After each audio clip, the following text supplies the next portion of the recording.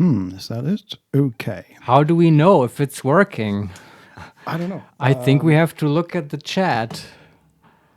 Yeah, or we could look at the stream. I guess we can look at it ourselves, right?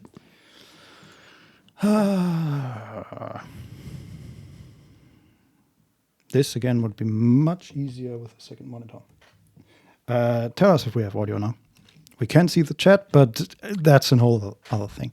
I guess if we don't hear from them, it means that they can't hear us. Can you can just open the stream on the laptop, right? I have. Why don't you play it there? Do we have audio there? I think the laptop just plays audio. It's a nice MacBook Pro. It should have speakers, right? Yeah. Hey, we can be heard. Oh, is chat saying we can be heard? Yes. Okay, thanks hello. for the heads up. Yeah, I did an intro earlier, which you did not hear, and it included actually the phrase, "Oh, bear with us, we're still figuring Twitch out," which I guess we demonstrated instead of telling you. But anyway, welcome everybody. Welcome to HeMakesMePlay. I'm Marius, and I'm blind. I can't see, and so I make other people play video games. Normally, I say this in YouTube videos. Now, today, for the first time, we're doing this on Twitch, and I'm here in the HeMakesMePlay studios with my friend Vincent. Hello, Vincent. Hello, Marius. Yes, I say this again now. This is exactly the same thing I said earlier, but I'm glad people can actually hear us. And I hope the audio quality is okay and stuff. If anything else goes wrong, please tell us. Vincent has a laptop next to him, is looking at the chat. At least occasionally. So Yes, I try. And I'm sure there will be other hiccups. Oh God, yes. Yeah, but anyway, we're super excited about Baldur's Gate 3 today. That's the reason we're here, and I hope, you are just as excited as we are. And just earlier, we were looking at Steam, and that's the first task today, trying to install this thing. Exactly. We might just look at Steam error reports together for a while. I don't know. So let's get into it, Vincent. What's the state of Steam? The state of Steam has been updated, and it switched from 80 gigabytes to 125. I think. That's it. That's And the actual game. we are loading now. Nice. Sort of. All right. So the current download rate is 0 bytes per second. That will take infinite time, Vincent. I can do that math in my head. Okay, but Yeah, we'll see. okay, It's also it's just downloading Steam common retributables, redistributables, well, and other stuff. But it's doing stuff. Baldur's Gate 3 connection timeout. No, I mean, this was gonna happen. Like, this is a highly anticipated game, and the Steam service may be overloaded. There was a very interesting interview with Sven, the CEO of Larian, on Dropped Frames, and he was actually saying that this particular date of the release was apparently not picked by Larian, but sort of dictated by Steam, so that their servers won't die. Am I lying, Vincent? I think that's what he said. You are correct, I believe. Yeah. And we are actually loading it at the moment. Like the speed is slowly picking up, but apparently it's will be done in 7 hours. So well, this might fluctuate a little, or hey, who knows? We'll be here for a while. We've got all day.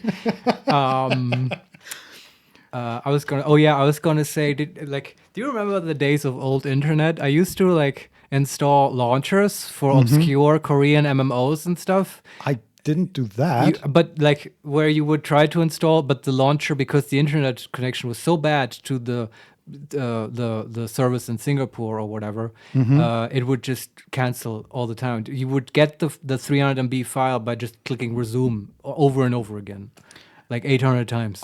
I don't remember that, but I do remember playing online games on Age of Empire 2 with a modem. Right. And that was wild ride too. I never had a modem, actually. Like one that makes noises. Oh yeah, that was the best part. Yeah, I've never experienced that, but I did experience the trying to clicking resume on the Ragnarok launcher over and over again, and it's bringing me back to that. So points for Baldur's Gate 3. I mean, it's supposed to be kind of also a nostalgia hit for all the people who used to play it back in the day, which I am one of those people, and it's already succeeding even before we've installed it. So that's great. What's the download rate right now, Vincent? It's 36 megabit per second, I think. Not megabyte. So yeah, we have 600 That's megabyte divided by 8, I guess. Is that right? Then you get the megabyte. Actually, does it give you the time also? Yeah, it's still 6 hours. Oh, that's not so good. No. Actually, I'm gonna. I'm gonna try, and because I don't want to show the entire Steam thing. You can show my account, I guess. Just don't show them the passwords. Okay, if that's fine with you. I don't know. But I was. It's not like we have millions of viewers. In that case, it would be a problem, I guess. And maybe they can see my wonderful avatar, which is a picture of Bobby Kotick. For no reason. Yeah. No, what I was trying to do, and let's see if I can actually do that.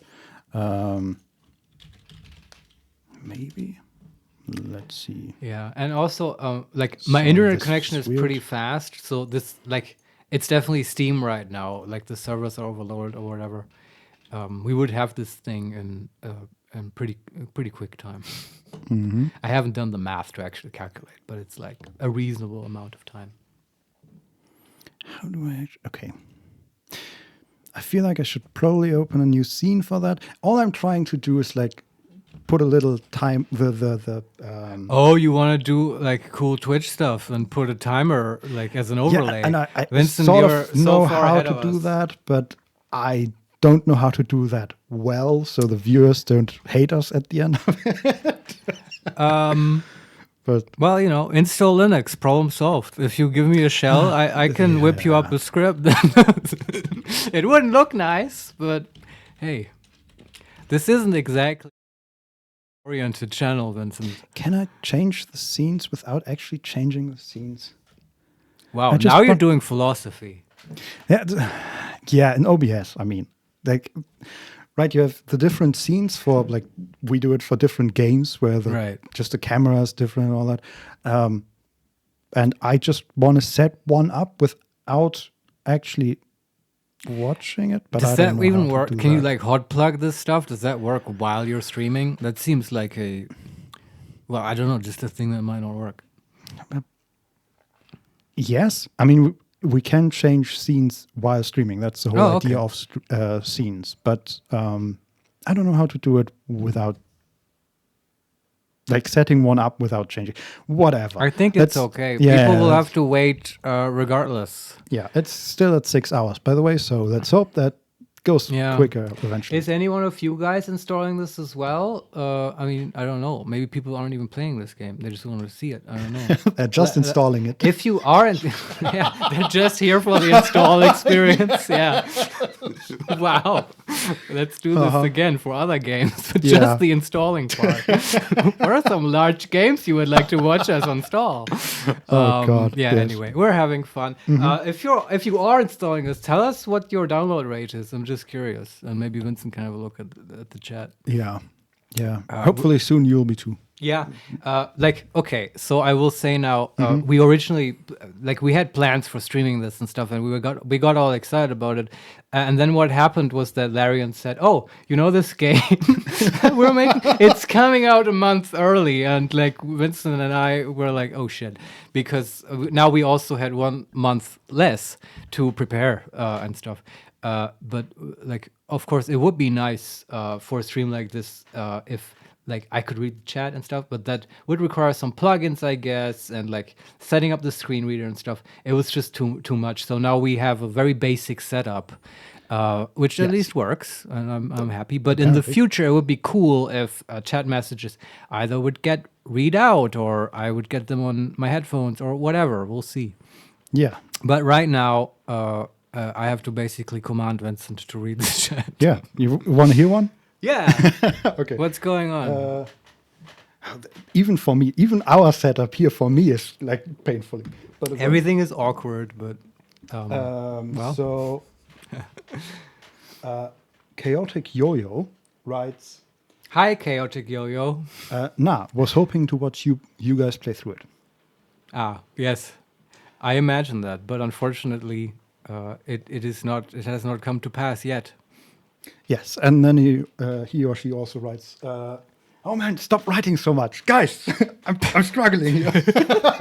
I'm so happy that you guys showed up. I'd Yeah. like to again say a warmest welcome to all of you. We're so happy to share this with you guys. This experience of downloading. Okay, I'm gonna lift the laptop. That's gonna be easier. So Chaotic Yo-Yo. Now, I was hoping to watch you guys play through. 24 hours first stream attempting to get the game set up. Yes, that's what we're gonna do. 24 hour stream to set the game up. Sure. Hey, I'm ready. I'm up for it. Yeah. Also, I believe, I don't know if that has actually worked, but the VOD should show up after this. So if you don't have 24 hours to enjoy our company here. I will use that opportunity to just inform people and do some plugging. As Vincent just said, we're streaming this. The VOD, as far as we know, should be up on Twitch for 7 days. After that, they will delete it. But fear not, you can always find our VODs also on the YouTube channel. The channel is called HeMakesMePlay. Just the same without the live, and we will upload at least the playthrough there. Maybe not the installing part. Yeah, and probably like a little bit edited. But you can be. But we have established ourselves for doing very little editing, and so you can count on the playthrough being fully represented on YouTube. Also, Michael Kara. Hi, Michael. Said, "Hey, listening to you at work. Followed from Reddit. Hope to fully watch on YouTube. Good luck, you two." Thank you. Thanks. That's very glad kind. You're here. Yes. We have infinitely more viewers already than I expected. So that's very nice. That's awesome. Thank you for being here. Yeah, we're so happy. I got so excited about this release. Honestly, before we hit the stream button, my heart was pounding, man. It's not just because of the streaming, it's such a monumental release. Yes. Like, I played this game when I was like 11 years old. Not 3, like Baldur's Gate 1. And I have like amazing nostalgia for this title. Yeah. Like, it was a whole thing. My dad gave it to me. I didn't know what it was. And suddenly I was killing like half ogres with bastard swords. I didn't know what the fuck. Like, it was amazing. And it really influenced me. So this actually means stuff to me. I don't know how I missed all that. Like I'm pretty. Well, you just play different games, right? Weren't you like a Mac child, an Apple child? Yes, that was the dark times.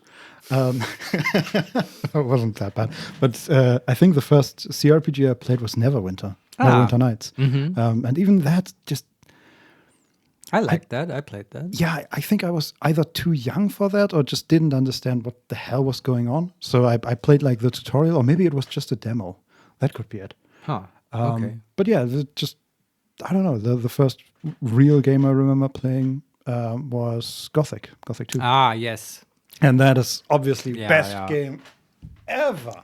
So it is pretty good. That's also, I think it's a German original made by a German studio. And from my experience, like Chet might correct me if I'm wrong, maybe they've all played Gothic, but I feel like every German person I talk to has played Gothic, and like it's not that popular outside of Germany.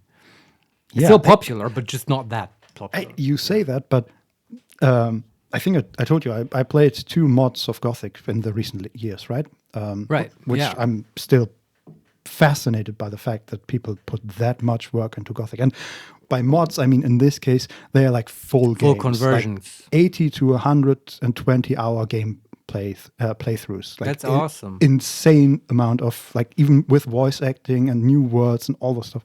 And I believe one of them is Polish. And I don't know where the other one is from, but I'm pretty sure is that German? I don't know. But yeah, apparently at least it has some fans in Poland. Maybe I should have said European. It's a very sort of European CRPG. Possibly, yeah. I also heard that the English voice acting is not that great in the original game, so understandable. Oh, the Gothic, I've never heard that. I don't know. That's apparently one of the reasons why it didn't catch on as much. Hey, Vincent, how's the download going? We've given it a little bit of time to... We are at 3.3 gigabytes of 125. So this is still not too bad. 6.5 hours left.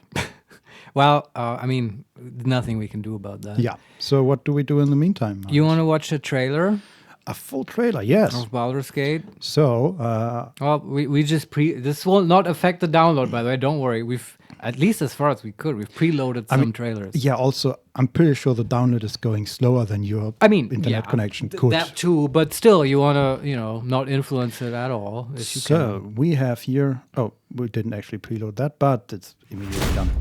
Okay, we have the Baldur's Gate 3 release trailer from 12 days ago. We don't think we watched that. We've on the YouTube channel we have one video that's literally the only trailer we've watched of Baldur's Gate, and I don't remember which one that was. It has the bad guy in it, which I liked. Yeah, also that's from like 5 months ago. Yes. So, but we watched that and we said, okay, we're good. But now the time to avoid spoilers is at an end. I think we're about to play this game. So let's watch the release trailer. Let's get the hype train going. Okay, here we go.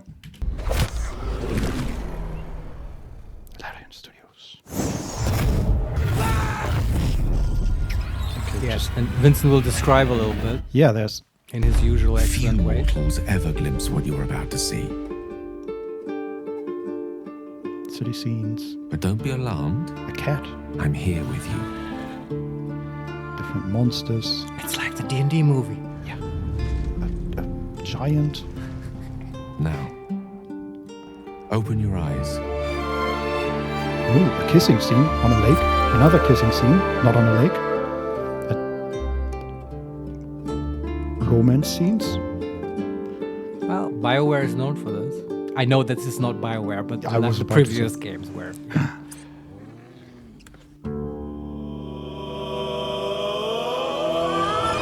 Master, you are the chosen one. Oh dear. Reminding us it's a video game. And that's it. There are a lot of cuts, so I didn't explain that much. Trailers are not ideal description material. No. But it also had good audio, so that's okay. Let's see what we can find. By the way, I still have no idea about the plot of Baldur's Gate 3. I know you have something in your head, I think. One of the longest scenes in this trailer, let's see if I can find it, is Mind Flayer, like at the very end. I've heard about those being featured. Yeah. There's a Mind Flayer. Let me go back to that. There's a Mind Flayer holding like a little. It looks like a slug almost. Yeah.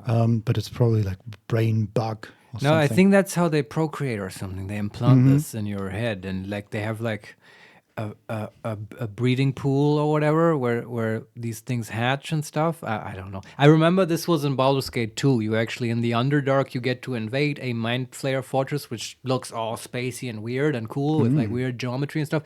And they have like a hyper brain, or it's not called that. An elder brain. Yeah, something like that. And also this pool with the slugs. Sorry, what were you going to say? That's just, I think it's called Elder Brain in D&D 5, so I assume. Yeah, in the Monster Manual, right? Yeah. I vaguely remember that as well. And that's a new addition that they also had. Do you remember what that is called? Oh, here's the trivia question for the chat. What's a beholder called when it gets controlled by a Mind Flayer? Or like merges with an Elder Brain or whatever. I remember them in Volo's Guide to Everything or whatever. They had a special monster that was a combination of beholders and Mind Flayers, which is terrifying. Was that one of the, was that in the section where they had different kinds of beholders? Like the skeletal beholder and all that? I think so, but in Volos, they also, I think, had a section about Mind Flayers. I might be wrong. No, I think you're right, but I don't remember. I think it's called like a Watcher or I don't know. That sounds too lame, but just had do you know how they just open the thesaurus to Beholder and look for synonyms? I mean, Watcher is kind of cool. Yeah, but like you need something more otherworldly, like Gazer or I don't know. Well, they should hire you. I believe they should, but I don't know if I would take the job, Vincent. Wizards of the Coast recently in the news with some bad press. Yeah. So let's Give go us a status update a status update on the launcher. that is we're up to 4.5 gigabytes now. Wow, massive hopium for me. Yes. But Yeah, okay. yeah, let's see if they're. I'm just looking through the scenes in the trailer. It's Sure, just, yeah. Analyze the trailer. Live analysis of the trailer. Okay, I'm gonna turn it down a little. There's just a lot of cuts. Then there's a Mind Flayer.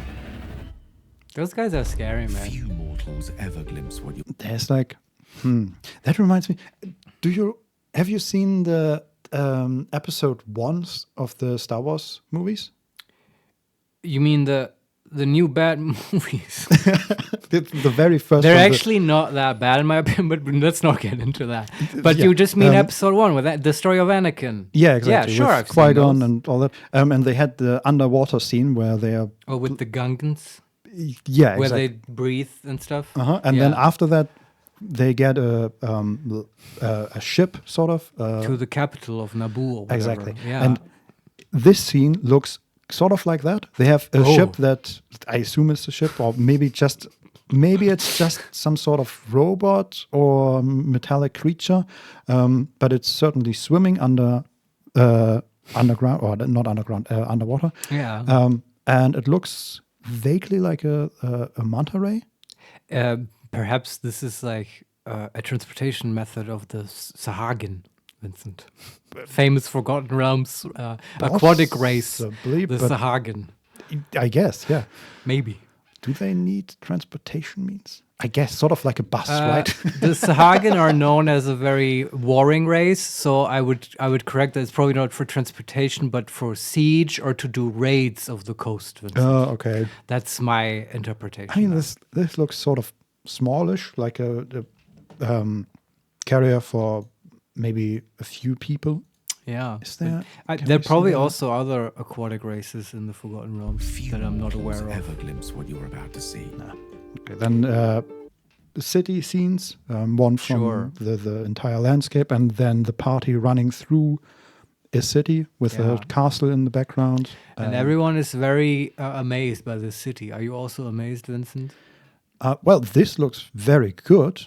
That much I Right. can see. And But is it actual? Do you think it's actual game or is it like rendered, pre-rendered? I think that's actual game. Yeah. Okay. And it's just like Well- very detail rich. Like these Yeah.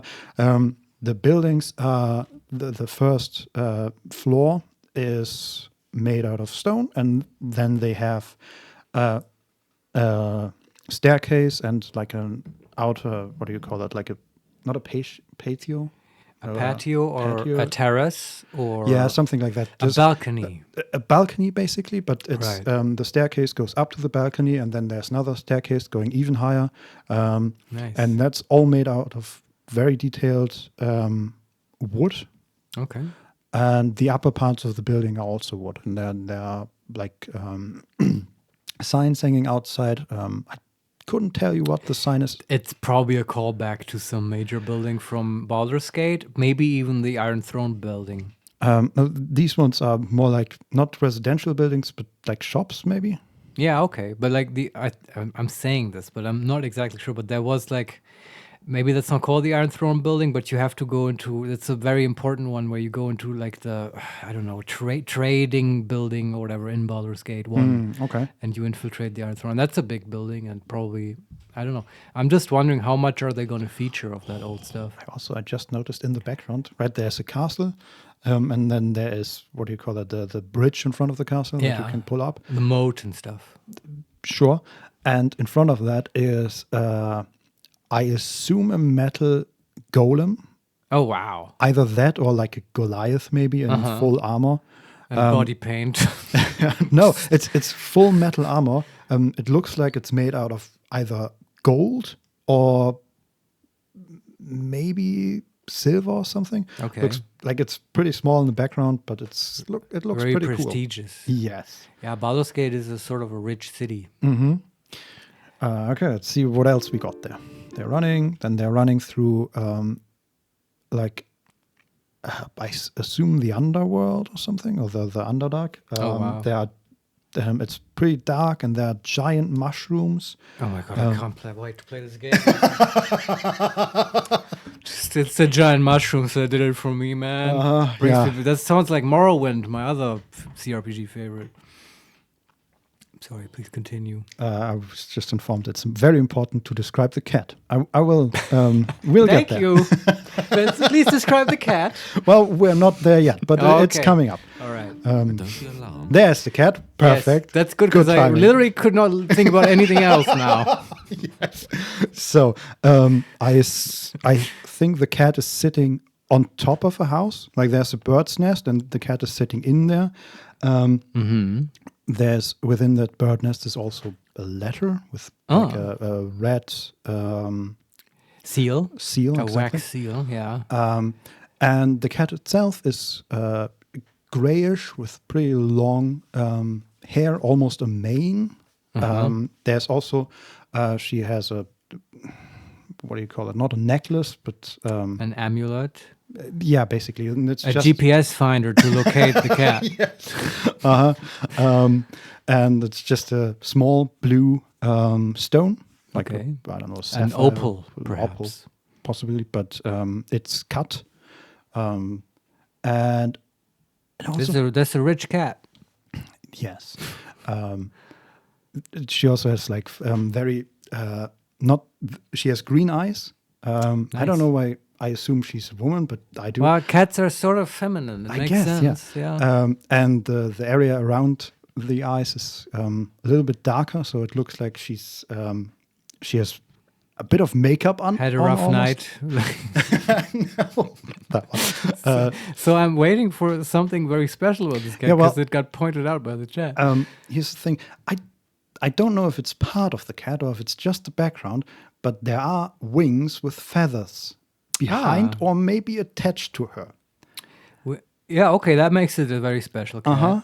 And it sounds like it's a magical familiar, like possibly a wizard or something. Either that's very likely, or maybe it's a druid that turned into a cat. Or an Aasimar druid who can transform but somehow retain the wings. I mean, I don't know if druids, do they just get wings? It's just an add-on they can order. I mean, normally you could turn into a cat, right? But it wouldn't have wings by default. But if I guess, yeah. I don't know. But like familiars have wings, like Lulu in the Avernus adventure that Wizards published. It was a little elephant with wings. It was basically the best thing about that adventure. Can you just make up your own familiar? Or the form of the familiar? Vincent, it's an RPG. You can make up whatever you like. Sure, but I'm wondering... in the rules of the game? If you're a druid, right, and you reach like a certain level, you can turn into flying creatures, but do they have to be ones from the book, basically, or do the can you wizards mix and match? Reins? If I was the DM, if you're a level 20 druid, sure you can freestyle. Yeah, just mix and match. But I don't think by the rules you can do that. I mean, you can't do that with polymorph either. Right? I guess. You have to pick something from the monster manual. True. I mean, you can go to the extended monster manuals and bring out some vile stuff, but yeah. Well, so tell us what the special thing is about this cat. I'm wondering if it's is it some known Forgotten Realms character? That can happen. I know some Forgotten Realms lore, and I will not hesitate to spew it forth. But the cat doesn't ring a bell. Well, let's see what else we find in this trailer. But yeah, I hope I did the cat justice. I'm here. Oh, wait. Can I go back a little? Okay, there's Have you learned more of the cat, Vincent? No, there's another immediate cut to, I think, what are they called? Like Flump or something? Flump? Yeah, there's this creature. It's like very low level, like a challenge rating 0.25 or something. Yeah. And they look like a bit like a big jellyfish, and they are floating. Like they are people-sized, sort of. And they are known to be just good. Oh, they're like good creatures. Yeah. Not and evil. they are, okay. even in the monster manual, it says they are usually helpful to adventurers. Oh, cool. And they are no danger. They just appear to help them in any way they can. It's just good people, sort of. That sounds like a fun creature. It's like a cool encounter because your players can then encounter it and like they interact, and first they're scared and then they learn that it's actually helpful. Or realistically, they just kill it for loot and XP. But you give them a chance. Possibly, yes. And I've never heard of these. Really, Yeah. I think they are pretty famous Flump. in D&D lore. Wow, that just goes to show how deep this lore hole goes. Yeah, how dare you? Yes. Well, I'm pretty sure you know the next one because the next one A kobold? is a beholder, I think. Ah, yes, very iconic. I'm pretty sure. Like it looks a bit.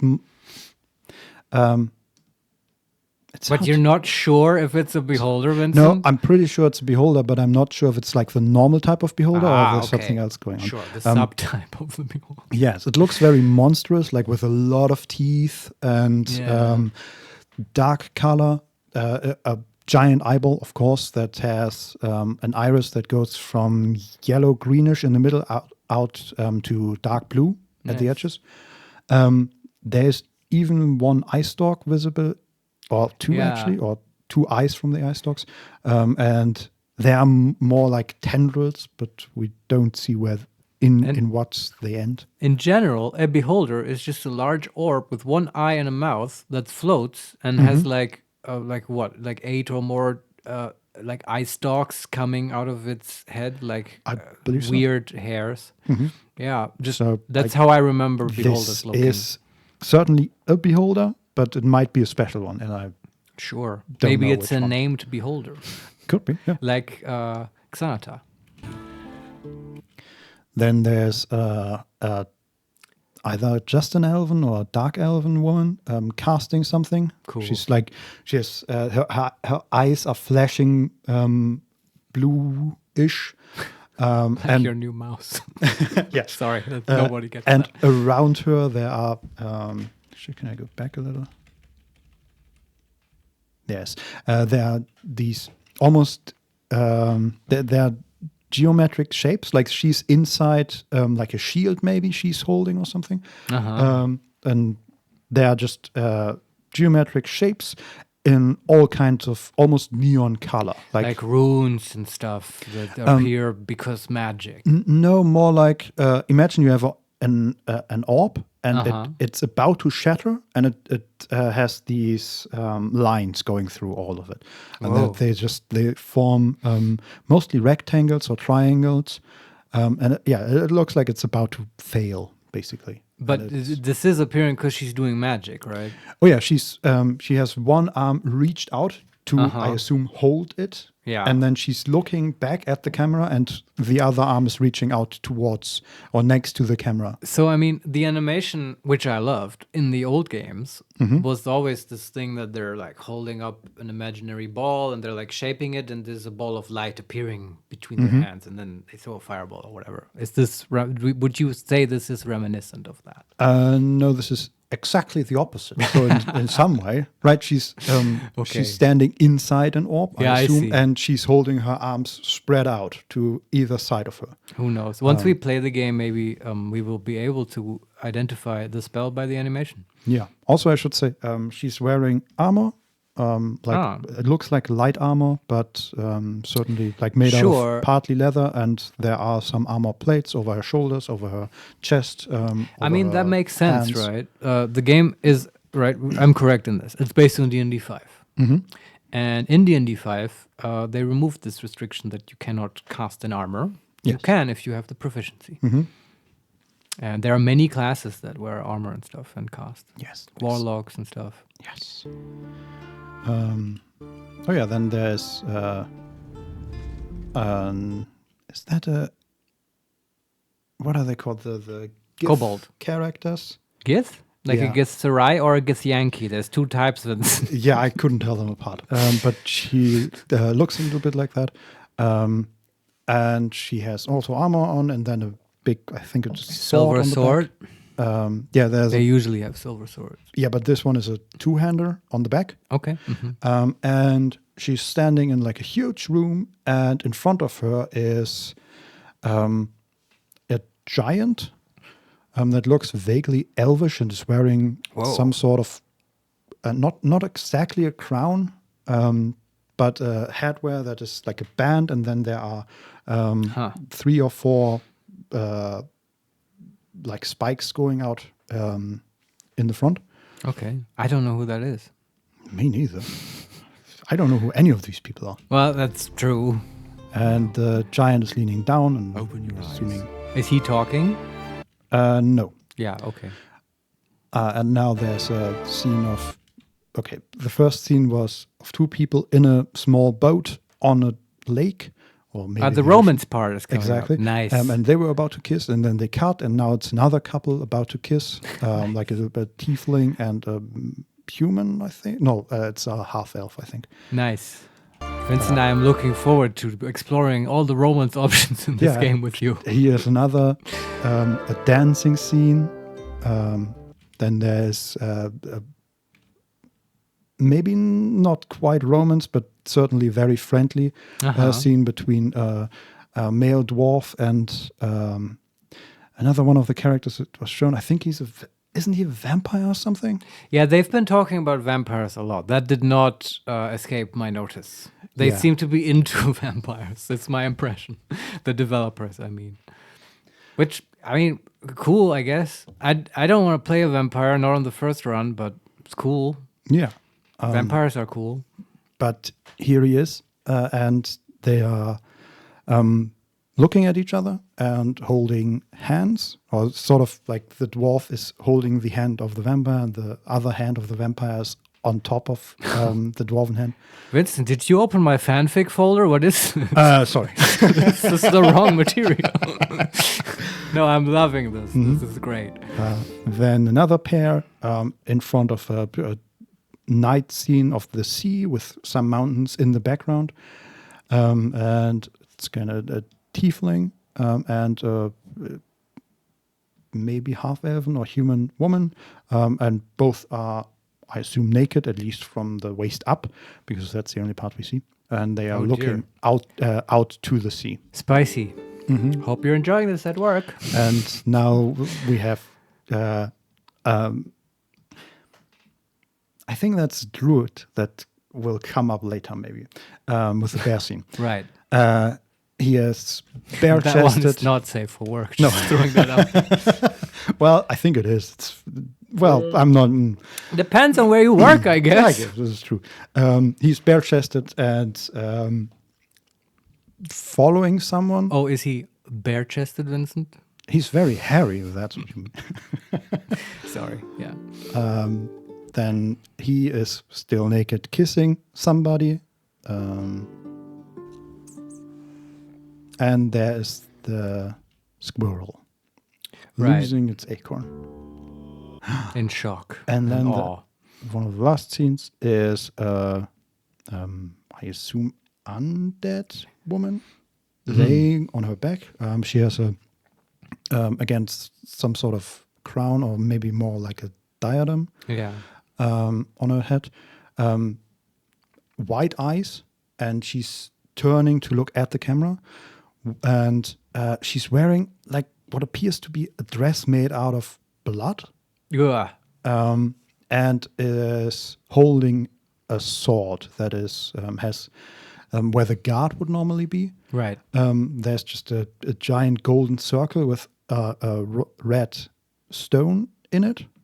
And then the blade itself is completely red. Right. Like that. I mean, it sounds cool. Yeah. And I love what they're doing here, because I still have no idea what's going on and stuff. But you know what this is to me? Like this kind of trailer is the equivalent of like opening a D&D book for the first time or whatever, and you just flip through it, and they always had this artwork, right, which was just sort of fantastical scenes. There's no context or whatever. Like maybe you would read the fighter class, and then you'd see a guy with a sword in front of a dragon or whatever, and it like you can connect the dots. Absolutely, yeah. But the point is it inspires you, right? It gets your imagination going. Yes. And I absolutely love that, and I think they've nailed it. There are more scenes.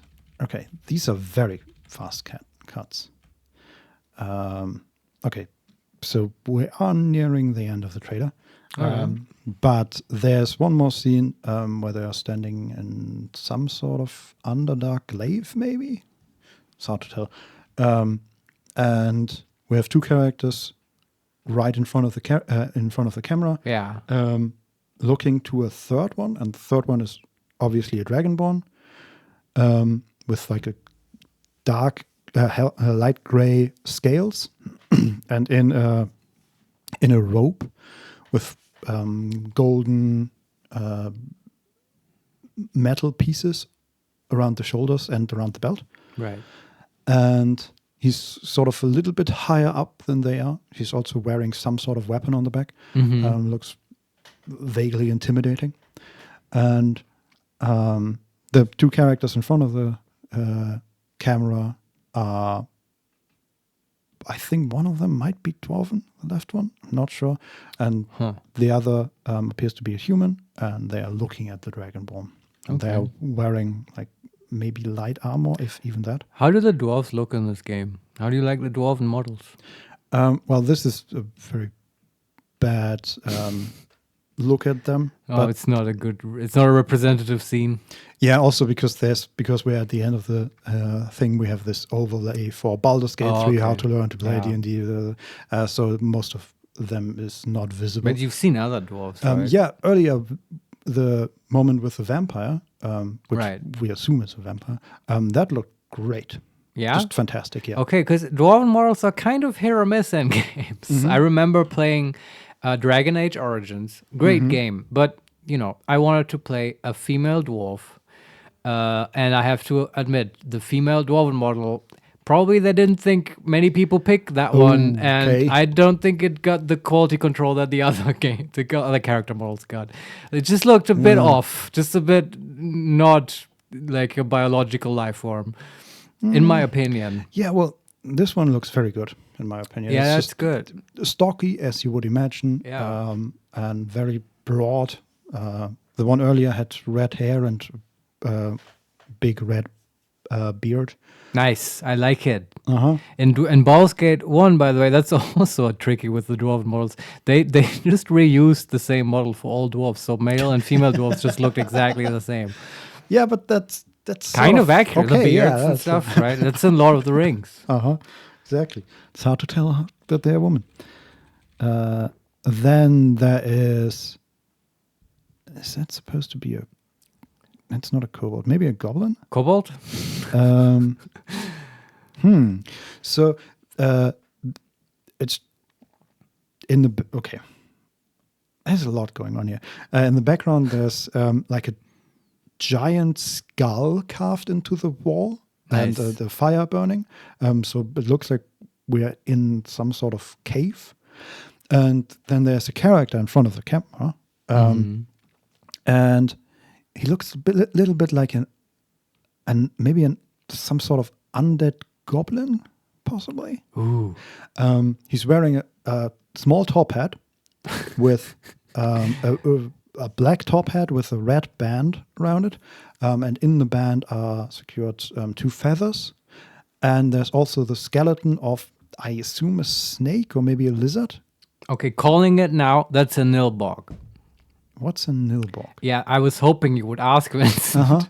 Do you have a theory? It's one of those bullshit things that they did back in the day in D&D. Okay, do you want to hear the story? Yeah. Okay, so first of all, you may notice that nilbog is just goblin written backwards. Oh, wow. Okay, and what a nilbog has a whole lot of lore behind it, because what a nilbog is that sometimes in goblin tribes, certain goblins will get possessed by a spirit of a nilbog or whatever. Okay. And they turn into sort of joker goblins, and they're sort of the joker of the tribe now, and they sort of have a certain amount of freedom in the tribe. And what they will also do is go out to adventurer groups and sort of like just fuck with them, like take their equipment away or whatever, steal from them, like make fun of them. That's the top hat made me think of that because it's vaguely sort of comical. But here's the most relevant part about the nilbog.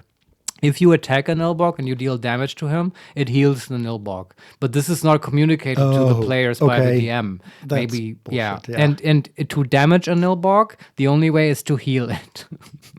So this this kind So- of design, by the way. Yeah, please. What do you think about the Nilborg? Hell, Vincent? man. That's not okay. Well, yeah. Are they actually dangerous or are they just super weak? I think they can attack, but I think you're supposed to just play them like a goblin that is more of an annoyance and a nuisance than an actual threat. Okay. But of course, like as a DM, you might just decide to kill your party. If you want to do that, why not use a Nilbog? Go out with a bang. But I think this kind of design comes from an era of D&D where you had dungeon masters who had played for a long time and they got kind of tired of the old stuff and just came up with random crap to just abuse players. And that's how we got the Nilbog. And yeah, if we ever see this guy in game, maybe we can vindicate my theory or not. Yeah. Or prove me wrong. Yeah, just to continue this description. Yes, please. He's also wearing a vest and a black leather cloth. That's a total Nilbog move. Sorry, I'll shut up about Yeah, this is fine. He looks vaguely like an undead banker for some reason. Like in Harry Potter. Sorry. Yeah, sort of. And what surprised me about him is like the face is very like fallen in, and the nose is almost has like a beak part. So yeah, apart from that, it looks vaguely like a goblin, but these are A special goblin. yeah, either an undead or, as you said, a Nilbog. Could Yes. very much be. And yeah, he's just laughing, and then there's a short scene with another dragonborn, I think. Then some sort of demon either casting something or being summoned. They're checking all the boxes. Yeah. I have to say. The demon is like, the camera is almost right above the demon, and the demon is screaming into the camera, basically. Nice. And it looks vaguely... Like a Twitch streamer. No. No, it's a reaction demon. No, it looks vaguely like a predator, because he has like two mouths, right? And Ugh. both of them have a lot of teeth. So he has like a more or less normal mouth. And then his cheeks move to the outside, and there are teeth as well. Oh, that's all wrong. Yeah, that's a demon fire. That's a good predicate for a demon, quote. A lot of teeth, quote. You know what reminds me of? Reminds me of StarCraft 2 trailer, where you can see a Hydra. Because it also has vaguely the body form. Yeah. Hydras are cool, man. Yeah. And those StarCraft 2 trailers were cool. Then we have the same skull in the wall that we saw behind That the seems to be Nilbog. important. Or why do they keep bringing that up? Is it related to the cat, which I have never forgotten? Well, according to the chat, there might not be anything special. The same user, All right. can't read your name from here, sorry, said it's just a cute cat, and that's why they highlighted it, which is fair. It's very fair. You know what? That's totally reason enough. It's just that, yeah, this is exactly like when you play TTRPGs and the DM describes a room to you in the normal way, like, oh, this wall's 30 square feet, whatever. Oh, and there's a bottle on the table. And after that, everyone just asks about that bottle for half an hour because it was pointed out, and now you think it's like interactable or somehow special. Yeah. And that's that cat now. I like how you say, like it's interactable. It is interactable. Well, Marius, it's a TTRPG, But okay, of course. Vincent, Everything is don't pretend. You know exactly what I meant. It's like you play an old adventure game, and that's the one thing that's not colored like the background. It has a Absolutely, special, yeah, and then you know you can click on it. Yeah. Yes. But in this case, the skull lights up, or the eyes of the skull light up with red energy. And Hey, that's also sort of the Baldur's Gate symbol. The chosen one. Chosen one. Here we go. yeah. Well, it's the symbol of ball or whatever. I think that was okay. the skull and stuff. Which, yeah, I like I said, I know nothing about the story. I don't even know if the story will continue. The Ball saga, however you say that word. But it's probably gonna bring up Ball in some way, right? I assume so, yes. Yeah. But I don't know. Or the what other these are two about. gods. Yeah, we'll look into this once we start playing. Hopefully the game will explain it to you as well. Yes. So that was the That's release it? teaser. All right, that was nice. Thanks for describing it, Vincent. My pleasure. Especially we the are cat. We had 13.4 gigabytes out of 125. I guess we'll be here for a while, Vincent. 5.5 hours to go. Yeah. Well, we'll see. Yeah. So what do we watch now? We have. We have a whole program planned out. Don't worry. Yes. So I have a few more videos from Dungeons and Dragons. Yeah, you want to watch some more? I mean, this has to be entertaining for us as well, Vincent. But I feel like good about like looking at this stuff with you. Yeah. So we have the release trailer, and then that's all 5e, I think.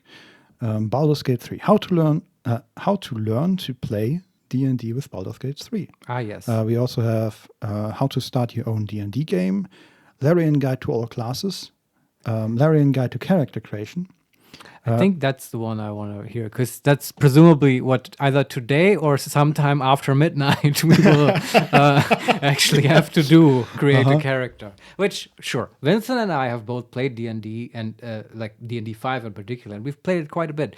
We do believe we know how to create a character, but I'm interested in what Larian has to say about it. So let's click that. That's 16 minutes long. And I hope it's one of not the most exciting aspects loud. about Baldur's Gate 3 That's Todd Kenreck. I don't know what that is. right Is he now part of is Larian? character I think so, creation yeah. Okay. and the emotional attachment that you have to your character. Okay, we are in the character creation right now. Right. I'm also going to make that big. And we have the classes. Barbarian, Bard, Cleric, Druid, Fighter, Monk, Paladin, Ranger, Rogue, Sorcerer, Warlock, and Wizard. That's all the D&D 5 classes, right? At least the ones in the release player manual. Yeah, exactly. Right. Yeah. And you are a big part of that. Tell me what you do. I'm a lead character artist here at Larian. Me and my team work on Alina everything starting Grovia. from playable races to NPCs to creatures and armors. Wait. That was the Starting from goblin playable thing again? races The to NPCs. Nilbog. and he's talking, and the subtitle will say his name is Scalerius Fell. Okay, I take it back. Now he's just a special character. Yeah. Yeah. And he That's my says, theory now. "My lord, jubilant day. I have found your vile self at last." Oh, so he's probably... So we watched this character, the one trailer where the evil guy, the antagonist, was revealed, right? And he's some sort of mad undead lich or sorcerer fighter. I assume Silurius Fell is talking to him. Okay. I have found your vile self at last. Just a guess. I don't know. Creatures and armors. So kind of everything that you see on the screen that's like animating, talking, we're making sure it's looking great. In terms of character creation, we kind of build up a tool set to populate the game because, as you know, the game is really big. You can actually meet more than thousands of characters, like different NPCs. And we actually expect thousands of people to be able to customize their own story, their own adventure, and their own personal look. So we made up a bunch of tools that help us do it. So you could kind of like create yourself from scratch. You can make your character look like you. We're going to make with a our pretty tools, character. or like kind of pursue the ultimate fantasy and try we'll talk about that later. Customize your adventure to your liking. Okay, so everyone's super hyped. The game is about to come out. What's your day one advice for making your character? You know, it's August 3rd. Thousands, millions of characters getting generated all in one day. What is your day one advice for making your character? Get fast internet. First and foremost, take your time. It's going to take you a while. Allow, at least an hour, maybe to customize your character, to go through all of the options, to try a couple of different races, try a couple of, different customization options. What is the most exciting aspect of this launch for yourself? I think the most exciting is indeed to see people create their own characters and kind of to get excited whenever they see an option that they really liked or they would prefer to have on the character. When we launch, like when we launched early access, I was like in every video stream on Twitch, like even with like minimum amount of people, I was like there trying to like get to know what people want, get to know what people use. It's really rewarding to see kind of people She sounded tinkering genuinely with excited. our things, which is great. but also actually playing the game and meeting I think characters that's in the every world employee and of talking to Larian them, ever. and It then does kind seem of that way. reacting to what Although they they have see, a shit like ton to of the employees by stories now. that Yeah. they create. Yeah, that's really amazing. I'm very hyped. Can't wait. That's the exciting thing is I think we're just going to see all of these different characters that were made in the game being shared online. His camera And is so I'm excited crisp. what everyone gets to see. I suspect that you will be Jealous, working, Vincent. right? That's I just hope such a to great see setup. some interesting, pics that So you everyone can would see him customize. extremely Like we crispy, have actually right? we keep the And statistics. it's wonderful, like, and of his what entire the background best, like the most is popular player choice. blurred. And we're definitely So gonna it's- post. Oh, like, okay, like the the depth of default field the effect or default something. Yeah, it's characters just that very people well are gonna done. pick Well, in our Twitter. But like looking at the statistics throughout early access, it's been very interesting because like throughout our patches, like player preferences actually changed. Okay. So the first most default character was like this white guy, very handsome, like very classic hairstyle, all of that.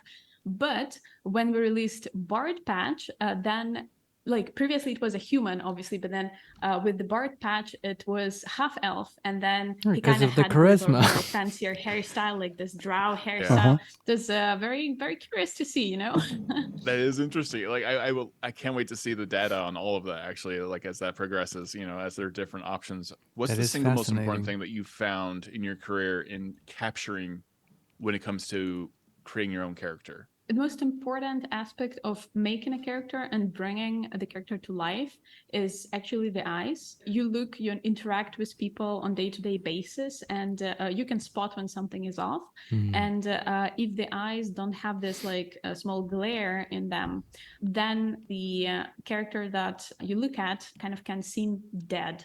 What we tried to Like an make Oblivion sure character is is what that she said. you always have this glow in the Wow, eye okay, in all Burn. of the Sorry, lighting but situations. we kinda know had it's to fake true. it a little bit. But we could make sure that you like wherever whenever you look at somebody, there is this like glow a little bit, and then you instantly get attached. And then when you look at them and then they start talking to you, then like you kind of believe them, you believe in them, that they exist. This is definitely one of the hardest and like So the how do you main do thing that? that we had to I deal wish you would with. explain Well, that. there That is a sounds lot interesting. more, of course. What's maybe something that people don't know about the process or like your insights into like character creation or NPC creation? Is there anything like a weird story about like character creation that you have? Well, I mean, with characters, it's like a lot need to come together, and we actually work with a lot of different departments that make it happen. We're sort of the first ones. We make the character, we sculpt the face, we like kind of model the body and the hair and the outfits, like all of that. But it's also very important to coordinate with graphic programmers and with animation department and with lighting. After all, I think there were a lot of back and forth with the lighting and like how the atmospheres work in game. For us, it was really hard to pull off like this very saturated they've basically and made a movie atmosphere, generator. both from top down and then in Gone the a long cinematic way camera. from Baldur's Gate 1. So whenever you're like looking at something from Well, top-down camera, it's it been a kind long of time. like realistically, it looks just- quite it's so amazing how desaturated. games like have if you, I changed. don't know, kind of gonna Yeah. go up, top floor of your building, look down, you might spot that the lighting is kind of flat. So we need to compensate for that in our game. So we need to make it a little bit more exciting. The grass needs to be a little bit greener, the shadows needs to be a bit darker, and all of that. But with the same atmosphere settings, when you zoom in on the face, it kind of looks like too much. So we had to figure out a way where we would have like slightly different atmosphere settings, like from the top down and then from the cinematic dialogue camera. They cared about details. Why do you love doing this? Because it's so much work and so much has gone into this game, and now it's finally launching. You have to love it. You have to be passionate about it. Why do you enjoy this so much? I mean, it's really exciting to bring something to life, and in my case, literally someone to life, you know? And you can see the process. Like, if you look back at what we had, like, at the beginning of our early access, and I personally look back even before that, you know, at our first, like, proof of concept shots, it was much more similar to DOS 2 kind of quality. And then we try to push it, and we try to really, like, embrace and achieve like this next Divinity Original Sin, realistic, really flavorful look of the characters. You have played it, right? And not the all the way process through, but and like the kind of the destination was I have not really played those fun. games at all. We had lots Vincent of and ups I and actually downs, complement we each other had, perfectly lots of because things that, like, he has played were Divinity Original breaking Sin. I constantly, have played you know? all the We Baldur's had to Gate fix it, titles, we and had he to, hasn't. like, make So more stuff, make new things. Yeah, I'm also. But at the end, We talked about this when before, you kind but of I'm look very back excited at to the see how they journey, and then you done look back resting at the and all that. results, you look sure, yeah. at all of the characters This that will we've be very made. relevant, It's especially with so D&D 5 and stuff. rewarding. But I'm It's sure like, we'll I have can't long even conversations tell about you that. how happy Once I am, the- you know, to once we're see the playing the characters game. online and to see people like being excited about, you know, playing with them and like romancing them and, you know, creating their own little stories with the characters that we have. Were there any unique challenges into creating all these different creatures, and also kind of delving into, you know, the world of Dungeons and Dragons and all the different like species that exist and all the different monsters?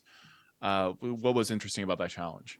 Yeah, so I mean, first thing that we did, we kind of like got all of the books at the RA and actually a few copies, and then we went through all of them. We were like reading up on creatures. Is that allowed? Can you make employees do that? Read Forgotten Realms novels? Like, okay, how many tentacles does Beholder have? How many tentacles does Spectator has? I mean, you know? I've read them. Yeah, there were not a lot all, of research some. that we put in to make sure that we are staying true you to had the me lore, there. and at the same time Oh, I we were haven't looking read at any. like None? the visual and trying to bring it think to so. the next come level. on. We kind of got inspired by some of them like, are everything actually that sort of D&D good. has to offer, I believe you. and then Like the we, Dark Elf kind of, trilogy like, turned by it into R.A. what you're gonna see in Salvatore, the I game. would like. You know, so I would like, yeah, very guess exciting that still holds monsters. up. We created Okay. some of the I monsters believe you. that didn't But previously. yeah, I definitely have like, rose-colored exist in the glasses. That was books, like the so first maybe English they're book I gonna read. Make it Really? there, Yeah. hopefully. Okay. And it was Yeah, a that's struggle the other back thing, then. like, I their was like, I armor would look up sets are close. words like, oh, Sometimes you that's see what dagger references means. in Okay. D&D art, And but it was you've really added building my so much vocabulary more back then. based But off I was of so that happy initial when art I direction. finished it.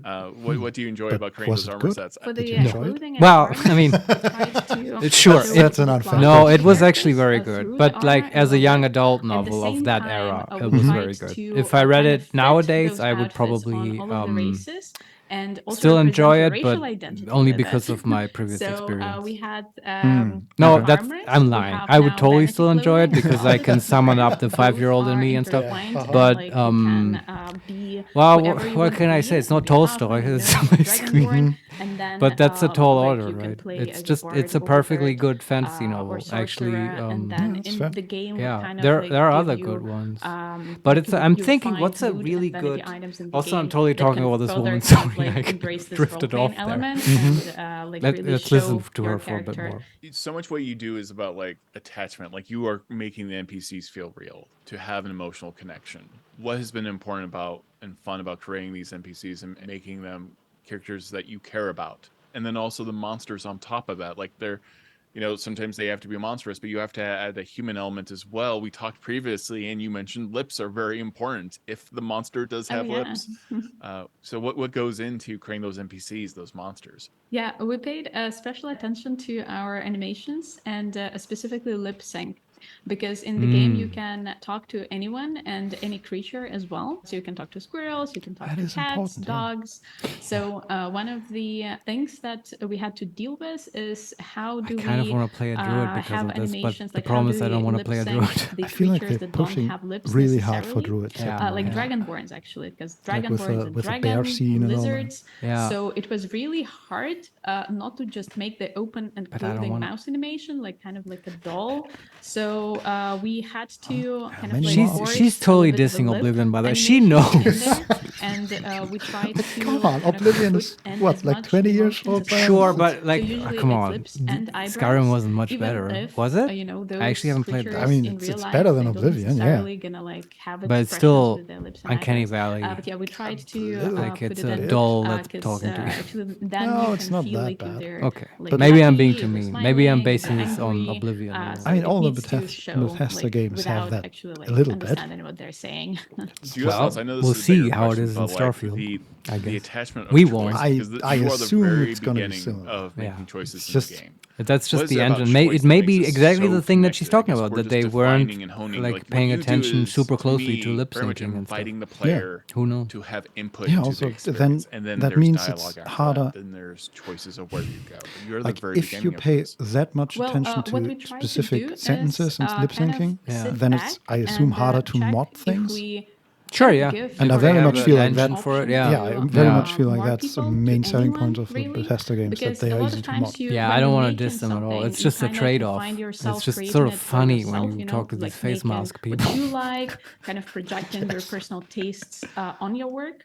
But as a lead, I kind of try doing to makeup now. step away from it a Okay, little eye bit makeup. and really ask so many for colors. opinion.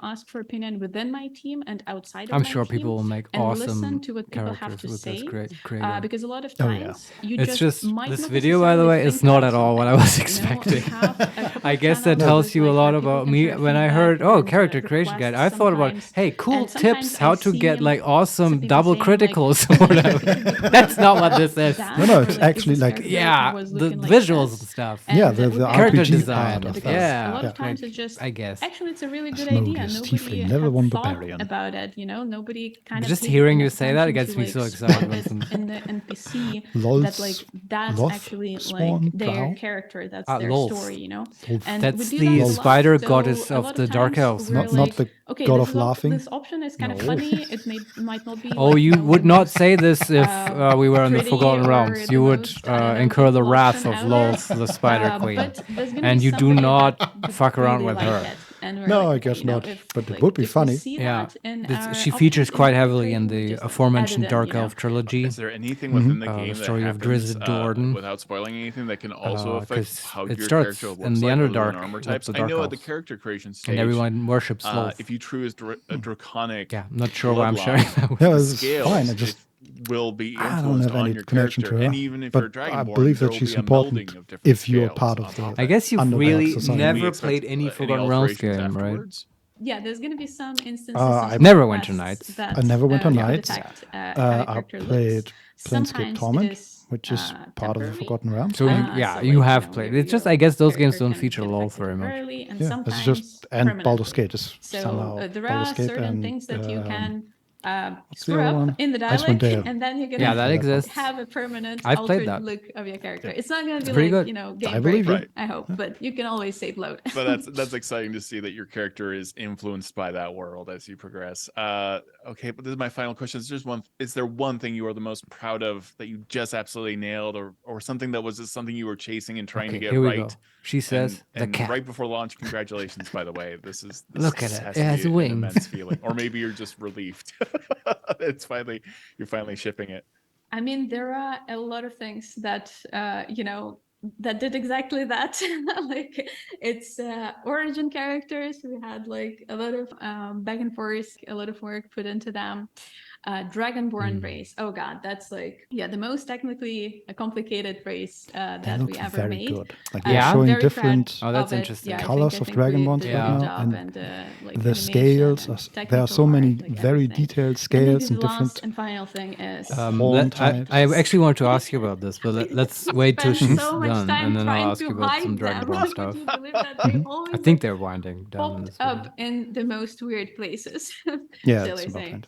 Yeah. Perfect. Well, So that would be my top 3. that is the perfect note to end on. Congratulations so much on the launch of the game. I cannot wait to see All how right, everyone let's get out reacts. of this.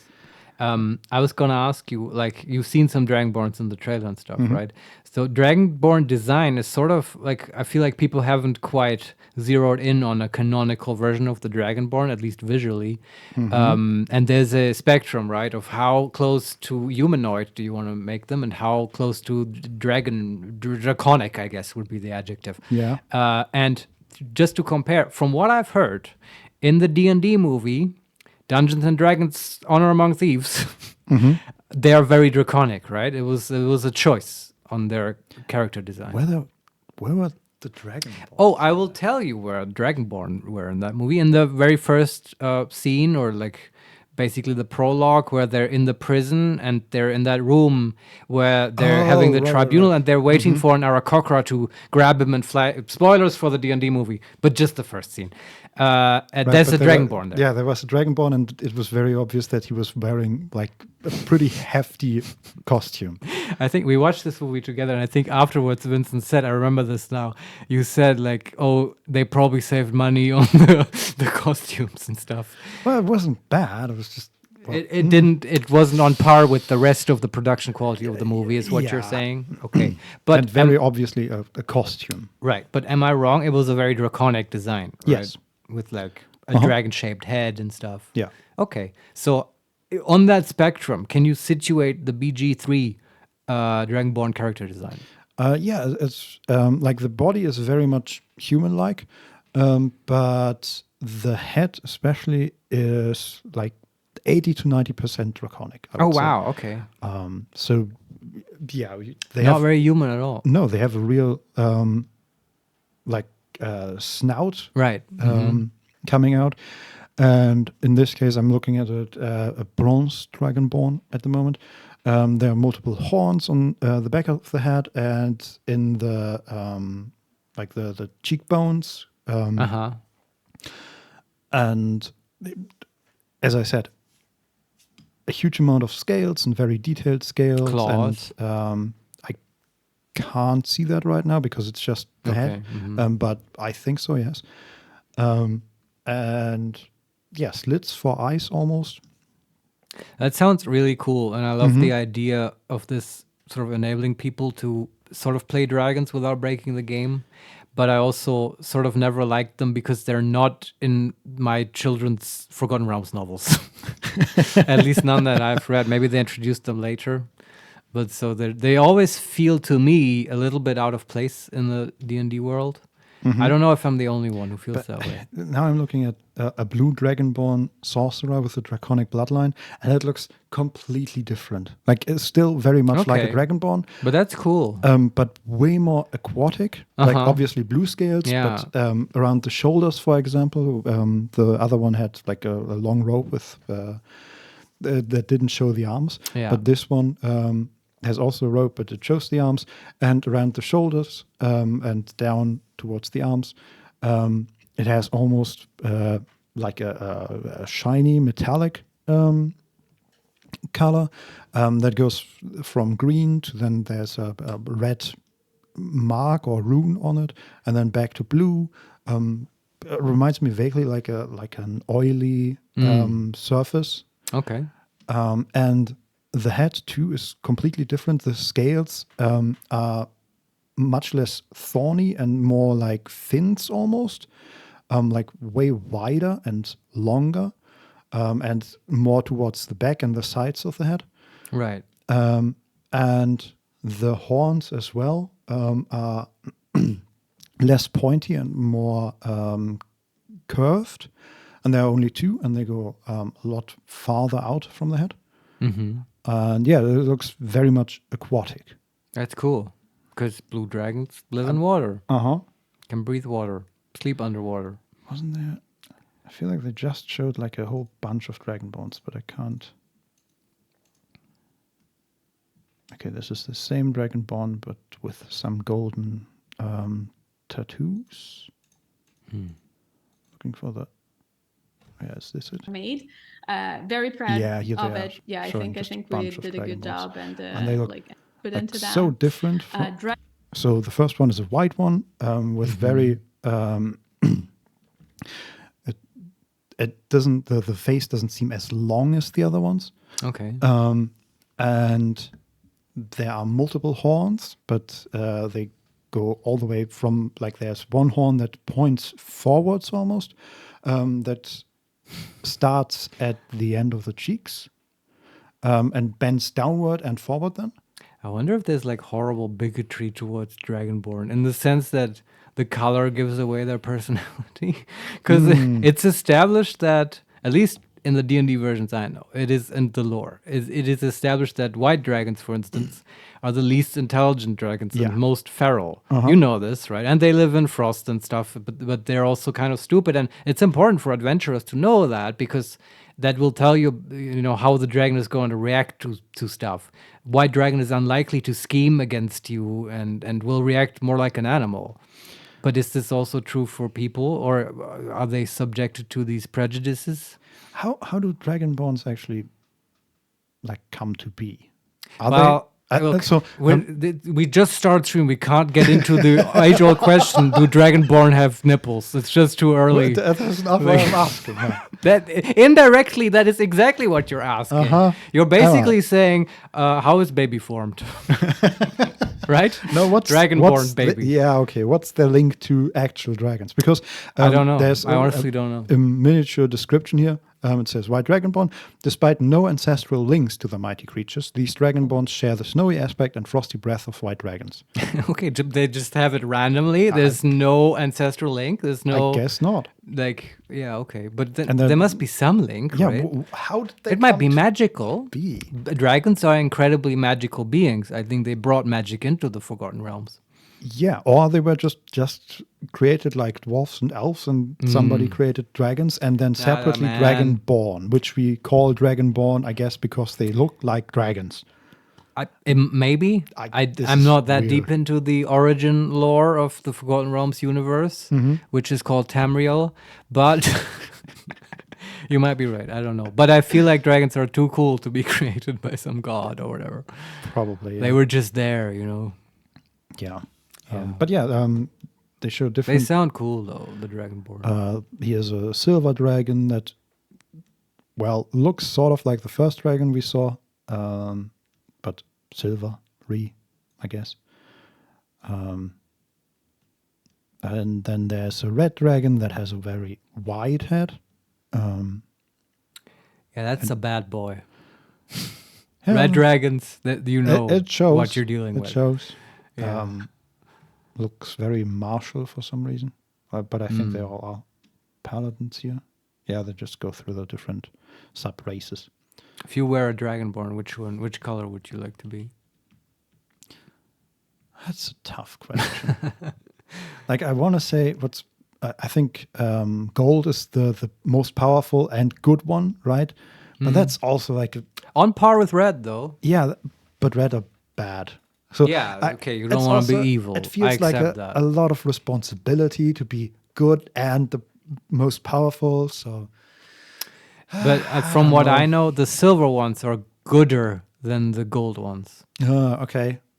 So maybe they're nicer, but you're right that the gold ones are more powerful. Yeah, maybe I just want to be a white dragon and be left alone. I think, Vincent, if you're a dragon, you can do what you want. If you're a golden dragon and you just want to... I'm not a dragon, I'm a Dragonborn, which is that's right, it changes entirely things. Different. Yeah. What would you... What? Oh, I don't know. Which one would you be? I think go hard or go home, either silver or red. Yeah, okay. I mean, I can be a red dragon and still do what I want, right? I mean, I can be cosmologically determined to be an evil creature and still... Depends. Is your red dragon a player character or...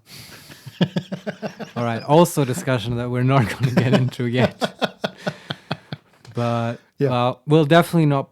I don't think we'll play a Dragonborn. Okay. Did you want to play a Dragonborn? Not really, even though they look really cool. Yeah, but I'm sure others look cool as well. Other kind of character. You heard her talk about the eyes, Vincent. Go for the eyes, Bo. Yeah. 4.5 hours left, by the way. How many gigabytes? 22. Well, yeah. It's still at the same pace from before, right? But nothing we can do about that. It's a bit faster. It's up to 40 megabit per second now, but it's working. It might be accelerating. I wonder if people have can you game the system? Do they have a way to cheat this? I bet that's not possible. Like if you had multiple computers downloading simultaneously, could you pool the data somehow? No, right? They would all start at the beginning. Probably, but I don't know enough about the Steam downloads. Neither do I, but that does not stop me from talking about it. Yeah, no, they would probably know it's your IP and that you're already downloading, so it wouldn't work. But then what if you have multiple internet? Exactly. We should have done this in advance. God damn it, where did this month go? Could have installed Linux and solved the problem. Oh, God. Yeah. Well, what do we want to watch next? What else do we have? We have in the Dungeons and Dragons channel. We have where were we? Larian Guide to All Classes, Larian Guide to Character Creation, Larian on Capturing the Essence of D&D, which is also 14 minutes long. How to enhance your D&D home game. And then we have the launch trailer. Which we already watched. Is that the same? No, we watched the release trailer. Oh, there's a difference? I mean, yeah. All right, let's watch the launch trailer. Okay. 30 seconds faster. Or a little longer.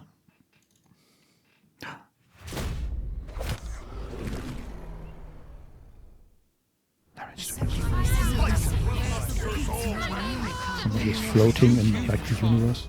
Falling. And I'm here to save you again. She was also... Parasites are merely a symptom of a greater sickness in Faerun. The infected hear the voice of the Absolute.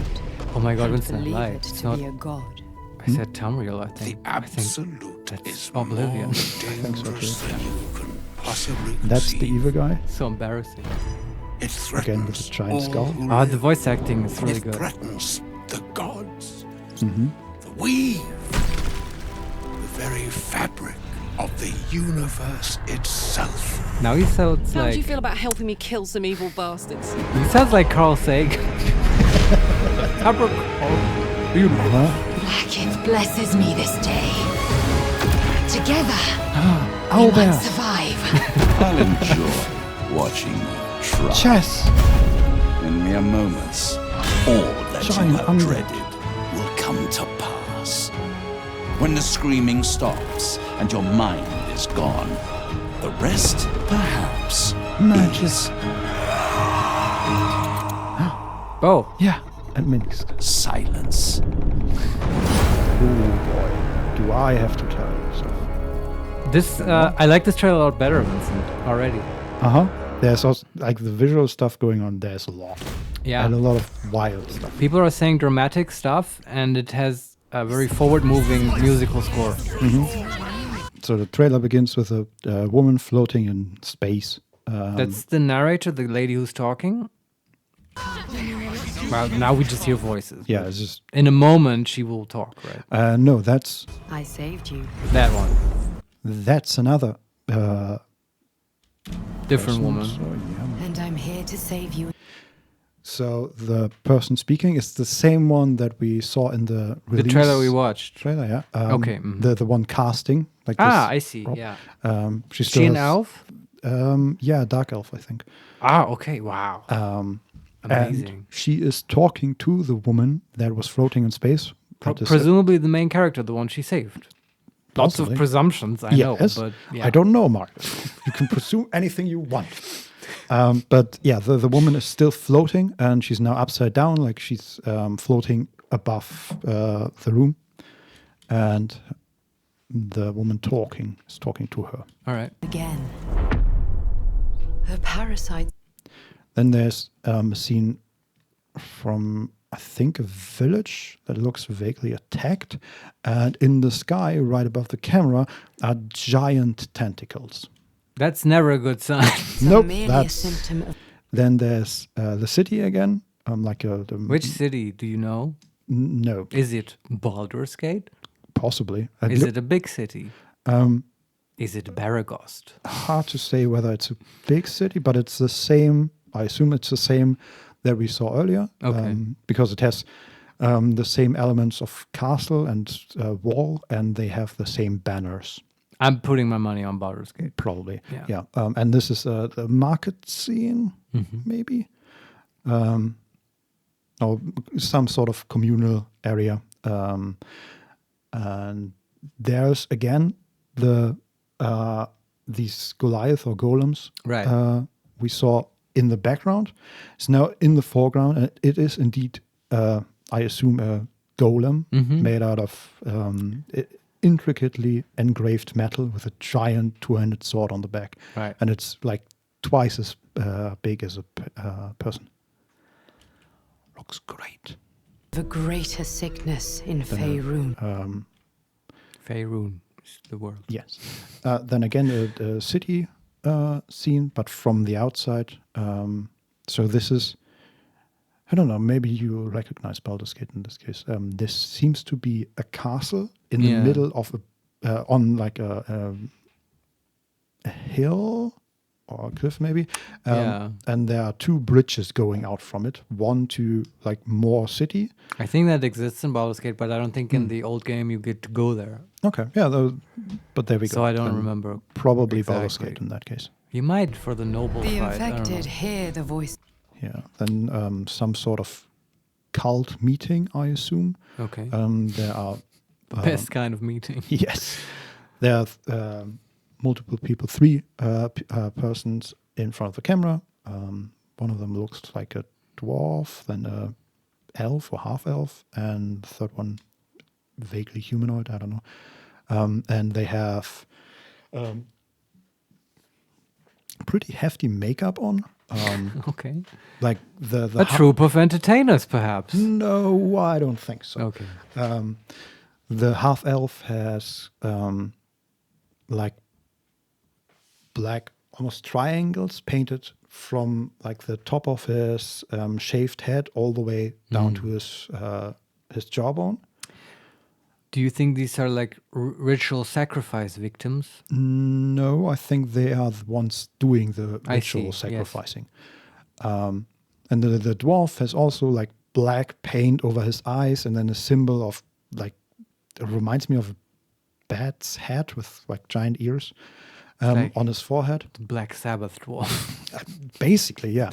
And then the third one, the humanoid, is wearing a white mask with black painted eyes and black dots on the cheeks and the forehead. Yeah, this is culty stuff. And in the background, there are two more of these cult people talking to each other.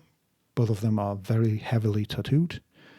And even further behind that is a giant statue of some lightly dressed, I would say, goddess or maybe a demon queen, but certainly humanoid.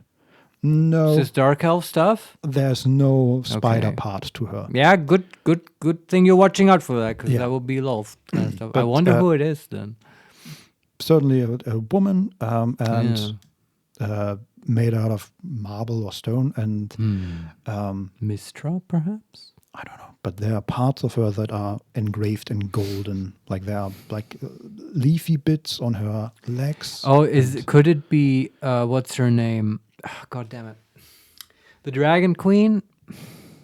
Is she being depicted as a human sometimes? No, wrong game, Vincent. Get your dirty WoW lore out of here. Sorry. It'll come. Does the chat know? The dragon goddess, evil dragon goddess with T. Tiamat. Yes, thank you. See, you do know this stuff. Yeah, but could it be Tiamat? But does she have a human form? I don't know. I don't think so. It was a long shot. So. But it's an evil female goddess. It's hard to tell. It could also be like, it reminds me of like some sort of moon goddess, maybe. Yeah, maybe Saloon. Who knows? Yeah. Also behind her is like starting at her shoulder blades, and then going far above her head is a golden circle. Okay. So this should probably give it away. Maybe, if it is an established moon forgotten or even realm. the sun goddess, something. We're just not good enough at this. The absolute. Oh, you know what? I didn't even notice that. Go back. Does she have a plaque on her statue and it says the name? Because that would be really helpful. No, but okay, I don't think that's actually part of the statue. But next to her is how do you call that? A nilbog? No. No, what the Justitia's carrying. Scales. A Is she scale, holding yeah. now I forgot. Again, it's not clear if that's part of the statue or just part of. It might also be like just it's not an entire scale. It's just one of the edges, so it might just be like a fireplace or something. I don't know. Good call. I was thinking about this, and Vincent, I never thought I'd say this, but I wish I would have spent more time in my life reading about Forgotten Realms lore, so that in this moment I could tell you who this is. According to Impartial Panda, she does have a human form, Tiamat, I think. So thanks, Panda. Yeah, good to know. Might be. I mean, dragons too. They have powerful magics, and they can turn into humans at will. True. Yeah. I just always she have multiple heads, and I always assumed that would with all the colors of the dragons usually. Yeah, and I always assumed that would not work in human form. No, well, it would be a strange human. But here's the thing, right? Tiamat has, like, she's a dragon goddess, but she does have evil followers and and humanoid cults that worship her. Absolutely. And if you do that kind of stuff, you know, this has in real religions, real life religions, this has some not precedent, but it's represented there as well, where you have some kind of worship. Let's say, well, I don't know, but I'm thinking about the Romans. You know, when they would invade countries, they would then steal their gods and adapt them to their own culture, right? And then if you do that, you would then sort of adapt the object of your worship to so that it's easier for the new followers to identify with that new idol, right? And that's why you would turn Tiamat into a human, or she would do that so that her human followers can more identify with her.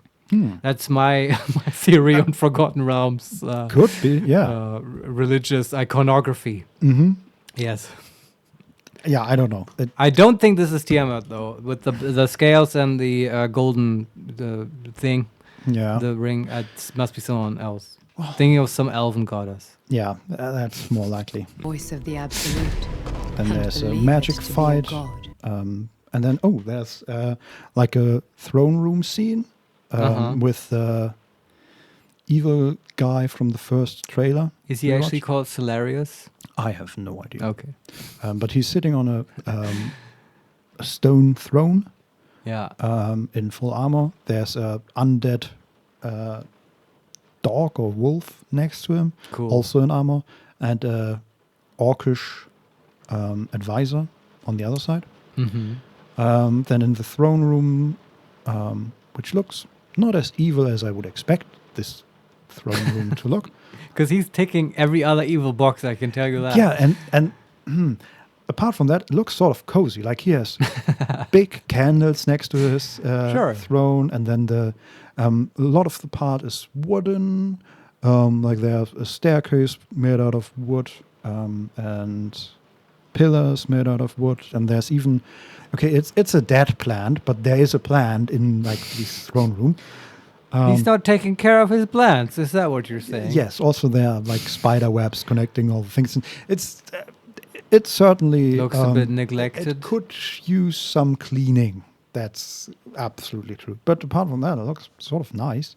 Yeah. Okay. Also, there are multiple guards in armor similar, not to his, but to his advisor, like black and silvery. Some of them appear human, some others orcish. And then in front of the throne is a dark elven woman, I think. Not the same one we have seen before. Okay. And next to her, sort of demotivated looking, is a trio of goblins. Oh, okay. That makes sense. Yes, of course. Goblins are demotivated. Yes. Well, sort of, yeah. You would expect them to not be his let me put it this way: they don't get the employee of the month very often. No, I think they belong to her party. Weirdly. Oh, okay. They look like they are not really prisoners, but it's hard to tell. But I'm going to continue. The absolute is a wizard. more dangerous. Yeah, that sounds like a wizard. Yeah, just like a full-on wizard with the hat and the everything. beard and stuff. Yeah, looks wonderful. like Gandalf. Could it be Elminster? Because that's a Forgotten Realms super character. How would I know? What makes? Why can't these things and people just have name tags? Make this so much easier. Yeah, I don't know how you would tell because Elminster just looks like a wizard. Yeah, and this one looks very much like an old wizard. He has a red hat, and guy could be Elminster. A robe that is equal parts red and blue. Yeah, and he's wearing a necklace, and then there's. I don't know if that's part of the necklace or part of the robe, but there's another like metal emblem on his chest that's also connected to something further down his body that I can't bet see. if you're a real Forgotten Realms nerd, you could tell by these details if it's a monster or not. Yeah, I cannot. Maybe. I mean, I know that the colored, the one color robes mean what kind of wizard that is, right? A red wizard and there are the wizards. red wizards of Fae, and they're definitely evil. I don't think this is one of them. No, but usually wizards have, at least as far as I know, most of them have like one color for their robe to show what kind of wizard they are. This guy has two, which makes him immediately special in my book. Yeah. My money's on Elminster. It could be. Let's listen to him. Also, he looks old, but not incredibly old. No, it's like, I actually read the Elminster book, but I didn't finish it. And it gives you the whole origin story. He started as an orphan farm boy. It's like as in the prototypical fantasy story. And his town gets attacked by not a dragon and not an evil wizard, but an evil wizard riding a dragon. And then his family gets killed and he has to go on a quest for vengeance. And, he goes through the whole thing. First, he levels up his fighter, then thief, where he's like for a while being an urchin in a small town somewhere in the Forgotten Realms. And then he eventually apprentices as a wizard. So he's a multi-class, three-class multi-class. Makes sense. Fighter, thief, wizard. Do you know how old he is? Well, that's what I'm saying. And I guess there's no reason why I'm saying this. But what I am saying is that he was once young, which is sort of a non-statement.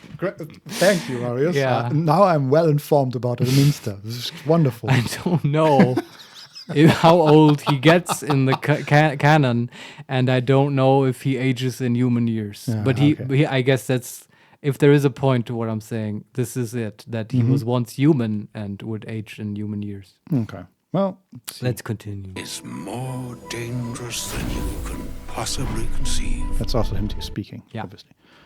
Is more. But while he speaks, we also we again see the evil guy. Yeah. Flanked by the woman with the blood armor that we saw at the end of the last trailer. Cool. Which, now that we actually see it, it looks less like blood and more like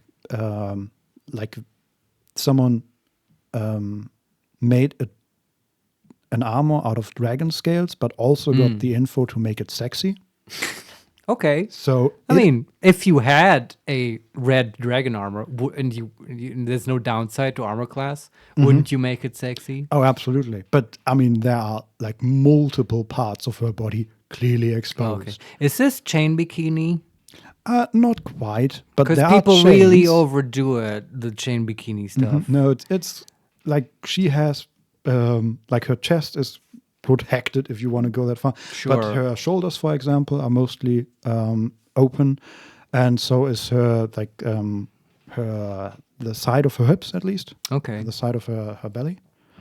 I want to point out this Reddit. Do you know this? It's r/armored women. Yeah, but okay, go on. Okay, but what do you expect this to be? I don't know where you're going with that. I realize I'm kind of scared because I know what it is, so it's not. I wouldn't open this on stream because I'm scared too. Yeah, okay. But what I remember it being is just a subreddit where people accumulate images of like cool fantasy women in armor, but that is not like it's designed to not be the like totally over the top chain bikini. Oh, okay. It's like more realistic, toned down versions of that, right? And that's cool if you're looking for like art for your D&D character or whatever. Yeah. Yeah, that's cool. We're still not going to open it because after the Reddit protests, I would, I dare not to think how that subreddit might protest. Is what I'm saying. Yeah, probably with pictures of John Oliver, but whatever. Probably, yeah. Also, there's next to the evil guy and the woman in the dragon, sexy dragon armor. Yeah. There is a man, like middle-aged. That's his accountant. This is the middle-aged man. Sir, we can't really. We have to file the taxes. Yeah, I mean, an attack on Baldur's Gate is good and well, but have we thought about the cost yet? So? Yeah, look, we're still owe money to the Zentarum. This is not going well. No, he's very obviously also some sort of magic user. He has looks like a little bit of a mix between a wizard and a pirate, which is very cool. Mm-hmm. Like I love it. He has ropes, but they open at the front, and below that he has like a shirt. Why do you say he's a pirate? What gives it away? Parrot on the shoulder? No, just a flint-locked pistol. No, like flares to his stuff, like. Just keep guessing, we'll get there. I am, yeah. it is fun to me. Like, I do love talking about costumes and like fashion with you, Vincent. No, his entire I say pirate a little bit because does he look flamboyant? Yes, exactly. Yeah, okay. So like Pirates of the Caribbean. Yeah, his robe again. It opens up in the front, right? Also and sexy. Yeah, it shows a little bit of chest. Like naked chest, but also his what are they called, like lapels or something? That's what I meant with the flares. Does it look like he's wearing a disco shirt? No, not the shirt, but the robe is like has very big lapels, and there's also like it goes all the way up to his neck area and has like this giant what do you call that? The Kragen. Now that you said the German word, I can't think of the English one anymore. Like rim, what I don't know. Mm-hmm. That's not what it's called. It'll come to me. And it's like it's sort of intricately not painted exactly, but whatever you do with cloth. Bit too playful for a landlubber, you know?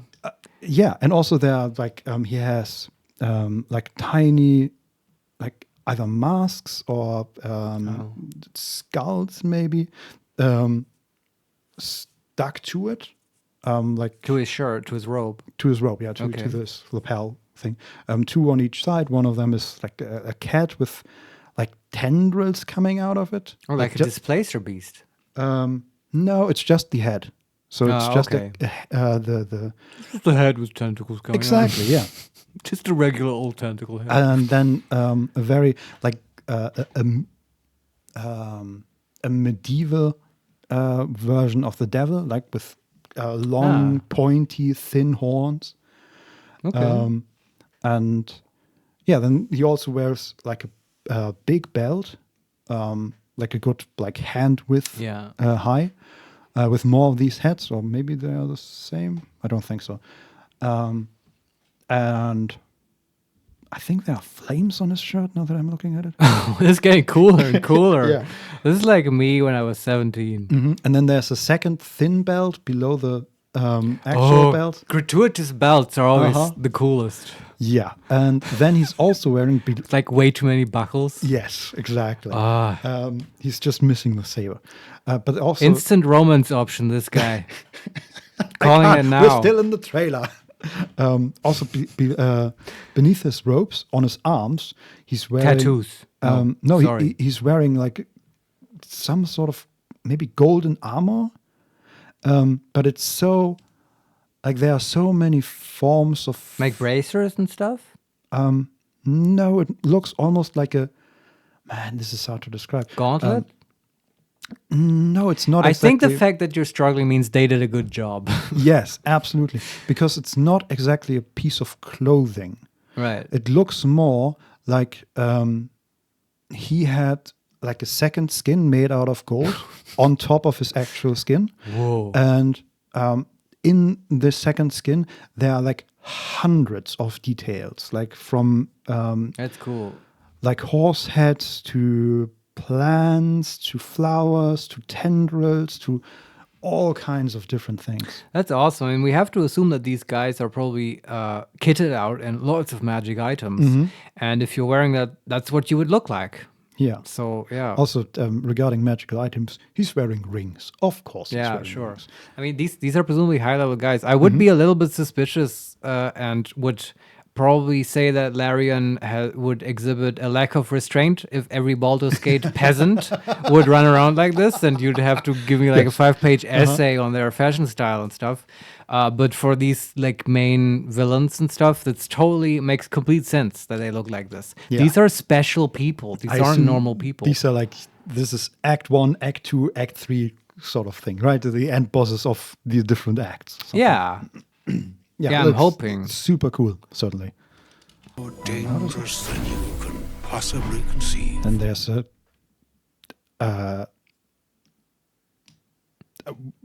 character standing on something and looking into the distance, and in front of her is a giant skull with the red eyes again, the ball skull. No, this one actually has what do you call it? Skin? No, I'm talking about the color of the eyes, but this one is like blue. Yeah, it has an iris. It has an actual. No, it's like some sort of fire-ish in green eyes. Flame in his eyes. Yeah, that's a thing. Not quite flame. It's more like smoke, like the middle thing between flames and smoke. But yeah, sure. What is the? Sorry, Vincent. What's the? Yeah, I know you're doing your best at describing this stuff, and you're doing amazing. But just for humor, I have to ask: what is actually the middle thing between flame and smoke? Oh, you mean the blue stuff that is around a flame? No, but that's close. Do you mean shimmering air, hot air? Basically, yeah. It's just that is sort of between a flame and it's smoke, but it's like there's a lamp in the smoke. Okay. Right, so it's just shiny blue smoke. I mean, that makes complete sense to depict an animated skull this way. Yeah, and the skull is like diving at her with the eyes. It's like Mort in Planescape. Threatens all. No, Mort didn't have flame eyes. Threatens true. The god. But he would fly around. I know there are like these not semi-liches, but what are they called? Demi-liches? Demi-liches, right? They are just skulls with, but I think they have like. Well, Mort isn't Mort one of those? No, he's not a demi-lich. No, he doesn't cast spells. And I think there are also flame skulls, and I think this is basically a flame skull. Flame skull is so cool. Like you could have that as a tattoo. Just a flaming skull vomiting motorcycles. It's like if I ever got a tattoo, that's what I would get. Okay. I've thought about this. Yeah, this is fair. Yeah. Okay, then some more city scenes. Sure. And now we are in, I assume, a dungeon. Again with a skull. There's a group of adventurers coming down a staircase, like a massive, like 5 meter wide staircase. Cool. Someone's going into a dungeon. Exactly. And they come into a room that has like, I don't know, maybe a 30, 40 meter high ceiling. Yeah. And it looks like it was half created by nature, half then created and reinforced by people. So there are massive stone columns that hold the ceiling. Right. And of course this staircase.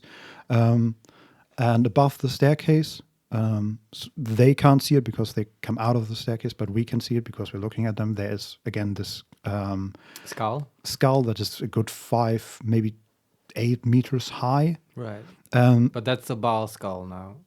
Possibly. Okay. But there are no fire in the eyes or anything. But what it does have is like a stone ring around it. And there are red, like teardrops, like almost swimming around it or circling around it. I think that's a very Baal-ish symbol. Yeah, I agree. Yeah. It doesn't look friendly, you know. Yeah. Also, I should say, on the other end of the room, on our end of the room, so there appears to be in the middle, right after the staircase, there appears to be a chasm where the ground is just broken. And on our side of the room, there are more like vague, maybe not building is too much, but structures. Structures, yeah. And in front of them are wooden beams, like a good 10 meters high. Okay. At an angle. And there are corpses, I hope corpses, hanging from them. Oh, that's nasty. Yeah, this is definitely a dungeon. Yeah. And they look pretty rough, I would say. Yeah, dead, presumably. Yeah. The weave. Then someone punching, I don't know, a multicolored glass or ice surface. The very fabric and it's of the universe. Splintering. Then again, a city scene, but this time the city is on fire. There's smoke everywhere. And above the city, itself. Wait, go back a little bit. Can you go back? Please go back. The very fabric of the universe. He said this line like 5 times now. Yeah, well, this is very important. So in the air are flying, like, I assume, monkeys. Small dragons. At least pseudo dragons, you mean? No, more like not even adult dragons, maybe like juvenile. Oh, just young dragons. Okay. Yeah. One of them, the one I can see right now, is red. They probably set the town on fire. Yeah, but also there's what I can only describe as a ship above the city, but it's not really a ship. It's more like a an airship. Yeah, but what I would imagine a ship to be in Planescape Torment. Like a sphere? Sort of. So it's like more like a spaceship. It's more like a spaceship, exactly. Yeah. Probably a Githyanki or Githzerai ship. They have that stuff. They use it to travel through the astral sea. Yes, but here's the question. Do they also have tendrils? Because this one does. They do, yeah. Then perfectly. Yeah. They look like out of a nightmare. Mm-hmm. And that's flying above the city.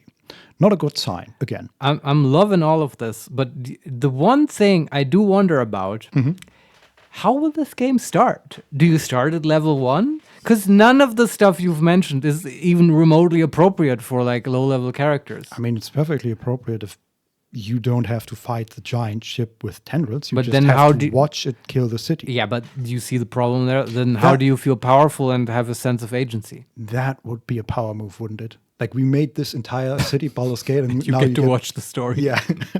No, I mean, we made the city, or Larian made this city, and you get to play in it for 1 hour, and after 1 hour passes, it gets destroyed and never talked about again. Oh, that would be hilarious. I would really respect that. And then, I don't know where you would go. Okay, you can take a ship to Neverwinter, and I guess we forgot to mention that in the advertising.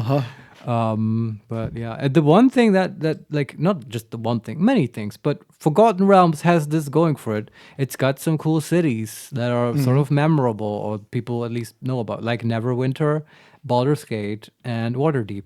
Waterdeep's probably the biggest one, though I don't believe there's an actual CRPG published that is set in Waterdeep. I don't know. I feel like they've been saving that for last or something. Yeah, maybe. Yeah, because in comparison, like in the actual fiction, I think Baldur's Gate is kind of a shithole, like in comparison to Waterdeep. Also, and even at Katla, the capital of Am, less known but featured in Baldur's Gate 2. Isn't Waterdeep like the city that has the most like TTRPG adventures? Yeah, I think so. Yeah, so definitely. Maybe and also novels are always set in Waterdeep. So maybe they just think, okay, we've done Waterdeep, we do it a whole bunch. Let's put our games somewhere else. Yeah, I mean, just a couple of years ago, I guess, was the latest one, Waterdeep Dragon Heist, Wizards of the Coast, which actually I think, like I watched a playthrough of it on like Roll20. Mm-hmm. I liked it. I think it's a good adventure. Don't know if I would play it, but I don't know. It looked like fun. And it because a heist is such a cool thing to do in a D&D game, right? And it happens entirely in Waterdeep, or is it like, okay, we start in Waterdeep and then we go somewhere else? No, I mean, you go to the outskirts sometimes, like there's like the heist and there's an investigation part, and there's a whole side thing where you have to build your own tavern, which I think is actually handled sort of well. But like you mostly go through Waterdeep and surrounding areas and stuff. And of course, Waterdeep is also very well known for the enormous dungeon beneath Waterdeep called Undermountain, where there is another. This is, by the way, we're not sponsored by Wizards, but I'm just mentioning these adventures because I kind of like them. There's the Mad Mage adventure published, which has you going basically to Undermountain, and it's just the mega dungeon Undermountain. Mm-hmm. Yeah. How many levels does that have? Like 40 or more. I don't know exactly, but that's the ballpark. Yeah. And because you access it through the Waterdeep Tavern, which the name escapes me, but it's also sort of famous and run by Durnham, I think. Oh yeah, isn't the name just something about the hole? Is it called just the watering hole? No, I think it has a cooler name. I don't know. Maybe. If the chat knows, please tell us, because this will haunt me otherwise. Yeah, because I played Neverwinter Nights quite recently actually, and I played this. I mean, I told you this before, but I played one of the DLCs, Hordes of the Underdark, I think it's called. Mm-hmm. And it was pretty good. And it starts in that tavern, and then you go down to the level. Oh, that's cool, yeah. But the dungeon was kind of disappointing. I mean, the first level was pretty cool, and then it got smaller, or there was just less going on in the second level. And then the third level is hardly even really part of the dungeon anymore. How so? Well, it's more like some sort of grotto or something. And not really any puzzles. There are just a lot of dark elves, which are the main enemies in that game. Right. And yeah, so you're within 3 levels, you're basically out of the dungeon and into, well, it's just kill a bunch of dark elves. Oh. You think they ran out of steam? Yeah, but sort of, but also at the same time, after that, I'm spoiling the entire thing, by the way. The second part of that DLC adventure is following these dark elves that have invaded the dungeon and then the city through the dungeon. Right. So that's the whole thing. And I think they just, I mean, it's a DLC, right? So they have limited time. And sometimes DLC is really good. Yeah, but in this case, they just wanted to get to the dark elves pretty quickly. And yeah, okay. I assume they wanted to really showcase what this dungeon could be in the first level. Right. And then maybe the same for the second level. And the third level is sort of, yeah, okay, we did more the dungeon and now we have to go on with the actual story we want to tell. Yeah. Yeah. I think the Undermountain and Mad Mage is more interesting. I watched a little bit of it. It looked really cool. Actually, so cool that, in the distant possibility, the unlikely case that I might ever play it, I don't want to be spoiled. Okay. That sounds good. Yeah, it was pretty good. High praise. Hey, Vincent, how do you do this on stream? Do we just take a break if we want to take a break? I think it's time we can take a break. Yeah, sure. Do we stop? No, you could just leave it running, right? Do you want to put on music? Or we're so unprepared for this. Yeah, I don't know. Do you have like elevator music that's not copyrighted or something? I would put on D&D music, but I don't know. Is that okay on stream? I have no idea. Just Google relaxed ball. I think you can almost play any music on stream because you're so small. No, because the copyright situation is so unclear to everybody.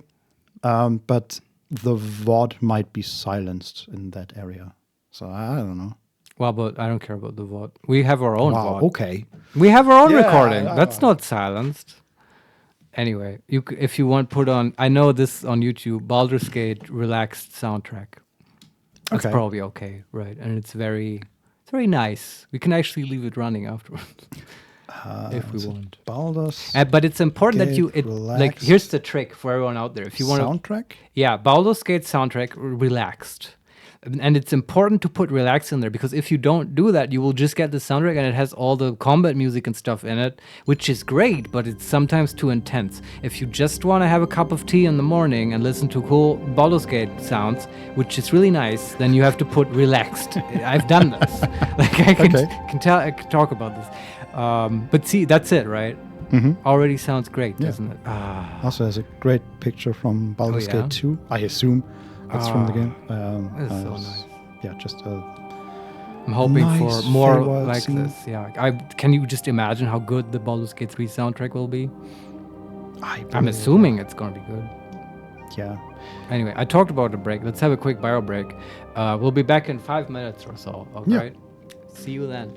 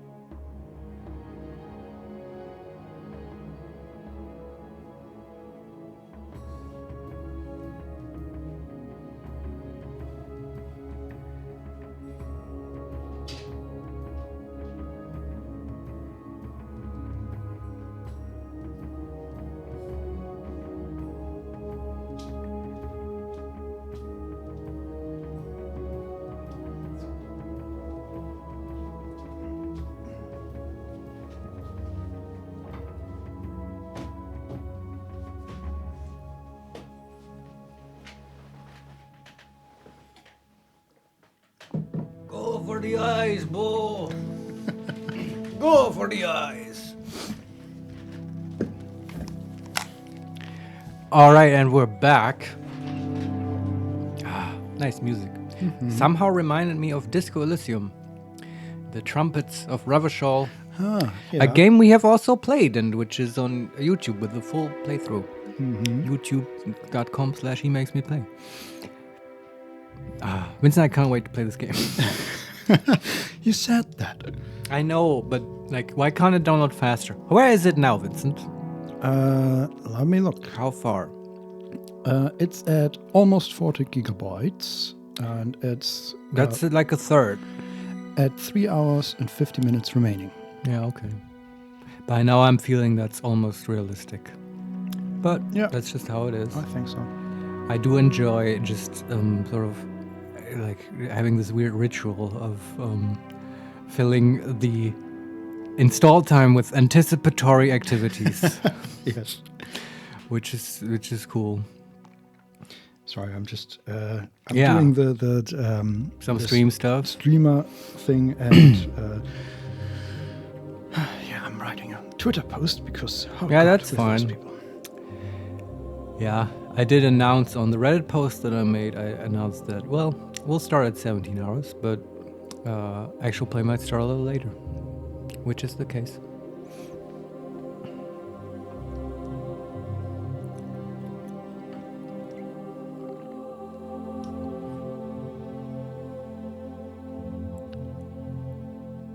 This is great content. Wow. Almost done. What do we watch? Well, what do we do?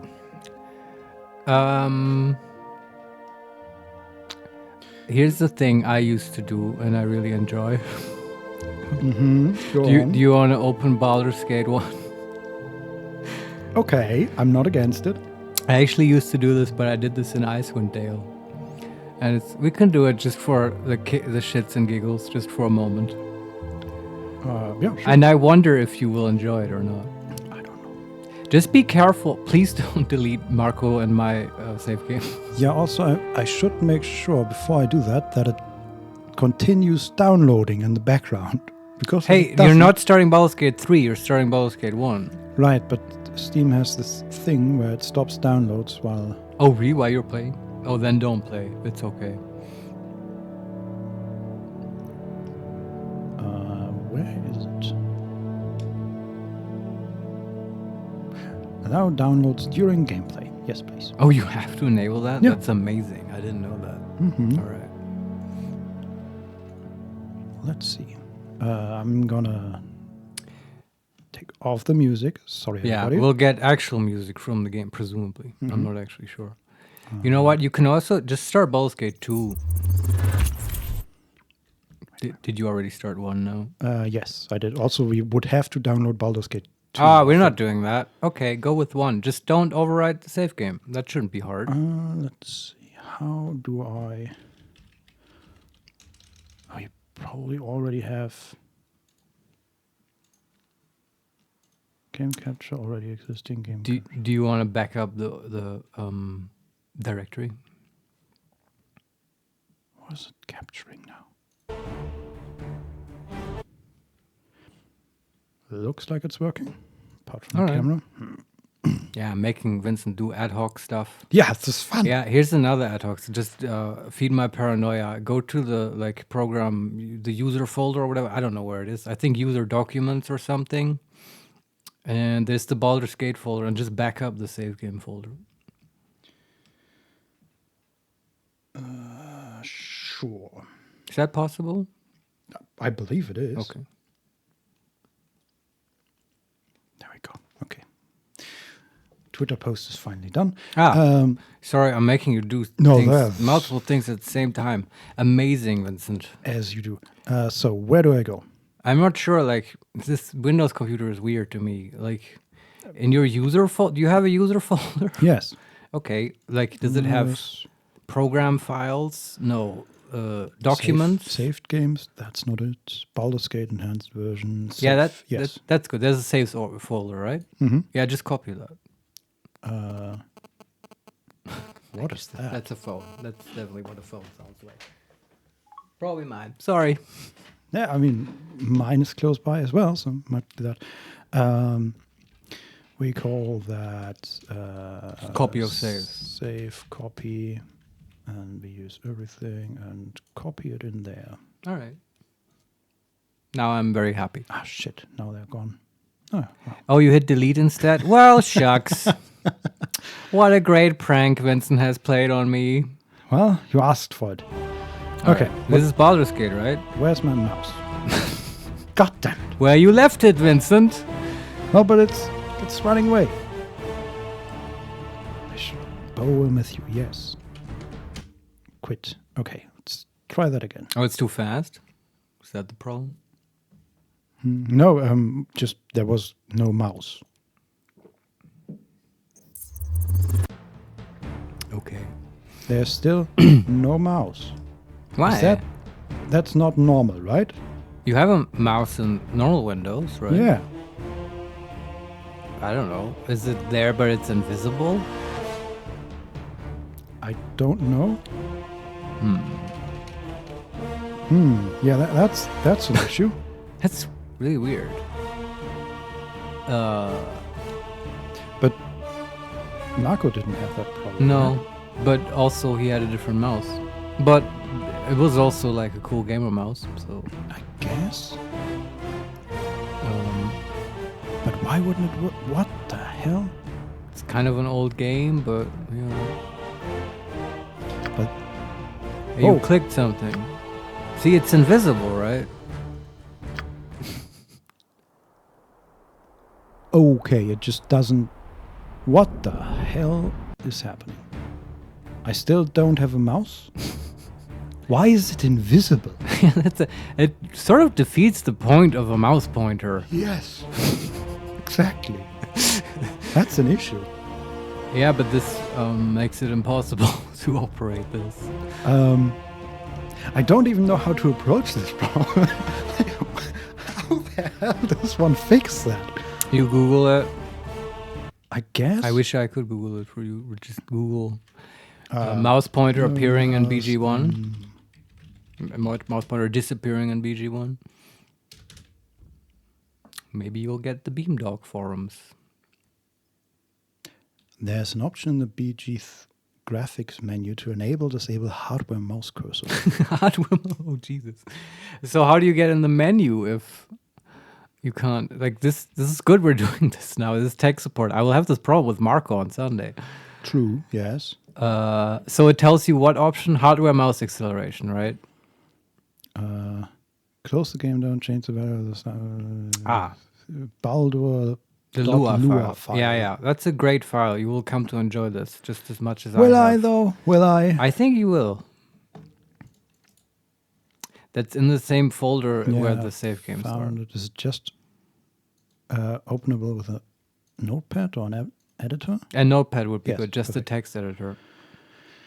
So I'm not going to delete your save games, but I am going to delete. Well, we didn't edit this much. We did a little bit. Graphics, hardware, mouse cursor, the hardware mouse cursor.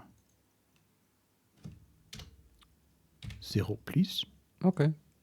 Save. Cool. Still on here. Okay, let's just start that again.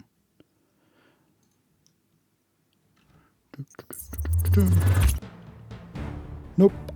Still no. Well, that sucks. Okay, I'm just. You saved the Lua file, right? Yeah, but it might have overwritten it because I closed the game after. Where was I? I don't think the game will write to the Lua file. Well, it did. Oh, really? Yeah. Oh, it saves its copy of it. Okay. Hardware mouse cursor. That's weird. Save. Yes. Might also be because I didn't save properly because it was in use or something. Okay. Hey, we have a mouse. Okay, nice. Wonderful. So what I want to do with you is just play the fun game of create a party in Baldur's Gate 1 and then never play it. Wow. But you can just, let your imagine. I used to do this as a kid. I guess you didn't play Baldur's Gate, so you didn't do it. And I actually did it in Icewind Dale, where you have to create your own party. you don't have like pre-made characters.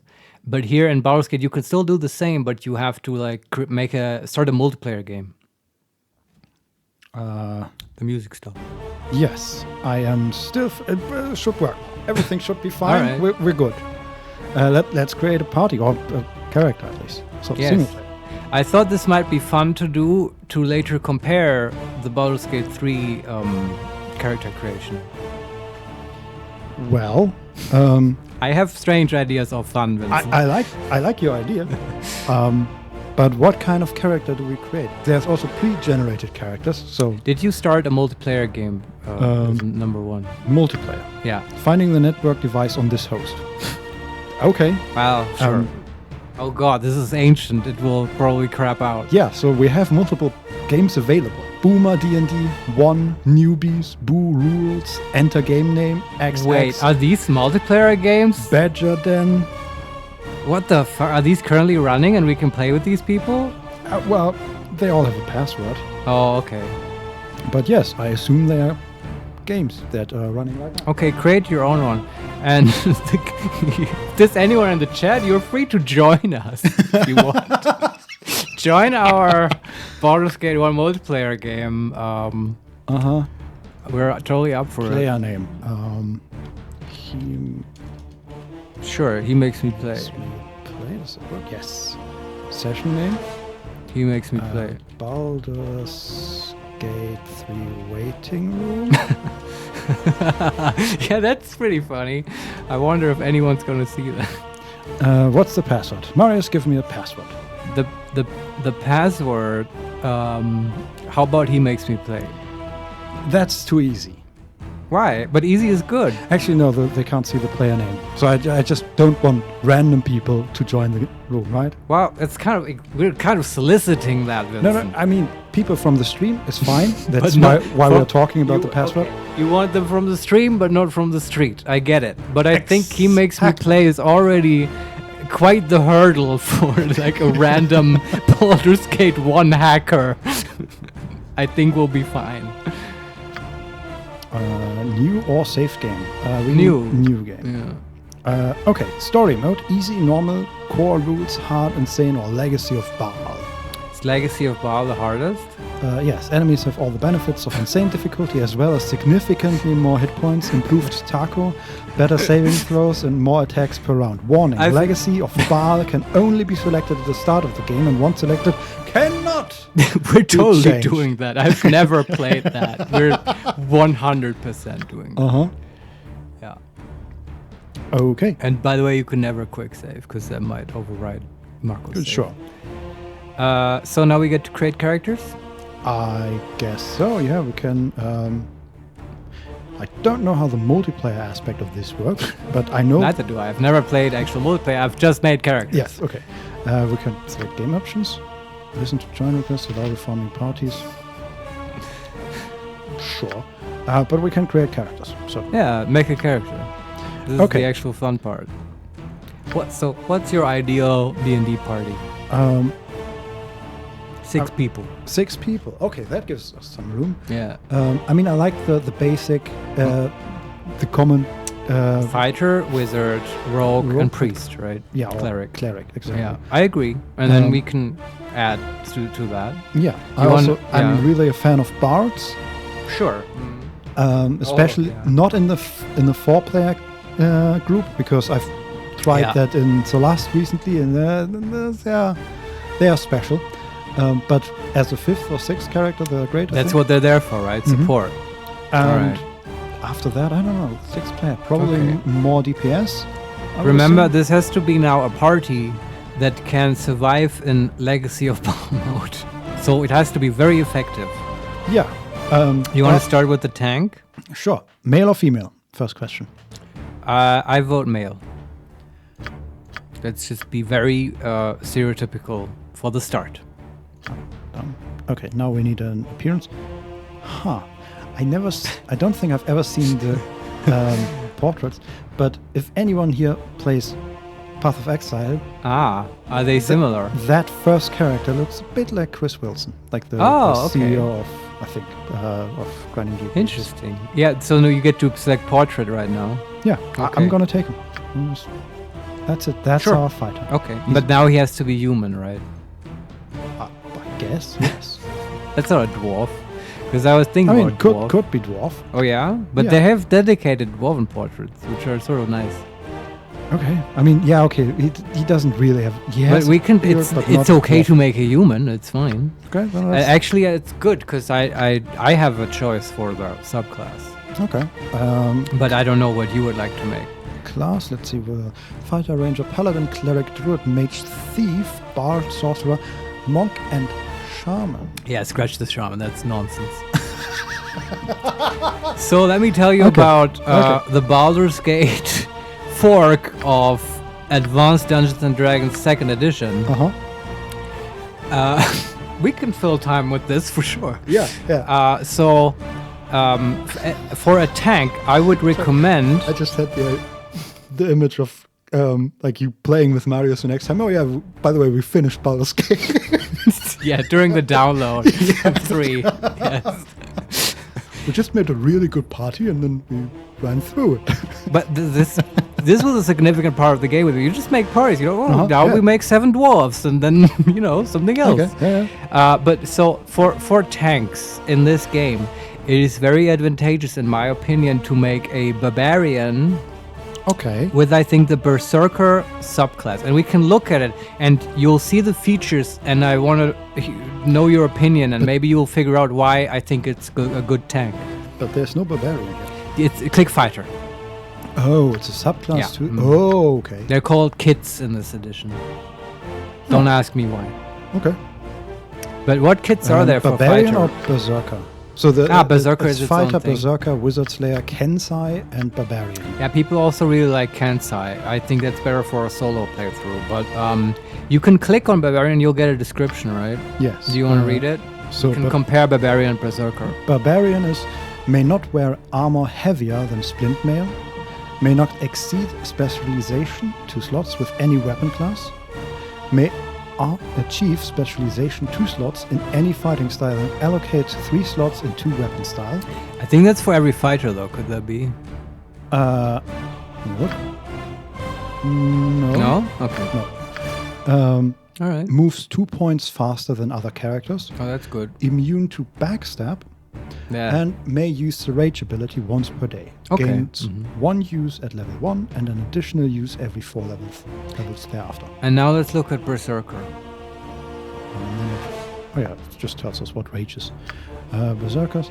Advantage, may use rage ability once per day. Gains 1 use at level 1 and an additional use every 4 levels thereafter. That's it? Apparently.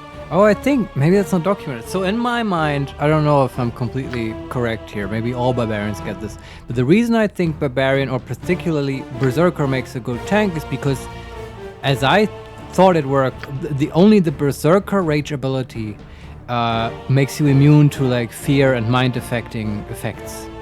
And that's very strong, because then your tank can't get CC'd. There is a difference in rage ability. So yeah? Barbarians say rage. The enraged status lasts for 5 rounds and provides a +4 bonus to strength and constitution. Oh, that's also good. A -2 penalty to armor class and a +2 bonus to saving throws versus spells. Sure. As well as immunity to all charm, hold, fear, mace, stun, sleep, confusion, and all level drain spells. Okay, so Barbarian gets that as well. That's what Barbarians get, yeah. Okay, and Berserker? Berserker, the enraged state lasts for 1 turn. So that's double the time. That's 10 rounds, exactly. Yeah. While enraged, the Berserker gains a bonus of +2 to his attack and damage rolls, as well as to his armor class. A bonus to armor class. Okay. Yeah. And becomes immune to charm, confusion, fear, feeble mind, hold, imprisonment, level drain, mace, stun, and sleep. Okay, it has a couple more effects, right? The Berserker also gains 15 temporary hit points, which are taken away at the end of his Berserk spree, possibly knocking him unconscious. But not outright killing them, I guess. Yeah, he also has disadvantages. Becomes winded after berserking, -2 penalty to armor class, to hit rolls and damage rolls. May not specialize in ranged weapons, and alignment restricted to any non-lawful. Okay. I think the Berserker is better than the Barbarian. Okay. That's my opinion. How do you feel? And do you think this is an effective tank? I do think they're an effective tank, even more so than the Barbarian, because the Berserker can wear armor, as far as I can tell. Yeah, that's a big plus. But they're also very reliant on rage, which is always sort of true for Barbarians and Berserkers. But even more so for the Berserker, because after raging, they become significantly weaker. Sure, but that doesn't technically make them more reliant on rage. It's just a downside, which, most fights will be over after 3 rounds. True, but how long does the winded status last? That's a good question. I don't know. Because if you have to rest after you've raged. Yeah, or you have to rage again to get rid of it, or it lasts until the next rage. I mean, if you have multiple rages, that's fine. I mean, I feel like the Berserker rage is something you use it for the big fights with evil wizards and stuff, right? Uh-huh. And mostly for this immunity ability, in my opinion. I mean, I don't want to spoil the Marco playthrough, but we've gone out of our way to get items that use similar abilities, just because CC is so crippling. Yeah. I'm gonna try and turn down the game. I was gonna ask you about that. Yeah, it's a bit too intense. Can you disable it and make the relaxed music play? Maybe. Let's see. Can I? No. Also, a quick peek at the download. How's it going? Oh, where are we? We are at 37% still. Okay. Set the volume mixer. Yes. I'm just gonna half it and let's see how loud that is. That's better. But it's still intense. I mean, can you turn it all the way down and put the relaxed stuff on? Sure. That is also... Where do we have loud? Like, what we're doing here is, like, much more relaxed than... That's true. This intense battle music. That's perfect. Okay. That's all right. Yes. Back to our discussion of tanks in 2nd edition AD&D. Yes. Also, thanks for letting us know, chat. Oh, what are they saying? That the game audio is too loud. Oh, yeah, thanks. That's actually... I had the same thought. Yeah, that's one of the advantages of streaming our exploits. Yeah. So, Berserker or Barbarian? Berserker, right? I am voting Berserker. Okay. I don't know enough to make a judgment. Yeah. I get it, Vincent. That's every time I play one of these, I just either look for a guide or just start playing, and then once I've reached like level 2 or 3, I start again with the actual knowledge of the game. Yeah, I know what you mean. But now you have me as a guide. Yes. Tell me, wise Marius. Yeah, and I think what this is the alignment? Oh, right. But we had restrictions, right? I like to go like neutral good or something. I mean, this will be the main character, I guess, which is fine. Uh-huh. Giving him lots of HP is fine. Yep. We can't be lawful, so... But neutral good? I like that fine. Anyway, yeah. But I do like good parties. Yeah. Try to do the right thing. Yeah. Abilities. So we have 12 strength, dexterity 16, constitution 6, intelligence 15, wisdom 15, charisma 16. What's the total? That's good, right? That's perfectly fine. 80 total. Yeah, reroll, Vincent. Reroll until you hit 90, and then watch how we break this game. This is sort of stupid in this game. 75, 76. Or just a good high 80s result is fine as well. But I do believe you want like 85 or something. 84? It's close, but you can do better. Okay. A lot of 70s. I did this as a kid as well. A 80. lot. Do you think this BG3 allow you to roll like this? 84 again. I think Sven said it doesn't. Yeah, no, they... It's a stat array, right? Yeah. Which I understand why they do that. In this game, the difference is in D&D 5, the stats actually matter. 86. We can take that, yeah. Okay. And now you're gonna min-max the shit out of this guy and just reduce the minus on everything. No intelligence, no wisdom, no charisma. Just get rid of everything. Just make it minimal on everything so we have a big pool. I like this guy already. Also for constitution? Everything. Everything, okay. I mean... Strength is 18/51 already. Is that good? But you can, I guess you can't reroll that. But yeah, I was gonna up the strength as much as possible. The 51 behind the 18, that's a D100 roll. Because this game is complicated. And the higher you go on that roll, the better. But I don't think you can reroll that unless you reroll all the stats. And 51 is fine. Okay. Like you really want like 100 or 99. How does that actually work in the game? Oh, it gives you extra damage and stuff. Okay, but how does that work? Like, tell me the numbers that if I roll to attack, what does the 51 tell me? The 18 tells me, okay, I get a +4 Vincent, to the attack. Let me tell you that this is AD&D, and Gary Gygax had the design ethos of making you look shit up in a table. And like I literally in D&D 5, right, there's a formula, and I like this, by the way. I think it's a smart way to do it. That you like what was it, -10 and then divide by 2 or whatever. It doesn't matter. But you take the stats, right? You know this. Like you have a 16, that's a +4 modifier, right? That's +3. +3. There you go. It's -10 divided by 2, right? But in AD&D, there is no such formula, or maybe there is, but it's really Byzantine and impossible to memorize.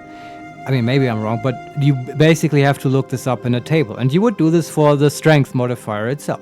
Okay. So, and then it would tell you a bonus to attack rolls and to damage based on, with melee weapons based on your strength. And then, and this is just for fighters, by the way, I think, the D100 behind the strength, this only applies if you already have an 18 strength, the highest you can get in character creation. But then for fighters, we want to ask, okay, but he's like super strong, but like how super strong?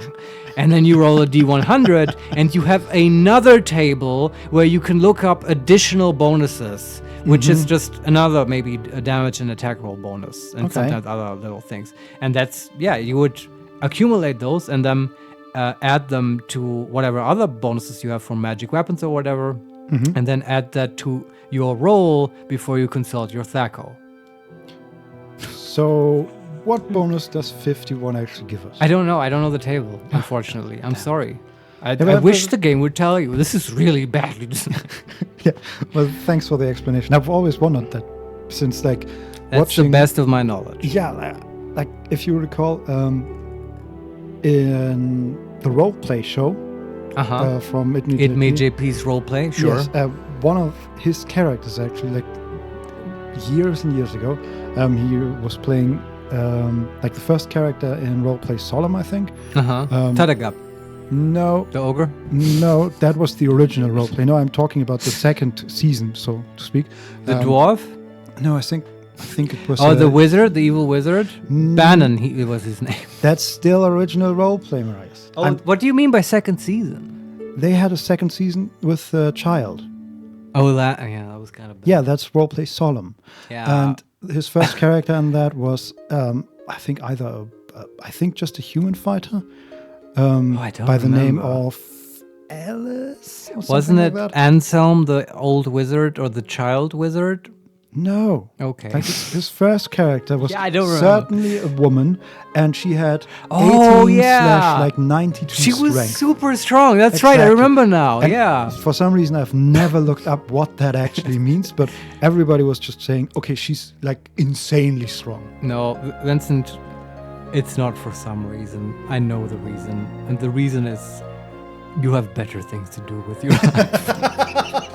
Yeah, probably. But it's okay. It's, So it's interesting stuff to know. But this guy is pretty much middle of the road, and that's okay for me, unless you want to re-roll. But come on, what are we doing here? Now get Dex to 18. And this will increase your armor class a little bit. Also, you have to consult a table to know. And it will give you bonuses to ranged attacks. So 18 strength, 18 dex. Now 18 con. And this will give you more HP. Also based on a table. Constitution measures a character's fitness, health, and physical resistance to hardship, injury, and disease. I guess there's some disease rolls that are affected. I don't know. This ability is important to the ranger. Sure. Don't listen to that advice. It's important to everyone because this game is bloody hard, even if it's not on Legacy of Baal, and you need the HP. So now we have 3 intelligence, 3 wisdom, and 3 charisma left. And how 23 many points. Okay. like int and wisdom, they basically don't matter at all. Like really? You could leave it like this, and there are no saves or anything. There are saves, but they're not affected by the stats. Oh, okay. Actually, in older editions, it used to say that a wisdom bonus is like applies to the save spell, but this isn't that edition. I'm talking about the BX D&D where you would still have like a more normalized distribution of stats to modifiers. It's not a formula, but it only goes from -3 to +3, and the 3 is already very extreme, only on 3 and 18. So usually this is like stars without number, right? Yeah.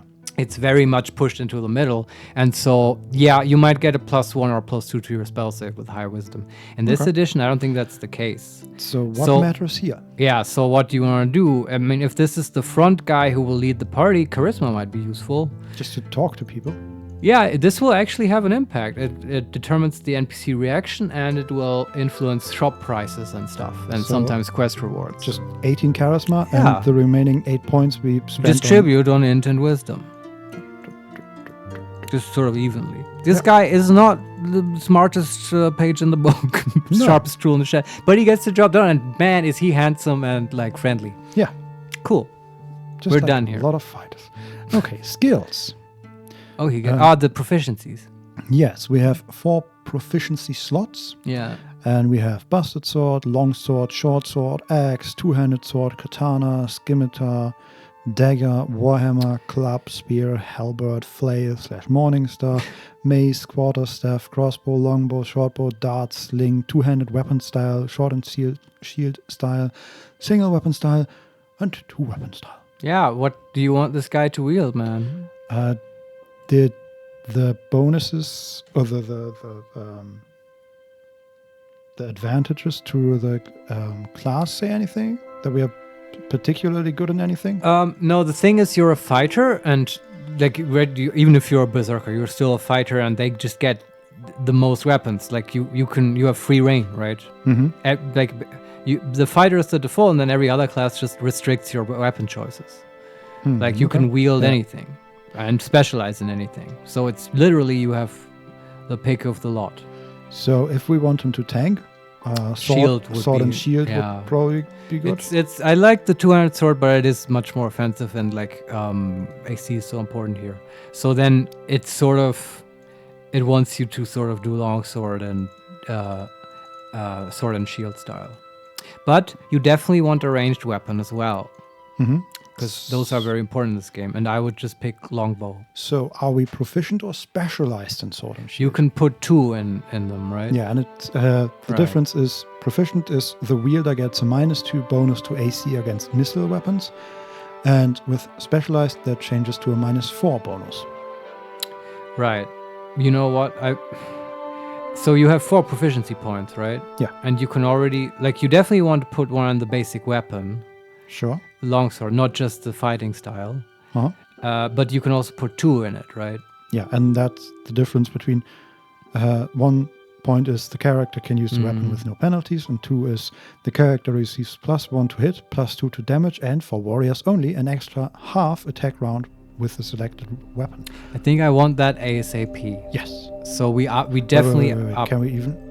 We cannot master that, right? No, okay. No. Not yet, anyway. That comes later in the game. You'll get more proficiency points as you level up. So 2 in longsword, and now we could split it in longbow and fighting style. That's like a nice thing. Sure. Or what do you get if you have 2 in longbow? The character receives +1 to hit, +2 to damage, and for warriors only, an extra half attack round with the selected weapon. Yeah, I foresee this guy being in melee a lot, so I think that we could split it. It goes all the way to Grandmaster. Oh yeah.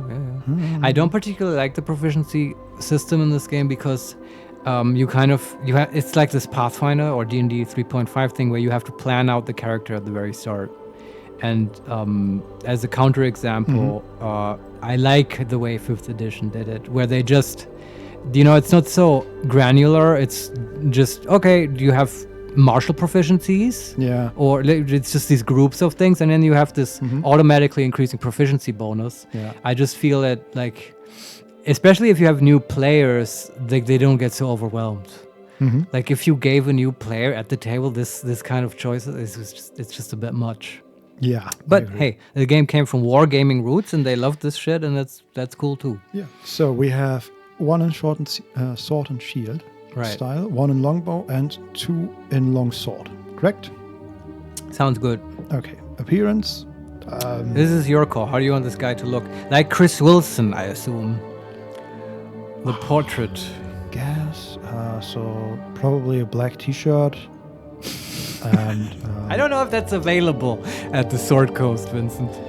Well, I'm just gonna make his vest black or dark gray, I guess. Sure. And the other things. What's the hair color? Blonde?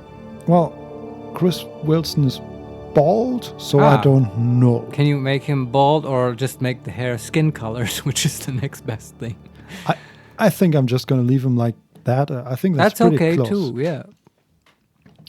Sound. Oh yeah, the voice. Play some voices. Oh, the game sound is off. Oh, you made all the sounds of the game. Yeah, because I turned it down in Windows. Because we are in character creation. I mean, you cannot go. Yeah, but that's okay. I do miss the button sounds, but it's okay. It's I'm just gonna pick male one. Yeah, sure. We'll never hear these guys probably. Okay. Do we want to write a biography? No. Can we write a biography? Yes, no, I'm good. can. I'm good. I guess for multiplayer, you can submit your backstory to a multiplayer game. Chris Wilson. Nice. So, dawn to the clamor of the forge at an early age, you have become quite skilled working for the monks of the keep, and have kept them supplied with whatever tools Somebody wrote required. this. Inspired by your foster father's tales of ironclad heroes. Okay, I'm muting Vincent's mic. I'm sorry. I don't know what. Cut the cord. I'm here to read for you. Oh no! Oh God, no! You know little of how you came to the award of This glory. brings back memories of the Munster book. No. All right. I just put a praise to Chris Wilson at the end, and that's it. Okay. We need a name.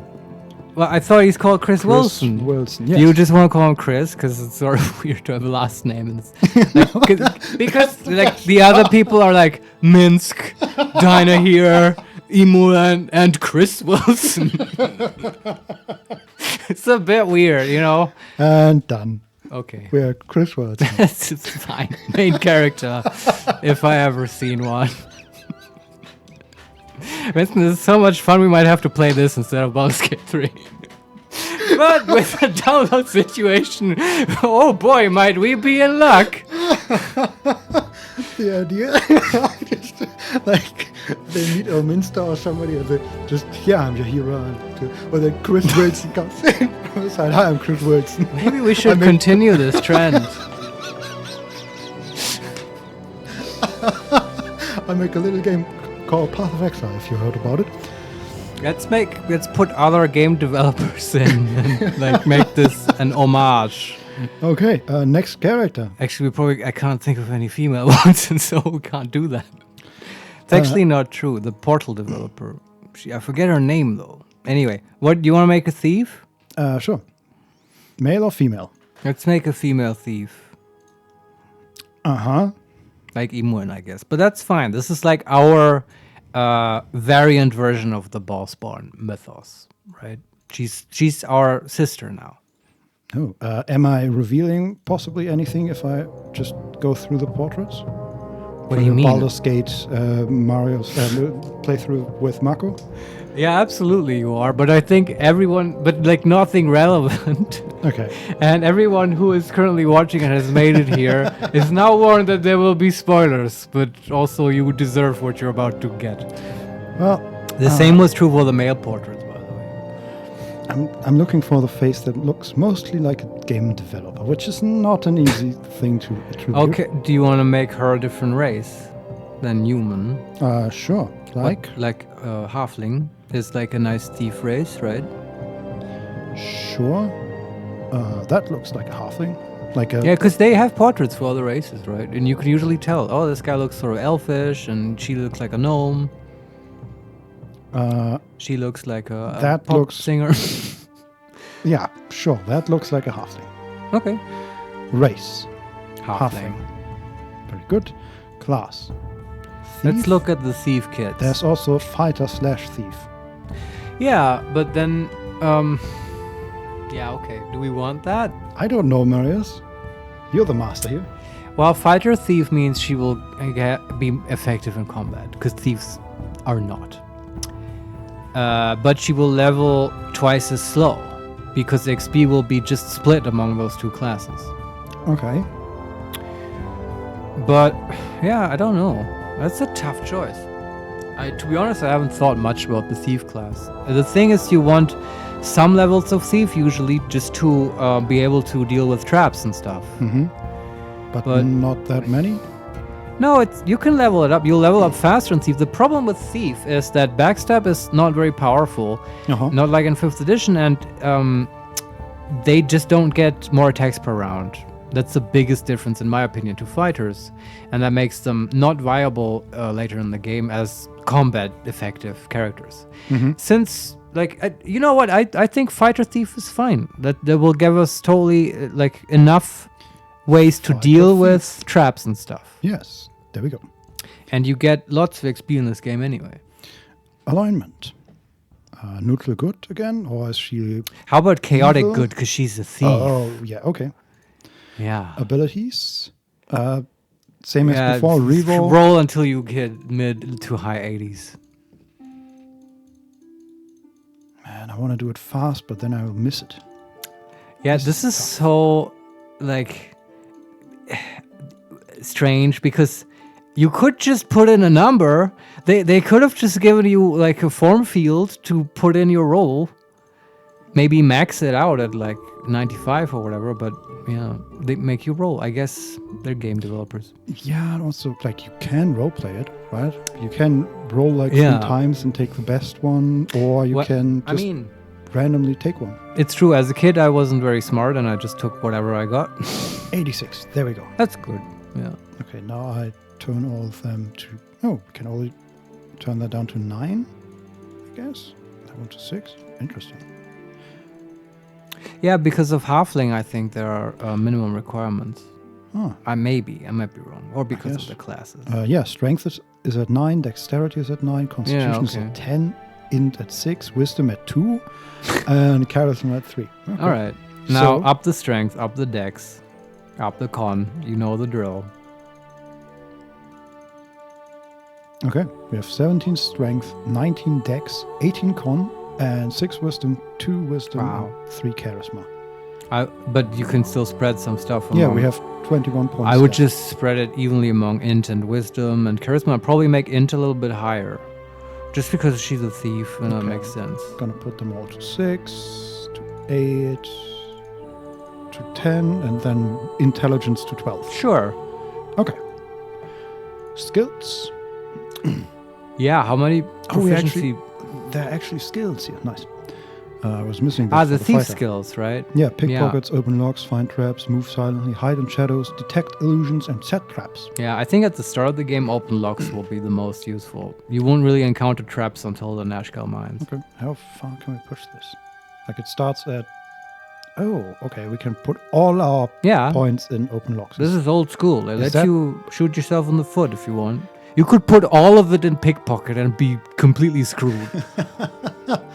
Okay, but where do we want to put it? We have 40 points. As I said, I would put all of it in open locks, because that will be...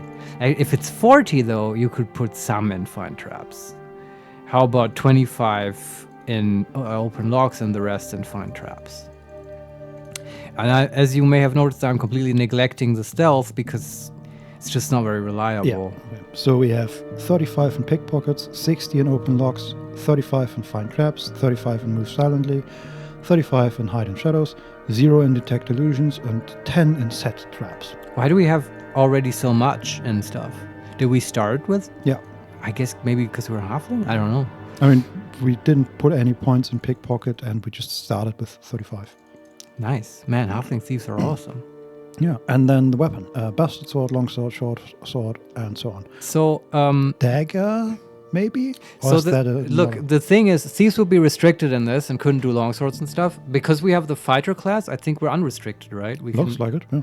Yeah, so you can just do this like a fighter. It's just that longswords are more effective and do more damage than short swords. Mm-hmm. I don't know, like, do we wear a shield? Is there a downside to that? Can we wear two weapons? You can, yeah. And that's also kind of cool. Okay. 2 longswords on a thief, why not? But the thing is, you should prioritize the ranged weapon on the thief. Okay. Yeah. How many proficiency points do we get? 4. Oh, yeah, it's fighter, right? Mm-hmm. I don't know if I want to put them in 2 weapon. What happens if you put them in 2 weapon fighting? It just removes the penalty? So 1 point is the wielder's penalties are reduced to -2 with the main weapon and -6 with the offhand weapon. Right.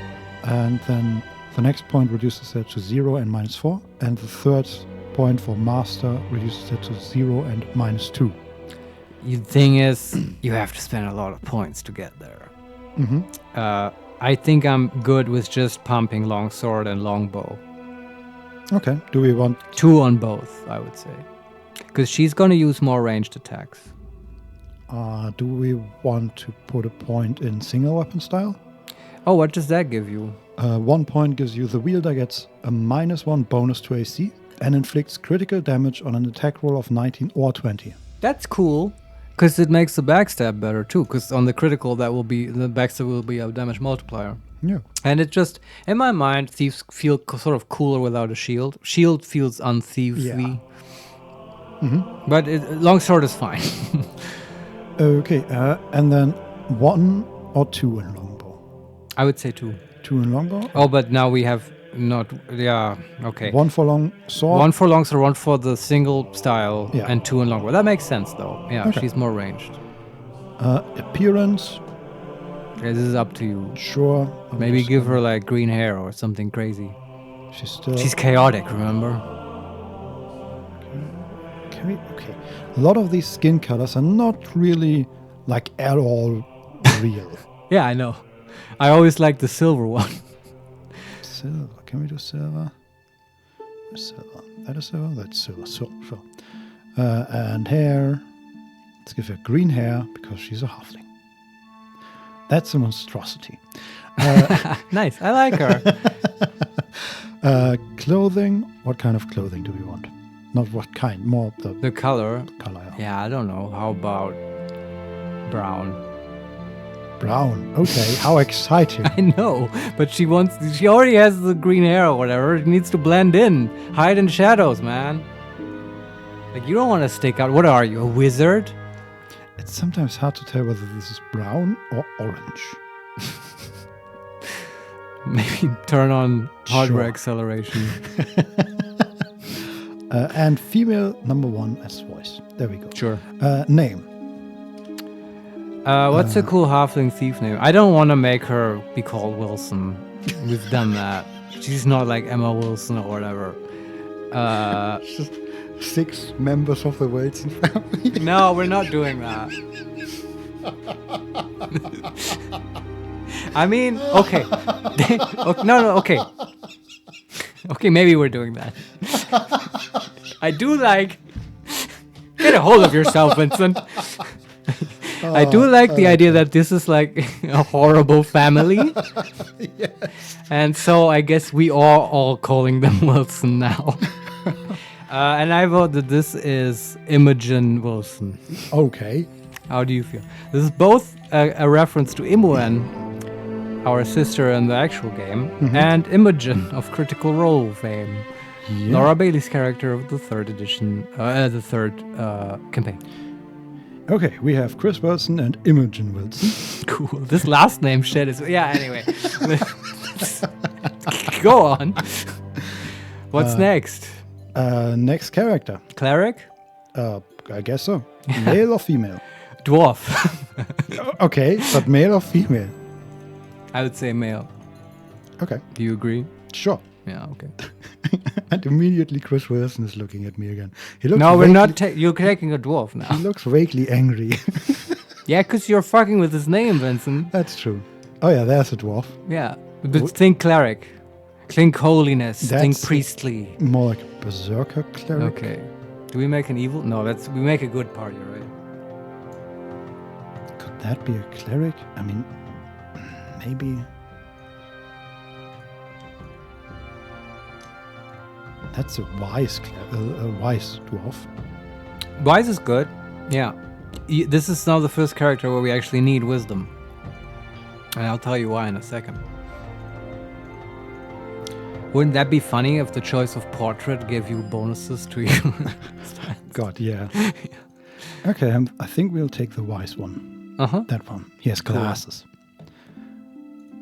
Okay, and race is dwarf, and class is cleric. Are we a priest of Talos, a priest of Helm, a priest of Lathander, a priest of Tyr, a priest of Tempest, or just a cleric? What does just a cleric give you? What? You have no god? You're like an unaffiliated cleric? Like a freelancing priest?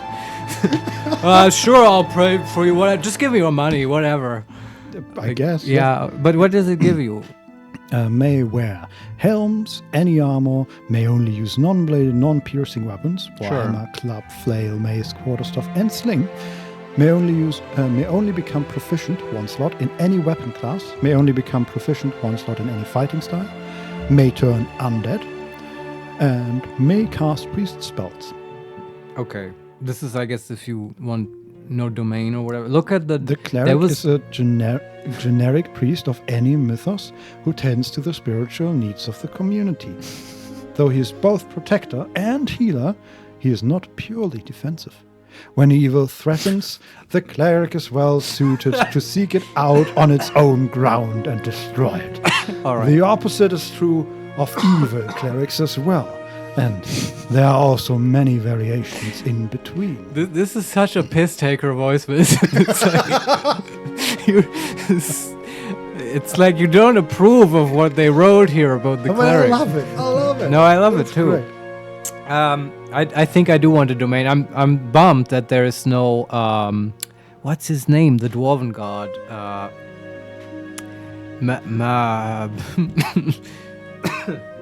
Do you know who I mean? Something with M. Oh, Muradin. Yes, exactly. Thank you. I think Muradin is a Warcraft 3 and World of Warcraft God character. Damn it. Yeah, but Moradin or something is his name. Yeah.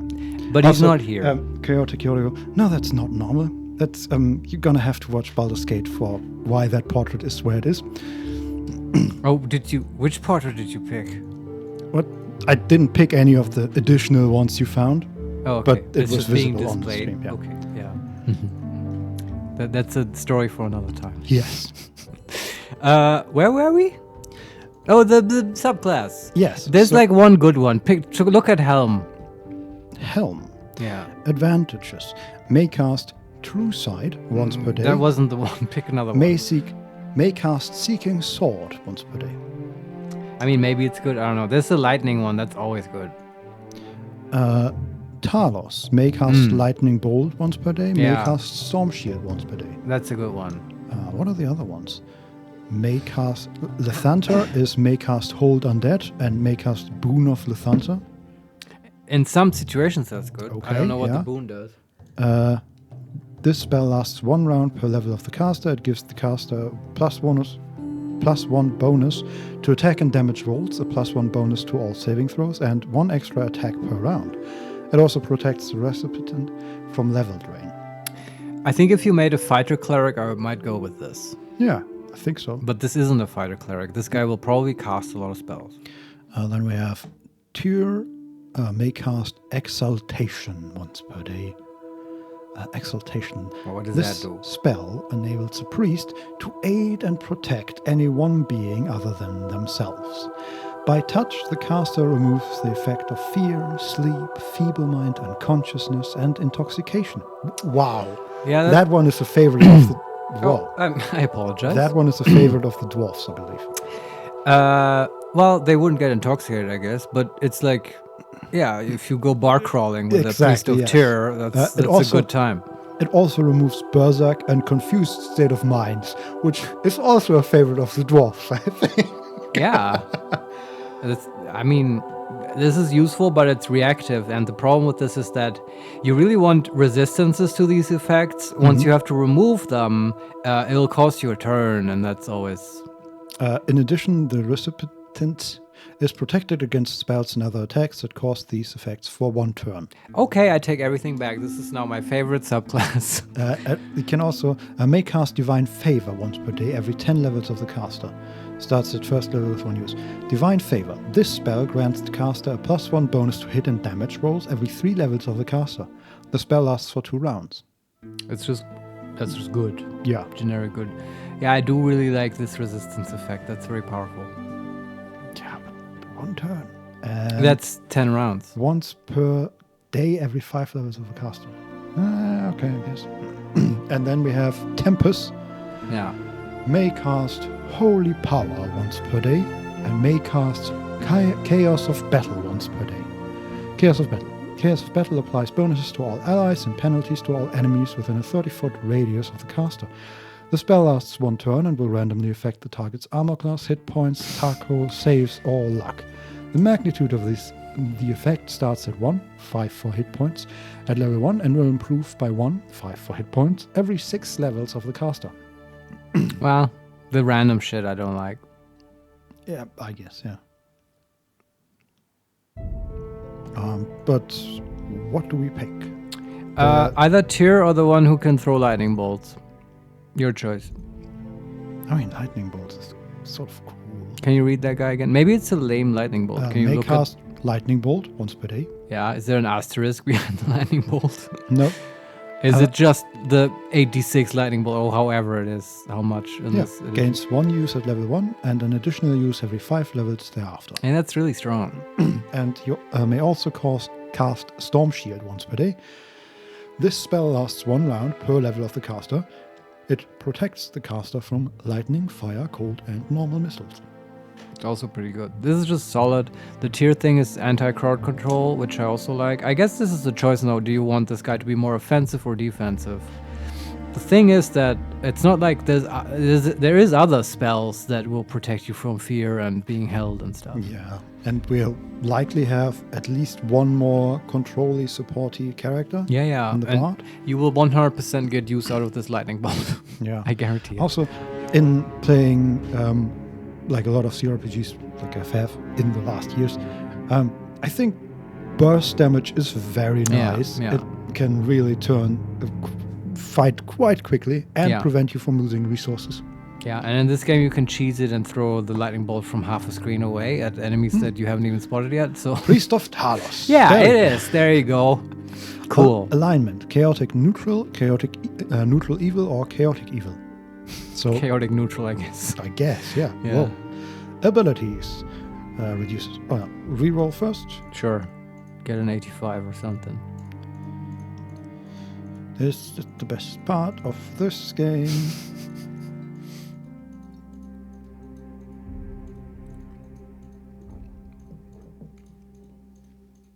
I'm afraid to blink, Marius. Because you might lose the roll? Yes. Oh no.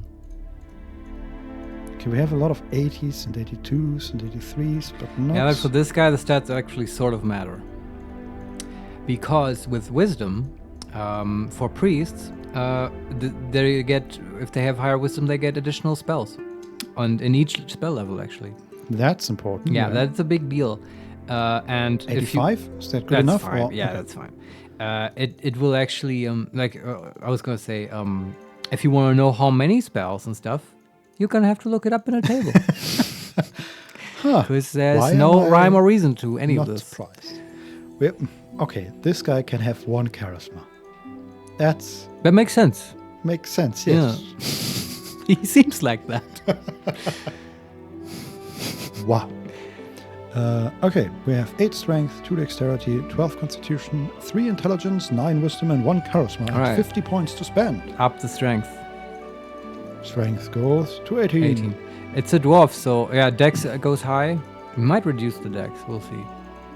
17 dex. All right, it's a dwarf, so the con should go to 19. Yes. That's awesome. Do you know what happens at 19? I know this from the tables. More hit points? No, let me tell you what happens. You get regeneration, if I'm not mistaken. And that's really strong. Whoa. Yeah, okay, it means that like you never have to heal this guy because in the game you can just put him in the corner, wait for a bit, and he will just regenerate all his hit points. That's very nice. Yeah, it is very nice. Dwarves are cool, man. And then he's not intelligent, but up the wisdom as high as you can go. 18, and now we have 9 points left. I would just distribute them evenly on intelligence and charisma, just to have a sort of realistic. Okay, we have 6 int and 6 charisma, and 1 point left. Are we more intelligent? That goes to intelligence. Okay. Yeah. Done. You don't want this guy talking to basically anyone. This is our slightly problematic uncle that the Wilson family sort of carries around because he can do lightning bolts. But we don't talk to him much, and we do not let outsiders talk to him because that has gone bad in the past. He's just rambling over there in the corner. He's that kind of uncle. Slowly and silently healing. Usually saying something really nasty about elves, which I think we'll come to next. It's like a fucked up Deadpool. Yeah, I like that. That can throw lightning. Okay, what weapon? Proficiency. Hammer. How many points?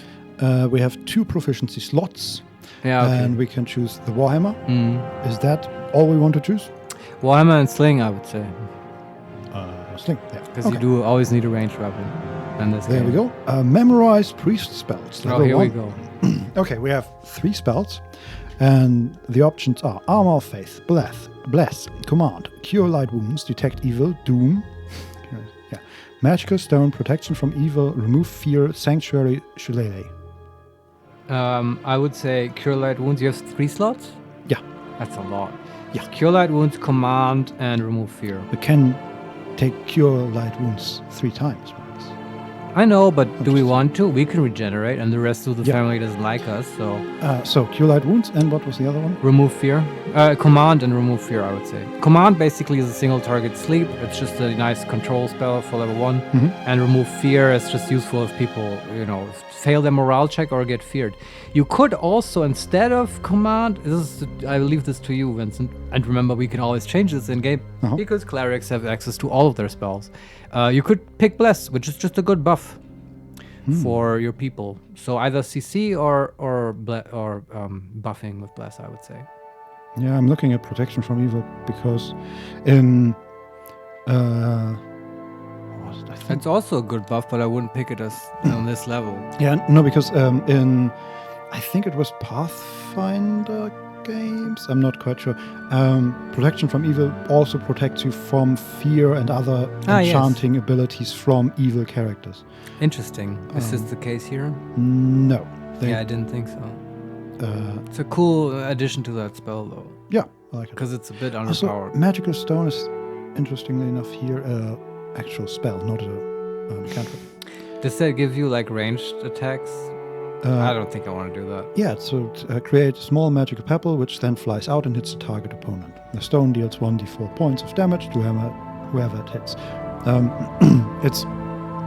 But this is just like a sling. Yeah, again, I'm really blanking on the game that was in. But you could basically create stones and give them to somebody else. And they could then use it with their bonus. And it's it's like giving a ranger a magical weapon at level 1. I see. So that is pretty good. But I guess it's magical. Yeah, I wouldn't pick it here. Yeah, so Command, Cure Light Wounds, and Remove Fear. That's a totally fine choice. Let me look at Bless. Upon uttering the Bless spell, the caster raises the morale of friendly creatures by +1. Yeah, that is good.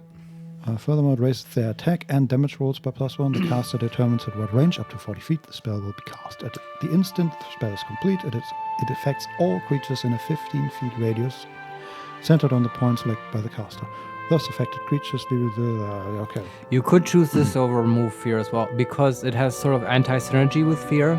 Because this thing, that's not another edition, that's a special thing in this edition and also previous ones. Characters have a morale score. And usually that's on a 2d6 scale, so from 2 to 12.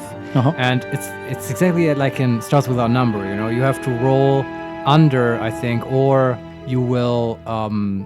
or above, I don't remember, but you have to roll against a value or you will flee. And that happens in this game. You will see this, your characters, even if they don't have fear cast on them, will randomly get feared. just because someone scored a strong hit or like for obscure reasons. Okay. And different characters have different morale scores.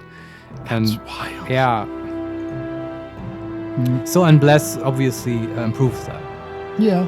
I mean, I would take Bless in general, but depending on how like the first enemies of the game come out to be removed for you is a fine choice, so I'll leave that up to you. Pick Bless. Okay. Yeah. I know one fight where you definitely get feared, but we can always change this later, so it doesn't matter. Okay.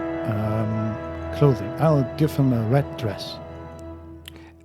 Sure. I mean, he's a lightning priest. Would you consider blue as the dress? Because it's more lightning-ish. But red is fine as well, I think. As long as we accept that this guy is wearing a dress. Which is fine. It's totally fine. You could call it a robe. Yeah, but it looks like a dress. Well, we'll put a plate mail on him as first chance we get, so... What am I saying? We're never gonna blame it. Anyway, continue. Continue with the fantasy.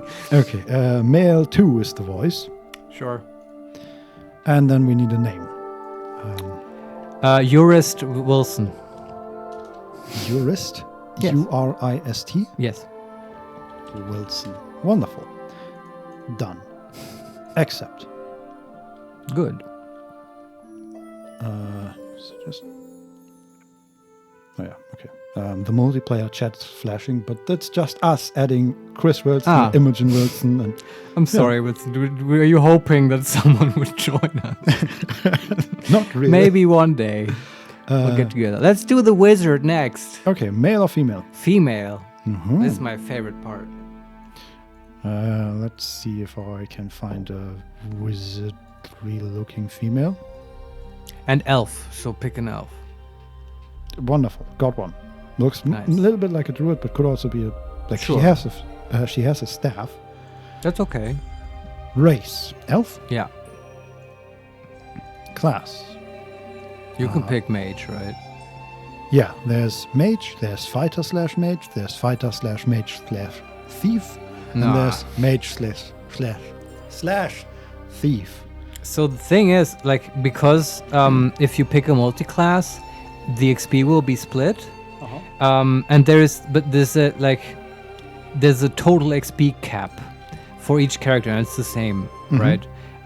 So what that means is that if you pick a multi-class, you will not attain certain mage levels, and that means the only way to get, I think the highest you can get in this game is 4th level spells, maybe 5th, but one of those two. But to do that, you have to be a single class mage. Okay. Do you understand what I'm saying? We make a mage. Yeah, that's why I'm voting for a mage very strongly. Fine, yeah. And I also just kind of like it more.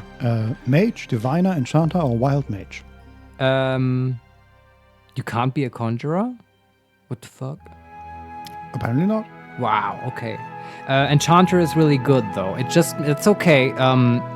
So yeah, you can click on Enchanter. It's actually it's my secret favorite choice. So, okay.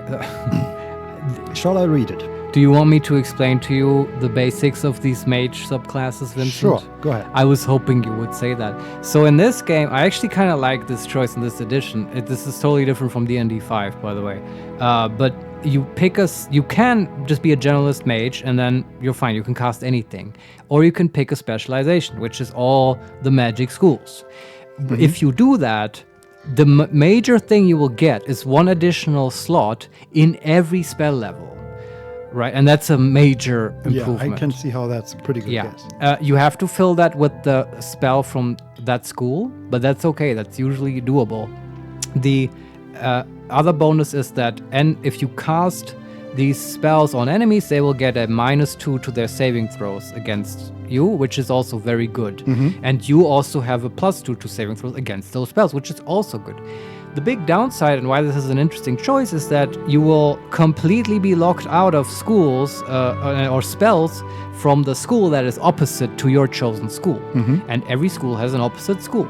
So normally people pick Conjuration because, well, Conjuration spells are fine, and the opposite school is Divination, which is trash in this game. Okay. The only relevant spell you will lose is Identify, which is only a minor inconvenience. You can still go to shops and identify stuff. But this is not an option here. But that's okay, because Enchanting is actually also a very powerful choice, because those are all the CC spells in this game, like Sleep, Blindness, Whole Person, and stuff. It's all enchantment. And having that -2 is extremely strong. And also being boosted against these spells is very strong. The downside, that's a real choice here, that is that you cannot cast evocation spells. Okay. I think. Can you look at enchantment? It might be wrong about the school. Invocation school, yeah. Invocation. May not learn or cast any spells of the invocation school. I think they just sort of changed the name to evocation in D&D 5. So that means fireball, but you find a good replacement, Skull Trap, which is actually the better AoE damage spell. But fireball and lightning bolt are off the table, and magic missile. All of these things are like that hurts. Like, just control the dragon and let him cast fireball. Easy. Yeah, it's like this is not a blasting mage. This is a controlling mage, which I'm fine with. And here's the thing: we do a 6-people party. We can probably cover those spells with someone else, and I think we'll find just the person to do it. So, okay, I've told you my spiel. Thanks for listening to me. I vote for Enchanter. How do you feel? Yeah, I like it. I mean, that's... Again, I'm a fan of burst damage, so losing fireball and the like is a pain, but enchanting is pretty strong for any fight that isn't immediately over. Well, this will win you many fights just by doing an alpha strike with strong control. I definitely can't play this game without control spells. But Marius, death is the strongest control. Yeah, it's true, but not all things you can kill immediately. That's true. And I mean, we can find damage elsewhere, but we're doing a strong choice on this one. The sleep spells she's gonna cast on level 1, they're gonna hit hard. Yeah, that's gonna be pretty amazing. Okay. All right, so Enchanter it is. Nice. Alignment. We have. How about Chaotic Good? Chaotic Good. Okay. Haven't had that yet. Abilities. Yeah, now you can roll again. Yeah, best part of the game. Still, this is fun. Baldur's Gate 3 has been finished downloading since 2 hours ago, but like, let's just continue this. I can actually look at it. Oh, you're gonna check? We're at 55%. Hey, so okay. We're getting there. Getting there. I mean, we're halfway, but I think the latter half won't take as long as the first one. Sure. It's my hopium that I'm swallowing. So we have 85 points total, and we are locked into 16 charisma. But everything else, because of the elf stuff. Interesting. Well, you do want intelligence. It'll the most important thing is it will make it easier to learn new spells. So 18 intelligence. Yeah, that's good. And then mage is sort of different. You can sort of dump strength, but dex and con are important. Okay, let's level them up. 19 dex and 17 con, and we have 9 points left. I would now up wisdom and maybe also charisma. Okay. Because it's easy to get 18 charisma now. Charisma is at 18, and we have 10 wisdom, and still 3 strengths. Those go in strength. Yeah, I know that's it. We have 3 strength, 19 dex, 17 con, 18 int, 10 wisdom, and 18 charisma. You may want to maybe take a couple points, like maybe 2 from wisdom, 2 from charisma, bring it back down to 16, just so she can carry more. Because it's just annoying. Okay, if so the strength is so low. Now we're at 7 strength. Yeah, but I don't know how much carrying capacity this is. I just want her to be able to wear all her equipment, carry wands and stuff. That's a good idea, yeah. But I think this feels fine. 7, yeah, I'm sure it's fine. 7 strength is fine. Okay, skills. Dagger, quarterstaff, dart, or sling. So, ranged. In the portrait, she's wearing a quarterstaff. Just saying. I do think quarterstaff is cool. It's just, she has 1 point. Yeah. Yeah, but you want that in a ranged weapon, 100%. Okay, so sling. Or dagger for throwing knives. Okay. it's sort of a choice which one. I do like dagger because it'll give you both a melee option and a throwing knife option. Okay, and it also fits the image of a wizard. And also an elf, in my opinion. Sure. Yeah. So dagger it is. Yeah, let's do it. Mage book, level 1. Spells remaining 0. We can unlearn then. Okay, so yeah. So you want to unlearn. They have picked Charm Person, Friends, and Sleep. I mean, it's enchanting spells. It's not even bad, but you still want to... Like, these are in your spell books. Unlearn? Yeah. We keep Sleep, I assume? I guess so, yeah. Here's the thing. So... Vincent, are you interested in this? Do you want to hear a little bit about background about Baldur's Gate? So, this game came out, right? And was just Baldur's Gate 1. And now when you play it in the engine of Baldur's Gate 2 with the Enhanced Edition. In Baldur's Gate 2, certain spells were added that were not in BG1. Oh, okay. And the thing... So, for instance, the Find Familiar spell wasn't in Baldur's Gate 1. This means that... And by the way, like, as a mage, you have to find these scrolls in game. That's the only way you're ever going to learn any new spells. Like, the game gives you nothing otherwise. Not even with level ups? No, nothing. Whoa. Yeah, it's hardcore. And it actually, it's not a spoiler. I mean, it was already in the playthrough, I think. Or was it? Yeah, okay, let me put it like this. You can get into a situation where you fail to read certain scrolls, and then you will have, at that point in the game, no more scrolls of that type available, and then you just won't learn that spell. That's not good. Well, it's kind of, you just reload, I guess, but it's fun if you're doing a no reload run, and you have to sort of rethink your strategy. The point, though, is that for the new spells from the Enhanced Edition, there are no sources of scrolls in the game.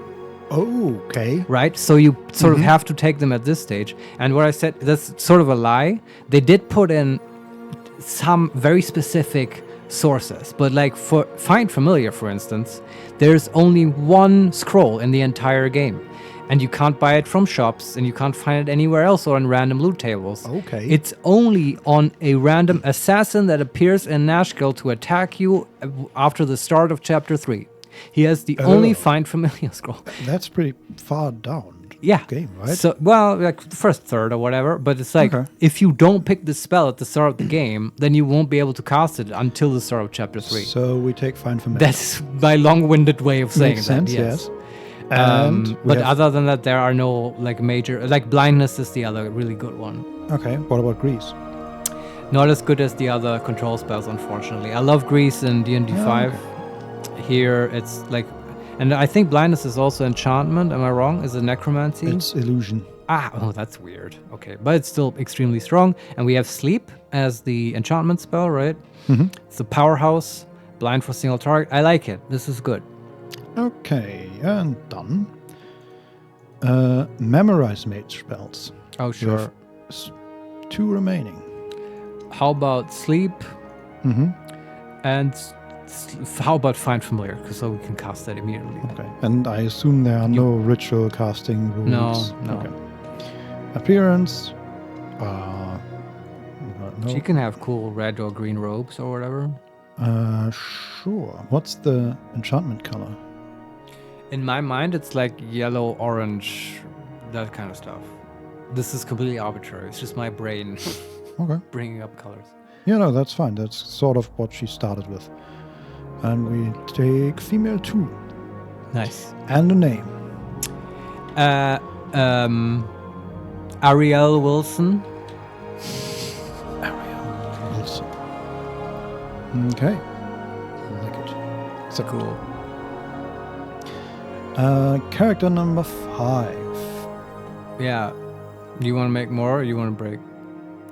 What time is it? It's 8:30. It's crazy. Yes. But the game is almost 60% downloaded. So Vincent, I do believe we will play this today, right? Or after midnight, if it comes to it. Yes. You want to order food? Is that it? Sure. That's a good idea. Do you want to order it on the laptop? Can do. Yeah, then you don't have to worry about doxing me on the internet. That's probably a good idea, yes. So, yeah. for anyone who's still listening, we're taking a little bit of a break from doing random Baldur's Gate 1 characters and just ordering some pizza, I guess. Do we want pizza, Vincent? Sure. Oh, we also got some spam in the chat. That's nice. Oh, okay. Interesting. I don't know how to get rid of it, so I'm just going to leave it. Don't click on the links, guys. Okay. So do we take a break? Well... Or do we want to... I have no... let's just order pizza. Okay. I have no problem revealing my pizza choices on the stream. For anyone who's still listening, consider this a treat. Yeah, this is... Imagine you're getting the pizza. According to Twitch, we're doing a Baldur's Gate 3 stream, and we're pretty far away from that by now. Well, I disagree. I think this is as close to Baldur's Gate 3 as you can get right now. That's true, yeah. Yeah. Let's take our preferred website, put in your address without... I mean, you know by now. Yeah.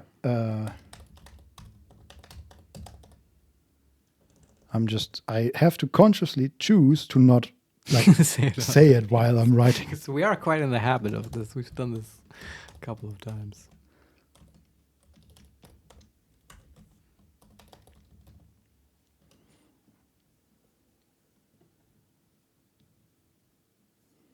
I do kind of want to play this party now, though, that we just made. It's a good party. Yeah, I'm just itching just to see, and this whole Legacy of Bao stuff, man. I believe it. This is fun, Vincent. Thanks for doing this. Hey, I'm having fun as well. Yeah. Do we take the... I vote World of Pizza. Yeah. Good call. Yeah. Murderously expensive, but hey, it's a special day. If we go there, we get a 20%... Oh, yeah? Discount? Discount, yes. That's cool. So it's basically just normal expensive. No, it's still pretty expensive, even with a 20% discount, I assume. So, yeah. Where aren't there, I always assume they have, a special thing for vegan pizzas, but I guess not. Just the Houston this time.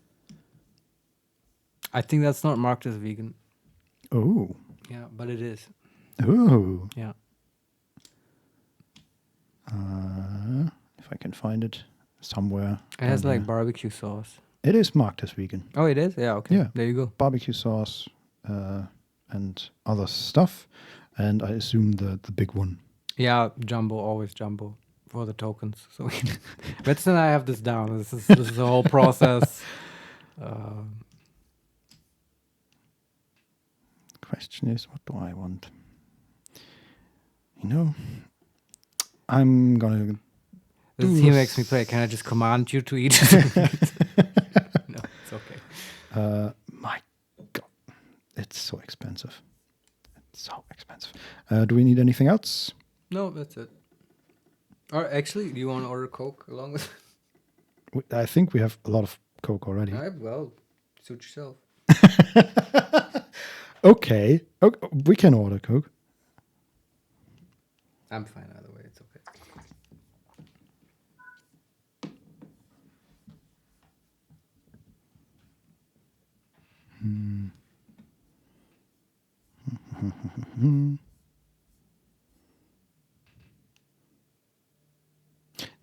Did we get these sweeties last time? We had these balls of dough with sugar. Yeah. I mean, we can get them, sure. Okay, because last time I ate all of them and you got none. No, we split pretty evenly. That's fine. It says fried dough balls with powdered sugar and vanilla sauce. And I was wondering about the sauce. Maybe we just didn't use it. Nope, it wasn't there. They didn't give it to us. Yeah. Okay, I demand retribution. Yeah, from this pizza place. Yeah. So that looks sort of good. Personal details.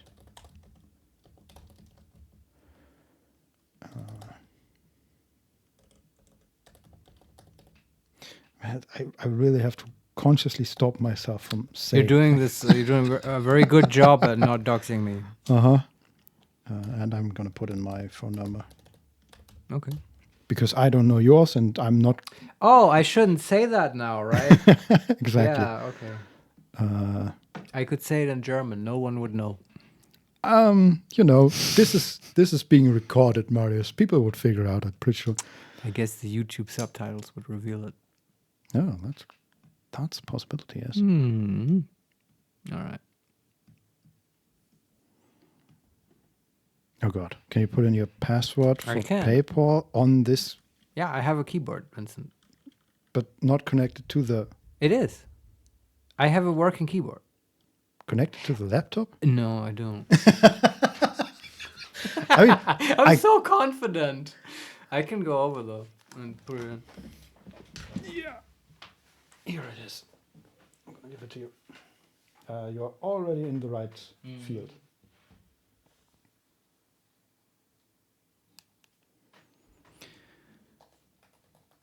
Yeah.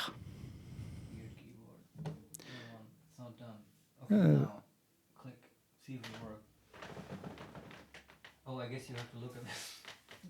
For sure, yes. Looks good. All right.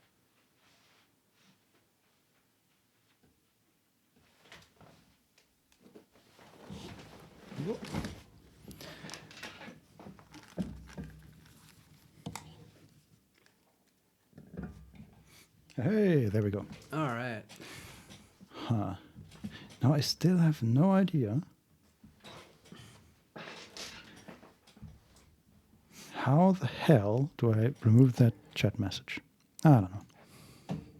Can you remove it once it's there? Of course, we are like the masters of this. Okay. I mean, you could ban the person who spammed it. Yeah, I'm just gonna. I'm gonna try this. All right. Is that mod view? That's way more complicated than I thought it would. I guess because they have so many options. We were so impressed when we looked at all the behind-the-scenes Twitch options, which at least I have never seen before, and all the effort they've put into guaranteeing your security, like enabling defense mode and all that stuff.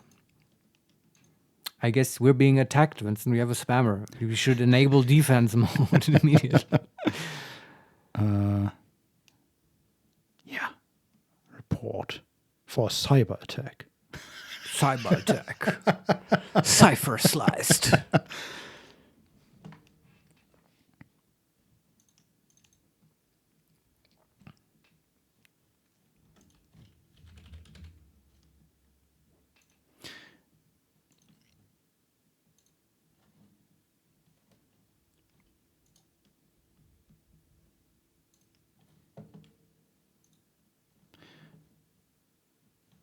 But I still don't know how to remove that message.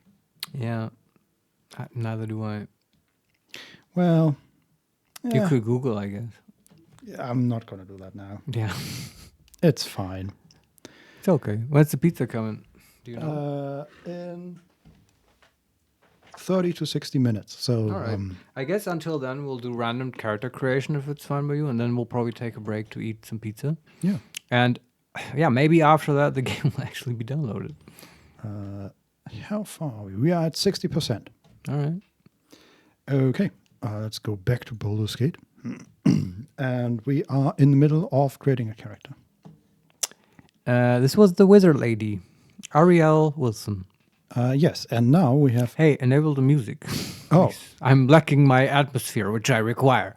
What happened? Did it just end? I think might. We just listened to the entire thing. Do you want to put it on something else? Which I want to advertise. I hope I'm not stealing or doing copyright stuff. I just love this music and I want to give it all the exposure I can give it. And that's if you just Google FIEF 2, FIEF 2, and you'll get out. That's a whole album. Dungeon synth. Yes, this genre is called Dungeon synth, and it's like made for me. It's wonderful. There you go. Perfect. Yeah, this is perfect, isn't it? Mm-hmm. Okay. Character number 5. Yeah. How about a bard? Yeah, fits the music. Male or female? We have 2 males, 2 females. Yeah, I know. I was thinking a gnome, so we'll have all the races. Do you have a preference there? Male gnome or female gnome? I vote male gnome. Okay. Chris Wilson is looking at me. Now you have to pick a gnome portrait. Okay. Do gnomes have pointy ears? Yeah, I think so. They look vaguely elvish as well. Yeah. This looks like a Scottish gnome, so... Oh, I like that. They're fae folk, you know? Sort of touched. No. There we go. Class is... Bard. Enchanter / thief, which sort of... Oh, they can't be bards? No. Oh, crap. I'm sorry, Vincent. I wish they could. This is bullshit. So, let's... We go back. Probably... Who can be bard? Half-elf, I guess, is the choice here. I assume so, yeah. Okay, let's change the portrait. Sorry. Now we have to... Okay. We'll see what the last character will be. Looks like a human, but it's fine, I guess. Race half-elf. Class... They can do bard, right? Bard. Okay. And Bard, Blade, Jester, Skald. So the good ones are Skald and Jester, or there's the unkitted bard, but there's no reason to do that. Skald will give you like super good bonuses, like +2 to attack rolls and damage, and also AC, which is strong. And immunity to fear, stun, and confusion in the later levels. It's a good choice. It's not bad. The other thing I used to think. What are you laughing? Disadvantages. Only has 1/4 the normal pickpockets. Yeah, score. go fuck yourself. That's not. It's not a disadvantage. Like nobody cares about that. I used to think Jester was kind of bad, but okay. What Jester gets is a more offensive crowd control song, which doesn't buff your guys, but causes confusion and other CC effects in the enemies. But they get a spell save with a +2 against it. And this doesn't scale with level. Like this doesn't get better really. So eventually everyone will save against it. But this actually isn't true, I learned, because later in the game I think you have you don't get or let me say like they don't get a harder save, but you get more attempts. Like they have to save more often against your song. Yeah. So that balances it out. And the big one, which I only learned much later after reading about this, is that this effect from the Jester does not count as a magical effect. So that means you will be able to confuse and otherwise affect magic immune enemies, which is extremely strong. Like you're not supposed to do that normally. So the way I'm reading it here, and I'm just gonna... The Jester's song does not help allies. Instead, every opponent within 30 feet must save once per round to avoid falling under its influences. And then at first level, enemies must save versus spell with a +2 bonus or be confused. At 15th level, enemies must save versus spell with a +2 bonus or be confused, and must save versus spell or be slowed. So I assume, that's sort of what I meant. Yeah, they get more saves. Different effects. Yeah. And then at 20th level, enemy must save versus spell with a +2 bonus or be confused, must save versus spell at +2 or be knocked unconscious, and must save versus spell or be slowed. Yeah. Disadvantages, none. So, it's a real choice here, because it's like the Skald is a strong one, especially in a 6-people party. But the Jester is also kind of fun. The thing to consider is that we already have a very CC-heavy mage with Enchanter. True. Yes. So the buff might be interesting. It's also maybe dependent on what will be the 6th character. By the way, can you turn the volume just down a little bit? Yeah, I was thinking the same. This is nice, but it's not that nice. Or like, yeah, that's perfect. So yeah, I don't know what your thoughts are. So what would our 6th character be? Any ideas? Half. I don't know. It's half orc or race you can pick. I was gonna say half orc blackguard because I love Dorn. That's a character in this game, and I just think he's very effective. And they're like evil paladins, but it's kind of evil. Don't know if we want that. Maybe that's the odd one out. But like, another like off tank. Yeah, I agree. That would be. Yeah. So in that case, we have a lot of characters to actually fight. Right, we have 3 with the thief, and then the 2. Tanks / off tanks. Yeah. So Skald would be good. Yeah, I agree. And we have an enchanter and the bard kit to... Yeah, the bard can take care of all the spells you missed. So this is the perfect bard role, right? He's the perfect support. He fills all the holes that otherwise have been created in the party by being very specialized. And he can, throw out the odd magic missile to interrupt casters. He can throw fireballs, cast the web spell, all that stuff. Yeah. It's a great bard. But it's... I don't know. I feel like the confusion gesture or Scald choice depends now on the sixth person, right? I vote Scald. Because we want someone who actually goes into combat as the sixth person. Yeah, exactly. I agree. I totally agree. Okay. Alignment. Neutral good, lawful neutral, true neutral, chaotic neutral, or neutral evil. I think true neutral is cool for a bard. Abilities. Oh yeah, here we go. Let's roll. Best part. You do want high intelligence on a bard because they have to learn spells like mages. Oh, not with charisma. No. None of this stuff in this edition. This is simulating a real fantasy world, Vincent. Yeah, of course, yes. It's not concerned with this whole player experience and balance shit. Sorry. My mistake. Your apology is accepted. 85. I think that's just the Wilson value. It's just in our genes. Yes.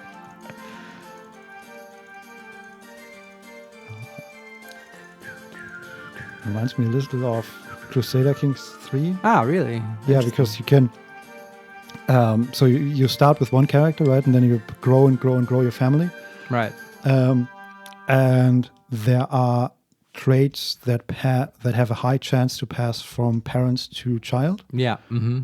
And naturally, every player focuses on these traits. Right. So eventually you just get superhumans. Oh, and okay. This is sort of like we are at the end of the line. Doing eugenics and the emperor is the Wilson family. Maybe there was also some inbreeding going on. I don't know. Yeah, I mean, we're effective family, but also a very race-happy family. It's a very mixed race. We're open to all kinds of sentient beings. So we have 33 points to spend. Yeah. Where do we start? With intelligence? I would say Dex, Con, and then Int. Okay, and that leaves us with 10. We have 15 charisma. This is there's no reason to do this, but I would absolutely up his charisma all the way. Okay, then we have 7 to spend on 3 wisdom and 3 strength. Just distribute evenly, I would say. Okay, do we want 7 wisdom or 7 strength? Actually, just make him super unwise. Just put it all in strength. Okay. It's a guy. We made a guy, right? Uh-huh. Yeah, okay. What does that mean? Skills. Proficiency slots. Ranged. 2. Yeah. We can take... What bow can we do? A longbow or crossbow. I've never used the crossbow. Do the longbow. We can only put 1 point. Okay, you get to pick a sword, Vincent. Oh. Which one do you want? Or another weapon? An axe. Yeah, just to have fun. Or a 2-handed sword. Can we do a 2-handed sword? On a bard? No. Sorry. No, we can do 200 on the other tank. Okay. Then I vote scimitar. Yeah, like a funny weapon. Scimitar is cool. We can kill Drist and get his totally overpowered scimitars and give it to the bard. Scimitar / Wakashashi. Or isn't that also just short sword? This weapon class allows the character to use various oriental swords, including the scimitar, the wakizashi, and the ninjato. Okay, interesting. Yeah, pick that one. It's very fitting for a bard, I think. Yeah. Appearance. What's the color scheme we're going for here? Wow, just really colorful. Like, just go wild on this guy. So you can pick him out in a crowd. Okay, I'm looking for pink. That's good, yeah. Pink and red and yellow and green. We only have 2 choices. Wow, okay. Major and minor colors. Just pick pink. I think pink and black is super cool. Pink and black, yes. I feel like these colors are vaguely just randomly auras. Yeah, I know what you mean. Weird. I don't think this is quite as good as the BG3 character creator will be. Well, do you agree, Vincent? We haven't seen them. I know. It's a bit early to judge, but I feel like it'll give you more choices. Maybe. Yeah, maybe. And then the hair color, I don't know. Let's pick. We already had green, so blue. Blue, sure. And skin color, I'm just gonna leave. Okay. Awesome. Male number 3. There we go. And a name. Oh yeah. What kind How about Wilson? Yes, okay. But what's the first name? No, just Wilson. Wilson. Or Wilson if you want. You want Wilson, I see. Yeah. Wilson. You do really. I try everything to get you away from these last names, but you insist. Okay. I think it's cool that of course the Bard has a weird name. Yes. Where Chris Wilson, Imogen Wilson, Eurus Wilson, Ariel Wilson, and who is Wilson that Wilson. over there? Oh, that's Wilson. Yeah, but Wilson who? Wilson. Oh, fuck off.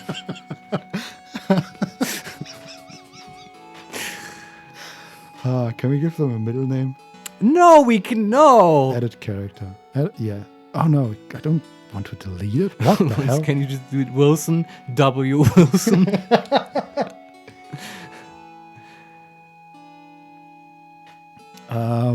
Okay, last option. Yeah. So who's this guy? Like a two-handed. And guy. apparently Wisdom 3 is a very bad choice for the late game. We have been informed by chat, but... Can you tell us why? Is that like, do you get -2 spell saves? Let me read the message. Actually, you do. Okay, one thing I do know is that you need some more wisdom for like the wish spell and stuff. Is that what they're talking about? Wisdom 3. Good luck in some saving throws in a late game. You really should have rerolled this. For this is the character you are sticking with the whole game. And that's from Katten Knotti. I hope I pronounced it correctly. Thank you. Yeah. I'm so unsure about this whole the saves, how it affects it. He or she is completely correct that in the normal edition it's the case. I don't know if Baldur's Gate the game is actually doing that, but I do think it makes me uneasy. We gave this to the Bard. Yes. Can you go back to that place and change it? I don't think so. I mean, I can try, but only that. You might have to delete previous choices and then redo them. So I'm clicking on edit character, and then it asks me to cancel or delete. Oh God! I think I'm sorry. That's just how he came out. That's how God made him. And if he keeps failing saves, well, the rest of the family will have to take care of him. That's our choice, and we're sticking with it. But hey, Wilson is dead again. Listen, he has amazing carrying capacity. Okay, just don't, he gets stressed easily, and he has problems with anxiety, and, we're working on the mental health issues.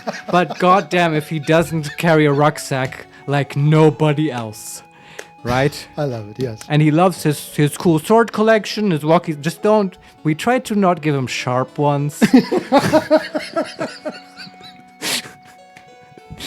But it's just Wilson. Don't. Why do you ask so many questions? Just accept them as one of the Wilsons and move on. God damn it.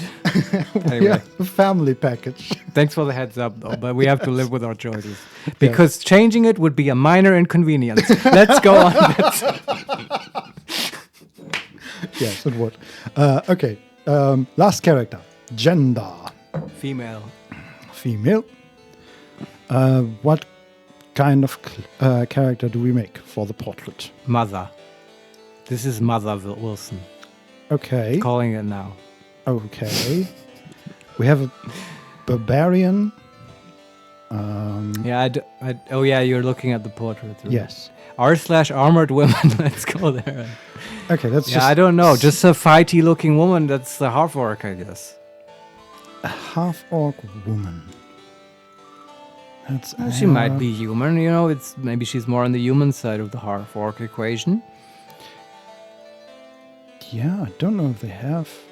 Oh yeah, okay, I found her. Alright. She doesn't exactly wear heavy armor, but it's mostly like the head, and the head is half orc and like lightly scarred. Okay, that sounds great. Yeah. Race. Yeah, half orc, right? Half orc. There we go. Cool. Class. What can they actually be? Fighter, cleric, thief, shaman, fighter, cleric, fighter, thief, and cleric, thief. Oh wow, that's so dumb that they can't be paladins. Well, that's really dumb. I guess we'll make another fighter, Vincent. Okay. We have a fighter, berserker, wizard slayer, kensai, or barbarian. Wizard Slayer is such a stupid class. Do you know what the thing is with Wizard Slayer? Like, they can't use any magic items. What the? Yeah, but can you click it just for laughs? I don't actually know what I never considered actually making one. What bonuses do they get? Each successful hit bestows a 25% cumulative chance of spell failure on the target and plus 1% magic resistance per level. Yeah, that's not enough percent. If they said 10, sure. But 1? That would be insane though, right? Well, at level 10 you're immune to magic. Yeah. But many things are immune to magic. Remember that then you also can't be healed and stuff. True.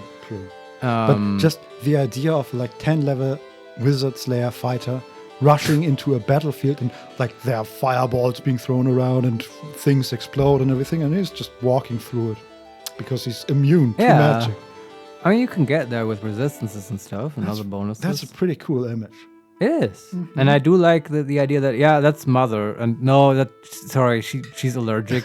Like, that doesn't work on her. Well, the combination of, like, Wilson, getting hit by anything. Yeah. Right? And then Mother going, and getting out. One wonders who's the father of Wilson. Like, what happened there? He's a half elf, right? How does that even work? None of this makes sense. This story, this half orc lady has been telling. Maybe they were all orphans and she adopted them and told them stories. Mm-hmm. I think we have to make her. Is this all the bonus for Wizard Slayer? This is really bad. I was hoping, because the penalty is so enormous. Yeah. No magic items. May not use any magic items apart from weapons and armor. Oh, I didn't know that. Okay, that changed everything. Yes, no, but it still sucks. Does that mean you can't? Yeah, you can't use healing potions. You're fucked. True. I don't want to play unless with like alchemy is different from magic. No. Okay. No, I don't think so. Let's look at the other. Let's look at the Kensai. That's there, right? Okay. Advantages: +2 bonus to armor class, +1 to hit and damage rolls every 3 levels. Yeah. -1 bonus to speed factor every 4 levels. Okay.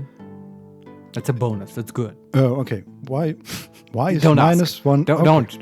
Just don't. It's weird that like it just fluctuates what the good number is. Anyway. Gary Gygax has decided this, and it was the correct decision then, and it is now. May use the Kai ability once per day. Gains Right. 1 use at level 1 and an additional use every 4 levels thereafter. Yeah, Mom has Kai. And Kai, all successful attacks within the next 10 seconds.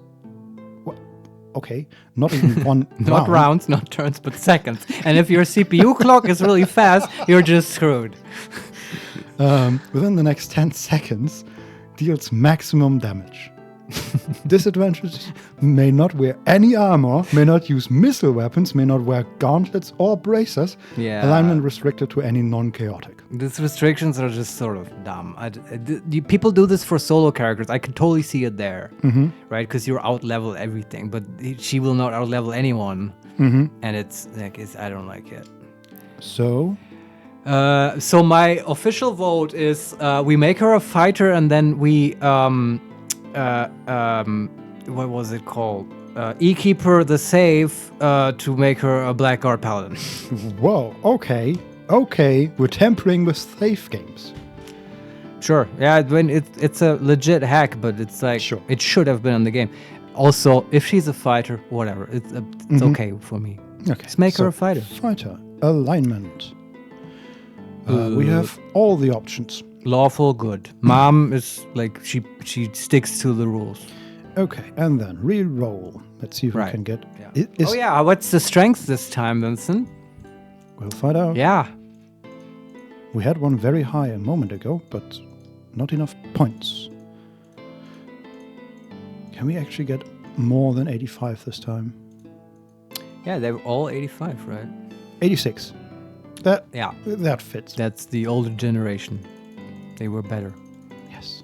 Okay, I'm reducing everything all the way down. It's such nice music. It is, isn't it? It's made for like tabletop play. And I just kind of listen to it drinking tea.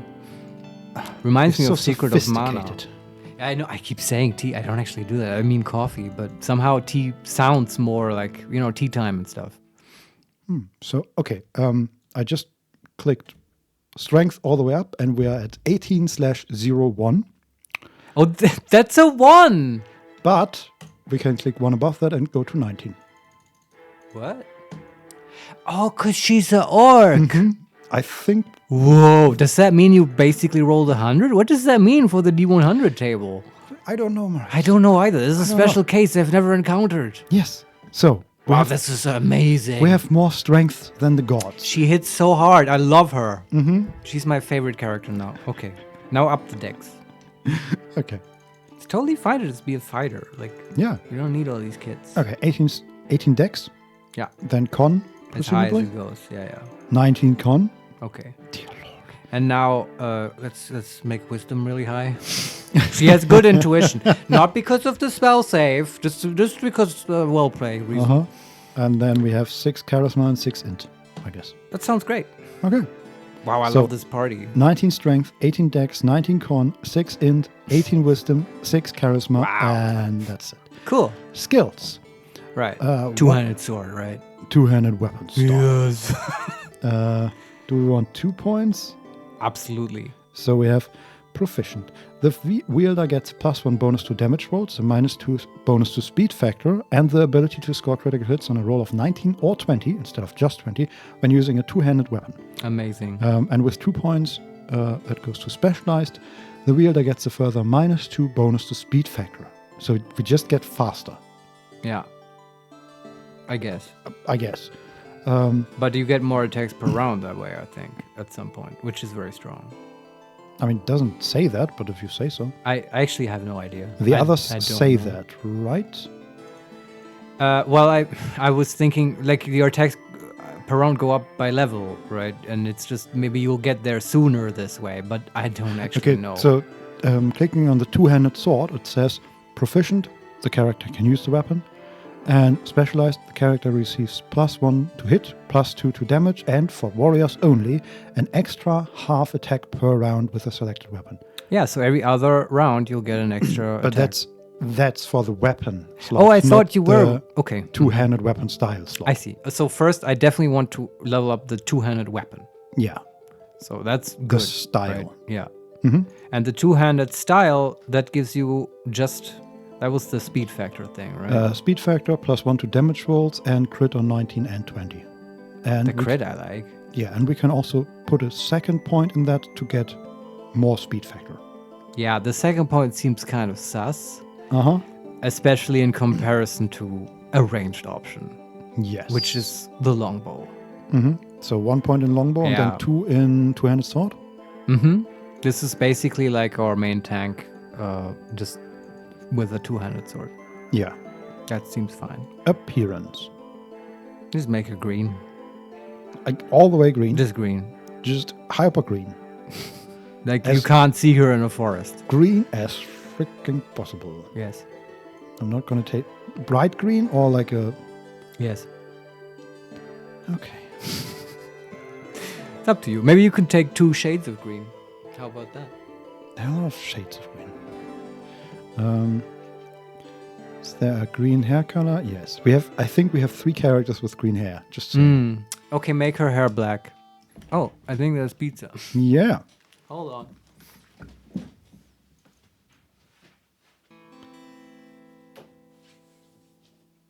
Black and a nice color. Then the female voice. And of course the name. Mother Wilson. I'll be right back.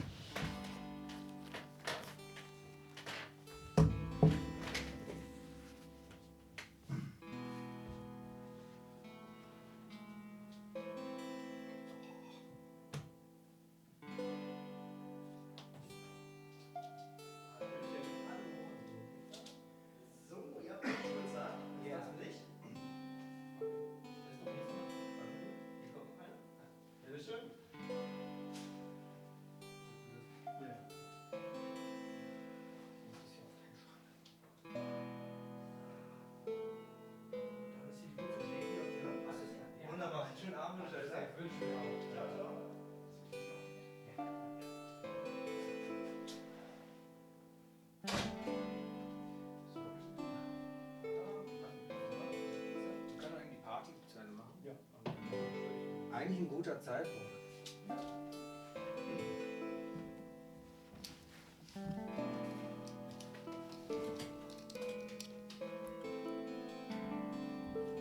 Oh, I need to put on my headphones. All right, pizza just arrived, but we will probably finish this party creation and then look at the percentage and then probably have a little bit of a pizza break and then definitely return because I will play Baldur's Gate today. And I mean Baldur's Gate 3. Yes, we need a name. Mother Wilson. Perfect, that was already what I had. Very good. Mother Wilson. So, we have Chris Wilson, Imogen Wilson, Eurist Wilson, Ariel Wilson, Wilson Wilson, and Mother Wilson. Sounds amazing. Yeah. All right. Can you save this party somehow? I have no idea. Or just start the game and just save the game. How do I even... Because if the download... okay. No, I have to click ready for every character. Ah, I see. Mm-hmm. Well, this is multiplayer, remember? Yeah, sure. And then we can...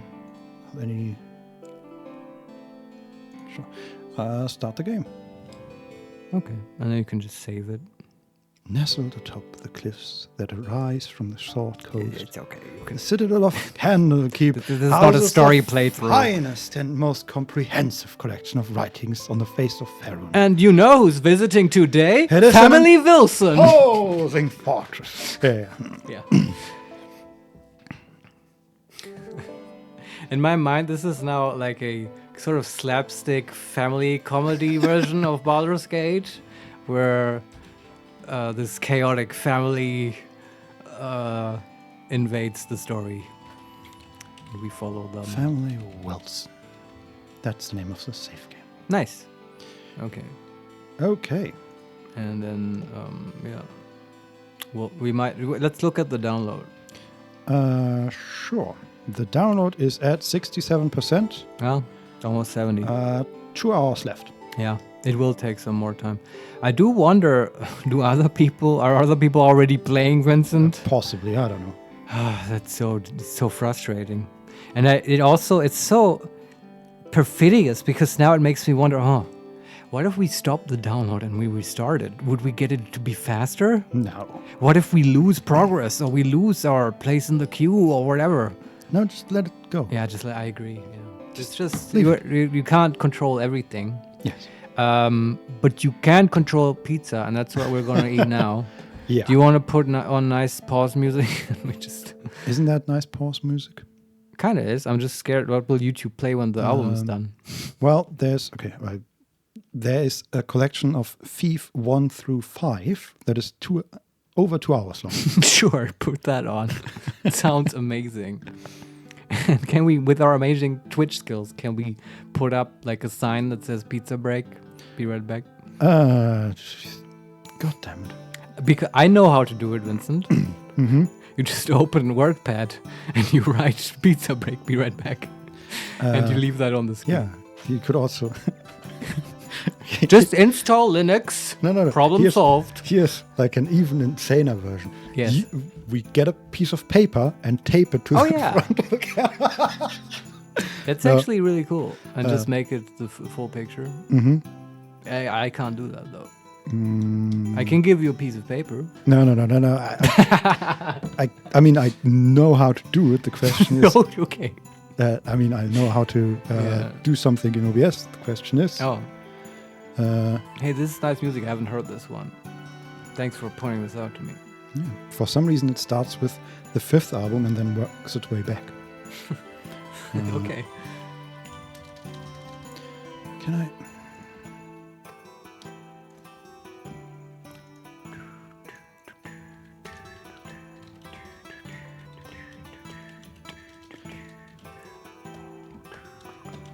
When are we back? Like in an hour?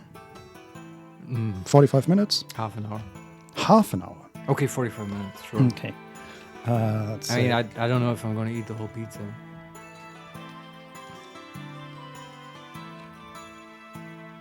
If you put a duration, you also have to put in the point in time where you wrote the message. No, I'm going to write. That's exactly the point because I'm writing when we are back. Ah, I see. You could write 45 minutes at the latest. Yeah, but then I have to put in when we stop. That's exactly. No, I bet I mean, you put the time, place, the absolute time coordinates, and say like Earth. You know, Vincent, I just trust you to do it correctly. The space-time coordinates, let me look in the fourth dimension for the my world lines. Fifth dimension clock. Yeah. Well, I mean, time is the fourth dimension. That's a really good song. Yeah, I agree.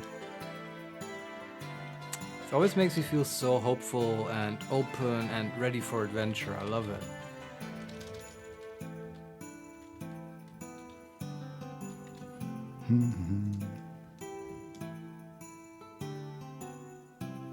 Oh man, if I had any idea what I'm doing here.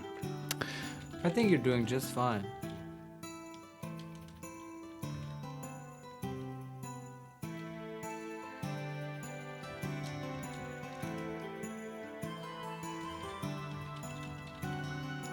Yeah, I'm just gonna put that we have a...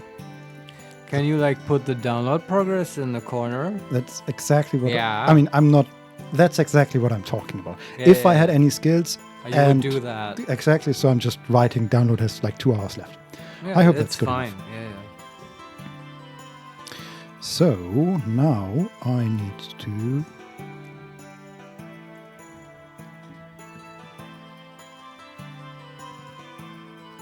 Perfect.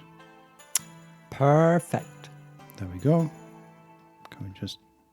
Can we maybe not do the entire thing?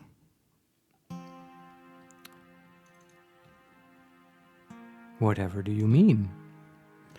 I don't want to show necessarily the entire notepad window, which is, I mean, it's not terrible, but... I don't know. Sounds like an OBS thing. Yeah. Which is something we have to practice. Eventually, I'm going to figure this stuff out.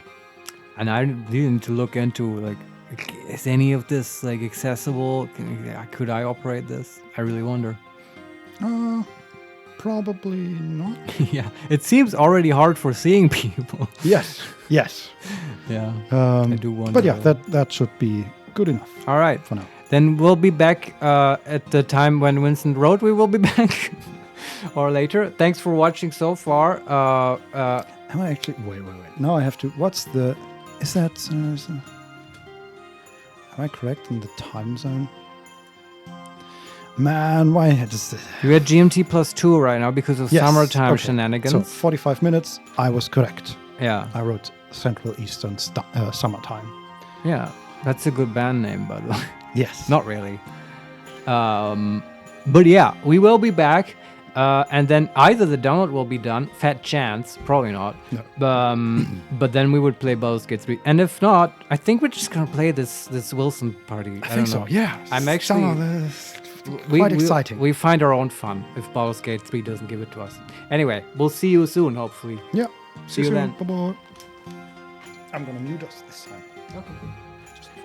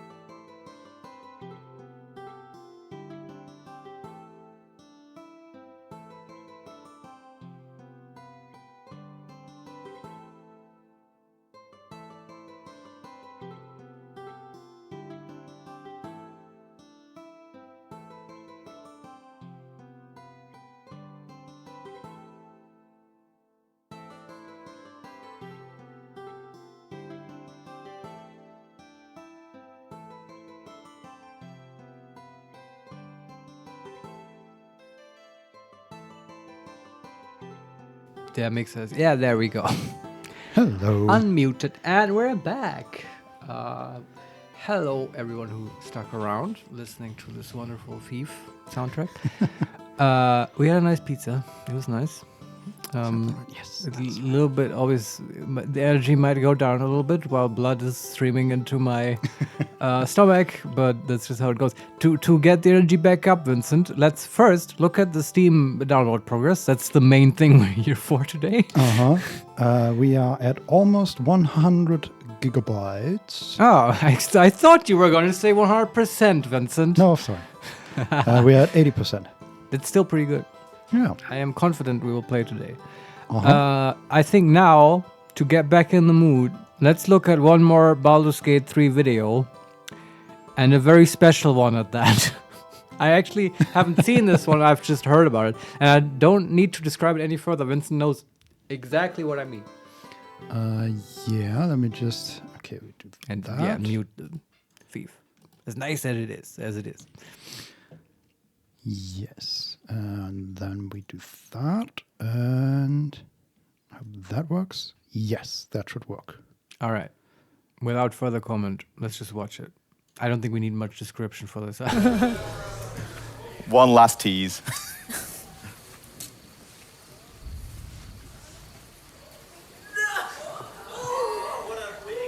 So it's from the last panel of Hell. Yeah. And it's the vampire in the nightly glaive. Oh, you came.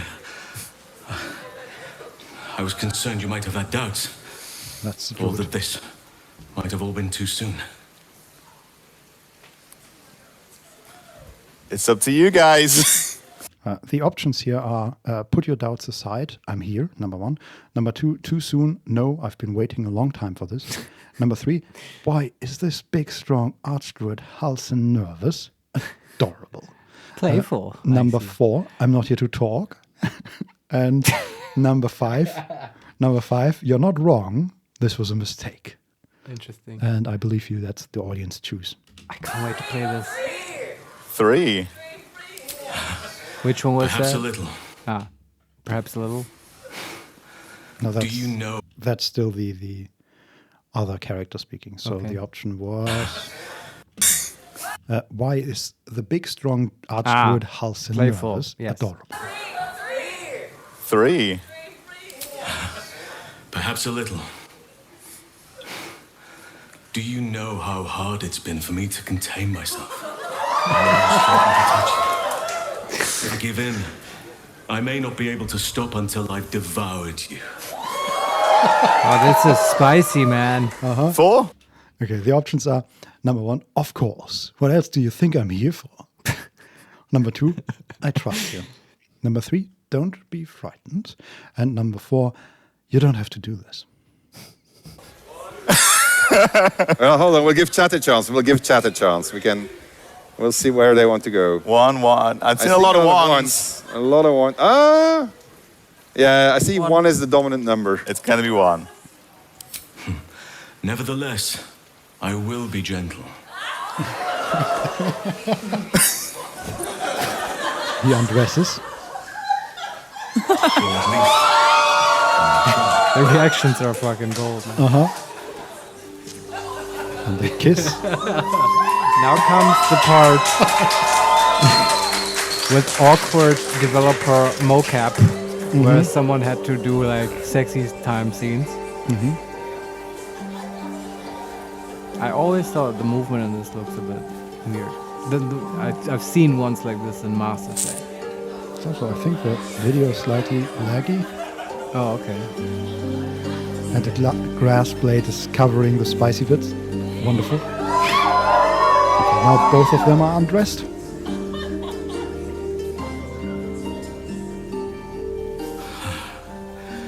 Just as nature intended. Come here to me. There's magic around him. He's on all fours. And he's getting fur and turns into a giant bear.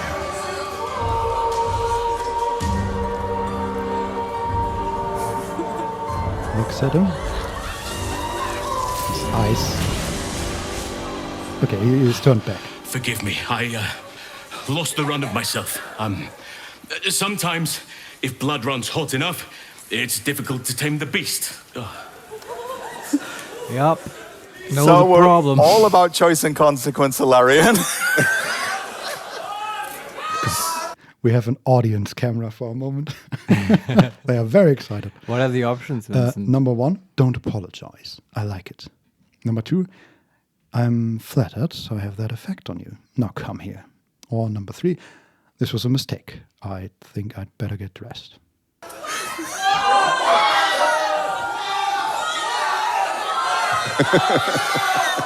They really want one. I think they want to leave. Really. Okay. I see a lot of 2s.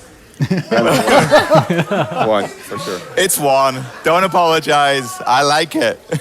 You like it? And we have new options. Number 1, yes, change back again. Let me have the beast. And the beast have me.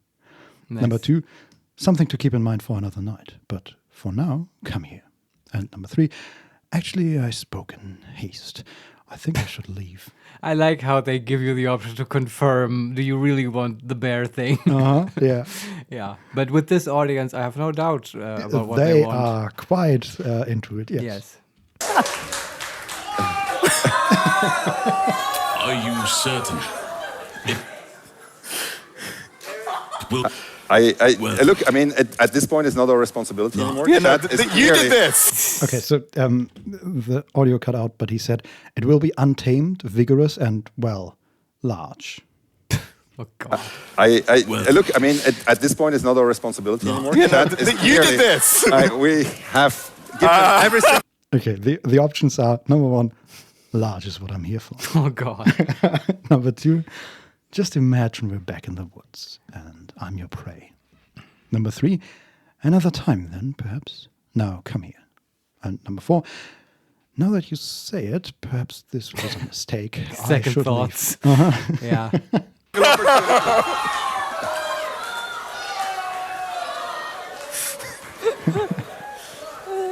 I mean, it's still me pressing the buttons. Turning back into a bear. Now I know why they push druids so hard. So you can have bear sex. Yes, exactly. That's exactly what they want. The main character is on his back and the bear is approaching him.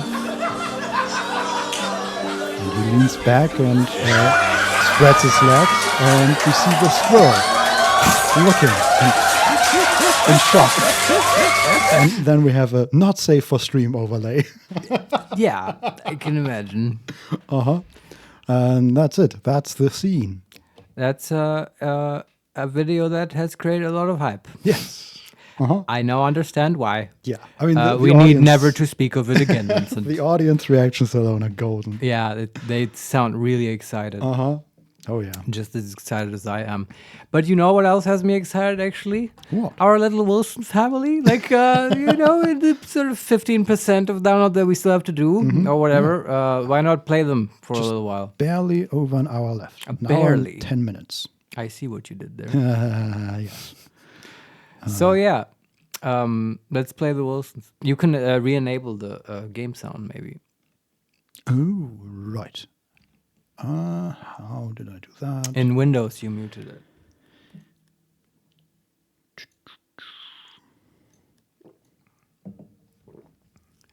And Vincent and I had a little chat while we were eating pizza, and we came up with a nice story for the Wilson family.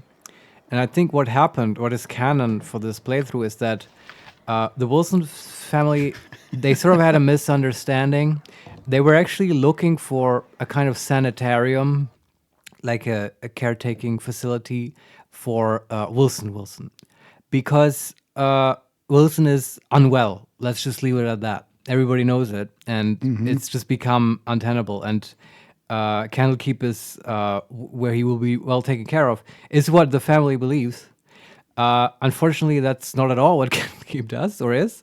And so they just go there. And then one day, because Chris Wilson looks a lot like the actual Baalspawn, but isn't the actual Baalspawn ward of Gorion. Chris Wilson is just a Wilson family member, but gets mistaken by Gorion for the Baalspawn and is told, hey, pack your stuff. We need to leave. It's dangerous here.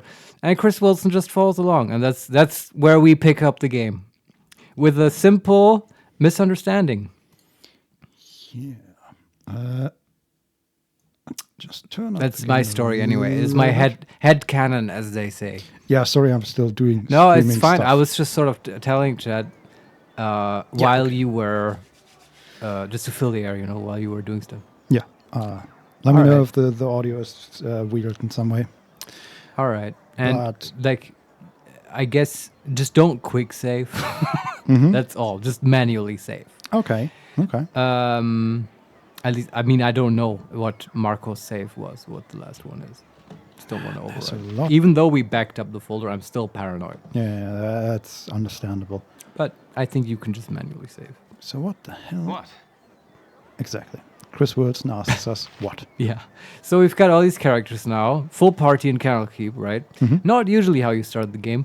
But let's just do this like you would normally play this. What's going on? I'm just surprised and fascinated by the amount of zoom you have. But you can zoom out, can't you? Yes, yeah. The mouse wheel. Exactly. It's quite far.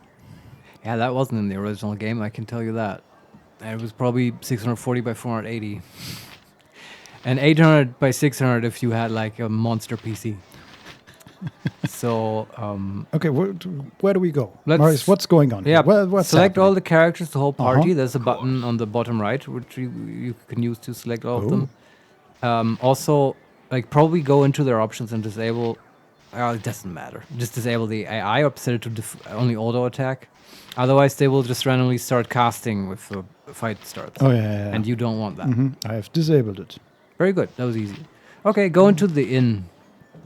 The building we are standing in front of. To the left, exactly. We have to open the door. Okay. Okay, we're inside. There's a tutor. Talk to the man by the fire. Firebeard, elven hair. Oh, that's the... Okay. A waste of my talents. Chris Wilson is not It's hard to find decent folk nowadays. Oh, this line. I've heard that more than 30 times, I can tell you that. Yeah. All right. He gives you a quest. Ah, yes, I'm back within the hallowed halls of Candlekeep. With this iron crisis upon us, the trip from Bergost was more hazardous than I care to relate. It's really hilarious how the game really pushes the plot at the start. This eases up later, but at the start you'll be hearing about the iron... Just count the amount of times you hear iron crisis, okay? Okay. Yeah, just pointing that out. Yeah, I mean, it's good. They're doing a good job. It's just if you've played this multiple times, it kind of... You notice it, is all I'm saying. Yeah, I think that's one of the dangers that these CRPGs have to deal with, right? Because I remember in Original Sin, you start, it starts very much in the action. I think you start at the beach, and then you get pretty quickly into a fight, and you have to get to the city and all that, and it's pretty exciting. And you get to the city, and then they do this enormous lore dump. Yeah, and it's just that's you have to do that every time you replay the game. Yeah. But luckily, the dialogue here is not too extensive. This isn't Planescape. So just accept the quest. Okay. You're Gorion's ward, aren't you? I'm just reading this. Left an identify scroll with tells, okay. Inner grounds. Sure. Yeah. And dialogue. Now click on him 30 times. A firebird elven hair, an old mage who makes the occasion... Okay, whatever. What does he say? Does he say, oh, have you returned with the scroll, blah, blah, blah? Have you spoken with Teftoril yet? Yeah, do that 30 times. I'm counting. 1, 2, decent folk nowadays. 3, It's hard to find 4, decent folk nowadays. 5, It's hard to find 6, decent folk nowadays. 7. Remember how I said I heard that line? 8. Nowadays. Now I have actually 8. 10. Now it's 9. Nowadays. 10, at least according to my fingers. 11, 12, 30. I lost count. It's sort of, I'm just ballparking it. We're at 15 now. I'm saying 15. Okay, 16, 17. Oh, I can just use the spacebar too. That's good. Really? You just have to click him. It says clicking him, so I don't know if this works. But we have to enter into a dialogue, right? Yeah. I mean, I guess that's the relevant stuff. You're about 20 now. Okay, 21, 22. Hey, party has gained 300 gold. There you go. That's what I want. And now you're gonna go to Winthrop and buy a bunch of stuff.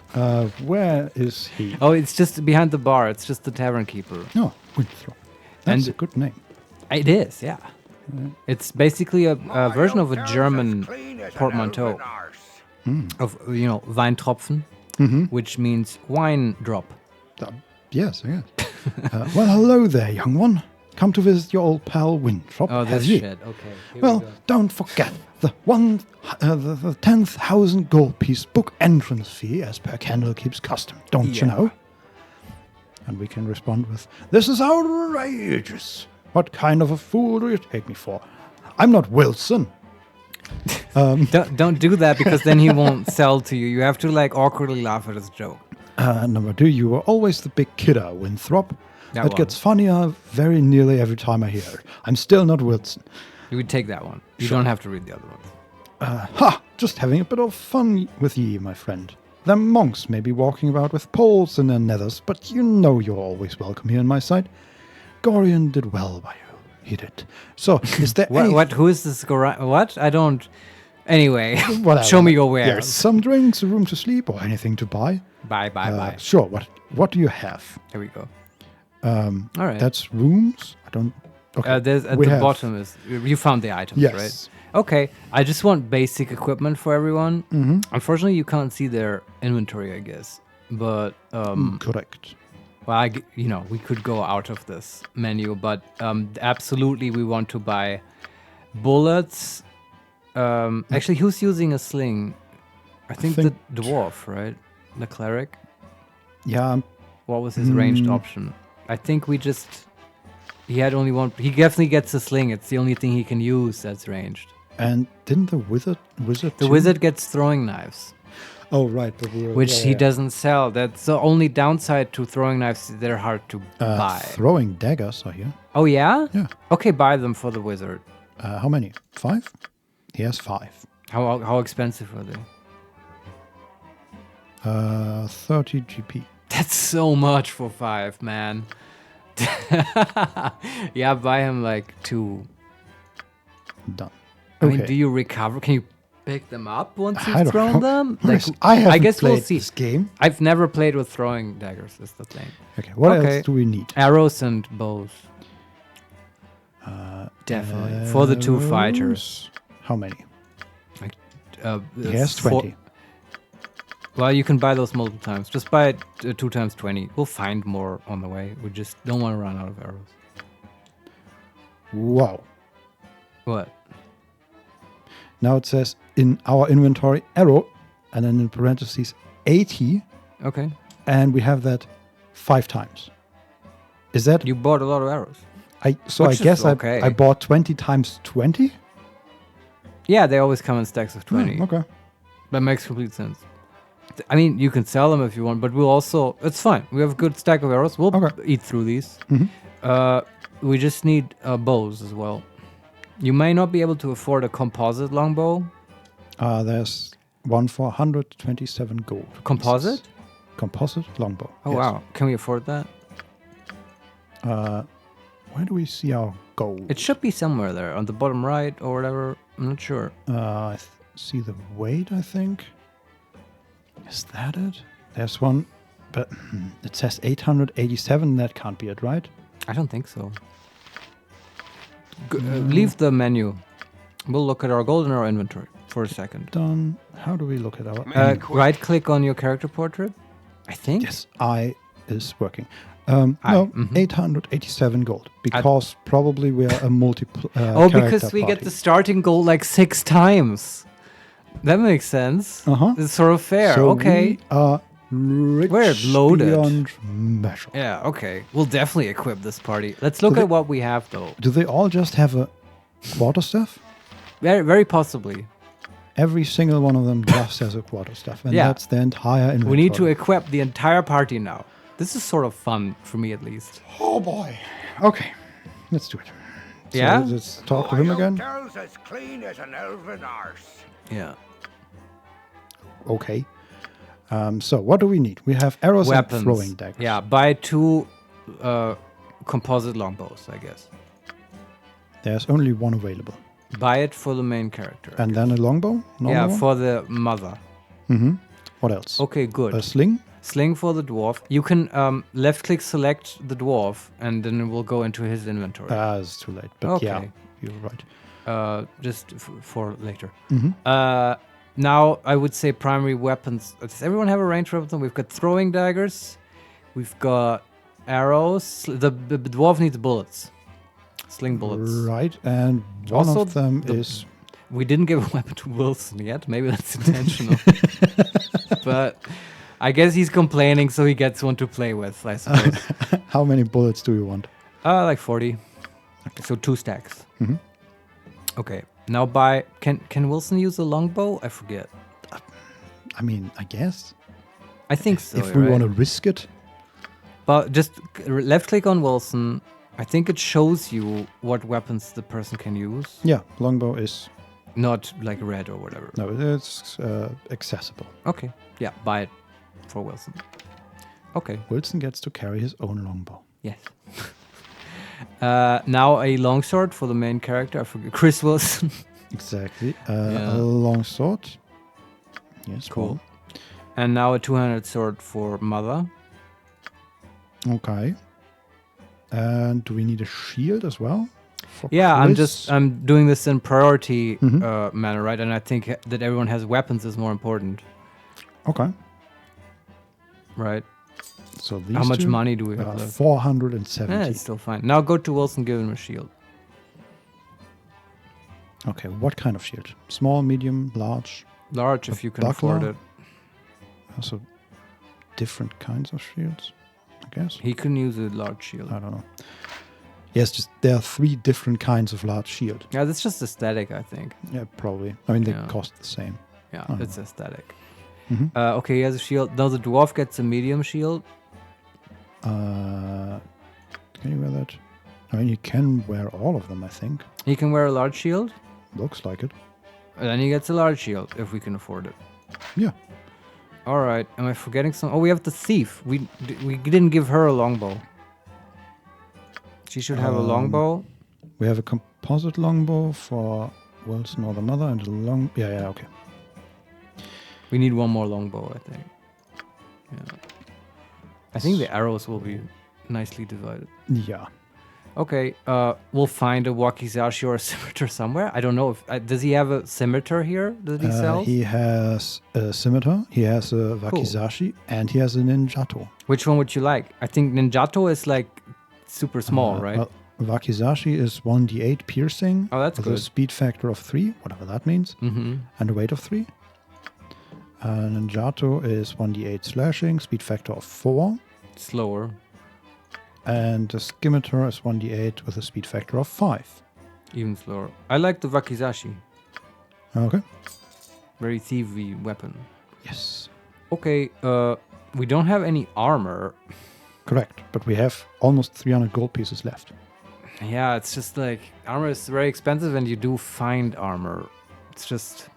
We are playing on the highest difficulty. Yeah, I forgot about that. Okay, I think it's instead of buying stupid leather armor for everyone, I say we pool the money and buy one piece of good armor for one person.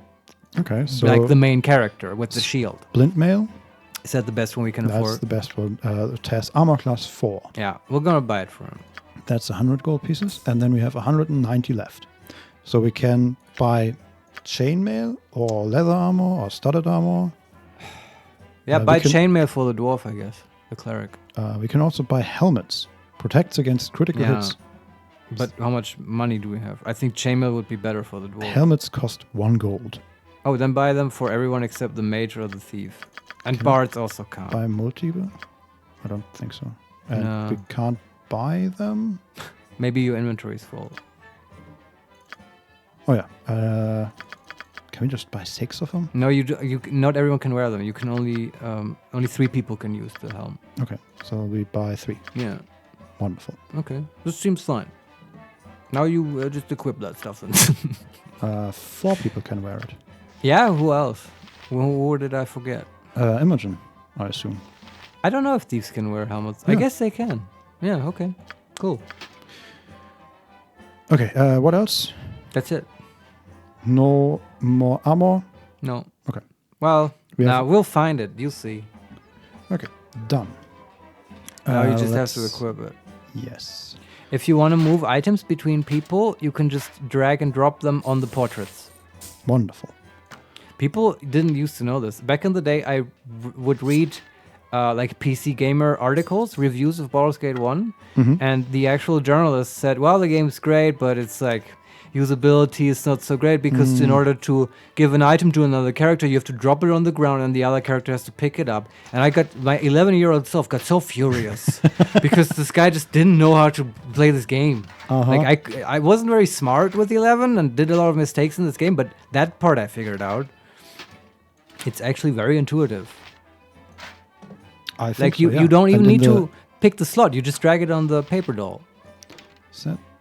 That's a composite longbow? I think that should probably go to the thief. Actually, no. Scratch that. She can't use it. It goes to the main character. Yeah, okay. And then we go there. And... wait, Wilson can use the longbow as well. Yeah, I think so. Can he? Yeah, so we need 4. Really? Do we not have a bow? I thought we have 3 longbows and a composite longbow. I think we might have... well, let me just continue here and we'll just distribute bows eventually and see figure who's this out. without a ranged weapon. Everybody gets... and you can split stacks by picking them up and dropping them twice. Now we have so many arrows, just... they will be used. Everybody gets 80 arrows. That's cool. Have fun. Yeah. Who gets the sling? That's the dwarf. The dwarf can't Jurist. Use it. Ariel can use it. Oh, the dwarf can't use the sling? What? Ariel gets the throwing knives. This is so much fun.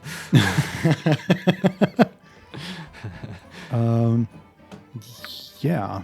I think the dwarf really can't use the sling. Then I messed up. I don't know. I thought clerics can use slings. Yes, they can. Everyone can use slings. Yeah, no, I'm just going by... if I pick up an item, yeah. The portraits get highlighted, and I assumed that was who can use it, but apparently I was wrong. Oh, okay. Yeah, I don't... maybe it's who is close enough to receive it. No, it changes. Okay, then I don't know. So, for example, now I'm picking up the what's called the scimitar, yeah, wakizashi, and the people highlighted are the 2 fighters, Imogen and Wilson. Okay, yeah. And it does seem like it's usage. Yeah, and Mother Wilson is highlighted yellow. Right. I don't know. Might be a bug. Might be that because it looks like a feature. I just don't. Yeah, understand but why the is point. the sling not lighting it up? Right, that's the bug. And it might be that they don't do that because for some reason they don't do it because the sling can be used by anyone. Yeah. We also, I think we need a Warhammer for... oh yeah, I forgot about that. Oops. Good. Okay, we have weapons on everyone but Imogen. Imogen gets a bow and arrows. Wonderful. And still has a quarterstaff. Nice. And then we have Jurists with a sling and also a quarterstaff, which we are about to change. Then we have Ariel with a quarterstaff and knives to throw. We have Wilson with the wakizashi and bow. And Mother Wilson with two-handed sword. And a two-handed sword. Okay. Awesome. And then we have... does everybody have... yeah, everybody has arrows. And you get 80 more. Okay, so just buy the Warhammer, I guess. Last thing. Yeah, and does Imogen need some sort of long sword as well? I thought she has the Wakizashi. No, that's gone to Wilson. Oh, is he the Wakizashi guy? Yeah, I guess she was a fighter thief. She gets a longsword, I guess. Though she won't use it for a while, I think. Can we look at the character?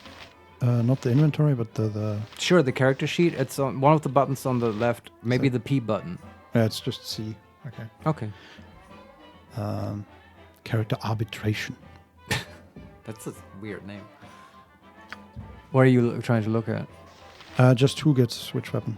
But oh, okay. But I think you're right. The fighter thief has the longsword proficiency. Yeah, this is character arbitration. I don't think that's what I think it is. That's like multiplayer stuff. Oh, okay. Try hitting P. My hotel's as clean as an elven arse. This is such a weird line.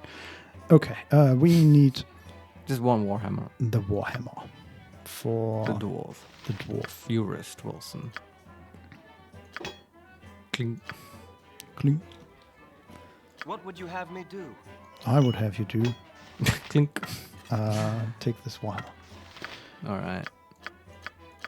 Okay. Good. Chris Wilson is at Taco of 0. That's pretty nice. I don't know what that means. Not anymore. I can explain it to you, but a little bit later. We have I don't want me to explain it at all. I have worked with Taco before, but it's been a while, and I have whatever. I have an easy system for this, but we'll get to it later when we do actual combat. Now I want you to do something exciting. What? In the middle of the tavern, select Ariel. She will do magic. Arcane magics. Yes. You have her. Yeah. You click that sparkly star button at the bottom. Look at her spells. Which sparkly star? It has like stars and a moon. I think that's the icon for spells. Rest, help, quick save. No, at the bottom. When you've selected Ariel, right? Oh, that one. Okay. There's the whole bar. Mm-hmm. And then you get her spells. And I assume find familiar? Yeah, that's what we're casting now. Are we doing it? Yeah. There's nothing happening. You have to click on the map, I guess. Oh. For no reason at all. Okay. There you go. Ah, amazing. It's a long cast time. And what do we get? Only the protagonist may find cast familiar. What? Guys, we fucked up. We should have made the... God damn it, Vincent. We have to go back and make a new party. What a... Holy shit. That is such a dick move by the game. They could have told you that in character creation. How about that? Well, I don't think the game is supposed to be played like this. Well, I mean, they put the mode in... Like, I don't know. I'm furious about it. I'm going to write a sternly worded letter to BioWare or whatever. Whatever. Go ahead. I'll sit here and wait. Well, I guess that's that. That didn't work. Go upstairs and rob this place. Whoa. Okay. That's the next step. Vincent, this is Baldur's Gate. What did you expect? That took a turn. Well, I mean, we're armed now. What are they gonna do? I just bought all of Winthrop's weapons. Yes. My entire family is equipped with them. We're gonna take all your stuff now. Because old Gorion told us to prepare. Yeah. Okay? We have to escape Candlekeep. Did you hear, Winthrop? Candlekeep ain't safe anymore. Oh, God. Let's go upstairs. Yeah, let's go upstairs. Dear God. Okay. So there's exactly one item I want from upstairs. There's a bunch of little gold and trinkets. That's fine. You can take that. Mm-hmm. But there's a potion of clarity. There's a sleeping man. Do we just ignore him? I mean, you can pickpocket him if you want to immediately kill him, but let's not do it. No, I mean, more... We ignore him. Okay. It's fine. But yeah, you can ignore your party and just pick Imogen and walk around with her. Well, Wilson. No, Chris Wilson. Imogen. Yeah, because she can open locks and stuff. Oh, the voice is kind of nice. Pick the good one. Is that locked? How can we open locks? Yes. It's at the bottom. She has extra stuff there. Yeah. Stealth. No. There should be open locks. There you go. Very nice. What's in there? A silver necklace. Okay. Some stuff to sell, I guess. Search the other ones. Dwarf. Locked. Why are they sleeping in the middle of the day? I guess it's good for us. Yeah. There's a potion. Potion of clarity. Nice. That's the one we needed. Yeah. And a bunch of gold. And this is great. At least this works. I love robbing places. Yeah, I know. It's always fun. What does that mean? Well, I'd feel the same way. That's what I mean. Star sapphire. Oh, that's probably expensive. There's a nobleman just standing there looking at me. Maybe don't rob his room, I guess. But can I open the door? Yeah, you can look into it, I think. Sure.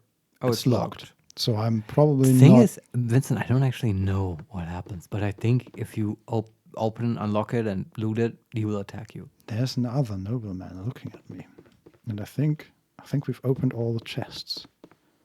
And you can. This is just a fun playthrough. Why not try it out? Open it, see if he aggroes. Thieving. Doesn't appear to. Okay, he just flame dance ring. Someone complains. Watcher. Stealing within the sanctity of Silverkeep. Oh no! This What's is Silverkeep? You mean Candlekeep? Candlekeep. Yeah, okay. This is blasphemy of the highest order. There's only one way that you can make this up. Give up all the gold you have upon your person so that it may be used to benefit the library. Oh shit. So we can give him all our money. We can also say, up yours, you uppity bald virgin. Who is saying this? Like a guard? I think he's... I don't know who he's talking to. But yeah, he's a watcher. We can also say, I don't have any gold. Can't we just forgive and forget? I want to say up yours. Up yours, you uppity bald virgin. Like we're the Wilsons. We don't take shit from nobody. Yeah. Also, there was a flame dance ring in there. I don't know what that is, but I want it. Nah, that's not magic. He's making a big deal out of nothing here. Oops. Looks like we've angered him. Maybe just pause the game for a sec. Yes, I loot the rest. Paused it, looted the ring, and now we're ready to fight. Just go downstairs. Oh. The whole party. Just walk out. Walk away. Make it quick, of course. I wonder if he follows. Sooner said than done. If he does follow, we will kill him and murder everyone in Candlekeep, I guess. No, I think we're fine. Okay. Well, then just leave the tavern. Just, this establishment is kind of weird. Let's leave. Goodbye, Winthrop. Thanks for all the weapons. Okay.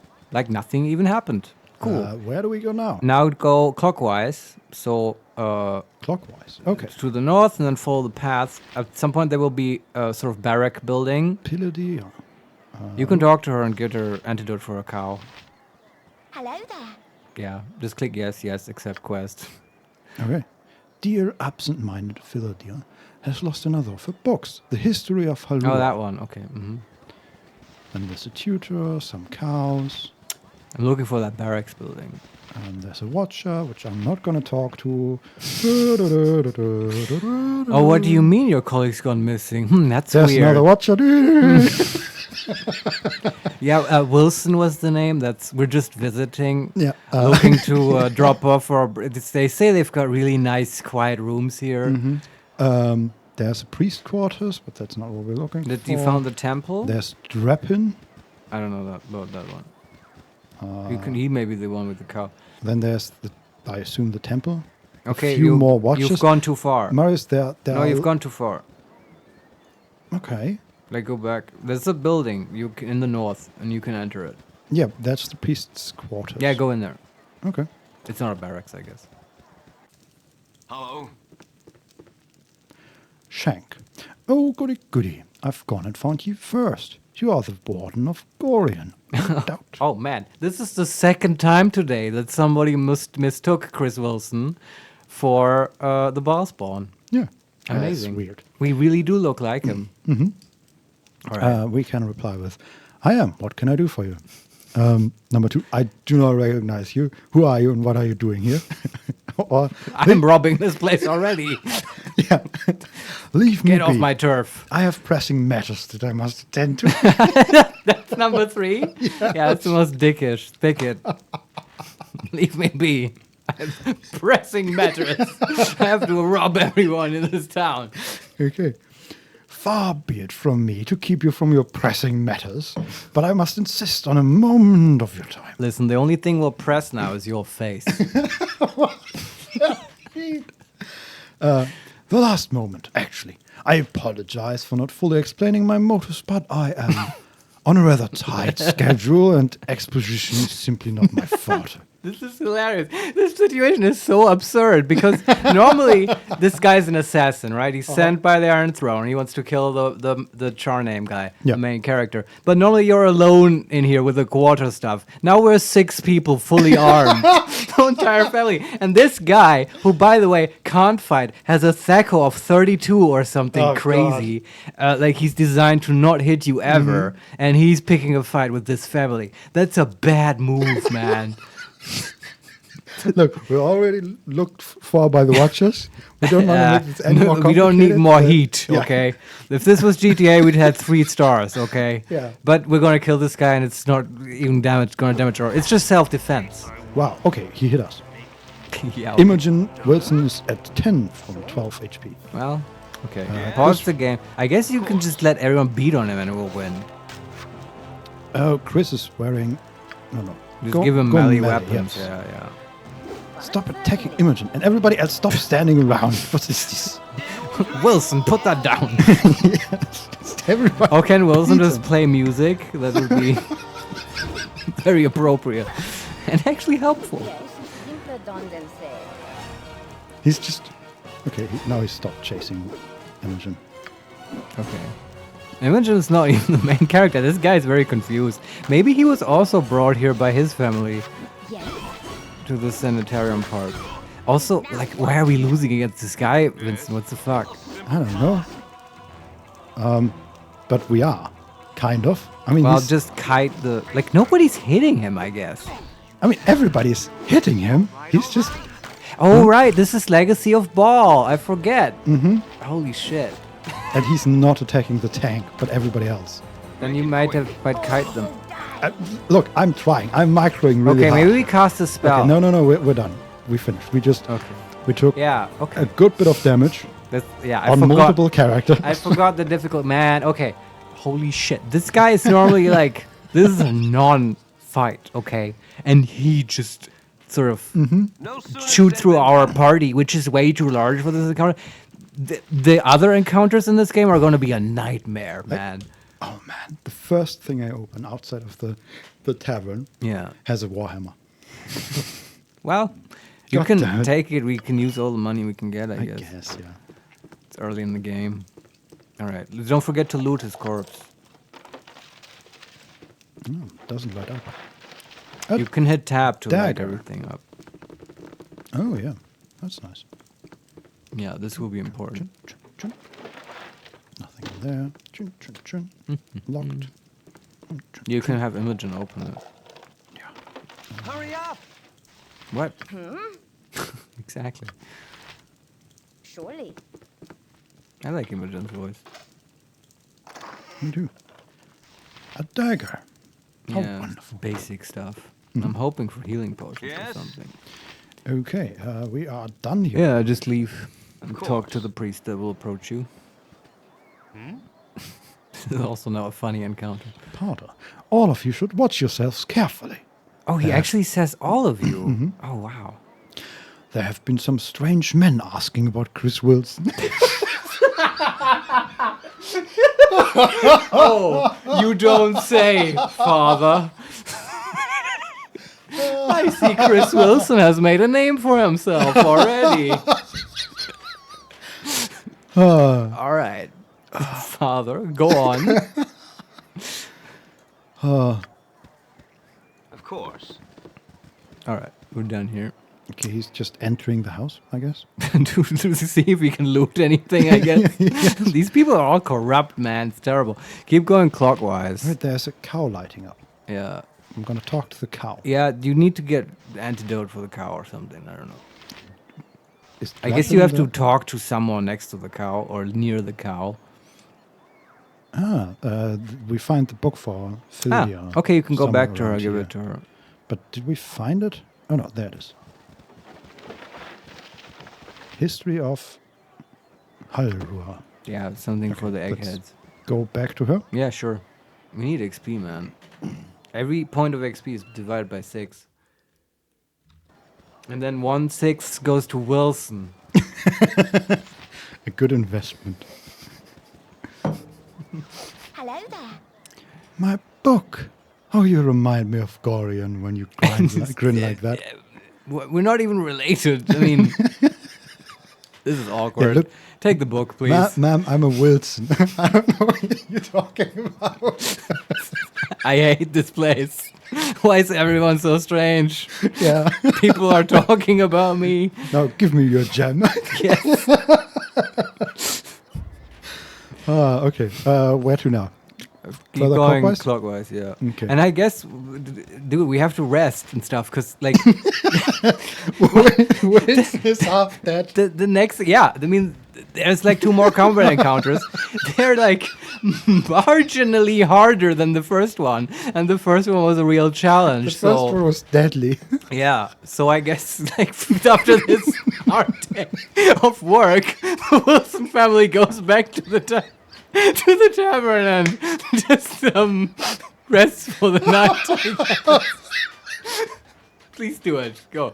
And we have to change Ariel's spells. Oh god. Because this will be tough, man. Mm-hmm. We're gonna fight some spiders.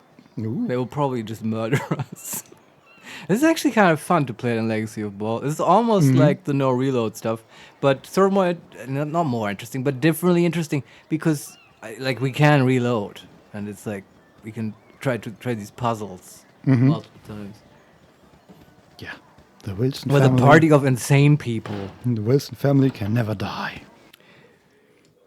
Do we talk? Yeah, talk to Winthrop? Winthrop, ask him for a room, or I think in the menu you can pick the beds and stuff. Just pick peasant, merchant, noble, royal. You just hold on. You need to change the spells of Ariel first. Okay. Go to her spell. Click her and go to the spell book on the left. It's like the book, I guess. That's no, the book is. Or a scroll. Quick save. No, don't quick save. Okay, we have find familiar. We don't want. Yeah, remove find familiar. How do I? You click on it. Left click. I think. No. Right click. Okay, there. Don't. Well, now we have no. That's okay. Well, we don't have that many options. Just put in sleep. And blind. I think 2 sleeps is the best choice right now. Okay. Yeah. I like how blindness, the symbol for blindness is an open eye, and the symbol for sleep is a closed eye. Oh, that's 2 eyes. Interesting. Yeah. Yeah. Okay. Okay. And now I guess the bard can select spells. What spells? No, he doesn't have spells yet. Wilson hasn't unlocked. It's just Wilson, right? Okay. Yeah, just. I guess the cleric his spells are fine, right? We just sure. Yeah, we selected it at character creation. So peasant. Yeah, just sleep. Rent, I guess. Yeah, there you go. Done. I guess we watch this nice animation now. Mm-hmm. It's not what's happening. And we're done. Okay. Now go again clockwise, and then on the right at some point. Is time relevant in this game at all? Sometimes. Not at this point in the story. Later it will be. Oh, you can split the party. Oh yeah. You can even go into different areas with just single characters. That's nice. Also, Wilson is now, instead of 4 out of 8, he has 5 out of 8. He didn't heal very much. You can cast Cure Wounds on him, I guess. With the dwarf. Okay. We won't really be able to cast this in a fight, I don't think. Plus, Cure Light Wounds on Wilson. This will never get old. Wilson says, healed. Cool. Good job, Wilson. Yeah, good job. Okay, now go again clockwise, and I think at some point, we reach the temple. Yeah, more lower. There's a house, and there's a dwarf in front of the house. And then things are gonna get tough. River, there's a dwarf in the house. That's a nice pull. This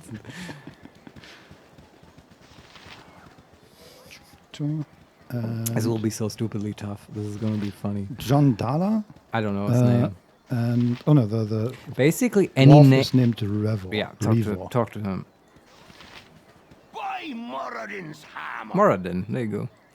I thought I asked you to clean the rats out of this building yesterday already. I think you're mistaking me for someone else. Hop to it. Get in there. That's it. So we go save the game, please. But not quick save, just regular save.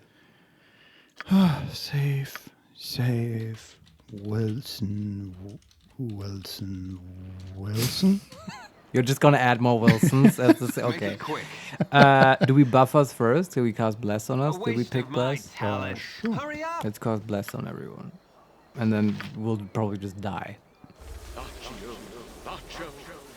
Because I don't know, there won't be that. You have to see if you can maneuver in that place. Yes? Okay. Let's just go in. No sooner said than done. With everyone. Everyone immediately or tank first on... Everyone immediately. You want to cast Sleep. Just immediately. Okay, pause the game. Okay. And where are the spiders? 3 are right upon us. Oh shit, yeah. And then there are 2 more. These are actually rats. Oh, rats. Sorry, I thought it's spiders. That's not, at least they're not poisonous. There's still a fucking legacy of ball rats. We cast Sleep. That's the most important thing. And the Wilson can actually start playing, I guess. And the rest just beat on them. Sleep hit us? No. That's the nice thing. That's why it's so overpowered. You can cast it right in the middle of us. Okay. It's just Ariel, if she gets hit, she might get interrupted in casting. That's always the danger in this edition. Yeah, I realize now I should change the setup of the... Yeah, okay. Makes sense. But hey, we can reload. Like, you can just try how this fight goes. Yeah. Okay, and then Wilson... Bard song. I think that's the best contribution he can do right now. Everybody else is just... Hurry up! I mean, there's no space for maneuvering for like kiting and doing range stuff, so... Yeah, I'm just checking that they have the right weapon equipped and stuff like that.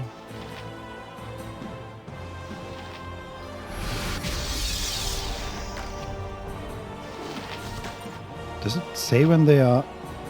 Did the sleep go off? I believe so, but I don't see any sleeping.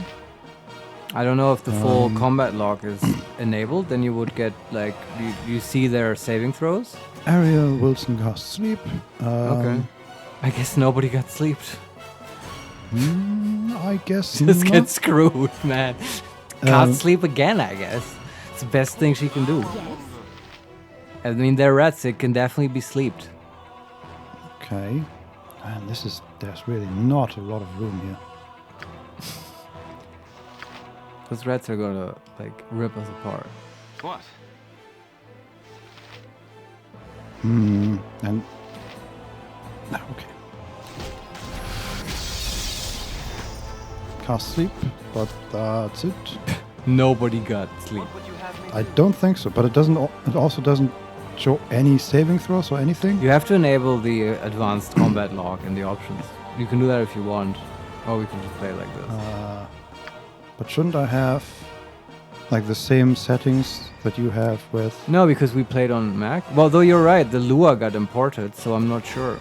I don't know what to tell you. That's normally the log shows a lot of information in every role and stuff if you have that enabled. I don't see it. I don't know. I can't tell you exactly where it is. I don't know. I mean, there's some advanced options or whatever. Yeah. You can read the headings to me and we can explore it. I mean, the options are sound graphics and gameplay. Gameplay, I guess. And gameplay has tutor delays, keyboard scroll speed, mouse scroll speed, then the difficulty, and enable cloud saves, area map background, multiplayer chat box, gore, weather, group infravision, rest until healed, max HP on level up, no difficulty based damage increase, and don't melee after depleting one ammo stack. And then below that it's assign keys, feedback, and auto pause. Look in graphics, I guess. Makes no sense. Scale grayscale and pause. Highlight select sprite. These are always show character HP, show health bars.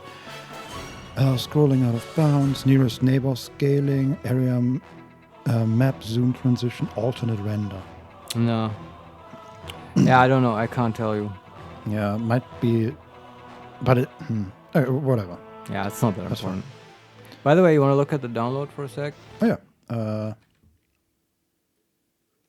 20 minutes remaining. Well, 19. Okay, wow. It's getting close. Yeah, This might actually happen. 7 gigabytes. All right. Yeah. But I'm totally fine just trying to kill rats in the 20 minutes remaining. Let's just see how this fight develops. We can always reload.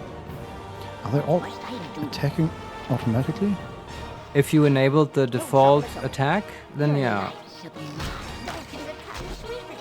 I mean, you'll see the animation of them, right? Maybe the advanced combat log is like a little button you have to push like on the actual log. What was that? I have no idea. Okay. But also, by accident, I left with one of the characters. Oh, okay. Wilson just walks out. Reveal details. I think that's what's tab doing. Rest. Help. No. Quick save. Oh no. Character arbitration.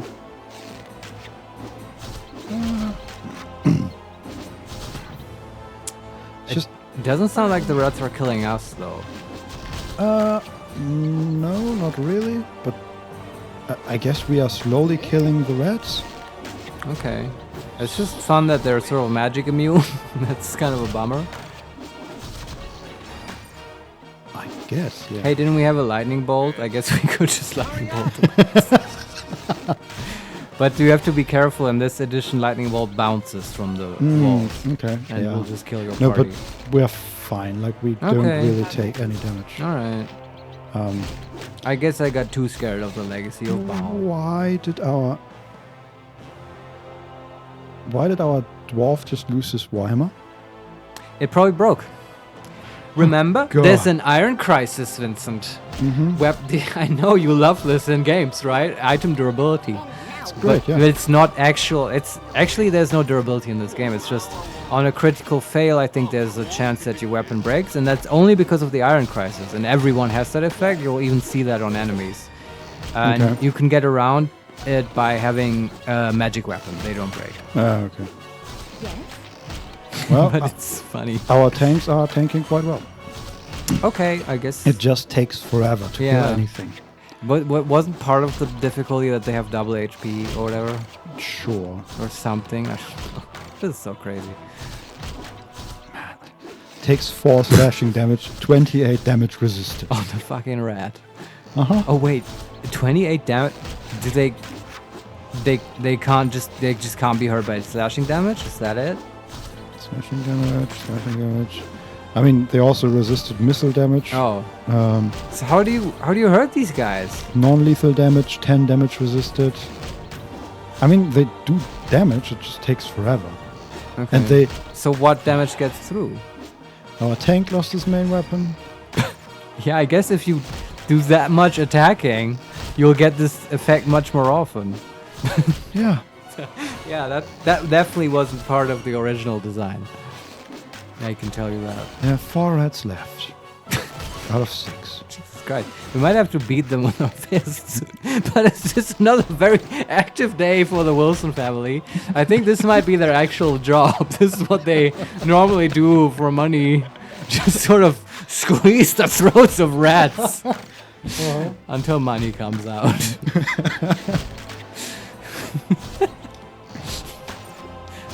But I mean, they're not hitting us at all.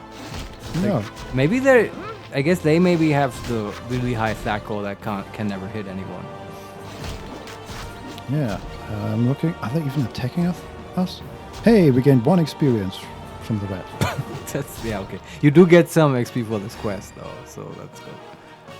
These are weird enemies. I don't know. I don't think they are attacking us. They lost interest?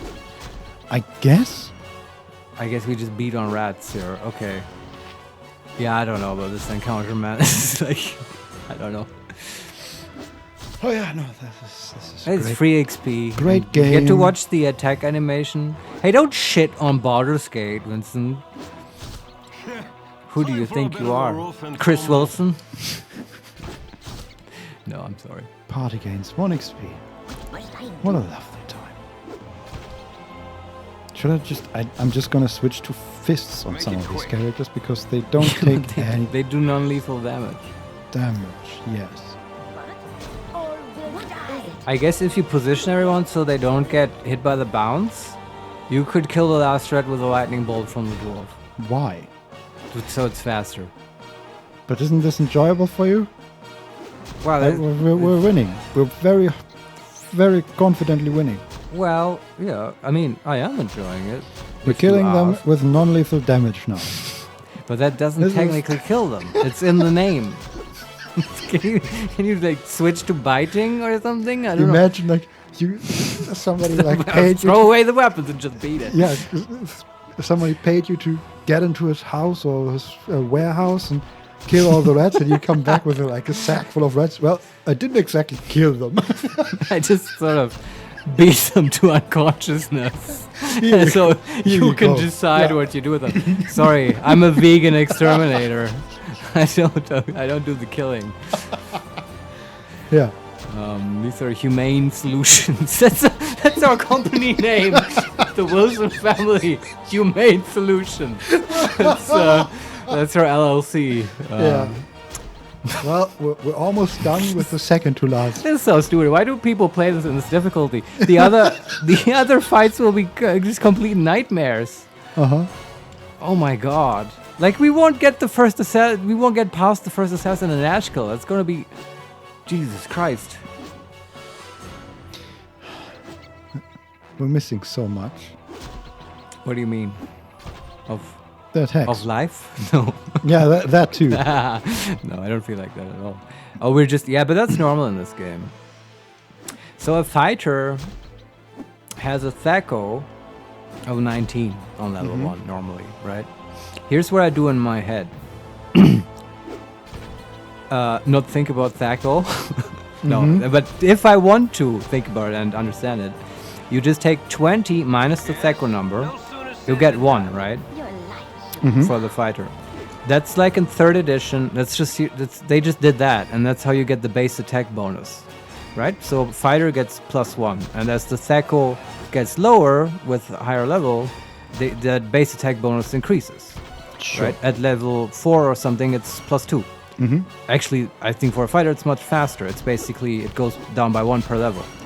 So the base attack bonus is just the level, and I believe that is exactly the same in 3rd edition.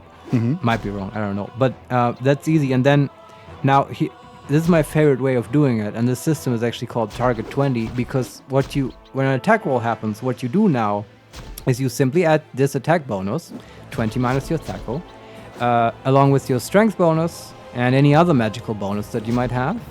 And if that number is 20 or higher, and also you add the enemy's armor class. That's important. Lower armor class is better. It's more defense in this game. We did it, by the way. Yeah, they're all dead. That's nice. But I am going to finish my THAC0 monologue. Do we loot the place? If there is anything to loot, sure. Silver ring. Go on. Yes. So as I was saying, here's how you find the base attack bonus. +1, and then you add magical bonuses and other stuff. And then you add the enemy's armor class. So for an unarmored enemy, that's usually 10. So let's say our fighter now has a +1, and then tries to hit a rat, right? Which has probably an AC 10, at least in normal difficulty. So you roll, let's say 15, and so you add 11 to that. That's 26. No sooner said than done. That is equal to or greater than 20, and so it's a hit, right? It's target 20. So you just add all your stuff, and if you hit 20 or higher, then it's a hit. It's really easy.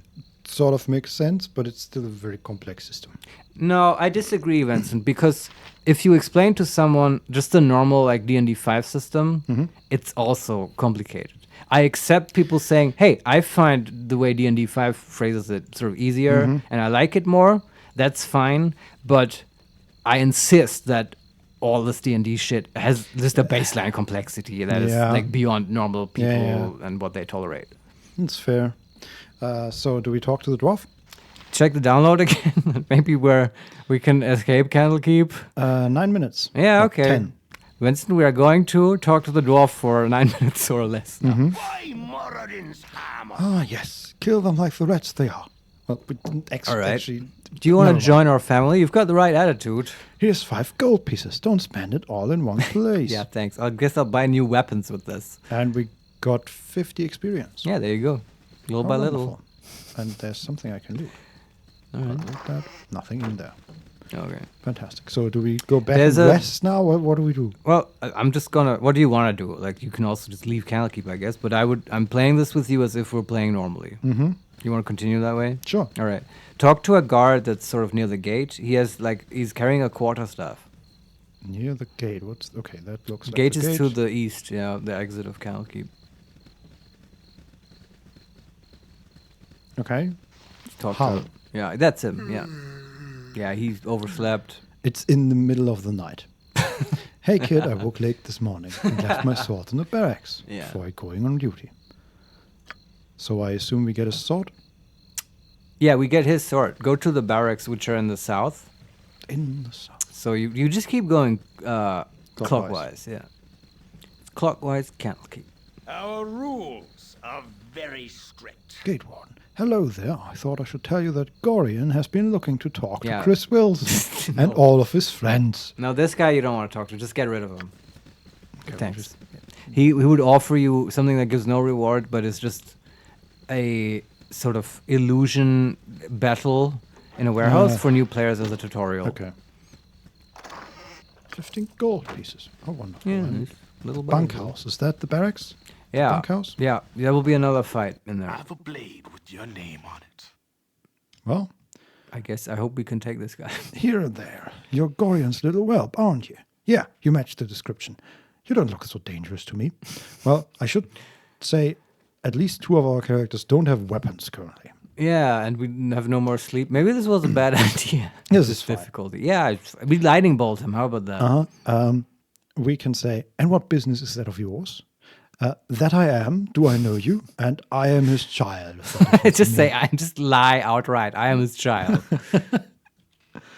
Foster child. Gotta keep it straight. Oh, he's correct. Oh, that's rich. He raised you as his own, but you are not of his blood. Oh, man. Your head ain't worth nothing if you're actually his child. Nah, I know you're the right one. My ticket out of the gutter as soon as I snuff your lights. All right. Let's end this guy. And he actually hits us immediately, right? Yeah, I mean, okay, you can pause. Yeah. The guys who have no weapon, you can have them equip the bow and just take a little bit of distance and have them shoot at them. But our main tank has no weapon. I guess he's punching then, if he's tanking it. Broken weapon, yes. Yeah. Actually, and you can equip a dagger. Sure, yeah, just give him anything. And have him rage, I guess. Dagger or quarterstaff? Doesn't matter. Okay. I guess quarterstaff won't break. How about that? Make it quick. Okay, so let's equip the quarterstaff. I'm gonna beat you with this stick. His armor class is 1 lower with the dagger. Probably because it's a one-handed weapon and he can use his shield and that fighting style. Right, so let's do that. Yeah, I agree. Okay. Fine. So let's orient everybody and let him fight the tank, hopefully. Surely. Stop chasing other people. Okay, wonderful. So now that he's fighting the tank, now everybody can attack. Sure. And have the tank rage. Imogen is almost dead. Guard? Fist? No. Special ability. Yeah. Enrage. I'm so angry now. You did it. You made me angry. Yes. You wouldn't like it if I'm angry, but now I am. Yes. We can also cast Storm Shield on our tank. Sure, why not? But I did that do anything? No, I think it's that's against elemental stuff, right? It protects the caster completely from lightning, fire, cold, and normal missiles. Yeah. You can have Wilson play music. Play nice music. True. Where to now? He sounds exactly right. Yes. But we do want to cast lightning bolt on that, right? Then you just have to be careful with the positioning. Okay, I don't care about that. We just punch him to death, I hope. Let's just see what happens, I guess. Holy shit. Apparently he's critting our tank. These guys are fucking murderers, man. Okay. Jesus, fuck. Make it quick. Is everybody attacking? Oh, I should probably switch back to the mother should probably switch back to her sword. Sure. Man. Wilson. Are they shooting at the guy? No, hitting them. Oh, okay. But I can switch to it. No, it's okay if they're using weapons and Time stuff. for a bit of the rough and tumble. No, we almost got him. Yeah, okay. Near death. And how much HP on Chris Wilson? 7 out of 14. I guess he has 14. That's a lot for level 1. Yeah, and he started this fight with like 11 or so. Come on, end it. End it. Miss. Yeah, this is like, I respect her difficulty, Imogen. but she did. Crit him. Oh, good job, Imogen. Yeah. Her attack roll is 20 minus 1. There you go. Sure. Done and done. There's dagger. Wonderful. Anything else? I guess this place should have the sword for the hall guy. In one of the chests. No? There's only one. Oh, okay, you're right. I think you have to buy it from Winthrop. What the hell? Why? Yeah, or I'm wrong, or it's there somewhere. I don't know. Maybe look in the barrel here. My talents. Pretty sure I looked everywhere here. Yeah, then you have to buy one. Karen, all of you should watch yourself carefully. It's just the same There have same been line. some strange men asking about Chris Wilson. These monks, man, they're such cards. They don't know what's going on. Like in the normal game, you get an actual dialogue in these cases. It's really funny. Also, what is it? The barracks. Oh, these are the actual barracks. Oh, okay, that makes sense. There's a watcher in front of. Yeah, but you can go in because we have the quest. The watcher in front just disappeared. Sure. He saw the Wilsons and he's calling for help. Yeah. A waste of my talents. Can I just open all these? One of them should be already open, I think. Nice music. There you go. It's got a sword. Antidote. Yeah. And Hull's longsword. Nice. Take it. And then we go out again? Yeah, don't loot the rest. It's too much trouble. A waste of Let's my go to Hall, give them that thing. And you can go to the cow person, give them the antidote if you want. I don't think we have that quest yet, even though you keep mentioning it. I know, but it has to be somewhere. I don't know. Also, what's the dialogue? The download is at 1 minute 30. Oh, man. Yeah, maybe we just give him the sword and then we call it here. Have a quick break and then we return. Mm-hmm. Thanks, kiddo. 20 gold. Amazing, isn't it? Yeah. Doesn't seem so amazing when you start with 850. Yeah. Also, okay. like we got to almost die to some rats, we got 5 gold, and to just get a sword, we get 20. Yeah, it does seem like Candlekeep doesn't understand how money works. No. They're like really detached from the real world. Yeah. Which, makes sense. Okay. I guess you can save the game now. Wilson. Wilson. And yeah. Wilson. But I had fun in this little adventure with you, Vincent. Yes. Like I think we spent more time creating the party than actually playing. But the playing was weirdly tense, even though it's just Candlekeep. But this whole legacy of Baal of difficulty, I don't know. Maybe we'll return to this someday because there's like very fun fights in store for us at the very beginning of this game. Yeah. If we ever have some downtime, which I doubt we will, once this Baldur's Gate 3 thing starts going on, then maybe we'll return. But now I say, we're almost ready. I'll be right back. I just want to get something to drink. Yeah, I'm have a little bio break. Yeah, exactly. And then we'll actually play this game for real. It's amazing. Okay, we'll be right back. We'll be right back. Bye.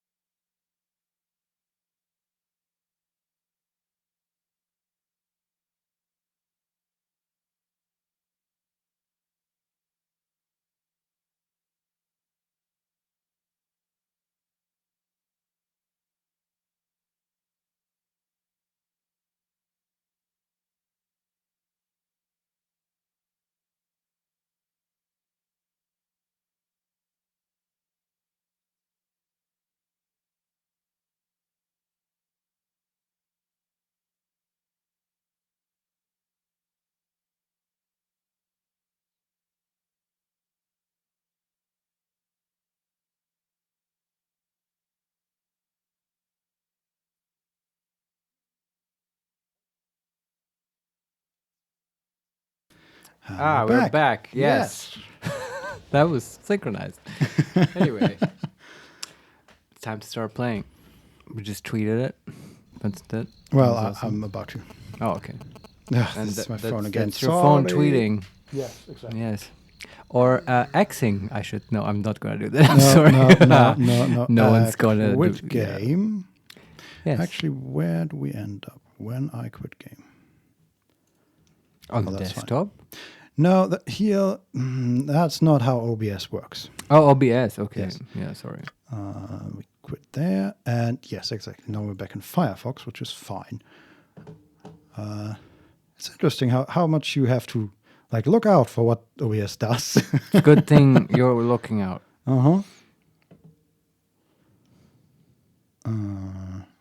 Yeah, I guess we have to set it now to capture Baldur's Gate. Yeah. Amazing. Do we play with DirectX 11 or Vulkan? What the fuck is Vulkan? I have no idea. Man, I'm so old and out of touch with Windows and stuff. Why don't you just install Linux and problem solve? Oh my god, is that Baldur's Gate? Mm-hmm. Okay, I'm going to shut up now. So, let's see if this works. That does not. But we'll get there, no worries. Yeah, sorry folks, this is still live and we don't know what we're doing. And I think actually Vincent is quite good at this. He always gets it working. Remove that and then we add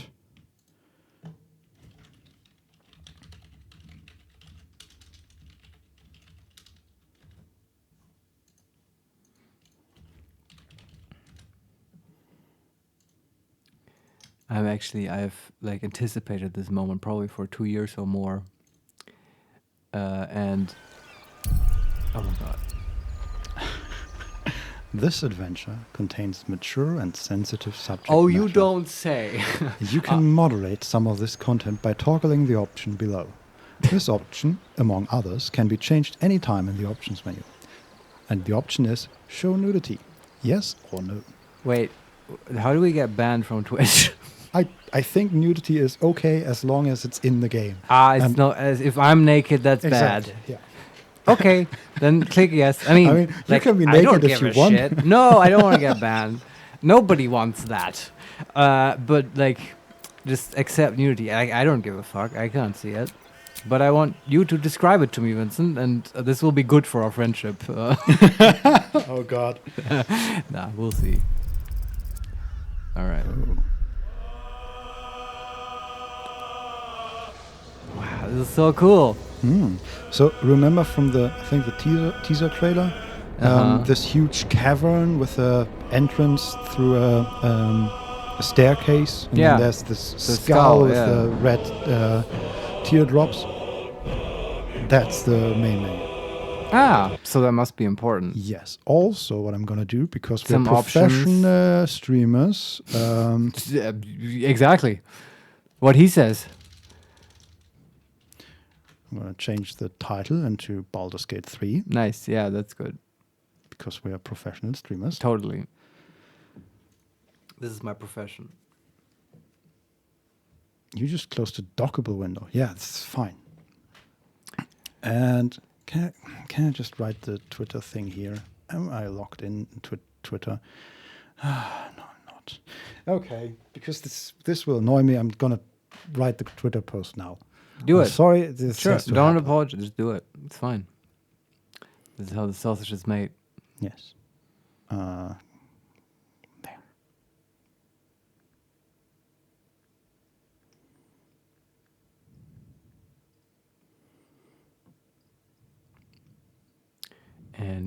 And I was going to say that I've been anticipating this for a while because I'm about to finally make Vincent do something that I've been dreaming about.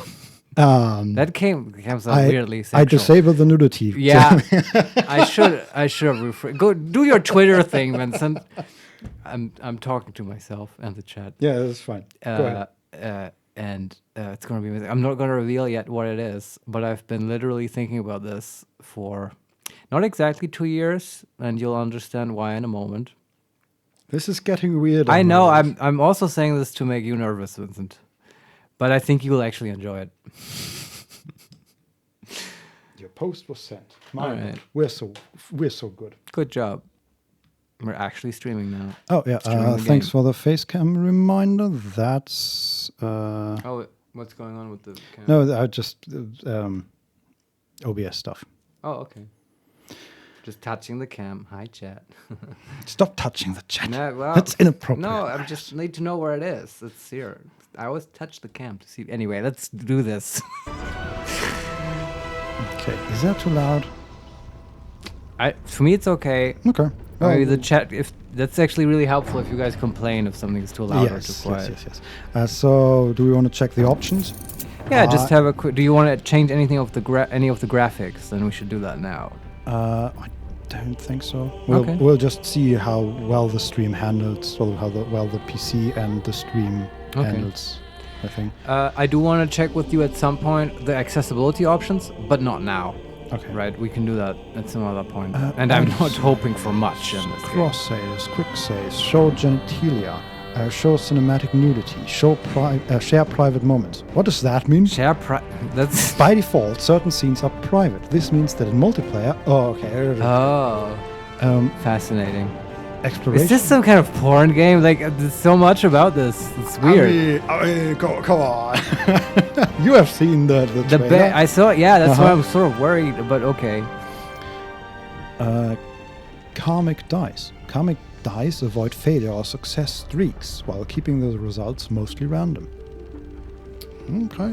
That just means, like, I've heard this referred to as massaged randomness. Many Yeah, games do this, but I've never seen this as an option. That's fascinating. I have. Yeah? Do we want that? What's the default? It's on. I don't want it, because it's D&D. Like, real dice don't do that. Okay. Interesting. Exploration highlights. Choose whether or not characters are highlighted with an outline and or circle out of combat. I don't know. Yeah, we'll have to play it to find out. Turn-based highlights, tactical view highlights. Sure, I'll just leave that on. Lock window to mouse, edge panning. I'm just going to leave that. Dynamic combat camera shake, follow flying creatures. There's also a Twitch integration, but interesting. We're not doing that. I don't know what that means. I don't either. I mean, I know that there's a Twitch extension we could activate and get into that, but no. Well, maybe next time or whatever. I think I'm done with the options. I want to play this game. Well, according to the chat, Karmic Dice is actually the only option you might want to toggle off, and we have. Thanks, chat. I totally agree. I'm just gonna look into the interface area for a moment. And actually, after hearing this for a while, I do think you might reduce the master volume by just a little bit. Yeah, and we also want subtitles on. That's good. Yeah. And the accessibility, we did not want to look at, but the audio. Now it's sort of quieter, but I don't know. Yeah, I'm just going to turn down the music. Okay. Yeah, actually, we do want dialogue loud, right? Yeah, I'm going to turn on everything a bit quieter, and then the music too. Yeah, just a bit. We'll see. That seems good. I don't really notice any difference. Oh, it's definitely quieter. Yeah. Okay. I think it's fine. We'll see in game how it is. Back now and I guess we start. New game? Yeah, we're about to actually do it. Let's play Baldur's Gate 3. Here we go. Select your difficulty. Explorer, a narrative experience placing story before combat. Balanced, a balanced adventure full of challenging choices.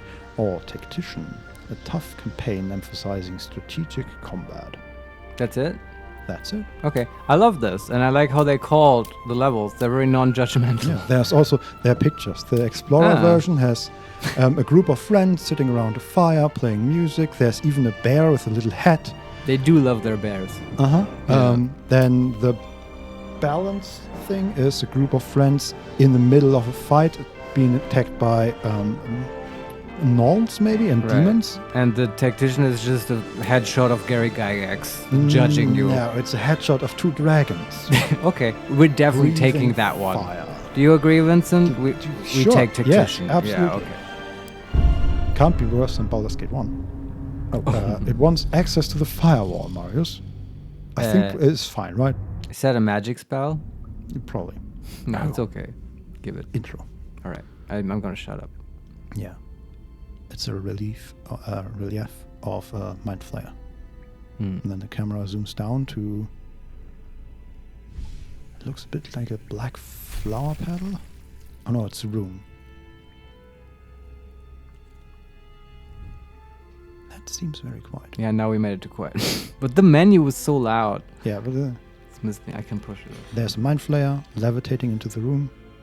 And... he has opened a cocoon of a Gith something woman. This starts like an Indiana Jones movie. Yes.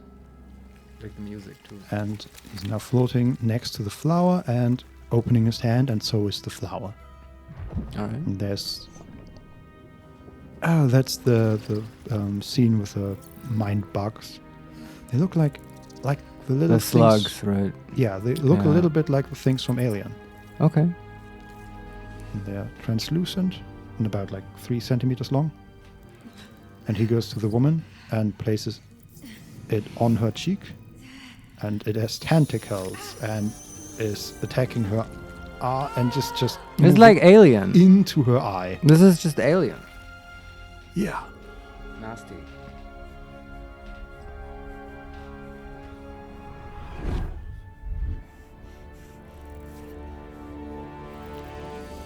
Now we are the one that has the... Oh god! It's going into our eye. Oh, it's like a first person? Yeah. That's how you know that it's us? Yeah, we were trying to get away with the face, but the Mind Flayer controlled our head. Yeah, that's the thing, right? You have a slug. Yes. Enable tutorials. Tutorials can help you learn about the core mechanics of Baldur's Gate 3. Would you like to turn them on? Probably. I guess so, yeah. I mean... Okay, can we... Never played it before. So in the left corner, I assume it's for co-op play. There's like 4 X's for 4 characters, and one of them is currently filled with Bobby Kotick.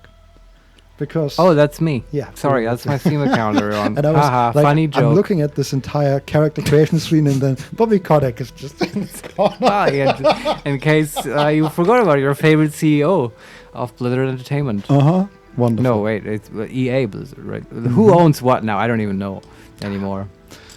He totally took me out of the cool Baldur's Gate fantasy mood. Sorry. What else? What's going on? Okay, we have character creation. Nice. I was looking forward to this. An origin. There are 7 origin characters. Yeah. Starting with Astarion, the white-haired vampire, maybe. Lazel, that's the Githraki woman. Gale, who looks like a male human. You said Gothraki, which is a Game of Thrones thing. You meant Githzerai. Sure. Sorry. Yeah, the Gith something. The Gith, yeah. It's okay. Can I actually click on them? Because I really want to play Khal Drogo in this game. No. Okay, so we can actually look at them. Lazel. Lazel was raised ready for life among the stars, mercilessly conquering the cosmos as a Githyanki soldier. Grounded, she must deal with a world she doesn't understand and find a way to serve her people in a plane that despises her militant kin. It's like you're talking about me, Vincent. Amazing. What? Okay. Yeah. That's I'm ready to conquer, and I identify with that. No, we're not playing it, so let's make a custom character. We're always. I do want to look at all these characters. So it's just 7. Yeah, I'm not arguing against that. So Astarion, the white-haired high elf rogue. After 200 years serving a cruel master, the vampire spawn Astarion is finally free. Free to walk in the sun. He's a vampire. Free to chase power and free to take revenge. Then we have the Githyanki. Then we have Gale, which is just a great name. Isn't that Sorry. Is this a reference to that stupid Critical Role joke that they made? I think so. Okay, because that's in my mind. This is this character now. Absolutely, yes. This is an obnoxious teenage girl. Yeah, but in this case, it's actually a middle-aged man. Okay. Level 1 human wizard. With a purple robe. I kind of like Gale. I thought Gale is a lady's name. I guess I'm wrong. Gale's wizarding prowess once earned him the love of Miestra, the goddess of magic, until his ambition led him to the brink of catastrophe. All right. Okay. Then we have Shadowheart, high half-elf, level 1 cleric. Okay. High half, I guess he's half high elf. Yeah, that's weird. Tongue twister. Sure. Yeah. Where's just level 1 fighter? I think we'll get there. Okay. Shadowheart willingly undertook a ritual to remove her memories in order to protect the secrets of her fellow Shah worshippers. Loss cool. and pain are sacred to her, but her faith is now being tested like never before. That's cool. I like her. And I remember Sven, the CEO of Larian, talking about this character. So now I get what you meant. Yeah, also, we can play the introduction. I don't know what that is exactly, but it's not the proceed option, get into the game and play the introduction. It's listen to this character's story. Oh, I don't want to do that now. Yeah, just letting you know that's an option. Yeah. Then we have Will, W-Y-L-L. Level 1 human warlock. All right. Known as the Blade of Frontiers, Will uses his magic to fell the monsters and devil menacing the Sword Coast. In a moment of desperation, he accepted an offer of greater power, forcing him into an infernal game he's struggling to play.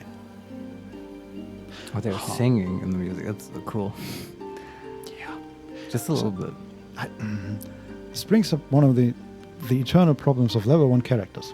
Because this doesn't sound like a very level 1 character. No, it doesn't. Will uses his magic to fell the monsters and devils menacing the Sword Coast. That's not a level 1 character. Well, I mean, you're bringing up a very large discussion. I have a lot to say about that, actually, and it's already very interesting to me, the character design they've gone for here, because we just, on the stream we did, while downloading and, waiting for the game, we just played Baldur's Gate 1, where the whole approach to level 1 characters is more like, oh, yeah, you're a human fighter and you have a sword and, well, I don't know, backstory. You were a farmer and, yeah, I guess you were the strongest of the farmers and that's where you go adventuring now. You didn't let me read the backstory. I was but yeah. You mean in the Baldur's Gate 1? Yeah. Well, sure. Yeah, I guess they had more, but conceptually, you know what I mean. Yes. And this is very much in line with, I think, also D&D 5 character design. And just how they are mechanically shaping up, right? Yes. Level 1 characters already pack quite a punch, and they have magical abilities and stuff. Yeah. So let's go on. What else? Is there? Then we have Karlach, Zariel Tiefling, level 1 barbarian. Oh, I think they just This is like a fighter. I now understand what they did in the trailer. They just went through all these original characters and just interchanged them in the position of the main character. And so I might be totally wrong about this. Maybe chat knows this already, but I've avoided spoilers about this game. So this lot of stuff I'm just discovering now. But what I was sort of thinking about is these characters, if you don't play as them, do you meet them in the game? Don't think so. Yeah, okay. I don't know, but maybe that happens. I don't know. That's why I don't want to see the introduction if we do meet them as NPCs. Oh, yeah. But I don't think so. But we'll see. Yeah, I might be totally wrong. So, Karlach, Zariel Tiefling, level 1 barbarian. Karlach has escaped 10 years of service in the Hells with nothing but the axe on her back. She's cool. The infernal engine blazing furiously where her heart used to be. Yeah, and actually you can see if you zoom in, her chest is her entire upper body is scarred over and over and over. Yeah. And her chest is glowing and pulsing red. That's awesome. You know who Zariel is? I think so. Isn't she a fallen angel? Yes, exactly. She was also the sort of the end boss and the main thing, and the Wizard of the Coast adventure, Baldur's Gate, Journey to Avernus, or it's not what it was called, something Avernus. But is that 5th edition or? That's a 5th edition adventure, and it's pretty recent. And there you travel into Hell, where Zariel is, and I think you can sort of redeem her. And earlier today, I was talking about Lulu, her little companion elephant. That's all Zariel. So I like this, how they integrated this with the Wizard adventure. It's kind of nice. It's one of the better adventures too, so that's cool. I believe it. Yeah. And then we have the Dark Urge, which... that's what he's called? Yeah. I thought that was a joke when Sven said that on the interview I saw. Okay. I assume you can play the Dark Urge. That's an awesome name. I love that. Yeah. I assume you can play that origin with your own custom character, basically. Maybe? I don't know. But is there no character given here? Yes, there is. But this... it even says your appearance and class can be fully customized. Okay. So you can play this character, this origin with your own custom character. So what's the deal with this origin? You remember nothing but a path paved with blood. Unimaginable cruelty whispers to you from within. Can you escape it? Would you even want to? It kind of sounds like being a ball spawn. Sort of, yes. Interesting. And Sven even said, probably don't start with that one. Okay, we won't. Yeah. That's okay. So let's do something custom. Yes. Edit appearance. Okay. Can we... So I guess you have to do appearance before you choose any of the race and class options? No. It's just a little bit weird. But we can choose a race, the sub-race, the class, cantrip, spells. We can all do that all.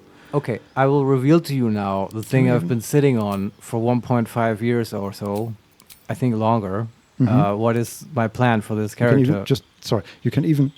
to some extent, customize the other characters. Like not their appearance, but their starting spells and all that.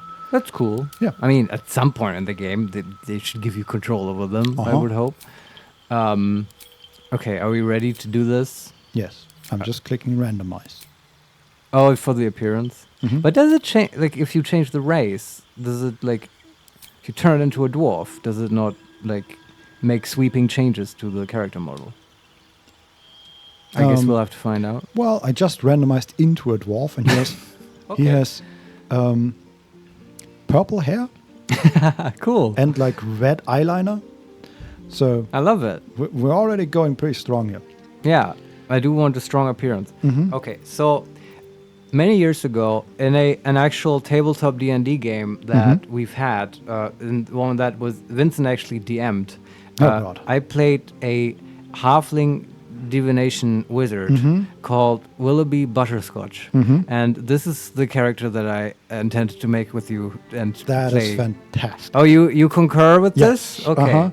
So and it's also, this is sweet revenge for me because Vincent actually I have to say, very glorious TPK, still ruthlessly murdered this character. Well, just play more effective. What are you doing? Look, we're not getting into that now, because there was a cleric with us who just wasn't doing his job. There were issues with that, but it's still in my mind. It's it was a glorious defeat. Yes. It still feels like a good session, but I was pissed at this character that I couldn't play her anymore because I really liked her, and this is how I'm getting back at you, at my wonderful DM Vincent. We're making Willoughby Butterscotch. Okay, is she a Lightfoot halfling or a Strongheart halfling? What's better for a wizard? Tell me about the stat bonuses. Strongheart halfling. I think we're going with that one. Yeah, go on. I think they just have one sub-race feature. So... Yeah, I don't know how close this is to D&D 5. In D&D 5, the Lightfoot would be the thieves, the Stronghearts... Yeah, it doesn't appear to change their stats. Okay. As far as I can tell. Because they would give you more constitution. You would choose those for clerics and stuff. No one would normally make a halfling wizard, but that's fine. Yeah. Strongheart resilience. You have advantage on saving throws against poison and resistance to poison damage. That's not bad. And Lightfoot halfling. Naturally stealthy. You have advantage on stealth checks. I think I want the Strongheart. Okay. And then we should probably edit the appearance and not play a like middle-aged man halfling. Yes. So female, I assume. Yeah, female. Question is, what does butterscotch look like, right? And this is going to be a bit tough for us to communicate. Okay, so what's going on? I was irritated because there's body type, and that's at the very top, and then there's identity, and identity is male, female, non-binary, other. Sure. Yeah, it's just a little bit confusing in the UI. Okay. But works. Well, we're getting there. Yeah. So. The appearance?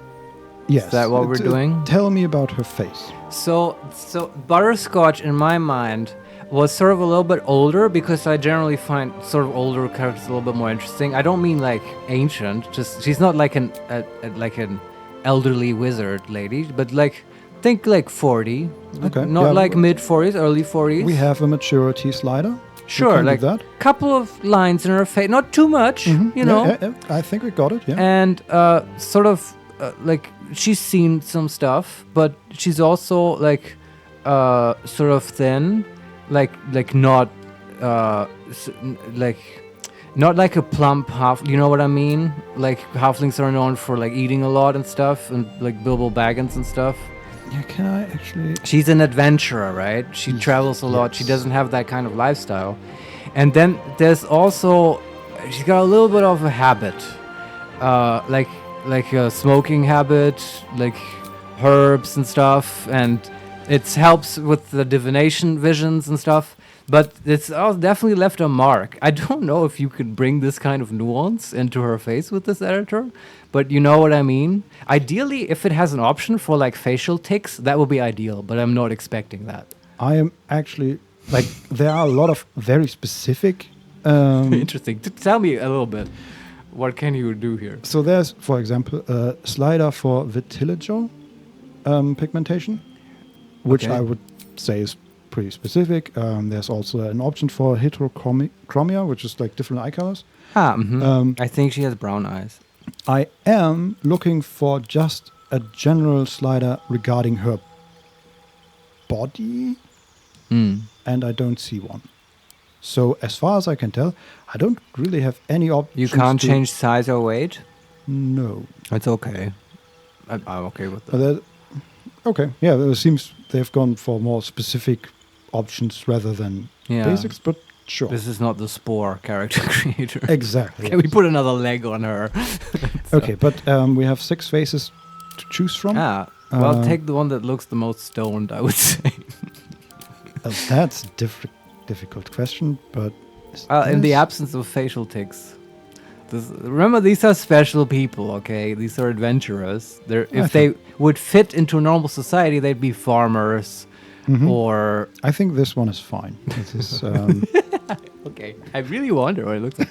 She also has sort of very plain brown hair, but like, how do I describe Does this? she have any scars? Not yet. I think no. I don't think she's freckles. Oh, that's a really good. If then only really light, I'd be okay with it. But I don't think she has one. In my mind, in your campaign, she actually had an eyebrow piercing. That's there. Oh, what about her genitals? Are they default or vulva B or penis? You get penis B, penis C, penis D.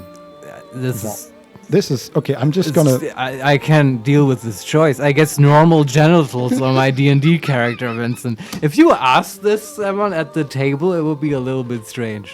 It's an RPG horror story, but I guess you play this. Normally, you don't play this with another person. You do it in the privacy of your own home. So like you can pick and choose your genitals. I mean, it's cool.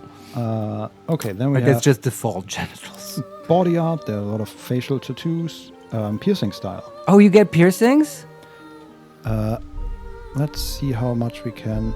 Like a cool eyebrow piercing? That would make me so happy. I'd settle for nose piercing as well.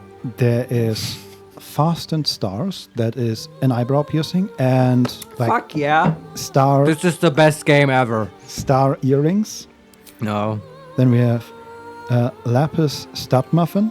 What's a stud muffin? That sounds also so spicy. No, that's just an earring, like a little chain with a precious stone at the top. Okay, and also a second earring a little bit higher on the right ear.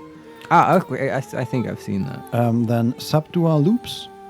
That's a stud in the nose, a ring on each eyebrow, and 2 rings on each ear.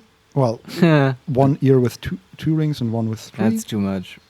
Do they have just the... I think that's called a septum, right? The nose ring? I think so, yeah. Yeah. Then midnight tears. Let me just go through them. It's a lot, right? How many are there? We've already had the one I want, I think. The eyebrow piercing is fine. And if it puts stuff on your ear as well, I'll be fine with it. It's okay. I wish it was a drop-down menu, honestly. What kind of menu is it? Just you click next until you find the one you want. Okay, they want you to see all of them. There is just a Minotaur ring. It's like a septum, right? But I don't. I want that. It has a skull at the end of it. I mean, it's cool, but not for this character. Okay, let's just continue. Easy breezy. I guess you don't even know how many there are, right? There are a lot of skulls in these things. Yeah. Archface worlds. These are just earrings. Commoner ring. Oh, that's. I think that's exactly what you want. That's just an eyebrow. No, that's just a nose ring. No, but I don't. I want eyebrow on the nose. Okay. Sorry, I was just curious about the nose stuff. I'm just looking. Okay. And as I said, I would settle for nose if eyebrow isn't available. There's one we had already. Then there's too many. Then there is silver gold gala, which is not a ring in the eyebrow, but there's also a lot. This game makes me want to go and get a piercing. Okay, well, I'll get over it. Don't worry, but it's kind of cool. So that one is an eyebrow piercing, but not a complete circle, just like a half circle that's in the skin and then ends in a pointy bit and an orb on the other side. Okay. Then 2 nose piercings, a ring and a stud, and 3 ear piercings on the left side and a ring on the right side. Okay. And then there's dark moons. There are 2 moon earrings and a very small moon stud on the left eyebrow. All right. Maybe the very first one was the best one. Possibly. This is so... sorry, I just keep noticing how they're having actual vocals in the game. Yeah, I noticed it too. It's fascinating. We're back to the first one, the Fastened Stars. Yeah, that's a ring in her eye, left or right? It's not a ring in her eyebrow. It's like a barbell thing. Yeah, I know it. It's like a bolt. Sure, and then in her left eyebrow. So if you're looking at her left eyebrow. Like this here. No, the other side. If you're looking, okay, that's right. That's fine. Yeah, that's good. That's good. Yeah. Okay. I like it. No tattoos, I assume. No tats. Let's see, the eyes. What is the eye? Like brown. Eye color. Okay. That's a normal eye color, right, for people? Yeah. Okay. Makeup. Any makeup at all? I'm just curious about the options. What does it offer? It's just eyeshadow in various designs and strengths. Okay. I don't think she gives a fuck. Hair, we go. The hair I do care about, but I don't know how to phrase it. But it's like brownish, blondish. Yeah, okay. We have brown, gold, 1 through 5. Like not blonde, right? Yeah, it's more on the brown side of things. Yeah, that's good. Like in German, what you would call an Unfarbe, an uncolor, non-color. I don't know if that's helpful. Just kind of brownish. Just really normal, plain looking. And then I think that's... I don't think she has like long hair because that would be inconvenient for adventuring, but also not short. And it's like, she just care and like wants to look neat and stuff. Let me tell you what we're currently at. Yeah. So the color is brown, number 4. The way I was talking to you is exactly how I've talked to like hairdressers and being completely unable to explain what I want from them. And this is giving me flashbacks to that. Anyway, it's the reason I started cutting my own hair. Continue, please. Yeah. And also I'm seeing in chat, people are talking about the fact that we are streaming for 6 hours. Yes, we just finished it. And we have been looking at trailers and playing a little bit of Baldur's Gate 1 and creating... Don't worry, we took a pizza break, which was quite nice. Yes. We've just let the stream running, and yeah, it's an insane marathon that's installed Baldur's Gate 3 stream. Like, we started the stream when the game was released, not when we could play it. That's true, yeah. But we have been like downloading it for like 5 hours or whatever. Yes. Yeah. Anyway. Also, the hairdo that we currently have is like most of the hair is pulled to the top, and then it's like a dud. No, because it's like a librarian. No, imagine like a dot, but it doesn't form a sphere, but rather like goes to the back then. Okay. And the ponytail. Yeah, but wider. Okay. But I guess so. Yeah, and then it ends like shortly below her ears or at the height of her ears, so not very long hair. And in addition, she has like 2 braided pieces of hair, like thinly braided. At the front. No, not in front. Right in front of her ears. Okay. Yeah, not what I'm going for. Okay. What do you go for? We have a ton of options. I thought instead of going through each option and you describing it to me, which is like a form of torture, I would say, that I could inflict on you. Let me bumble a little more, a bit more, and it's so just sort of short hair, but not bound together, and also not like a buzz cut or anything overly short, but just like, you know, shoulder long, maybe a little shorter, and just sort of with a little bit of a flourish. Well, now I found like the sort of Karen thing. You mean Karen as in the pejorative term? That is. But I don't. What's a Karen haircut? I don't even know. I'm not gonna explain that. Okay, we have very short hair. That is that's barely reaching her. Yeah, not too short. Ears. We have. What else?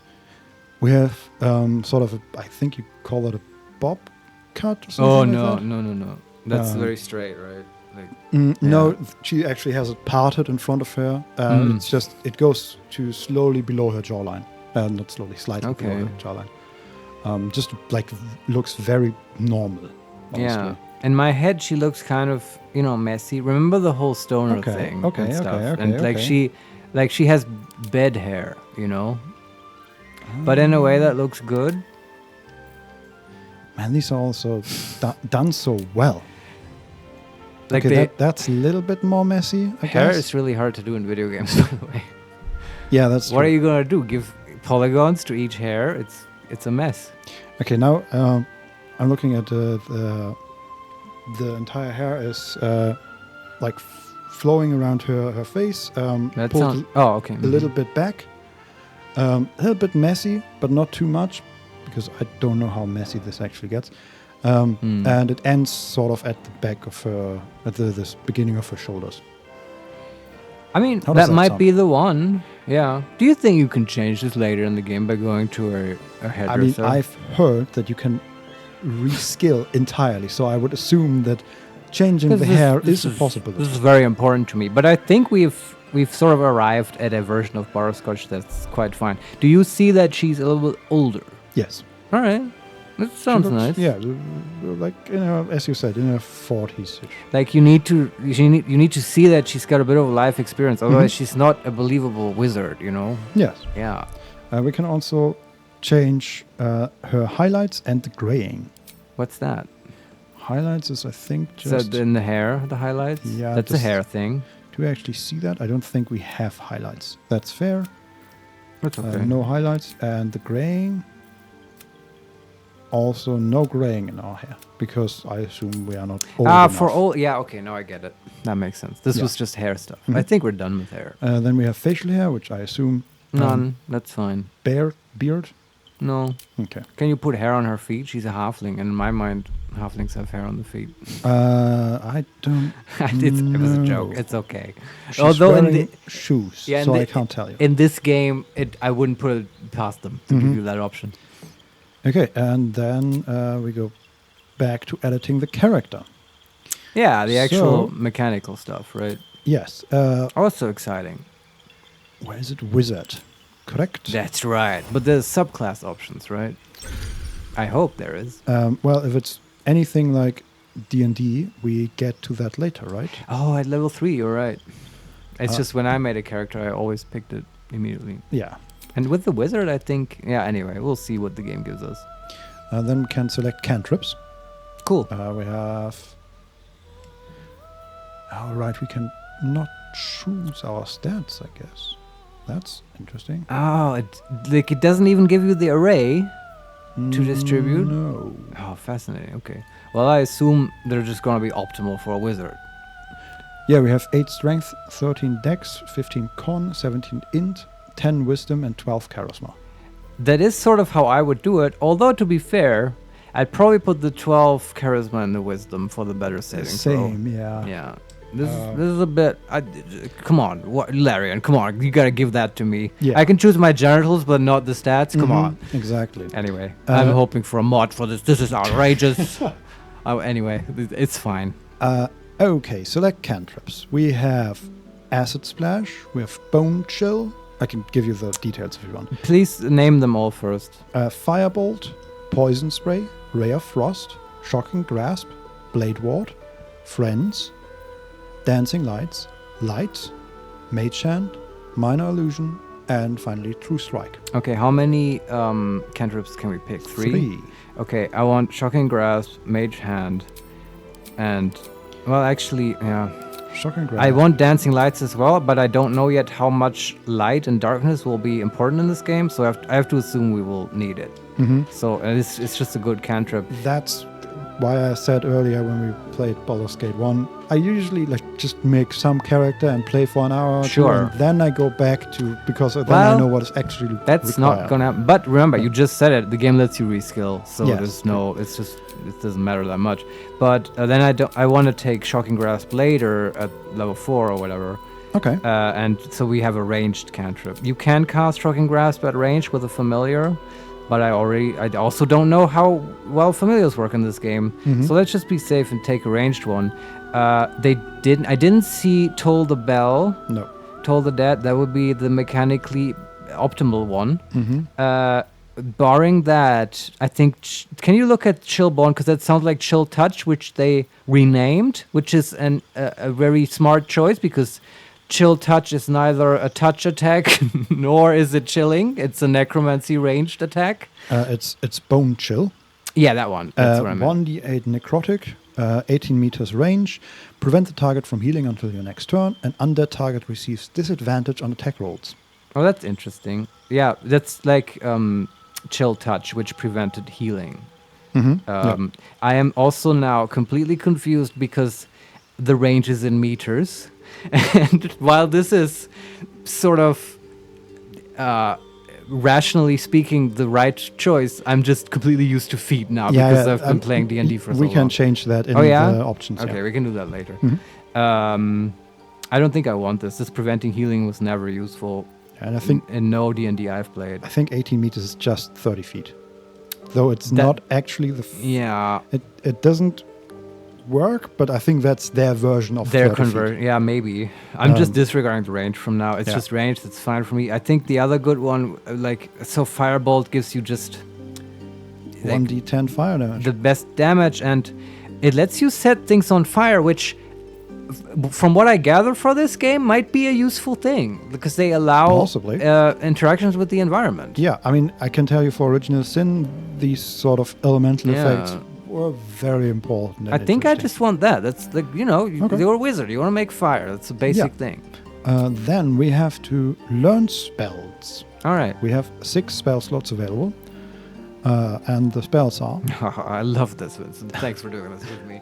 Burning Hands, Charm Person, Chromatic Orb, Color Spray, Disguise Self, Expeditious Retreat, False Life, Featherfall, Find Familiar, Fog Cloud, Grease, Ice Knife, Enhanced Sleep, Long Strider, Mage Armor, Magic Missile, Protection from Evil and Good, Ray of Sickness, Shield, Sleep, still with the same symbol as in Baldur's Gate 1, by the way, Tasha's Hideous Laughter, Thunderwave, and Witch Bolt. All right, I have very strong opinions on this. I've done this plenty of times with all the wizards I've created, but I do need some information. So, find familiar, Grease.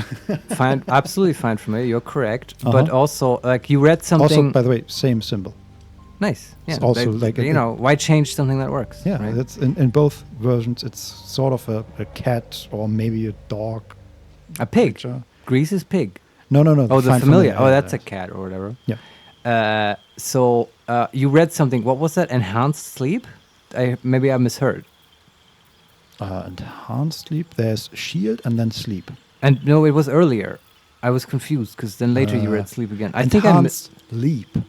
Like can you look at that? I guess they renamed jump or whatever. Yeah, triple a creature's jumping distance. I mean, it might be useful at some point, but we're not choosing that right now. It's not effective in combat. No. But it's probably good for puzzle solving. I agree, but hey, the cool thing about a wizard is you can still learn that stuff later. True. Yeah. I don't want to go through all the spells with you right now, Vincent. Okay. So I'm just gonna, like, normally, like, I can do this. I can look at the wiki or whatever to learn all the spell descriptions. I'm assuming it's mostly like D&D 5. So I'm gonna pick Find Familiar, Sleep. That's very strong at the start of the game. Thunderwave as the basic damage dealing spell. That's just good. And then Grease as an AoE control spell that doesn't have concentration. Okay, that one, please check that for me, that it actually still doesn't have concentration, because that's the killer thing about it. I'm looking how... is there even a concentration? Oh, is that not in the game? That would be a huge deal. Oh no, okay, Expeditious Retreat has concentration and it says so. There you go. But Grease doesn't.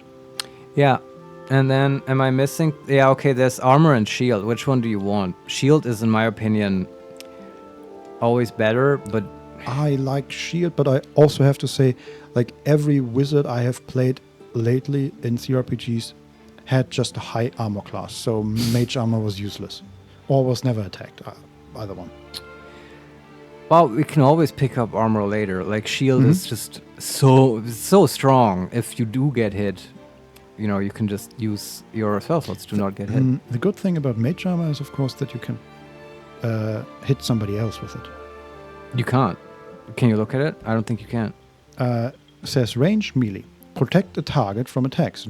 Increases armor class 13 plus dexterity. But here's the thing. This is why it doesn't work. It only works if you don't wear armor.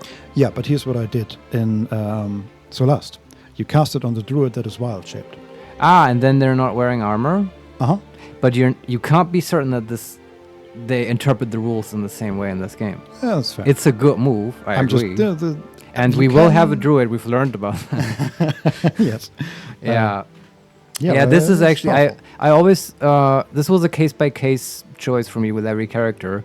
If you expect to go more into melee, I would lean towards shield, I guess. Or it depends. I mean, I like shield. I'm just saying mage armor has its uses. It absolutely does, and I would pick it up in a heartbeat once we get the chance. It's just this is the initial spell choice. I say we pick shield just so we have something to use our reaction on. That seems like a good explanation. Realistically, you want both eventually. Yeah. How many more can we pick? One more. Okay. We don't have a concentration spell yet, right? Correct, I believe. Yeah, so Charm Person is the one, I think. Or am I missing something? What's sleep concentration? I don't think it is. Charm Person is not concentration. Charm Person isn't concentration? Charm Person, level 1 enchantment. I guess spell. it's not. Charm a humanoid to prevent it from attacking you. You gain advantage on charisma checks and dialogue. Takes 10 turns. Condition ends early if you or an ally hurt the target. Yeah. In higher difficulty modes, the target might accuse you of enchanting them. Okay, I don't think that spell works the way I thought it does, or how it does in the tabletop. How many of these are concentration? Yeah, can you go through them again one more time? Let me just finish this. Sure. Okay, protection from evil and good is concentration. But it's kind of bad. I wonder if they changed it. I don't think so. Tasha Sidious Laughter is concentration. Yeah, but it's not that great. And Witchbolt is concentration. And then Expeditious Retreat is concentration, and that's it in regards to concentration. So, in the tabletop, I would choose Charm Person, which definitely was concentration, I'm pretty sure. Or with I think so too, yeah. newer additions, I would also... There was Cause Fear, that was also fine. Just like level 1 control spells, they're not that easy to come by. I guess there's no choice then. Okay, I have one, and that should be concentration 100%. Okay. And I was gonna pick it anyway, especially for this game, and that's Fall Cloud. Right? It's actually concentration. Yeah, let's pick that one. That's a great escape spell, and you can like fuck up ranged attackers. It's just a good one to have. Honestly, I played Solaster recently, one of the DLCs, and my druid had Fall Cloud from the first level, I think, and I don't think I've ever used it. Okay, well, but maybe Celeste just didn't challenge you. I think that was a problem. But I mean, I agree, see it's a good spell. Yeah, in tabletop, I've definitely gotten good use out of it. Yeah. Let's see if this game does it. That's our spell selection, I think. Yeah, then background is currently Entertainer. We have Acolyte, Charlatan, Criminal, Entertainer, Folk Hero, Guild Artisan, Noble, Outlander, Sage, Soldier, and Urchin. Interesting. Which one gives you perception as a skill? Yeah, I think the only thing we get from that is skills.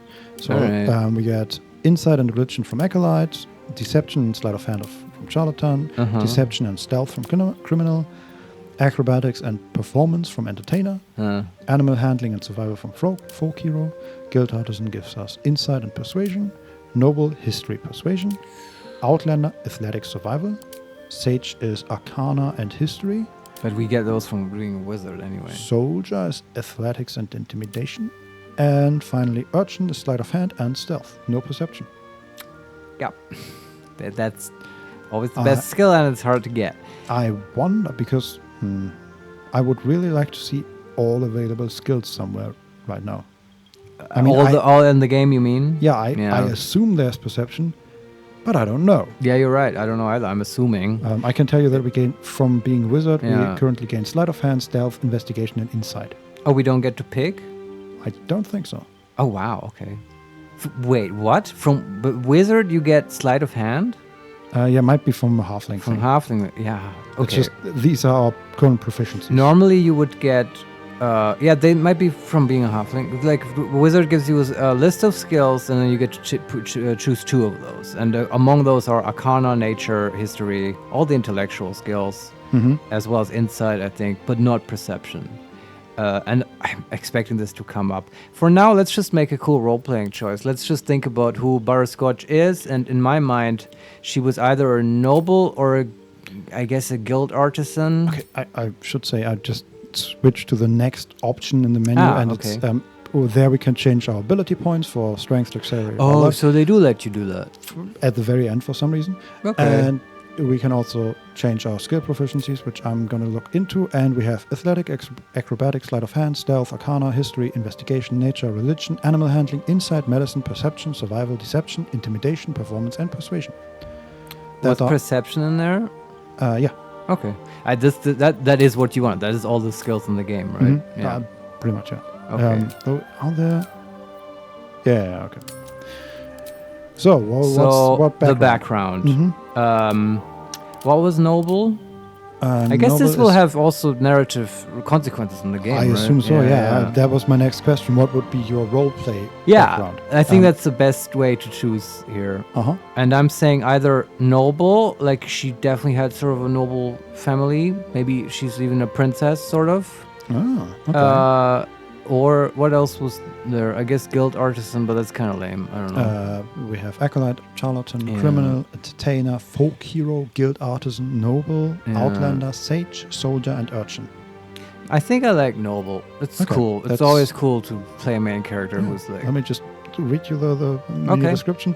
You are raised in a family among the social elite, accustomed to power and privilege. Accumulating renown, power, and loyalty will raise your status. And we get History and Persuasion from that. Those aren't bad skills, in my opinion. Especially Persuasion. I agree, yeah. And History is also, like, the knowledge skills are not not helpful. It's not like animal handling. It remains to be seen in this game. Yeah, with that bear video, animal handling might be the skill in this game. Possibly, yes. You never know. By the way, just again talking about Celeste, they did something I found very interesting. Depending on which campaign you were playing, they told you which skills came up. So for the basic campaign, for example, they hadn't implemented sleight of hand. So they just told you straight up, like, this is here, and you can pick it, but it will have no use in this campaign. I guess that's helpful, though the ideal scenario is, of course, well, put it in the game then, if it's a choice. They did in the later DLCs, but again, as an indie developer, right, they had to. No, it's for the situation they're in. That's a good solution. Yeah. Okay, so noble it is. Noble. Princess Willoughby Butterscotch. Yeah, we have to look out for naming her somehow. Oh, we will talk about that when it comes up. Okay. So ability. Yeah. Can you read them again to me? These are just the 6 ability scores. Strength, Dex, Con. Yeah, but the values, I mean, we can swap them here, right? Just how many? Oh, it's point by to some. Oh, is it? Oh, God. I wish it was just array and swapping. Yeah. Well. This makes it more complicated. So we can assign a +2 bonus and a +1 bonus, and our bases, and we have 27 ability points at the moment because I got you minused everything. Exactly. We have 8 strength, 8 dex, 9 con, 10 intelligence. Oh, so they're all at 8, but currently the bonus is all applied already. Yeah. So just all at 8. And I assume we want to raise intelligence as high as possible. Get it as high as you can. Yeah, baby. 17. That was what it was before. Yes. That's okay. Then so, Dex, I guess. Dex +1 also? I mean... That makes it a 16. How high can you get it? 16. All right. It's because that's for armor class. Mm-hmm. And now we can put some con. How high do you get it? 15, and then we have no points left. Well, that's no good. Do we want that? We can also put it at 14. Then we can put... That's okay. That's reasonable, right? We can put 2 into wisdom. Can you just recreate the standard array, but you swap charisma and wisdom? Sure. Right, so we have +1 wisdom and just +0 charisma. Yeah, so and -1 strength. We have 8 strength, 14 dex, 14 con, 17 int, 12 wisdom, and 10 charisma. That's a totally reasonable character. I think so, yeah. Yeah.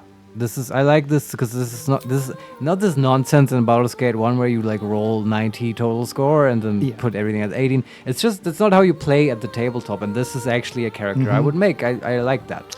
Yeah. So skills. We can take 2 out of Arcana, Investigation, Religion, Insight, and Medicine. That's pretty cool. I like all of these, but I think we definitely want Arcana.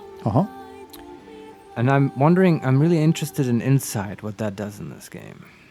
But Investigation is also cool. Yeah, and it depends how this game works with a party. But sure, my experience with CRPGs recently has been have the people that can get a skill very high have them get that skill very high, because otherwise you just overlap and nobody is very good at that skill then. So Insight, for example, it remains to be seen how. I wish that they don't design it this way, but you're probably right. that was a huge thing in 3rd edition. You either get it super high or you're useless at that skill. But still, I'm thinking about just this one character and what makes sense for her, right? Mm-hmm. And I think that she's more of an Insight person. Okay. So or what was can you read them once more? Arcana, Investigation, Religion, Insight, and Medicine. Religion might be interesting too.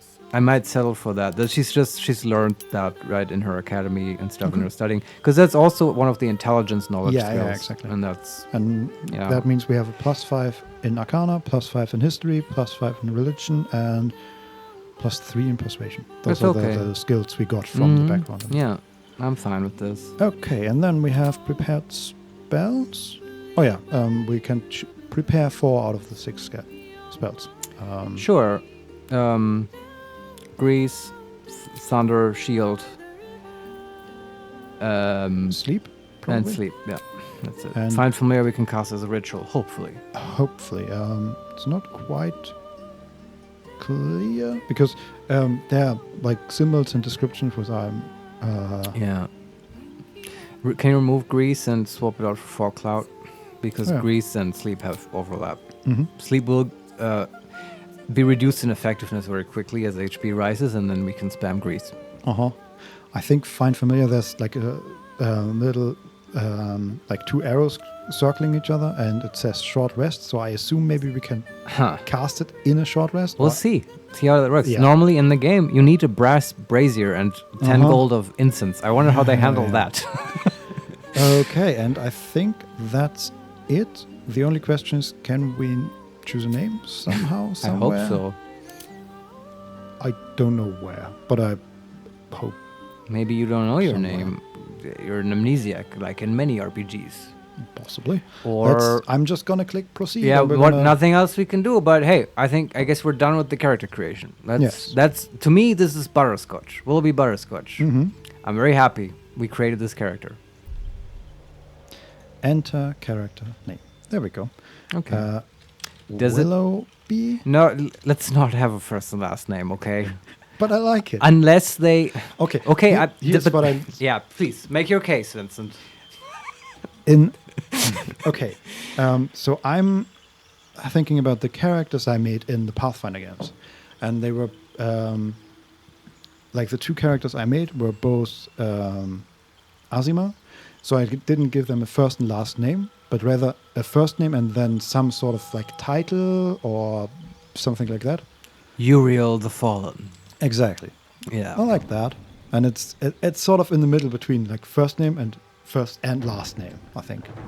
I just don't want every NPC in the game to like refer to us as, certainly Willoughby Butterscotch, you should do this quest. Okay. But so just Willoughby? Or just Butterscotch? Well, if it's one of those, then just Butterscotch, obviously. That's what everyone calls her, right? Butterscotch. Okay. Let's just stick with that. It's like snappier. Yeah. All right. You need a guardian. Choose one. A guardian? What is happening? We are in a second character creation thing. What? Oh, interesting. Is this the co-op part of the game?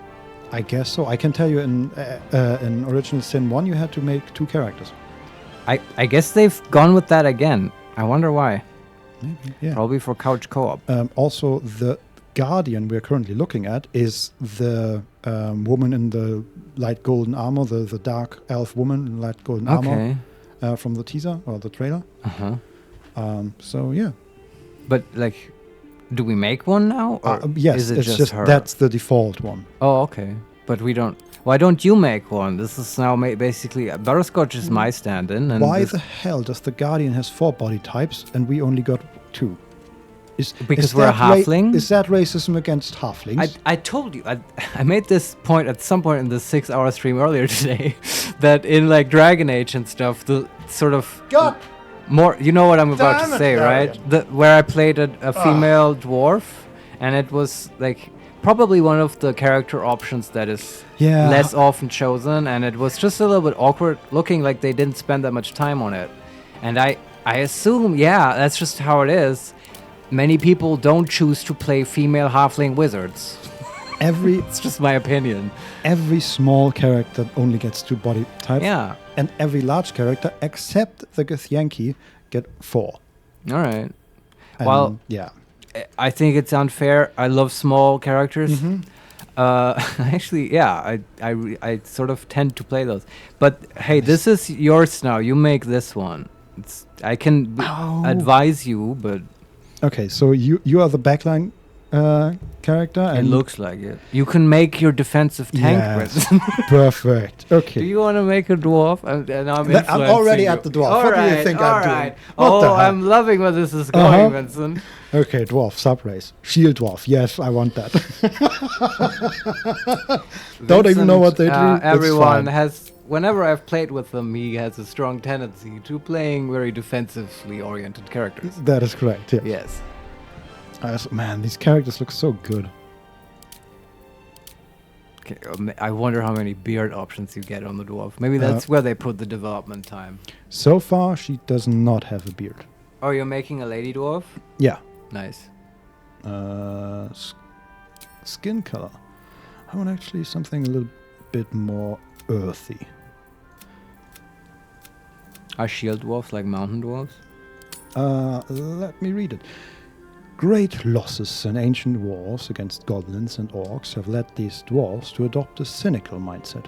But they will endure anything to restore their ancestral homelands. It's just the hobbit dwarves. I mean, right? hobbits are not depressed.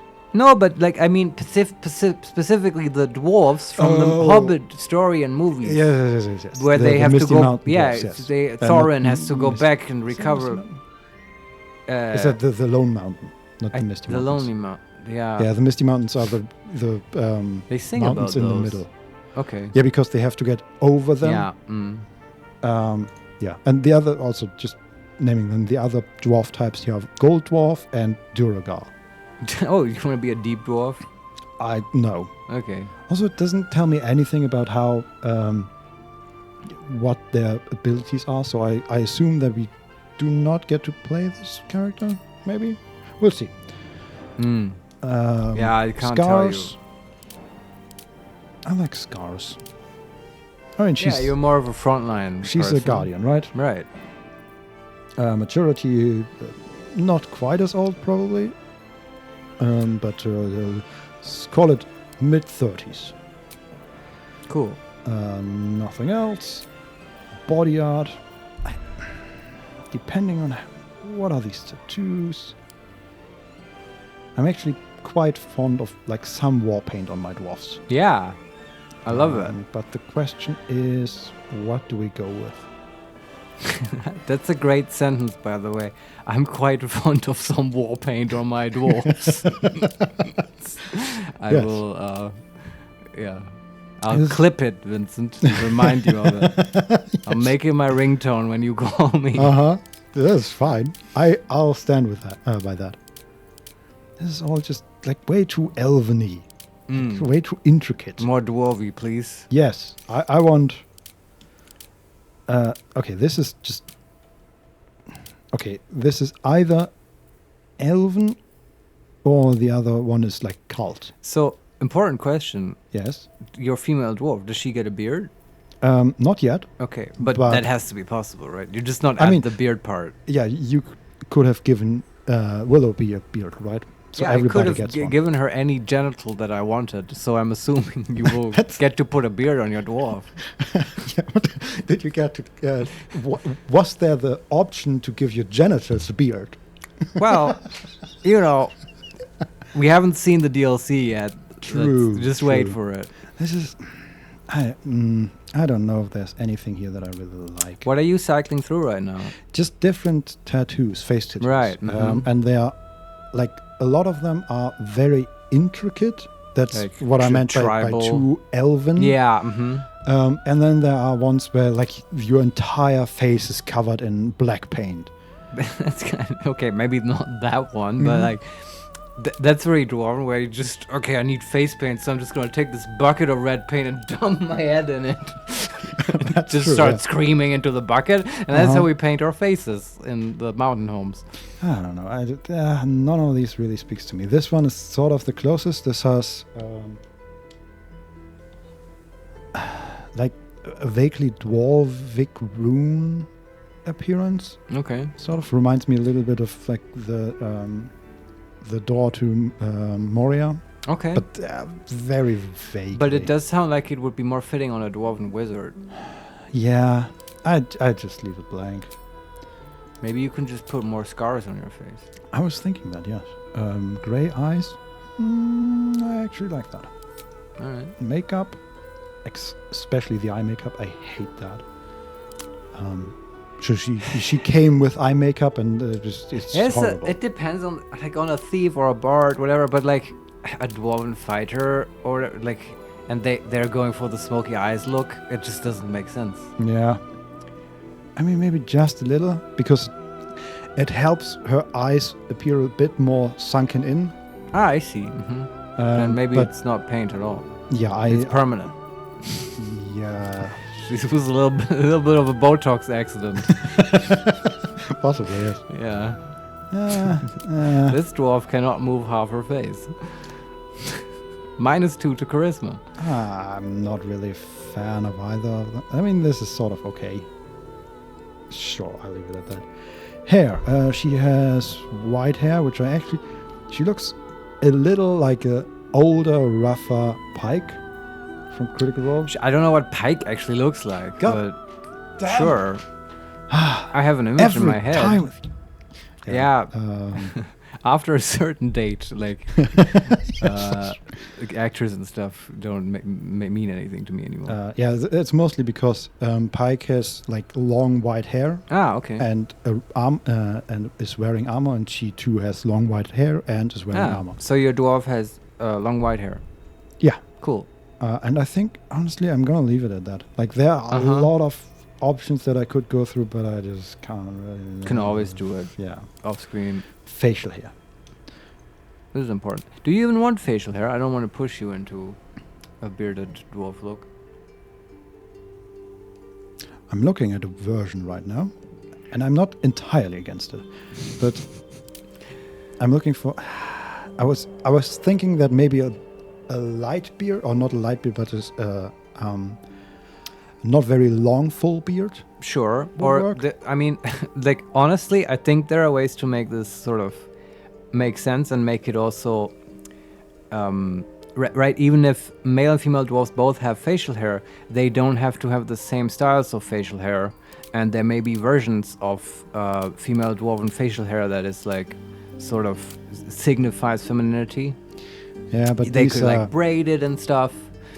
You know. Yeah, but male dwarfs also braid their beard. That's true, but they can different styles. You know, there's room for nuance here. Is all I'm saying. Yeah, you don't just have to smash hair in your face. That's fair, but I think like the hair I currently have selected is like a full beard, but again not very long except at the chin, and then there's not a braid but like a banded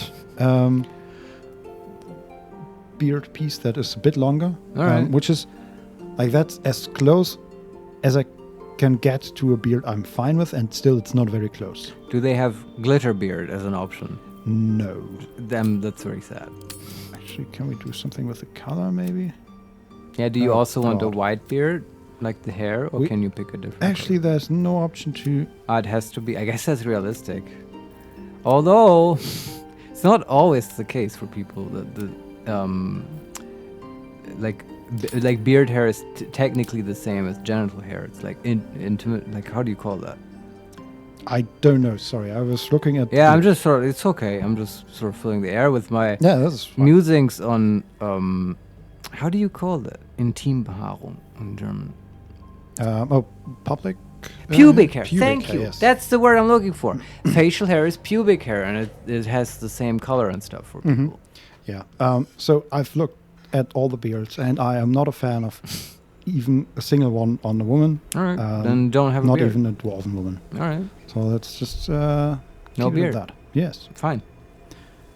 And the Venture Fall. Oh, that's it? No more. That's it? You're happy with your dwarf? Yeah, it's just the appearance as far as I can tell. Okay. Oh, you had no further character options? No. And we are back in the room with a Mind Flayer. All right. And he's floating outside. I guess actual game starting now. Maybe. Let's see. And outside the room, he's looking at two other Mind Flayers that are just laying on the ground and appear to be dead. Okay. And now he's in front of... Oh, he's in the helm of the ship. Ah. The Githyanki ship? Githyanki ship, yes. And apparently it's not a Githyanki ship, it's a Mind Flayer ship. Yeah. And he is right above a big city. Oh, shit. Oh, this is like Space Invaders. And one of the guardsmen is just looking at him. What the Oh, it's not his day. He's running up the tower to ring the bell. And one of the tentacles from the ship is grabbing the entire tower and ripping it apart. And the tower is falling down, and Yeah, that's a Wilhelm screen. Hey, there was... Yeah, I was going to say that. And the ship is like teleporting people from the streets into it. Holy shit. Yeah. This is really cool. And there's a portal opening above the ship. And black dragons coming out of it. This is horrible. We're level 1. There are Yankee riding the dragons. Hey, this is like that scene from Avengers. You know what I mean? Uh-huh. They're attacking the ship and ripping apart the tendrils. Oh, they're fighting the ship? Yeah, and apparently the Mind Flayer is feeling that, right? Because he's sort of controlling them. The ship is alive. Yeah. So I don't know who's the good guy. I mean, I think the Githyanki are not the bad guy, I guess. No, because they are saving us and our guardian, I think. Yeah. Are they like invading the ship now? Yes. I guess that's how we get saved. Oh, he teleported the ship away in a very cool fashion by just combining 2 tendrils in front of him, and then he pulled them back like a sling and let them loose, and they slapped forward, and in that moment the thing vanished. Cool. And now they are in some sort of ice planet or plane, and the dragons have ported also into that world. This is so epic. Baldur's Gate 1, you got basically someone reading you out a story. Uh-huh. Now we get to watch a movie. This is incredible. The Githyanki is fighting to get out of her bonds, or binds, and one of the dragons is trying to help her. Oh, the ship teleported again, but it doesn't look like the Mind Flayer was doing it, but rather one of the dragons by accident. Alright. And the other 2 dragons are left behind, and one of them just roared in frustration, I assume. And now we are in first person, and we are looking at the flames left behind by the dragon. And shit. The Gith is finally free from her cocoon and has fallen into the room and is now standing up and looking around. And she looks out of the hole in the hull. Okay. And this looks like we are in hell. I think that is the what's it called? The blood wall. They are just demons and like thousands of imps coming at us. Right. And we have a black screen. That is possibly the greatest intro animation I've ever seen. Holy moly, what an intro. It's pretty wild. What a ride. That was incredible. That was like a movie. How do you top that though? Where do you go from here? I don't know. I think I'm done with the game. Yeah. Well, thanks for waiting around for 6 hours. We've seen everything. Thanks for making the character. She got immediately killed in a horrible death explosion.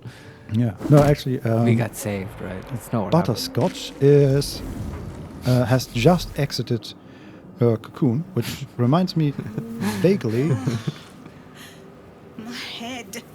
That's Butterscotch. Oh, wow. I guess that's what she sounds like. Yeah, we are... Can we... What is this camera? Okay. Looked for a moment like it's third-person camera. So we are standing in the... You have control now? We have agency? We have agency. Wow, that's so cool. Okay. What's going on, Vincent? Okay, we get a lot of tutorial things, center camera and all that stuff. We've asked for that. Mm-hmm. What? Let's move. Okay. So we are standing in the Mind Flayer ship. Right.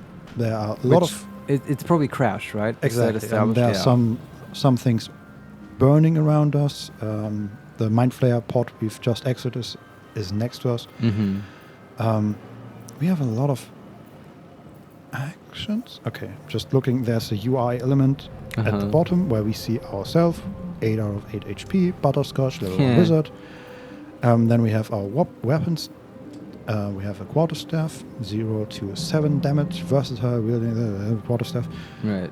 Then we have all the jump actions, hide action, throw, dash, disengage, topple. dip, shove, improvised melee weapon, help, and main hand attack. Interesting. We also have...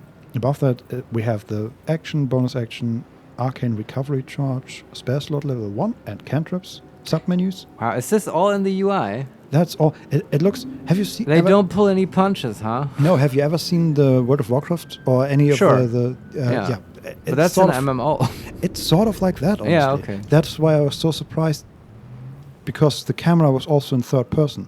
So it felt for a moment like we were about to... Like you're playing WoW. Yeah, about to, like, that makes sense, though. I mean, lots of people played WoW, and they can, like, right... In 1999, you couldn't have made this kind of UI, in my opinion. True, yeah. Because it's too overwhelming. But people are used to MMO interfaces, and it's sort of become an established part of interface language, right? Mm-hmm. So you can sort of put that on people. Yeah, I'm going to look at OBS for a second and see if the camera's blocking anything, but I think it's looking fine. Oh, sure, yeah. The only thing it's blocking is the end turn. That's okay. Button, and that is just click on me when you want to end the turn. We also have the combat log. Okay, that's there. So we probably want the camera on the other side, maybe? You can move stuff around, just like WoW, huh? Yeah. Okay. I'm going to leave it there, and I hope that's fine. All right.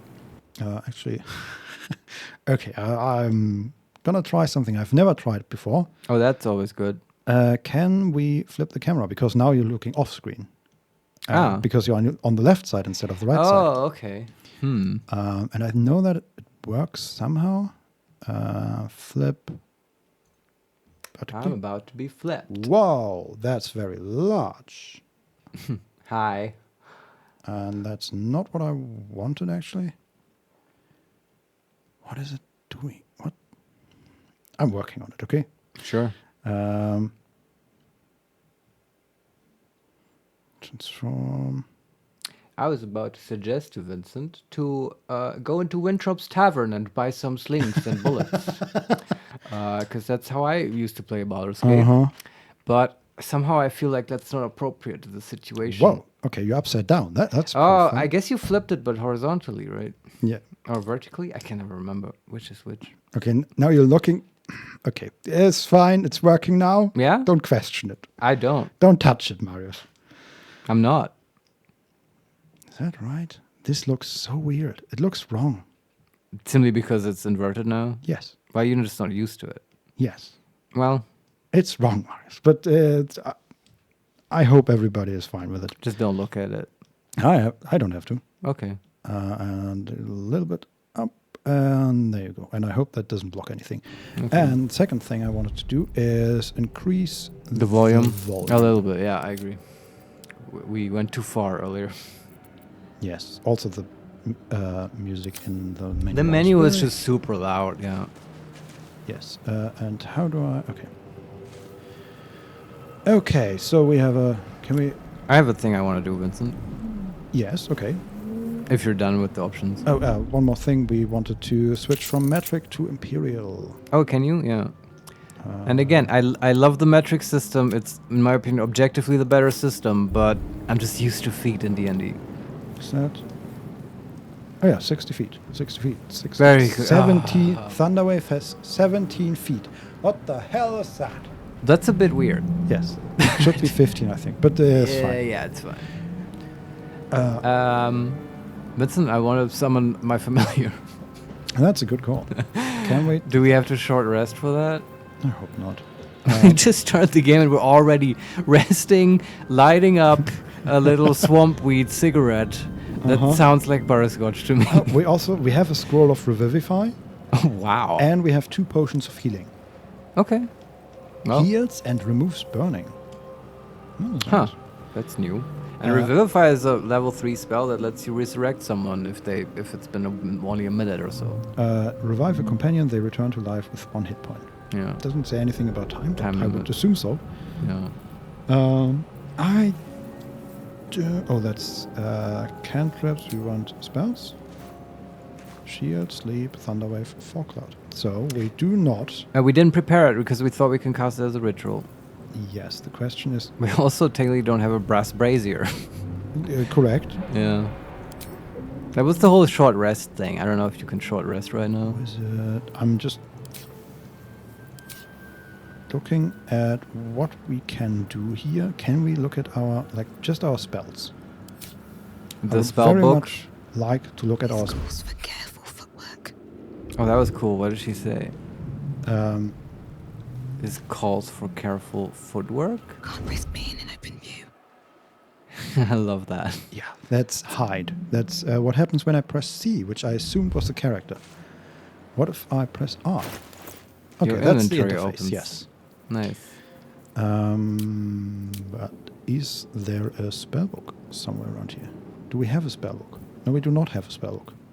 We have camp supply sack, we have an alchemy pouch, and a keychain. But just because you don't have that item, you can't assume that there's no spell book menu. We've got spells prepared. Oh, there we go. Spellbook. Can we... Yeah, just like go into the options on Find Familiar and maybe click Cast as a Ritual or whatever. Find Familiar. Level 1 concentration spell. Spell is not prepared. Can't be cast while your new parasite adjusts to your mind and magic. What, man?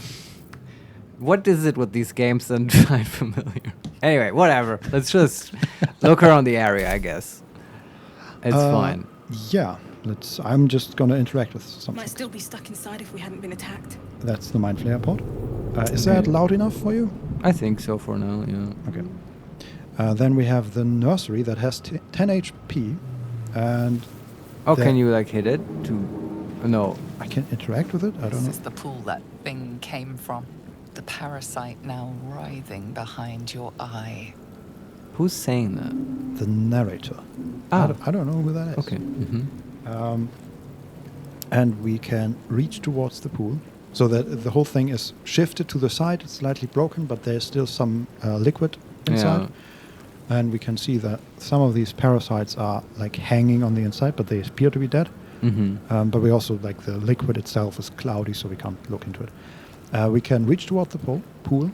We can investigate the pool, and there's in parentheses before that is investigation. That's a skill check, huh? Exactly. Cool. And then we can leave. Wanna investigate? Yeah, investigate it. Nice. Skill checks. General tutorial. Some dialogue options require a skill check. A dice roll that must meet or exceed a target number. Your character's skill adds a bonus to this roll. Finish. Okay. So we have Butterscotch, investigate the pool. It says investigation, intelligence check. Then difficulty class 10. Okay. Then there's a D20. In this case, it's purple. Mm-hmm. And it says click dice to roll. And below that it says +3 from intelligence and total bonus 3. Yeah, this is important to get this menu feeling good. Oh, yeah. I feel like. So let's roll.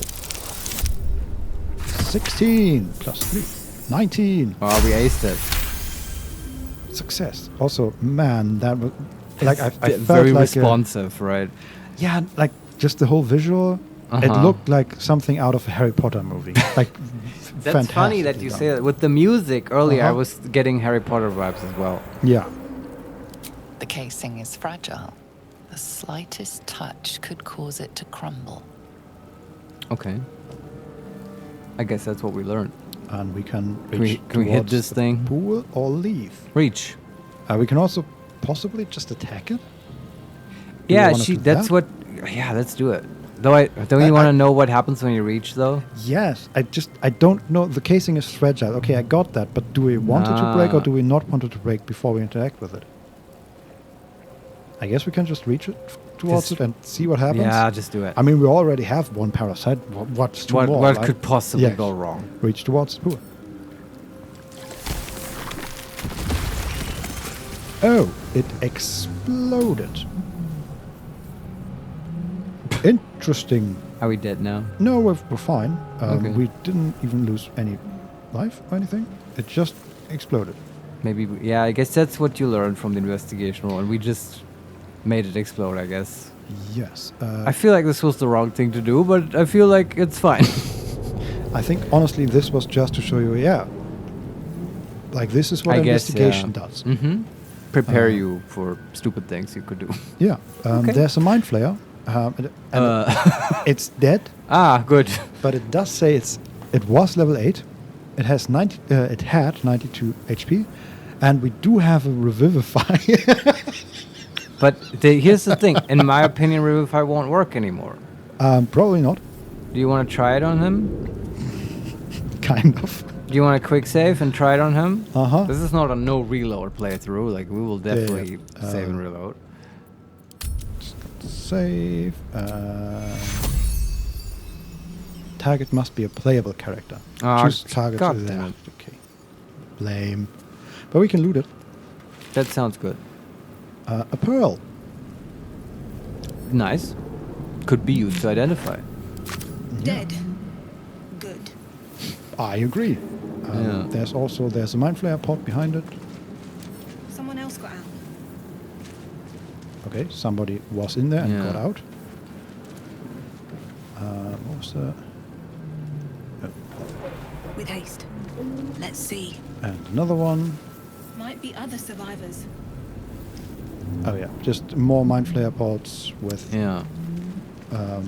raptured Mind Flayer pod. Not everyone made it out alive. Uh-oh.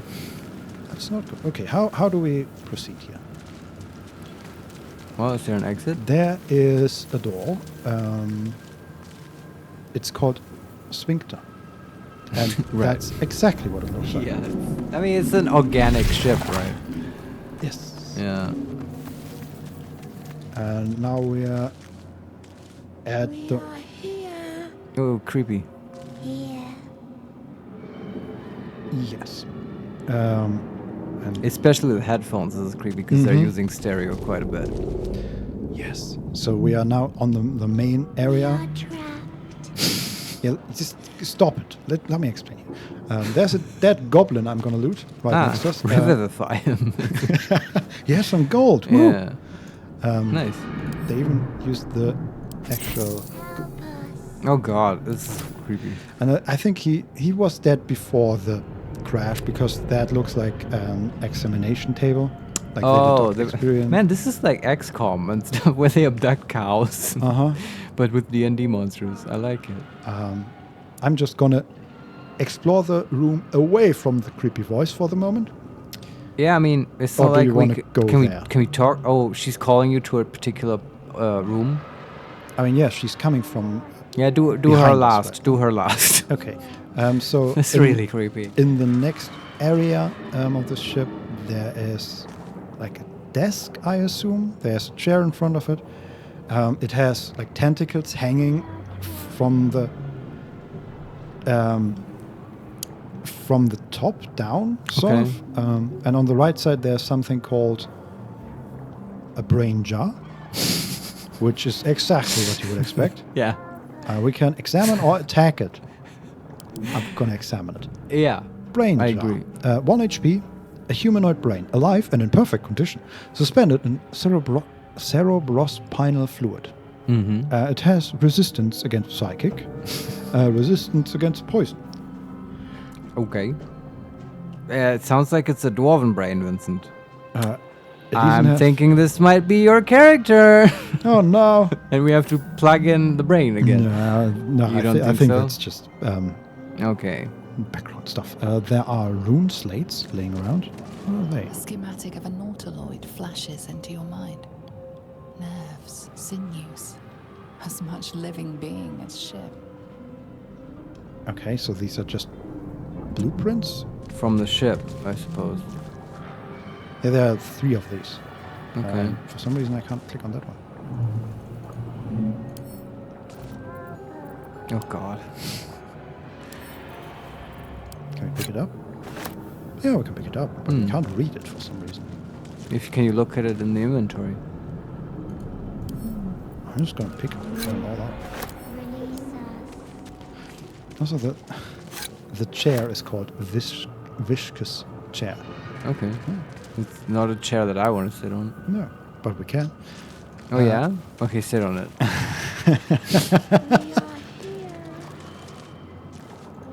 Sit on it. Go ahead. Okay, do it, Butterscotch. Yeah, it's huge. Nice. You can play captain while nobody's looking. Yeah, well, it's not really the captain's part. Engage. Also, I think the ship is still flying. Oh really? I thought we crashed. Yeah, I thought so too, but now... Maybe we can become captain. Like, behind us is like an open space in the wall, and I think we're flying over some sort of mountain range. That's so cool. Okay, I'm just gonna continue exploring. This is a very strange place that Willoughby has found herself in. We have a cerebral aquarium. Ah, yes. Mind Flayer horticulture. Wonderful. Can use it? Odd things. Wonder what plane they're from. Can examine it. Test for HP. Sure. And we can attack it. I like how you can attack basically everything. Just smash it. Yes. That's feels payback. Satisfying, yes. What else is here? There's an eldritch tablet. Everything has these years of humanoid history. Elves, dwarves, humans, and more flash behind your eyes. Wow, this might be interesting to study. Pick up. Yes. Give me everything. Give me the eldritch also tablet. What is the rune slate? Holding this tablet causes a flash of inscrutable images to appear before the eyes before vanishing, leaving a mild headache in their place. And they're worth 1 gold. Okay. It's not too bad. I feel like that should be worth more, but okay. I mean, probably depends on who you're giving it to. I guess. Another chair that we could interact with, but no real point to it. And I think that's it for this side of the room. Okay.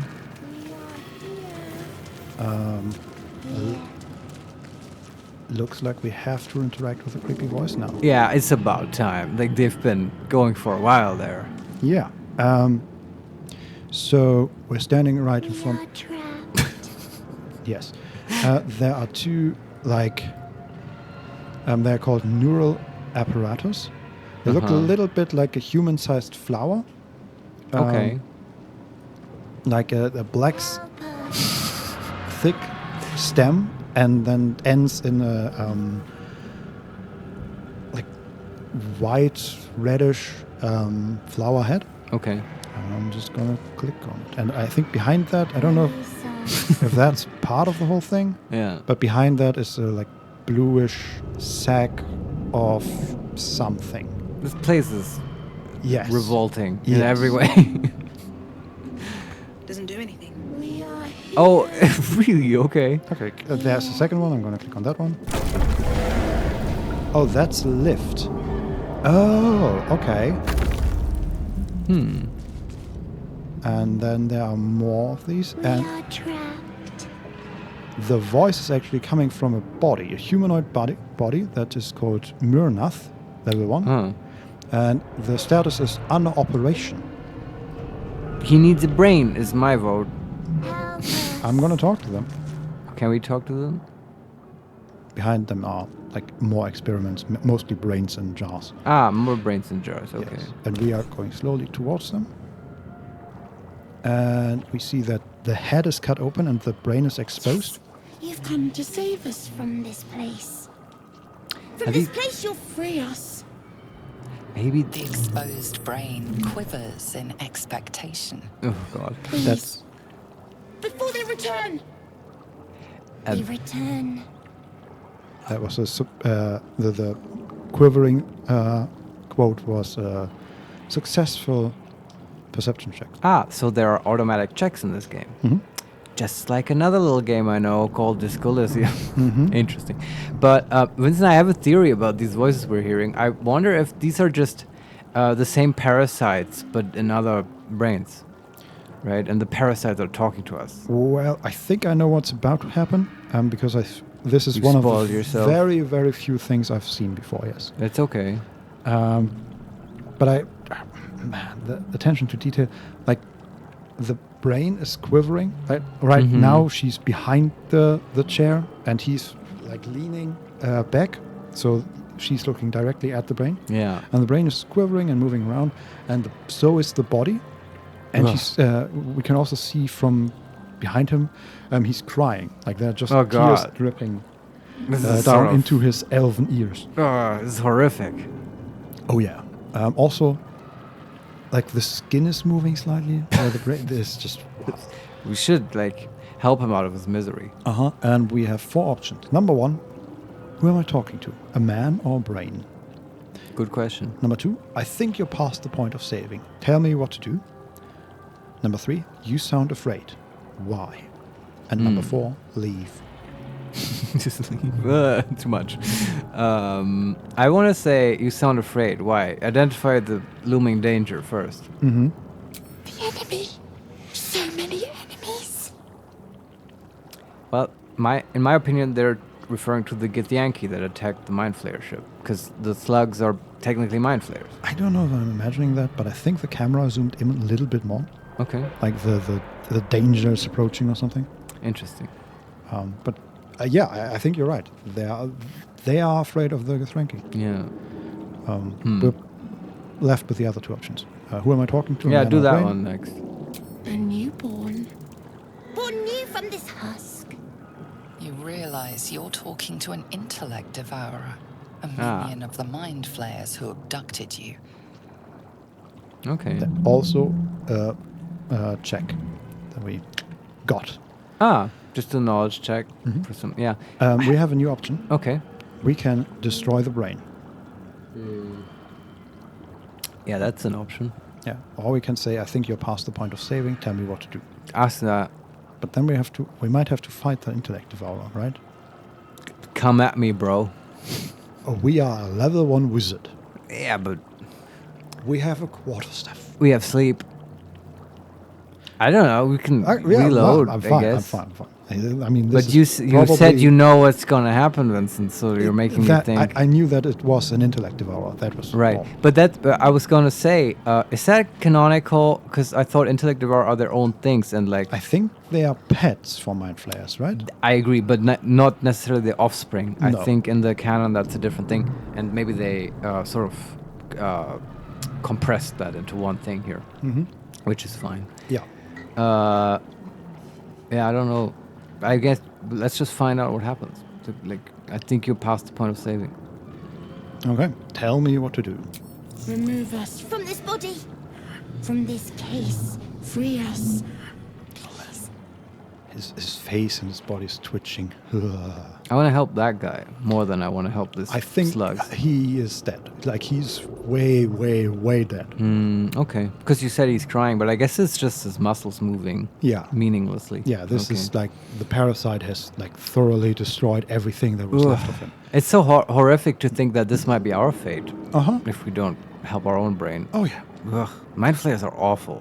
Yes. Okay, so what options do we have left? We can still destroy the brain. Right. And we have investigation, inspect the exposed brain. Well, that's always good. Strength, break the skull. And we have dexterity, gently prise the brain from the skull. Oh, I love all these skills that they're putting in. Oh, this is so nice. Yeah, okay, investigate first. Oh, I get to roll again. What's the difficulty? Difficulty class 10. Here's another thing. In this screen, could you possibly step down from the check now? I go back to the. We can customize the dice. That's like the one option we have. Okay, but my point is. What does that do? Scuffed metal, dragon flame red, and behir blue. Okay. I like scuffed metal, honestly. All right, it's your pick, Vincent.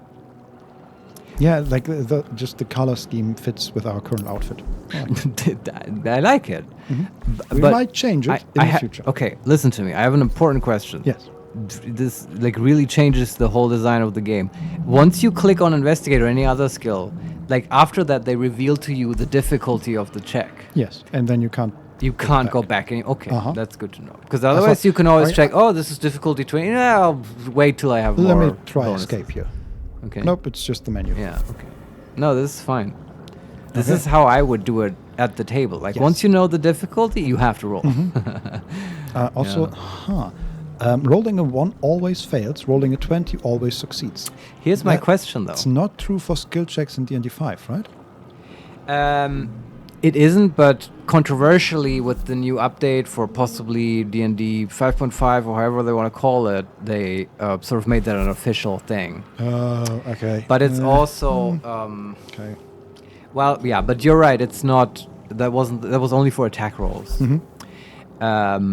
The other thing is, though, for most reasonable difficulty classes where you would even make people roll, even if it's not a critical failure, if you roll a 1, you would still be so low that you would always fail. So it's sort of same difference. The thing, though, it didn't say this officially, but or at least you didn't read it to me, but in D&D 5, halflings have this race ability where rolling a 1 gives you 1 reroll for free. True, but I don't think that's the case here. But we can look that would into make me really sad. Yeah, well, we can. Yeah, we'll investigate. It's investigate okay. in a moment. Let's just roll this check. Okay. Magical. 7 plus 3. So 10. Success. There's so many noises when this happens. Yeah, and also it's like a very long process, honestly. Yeah, they probably wanted to make this really rewarding. You notice edema, a swelling of the brain causing pressure where it strains against the shell of the skull. But I did not learn anything new here. No, it's apparently the brain is too big for the shell of the skull, which...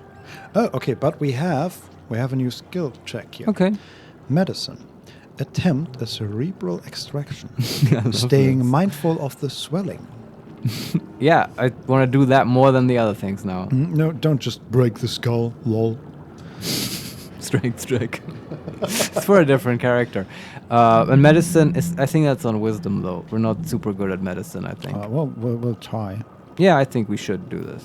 So dialogue. Oh, we can look at the dialogue history. I love that. Okay. Nice. Oh, what the hell? Advantage lets you roll two dice and take the higher result from adding modifiers. Oh, did we get this from the successful investigation check? Does it say where we get the advantage from? I don't see it. It just says advantage makes you more likely to succeed. Roll 2 dice and use a higher value. Yeah. But where do we get it from? I don't see it. We get +1 to wisdom checks. +3 to saving throws. I don't know. Yeah, okay. Okay, click dice to roll. 12. What was the difficulty?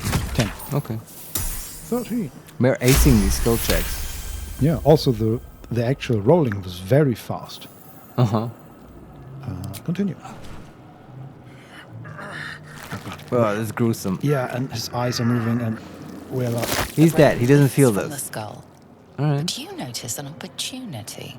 You could cripple the strange creature, making it more subservient, should it prove a threat. We will absolutely do that. Yeah, it's just the brain at the moment. Uh-huh. And we can choose number 1, dexterity. Mutilate the brain. That's a choice. Or spare the creature. Any injuries might weaken it. Yeah. Vincent, is it going to be a friend to us? I mean, maybe if we make it, but I think naturally it's an evil creature, right? Yes. Yeah. So, do we mutilate the brain? It sounds really nasty, but it's sort of what we should do, I think. It's great writing, though. Well done, Larian. God Mutilate damn you. the brain. Yeah. It's like we're literally like, not 5 minutes, but it feels like 5 minutes into the game and we're already having difficult choices in front of us. Yeah. So? That I sort of care about. Do we mutilate the brain? Yeah, we're going to mutilate this. Okay. Also, we have to think about our own safety here. She's holding it idly and just looking at it from different angles. Yeah, I love how Butterscotch just immediately goes to task. She's like, she's using her knowledge from the academy. Yeah, and just to save her own life. Gripping the brain and pulling it out. Yes. Like a monster. Well, yeah, sure. Debatable. Mutilate the brain. Here we go. +2 to dexterity. Nice. And it's difficulty class 15. Yeah, this is a bit harder. 8. That didn't work so well. Wow.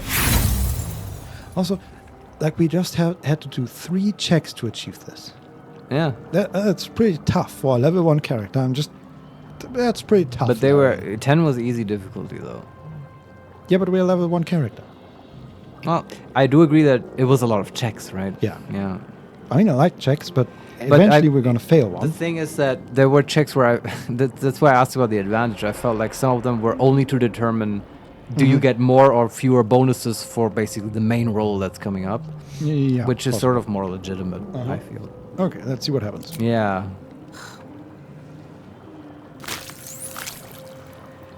We poked it. And it's wriggling. It's jumping out of our hands. But that doesn't look right. We're looking at I think the camera is fucked up. And now it's a proper Mind Flayer. Newborn. And it's scuttling away. Where's it going?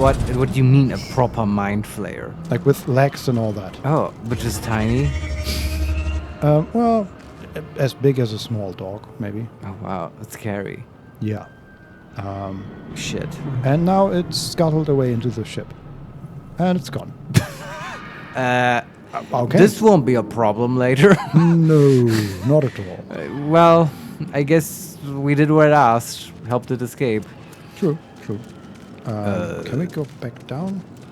What do we...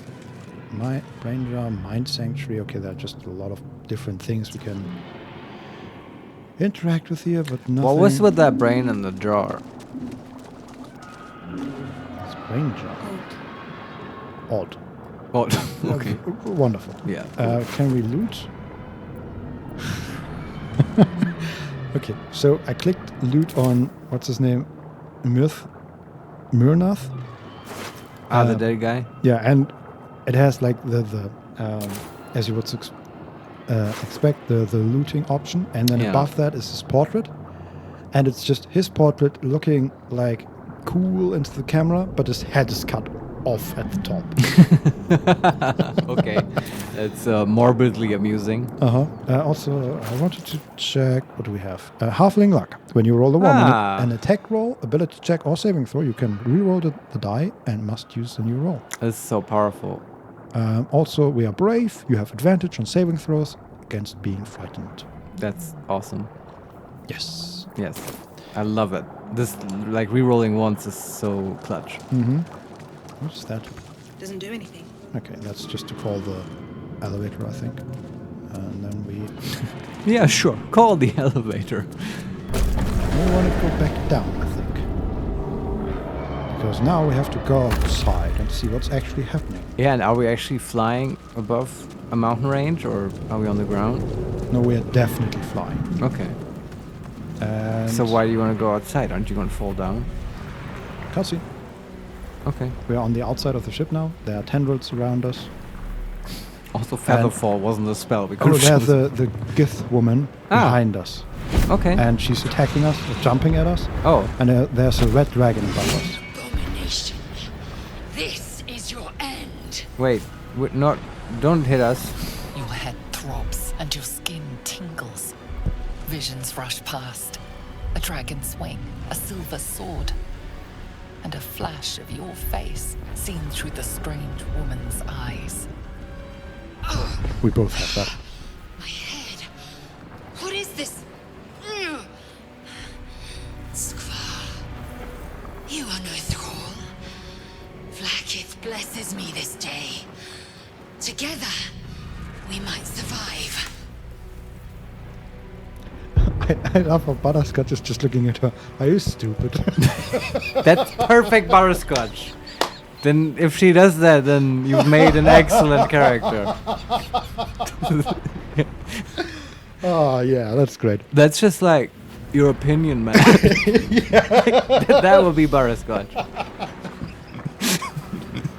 Thrall, sure, mate. Absolutely, yes. I think you're not allowed to call me that. Yeah, you owe me a rock. Whoa, this is a bit much. Can we have a cigarette break? Anyway. We can ask, what made you think I was a thrall? Uh-huh. Who are you? We need to figure out where we are, and what do you suggest? So, this woman, this is a Githyanki woman, right? This is not the dwarf we created with you. This is Lazel.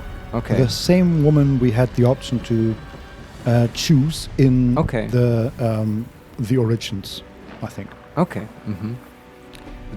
At the very start? Yes. Okay. Where we made Butterscotch, we also had the option to choose the origin characters. So we could have sort of played as her. Yes. Yeah. I wonder what happened then.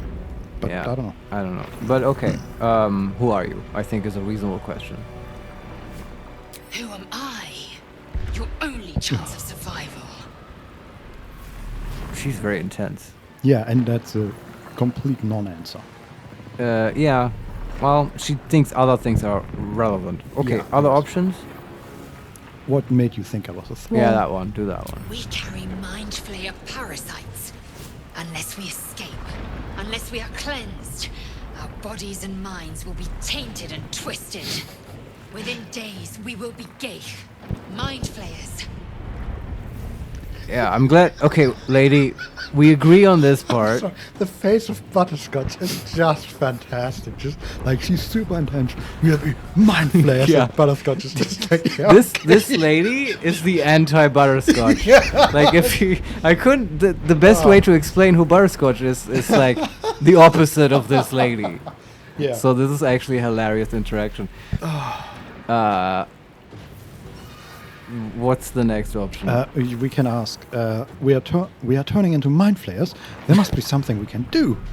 We can also say we need to figure out where we are. And what do you suggest? What do you suggest at this point? First, we exterminate the imps. Then we find the helm and take control of the ship. We will address the matter of a cure for this infection once we reach the material plane. She's so intense. Yes. But She's just she's running out of the picture, and Butterscotch just looks behind her. I guess what's she doing? Like fighting? Yeah, there were some imps eating something. Actual imps, like demons? Yeah. Okay. Actual imps. And combat tutorial. Oh, cool! I want to do combat. Get ready to fight. Combat happens in rounds, and each participant gets a turn to act. The game pauses around you during combat, so you have time to plan your action. Right. This is always paused and turn-based, right? Uh-huh. Yeah. Cool. So, cool battle music already. But can you describe the actual scene we're in? Yes. Can I move the camera? Yes, wonderful. So we are in an open. Oh, that's restoration. Interesting. So we are in an open sort of circular arena. Okay. The north of it is broken up, so we could just see the landscape under the ship rushing past. Okay. And we are at the south entrance, sort of. We are slightly in front of our Gith Yankee friend. Can we control her? I believe so. Yes. Okay. Cool. But we are first to. We have the first turn, and we are facing 3 imps who have just imps. Yes. One is sort of close. How close actually? Like 20 feet. Then that's almost directly in front of us. Then there's one to the right, about 30 feet away, on which we can't reach because we are halfling. Yeah, only 25 feet movement. Yes. That's a bit of a downside. Then the last one is also in front of us, but almost 52 feet away. Okay. I say we sleep him. Okay. Right? Why not? They're not bunched up enough for a thunder wave, I think. No. How? Also, imps should be low HP, so this should hit them pretty hard. Wait. Put creatures into a magical slumber. Select targets up to a combined 24 hit points. Oh, you don't roll the hit points? I guess. That's just the average, I guess. Not? I can live with that. But now you can just, like, select them to sleep them, which is funny. There's no element of chance involved. It's just like, you sleep now. Yeah. But why? Okay, I guess we can sleep all 3 of them. Does it doesn't even have an AoE? You can just select targets to sleep in the area of effect. I'm loving the spell. And the area of effect is as big as the arena.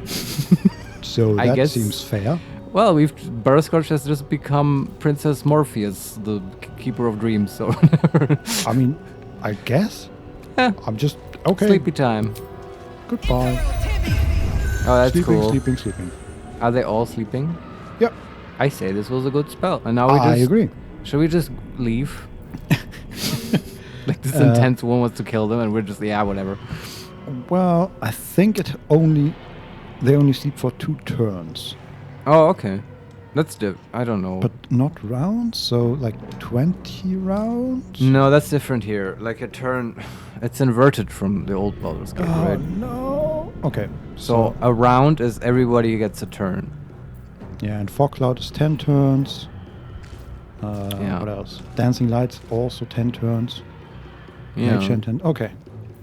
So I say we 2 murder turns them. is what, 12 seconds? 2 turns is sort of 12 seconds, Okay. yeah. Okay, what do we do? I guess murder them if we can't just leave and win the encounter this way. Yeah, I'm just gonna... Butterscotch is gonna move to the closest one, I guess, just to prepare an attack. I think Butterscotch can move away. Her most effective attack is the fire cantrip anyway. True. The ranged But attack. if she has a quarterstaff, and if she attacks a sleeping target, it's an auto crit, right? And if she doesn't hit, it doesn't wake up. Yeah, okay, sure. Let's just batter them into submission. Sounds reasonable. Time to strike. Okay, let's look at our new character. Level 1 fighter. Nice. Tons of action. She has a pummel strike, rush attack, ranged attack, astral knowledge. Gain proficiency in all skills of a chosen ability. Wow. Okay. That's pretty strong. Githyanki Psionics. Mage Hand. Main attack, lacerate, hamstring shot. Damn, that's a lot of options. I don't know those from normal D&D rules. No, I can go through them. So pummel strike is 1 to 4 damage. It's 1d4 damage. Bludgeoning, make a non-lethal attack against an enemy and possibly daze them. Okay, that might be a Battlemaster move, I guess. Possibly. The superiority dice and stuff. Then rush attack is 1d4 plus 3 piercing. Charge forward and attack the first enemy in your way, possibly pushing them off balance. Okay. And it doesn't provoke opportunity attacks. That's good.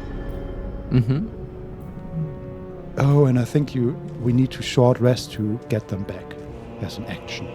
Okay. Huh. Wait, what happens on I mean, you would get, in the D&D 5, you would get your superiority dice back on a short rest. So... Not sure if it's exactly the same system, but it seems similar. Okay, that's fantastic. So I can press T, and then the tooltip is sort of frozen, and I can look at what the actual things do. So melee, for example, is described as 5 feet. Con save is described as saving throw, attack roll. Okay, and recharge on a short rest. Yes, that was my question. And then Dazed has disadvantage on wisdom saving throws, can't take reactions, and loses the dexterity bonus to their armor class for 2 turns. Yeah, it's a debuff, but not a strong debuff. Yes. Okay, well, that's... I like the system. Yeah, I feel like they've done an excellent job on the interface, honestly. Because it's not an easy task to turn D&D 5 into a computer game. No. And then we have Lacerate, which is just a normal attack, but also makes them bleed. Unless they are undead or constructs. And bleed is take 2 slashing damage at the start of each turn and has disadvantage on Constitution saving throws. Alright. Good to know. And then we have finally the hamstring shot. Shoot an enemy in the thigh and possibly reduce their movement speed by 50%. Good to know. That's great for kiting and stuff. She sounds like this lady is business. Definitely. She sounds very effective. She has a 2-handed weapon, by the way. Yeah, but I think in this case, we're just gonna, hit these guys. With the normal attack. Because they're already sleeping, right? Go. That's 1 dead. Hey, nice. 10 XP. Woo. Cool. It's like killing rats. Yes, and then we end turn. Sleeping. They get to sleep. Cool. Yes. And we can attack with Butterscotch. Yeah, come on, let her kill one. Critical hits. Nice. That one is still alive. Oh god. And not on the ground anymore, which is... It woke up, right? Surprise. Because it and got now hit. it can take an attack of opportunity. But nobody's moving away. No, the way I know sleep is, when you sleep and you wake up, then you are still on the ground, and I guess you can take You can take attack opportunities while you're on the ground. But you would have disadvantage, right? Because you're still on the ground. No, I don't think so. If you're melee attacking someone else. While you're on the ground? While you're prone? I don't think you get disadvantage. Other people who are above you get advantage to attacking you if you're prone, if they attack with a melee attack. Possibly. And they get disadvantage if they're next to you and have a ranged attack. Yeah. Actually, that's wrong. This is so complicated. They get disadvantage on a ranged attack when they're far away and you're prone, right? Because there are situations definitely where you would willingly go into prone. Mm-hmm. And you can still attack, but the big disadvantage to that is that you can't quickly move, right? So anyone, you're not very effective at fighting because people can just walk away from you when you're on the ground. That's how I'm reading it. Yeah. I'm just surprised because I expected them to be not immediately able to attack Butterscotch, at least that effectively, but I guess they can. Well, they're just threatening attack, right? Butterscotch now can't move away. Yeah. But she doesn't want to, right? Anyway. Also, they now have the condition threatened and enemy is close, has disadvantage on ranged attack rolls. Okay. Yeah. We also we can look at the entire character screen. We can look at all their stats. This is they amazing. Have 5 strength, 8 dex, 10 con, 8 int, 9 wisdom, and 10 charisma. It gives you the stats of the enemies. Yeah. Oh, 7 wow. AC. They have notable features: dark vision, devil's sight. You can see normally in darkness, both magical and non-magical, to a distance of 80 feet. I don't know how to feel about that. They have opportunity attack as a feature, I guess. And we can even look at, they have hit points, 4 out of 7 at the moment. The armor class of 7, race imp. They have minus 21 initiative, a movement speed of 0 at the moment. Type fiend, size small, and weight 30 pounds. Wow. Do they have a backstory, Vincent? Not yet. But I assume the next...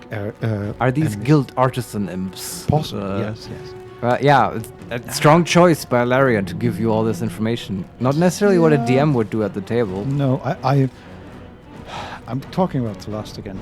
But it's 5e as well, so it's pretty simple. Yeah. And they did it where you have... I think at the beginning and at the end of combat, you can do a nature check to learn something about the enemy. Okay. And they have 4 stages of knowledge. When you first enter the combat, you might know their name and their creature type, for example. Yeah. If they are undead. And then you slowly get to learn their saves and their HP and their movement range and all that.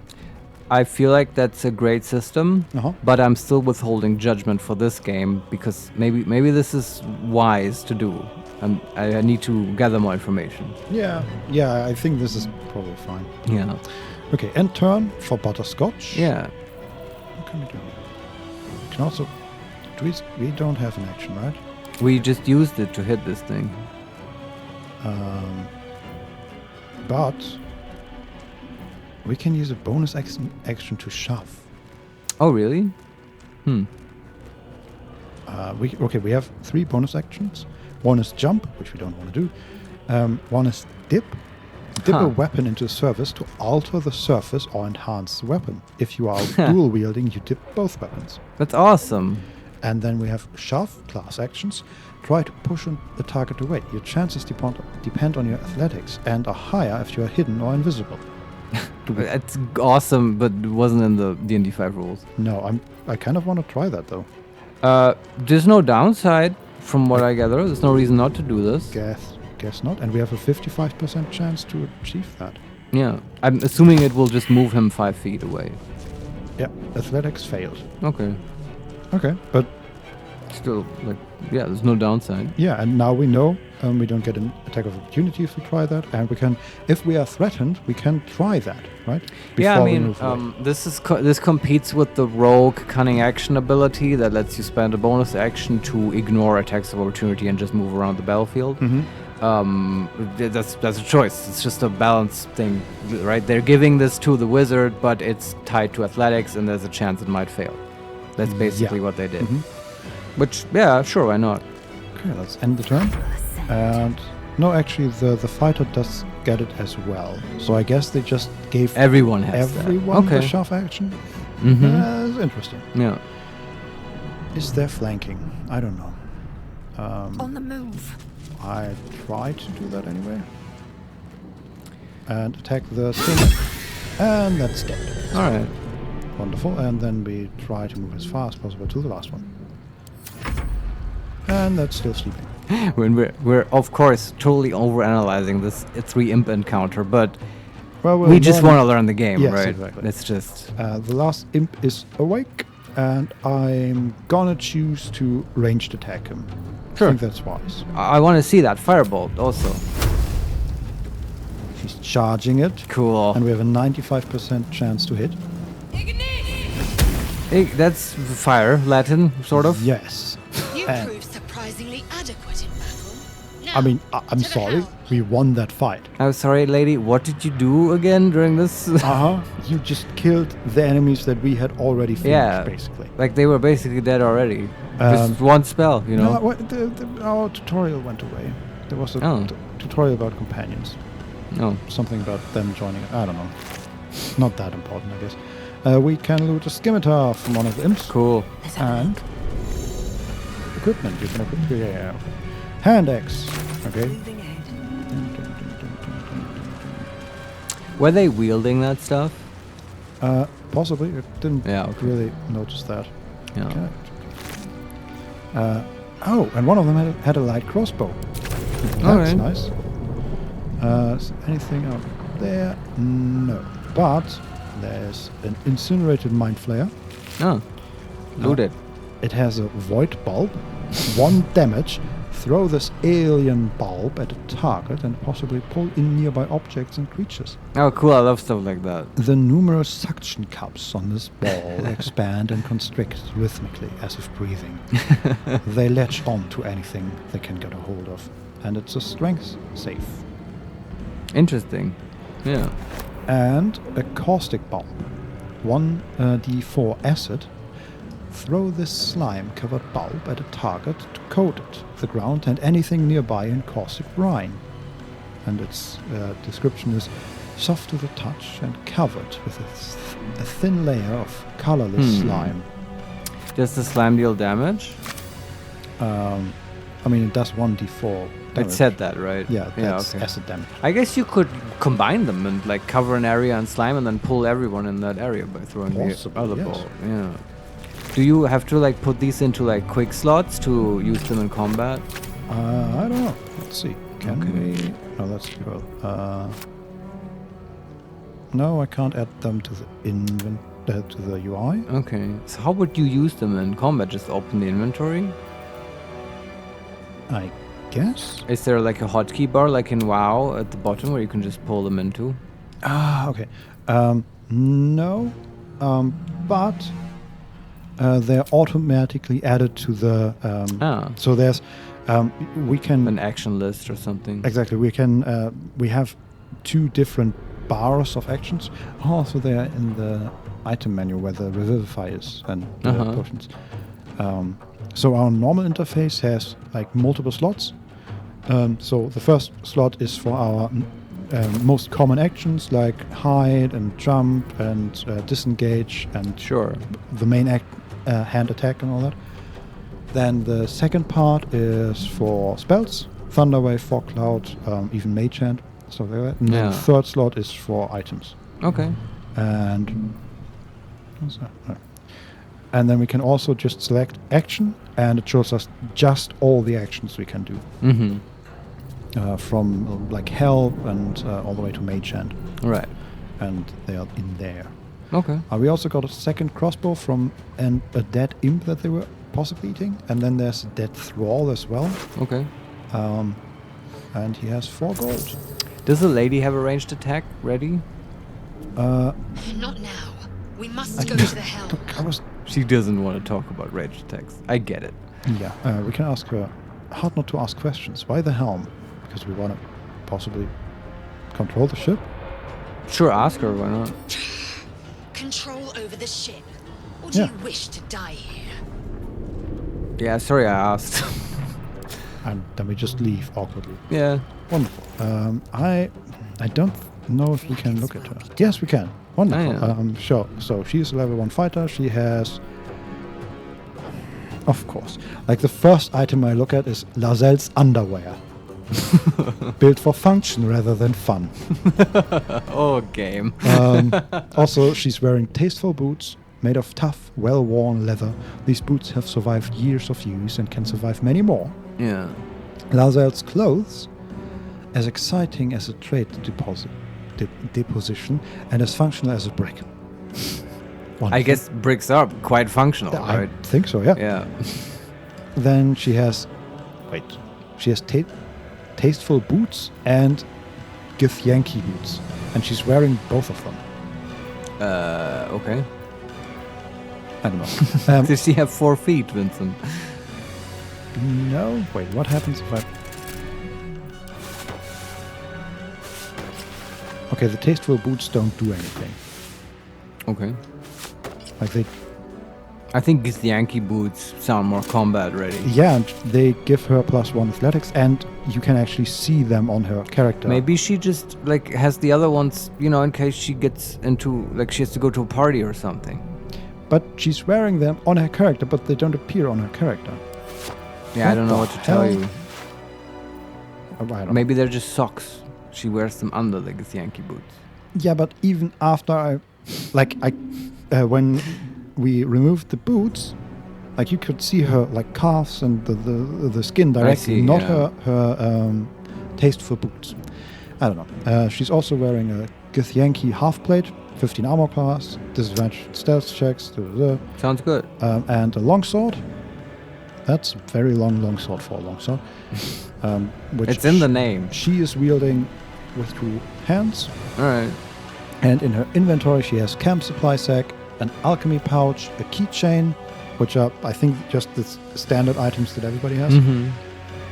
And then a scroll of revivify and 2 healing potions. They all have revivify. It's interesting. Yeah. Okay. She also has notable features: great weapon fighting, martial prodigy. A lifetime of relentless training gave you armor proficiency with light and medium armor, as well as proficiency with a short sword, long sword, and great sword. Okay. And then opportunity attack, obviously. We can go through her stats, but I don't think that's necessary. I think I'm okay. But she also has an approval rating, and we are we are not quite in the middle. We're leaning slightly towards the red side. That makes sense. Yes, Butterscotch is not her favorite person. I think we can win her over, though. She'll be surprised what a punch this little lady packs. Mm-hmm. I mean, we already won the first fight for her. Totally. Not even breaking a sweat. Yeah. She does not have a ranged attack, but we can give her a crossbow. Yeah, that was my point. We do not have crossbows. Right, they dropped crossbows but no bolts, right? Actually, yes, she does. She does have a short bow. Okay. Then I guess she should use that one. Does she have arrows? I don't think so. Okay, but then maybe. I mean, I don't see gained. a slot for arrows, so maybe there just aren't any. So, is there no ammunition in this game? I guess not. Oh, I am flabbergasted. Oh, and we can control it. That's stop good. me yet. Is there anything else? Yes, there's one more dead throw. Wait, why does it say empty on the others, but not on this one? Oh, I don't know. We took all. Yeah, loot all the things. There's an illicit cradle. What's that do? Illicit is just a fancy word for Mind Flayer. What the fuck, Butterscotch? So, she's laying back in it like a bed. Time for a little bit of rest. Hey, this was like really stressful. Yeah. I need a moment. Okay, and then we get 6 more gold from another dead thrall. And it was a cradle, right? Yeah. I see. Mm-hmm. Also, can I, select all of them? No. Okay, I guess you always just control one of the characters and the other follows? Isn't that kind of how Mass Effect did it? Yeah. Yeah, I always found that sort of aggravating, but I get it. I get why. Like, are you in third person with camera behind the main character? No. It's like top-down isometric? Yeah. Yeah, then I don't get it why you would want to do it that way. I totally expect to be able to... select the party and... Exactly, yeah. Yeah. Also, because I don't remember how exactly Original Sin did it, but I do remember in Original Sin 1 you could like do different things with different characters. Like one of the puzzles, and it blew my mind for a CRPG, had you go talk to one NPC with one of your characters. Yeah. And then while you were in the dialogue with that character to distract him, basically, you that's pickpocket cool. him or something. Just blew my mind. Yeah. And I don't know how that would work here. But I feel like it could work. Maybe we'll have to see. Also, we are now at the end of that room. Yeah. And there is a bulb. It looks almost like a massive seashell. Okay. And there are like these light blue tentacles coming out of it. And is that the helm? No, it just says restoration. Oh, so we can heal, I guess, but we're not damaged. Do we trust this thing? I do, sure. It's labeled. Yeah, and they have like regulations and stuff. They have to like observe the Mind Flayer flight codes. If they do. Yeah, maybe we get a spare slot back though. I doubt it, but let's try it. I mean, better. Yeah, we got a spare slot. Really? And we fully healed. Whoa, that's intense, man. That's a long rest, shit. basically. Yeah. We need to get out before it's too late. That's awesome. Yeah, let's do it. I want to sleep more, imps. Oh, okay. There's one more death thrall, and he has simple rope, which we are already wearing. Okay. A short sword. And another potion of healing. Potion of healing is nice. Yeah. I guess they really didn't want us to lose that first fight. More dead. Do both of our characters have potions of healing? Yeah, both of them have two. Okay, good. And we climb up some. Whoa, Butterscotch is a fast climber. So there are these. They look a little like slimy nets. Like nets made out of like. Man, I really want to get into vessels. a non-disgusting area at some point in this game. Oh, but wait. We're about to enter another sphincter. Oh, an orifice or whatever. A sphincter. What was that? Oh, autosave. Okay, that was. Oh, that's wild. nice. I was gonna say we should probably save at some point. No, we don't need to. Wonderful sound. And that looks like the helm, maybe? Awesome.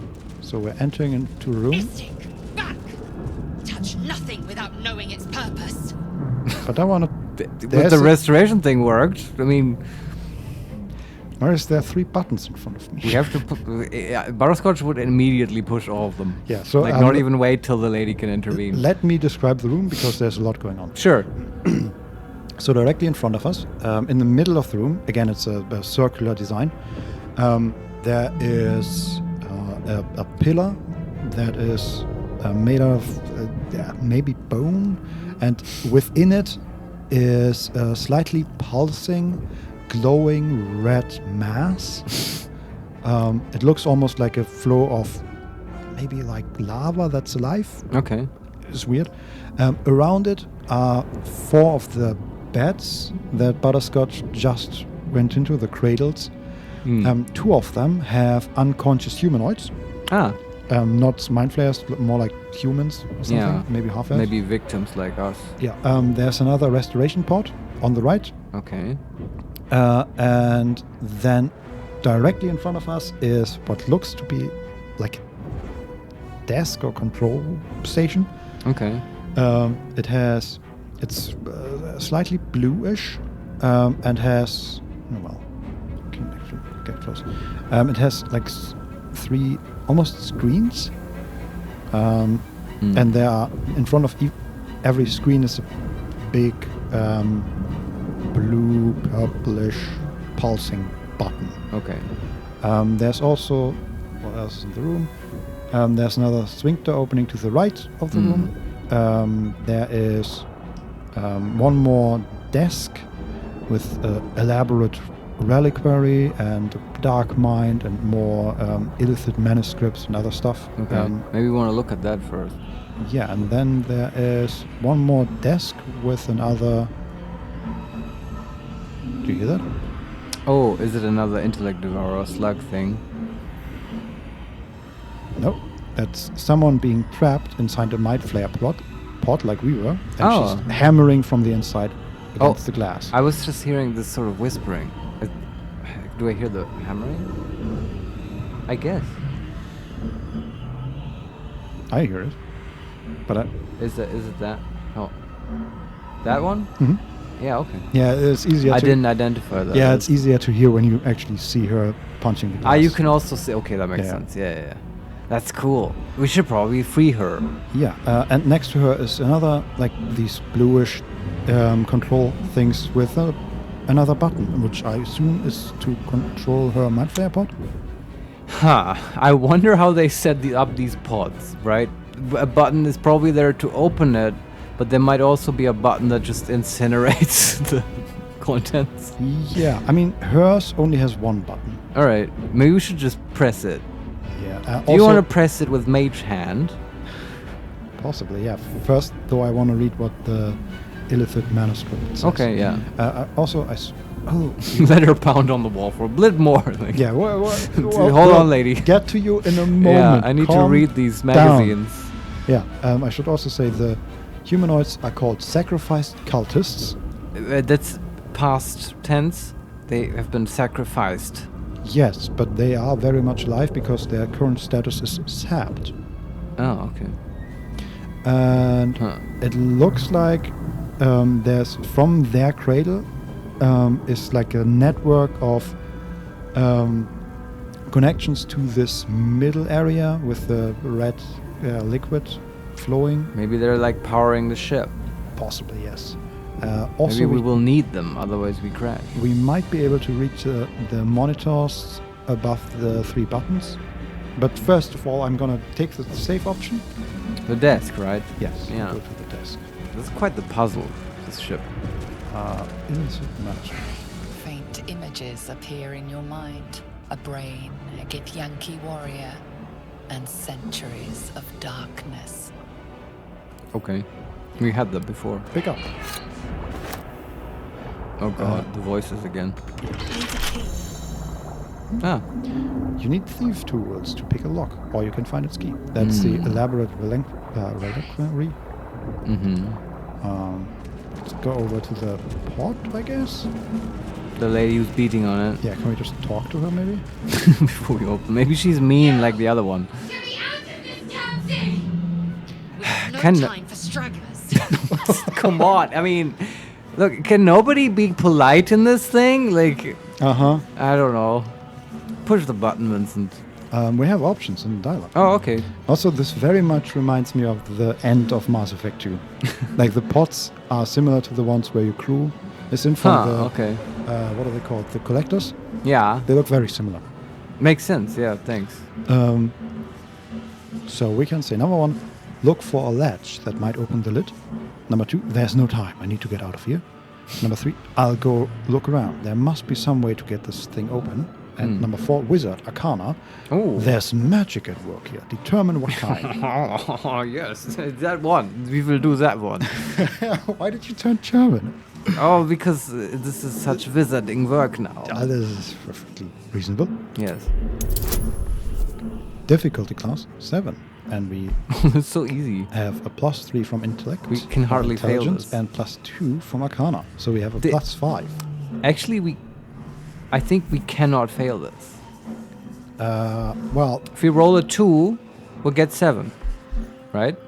Yes, and if we roll a 1, we re-roll because we're we have halfling. So we have a 1 in 400 chance to fail this. If we roll exactly twice in a row, yes. So 4. Well, it's good enough. Yeah.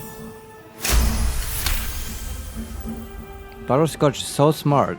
Warding runes. You feel them drawing energy from the console near to the pod. Are you satisfied? We need to go. Hold on. Just one more sec. Yeah, let me look around here. Okay, which console did it mean? Do you know? The one with the 1 button. We can say... this thing's magically linked to that console. Let me see what I can do. Yeah, I want to do that. Hurry! Haste! Okay. Also, I should say, she's called Shadowheart. Ah. And if you recall, that's also one of the characters. I feel like all the Origin characters are on this ship. Possibly, yes. Yeah.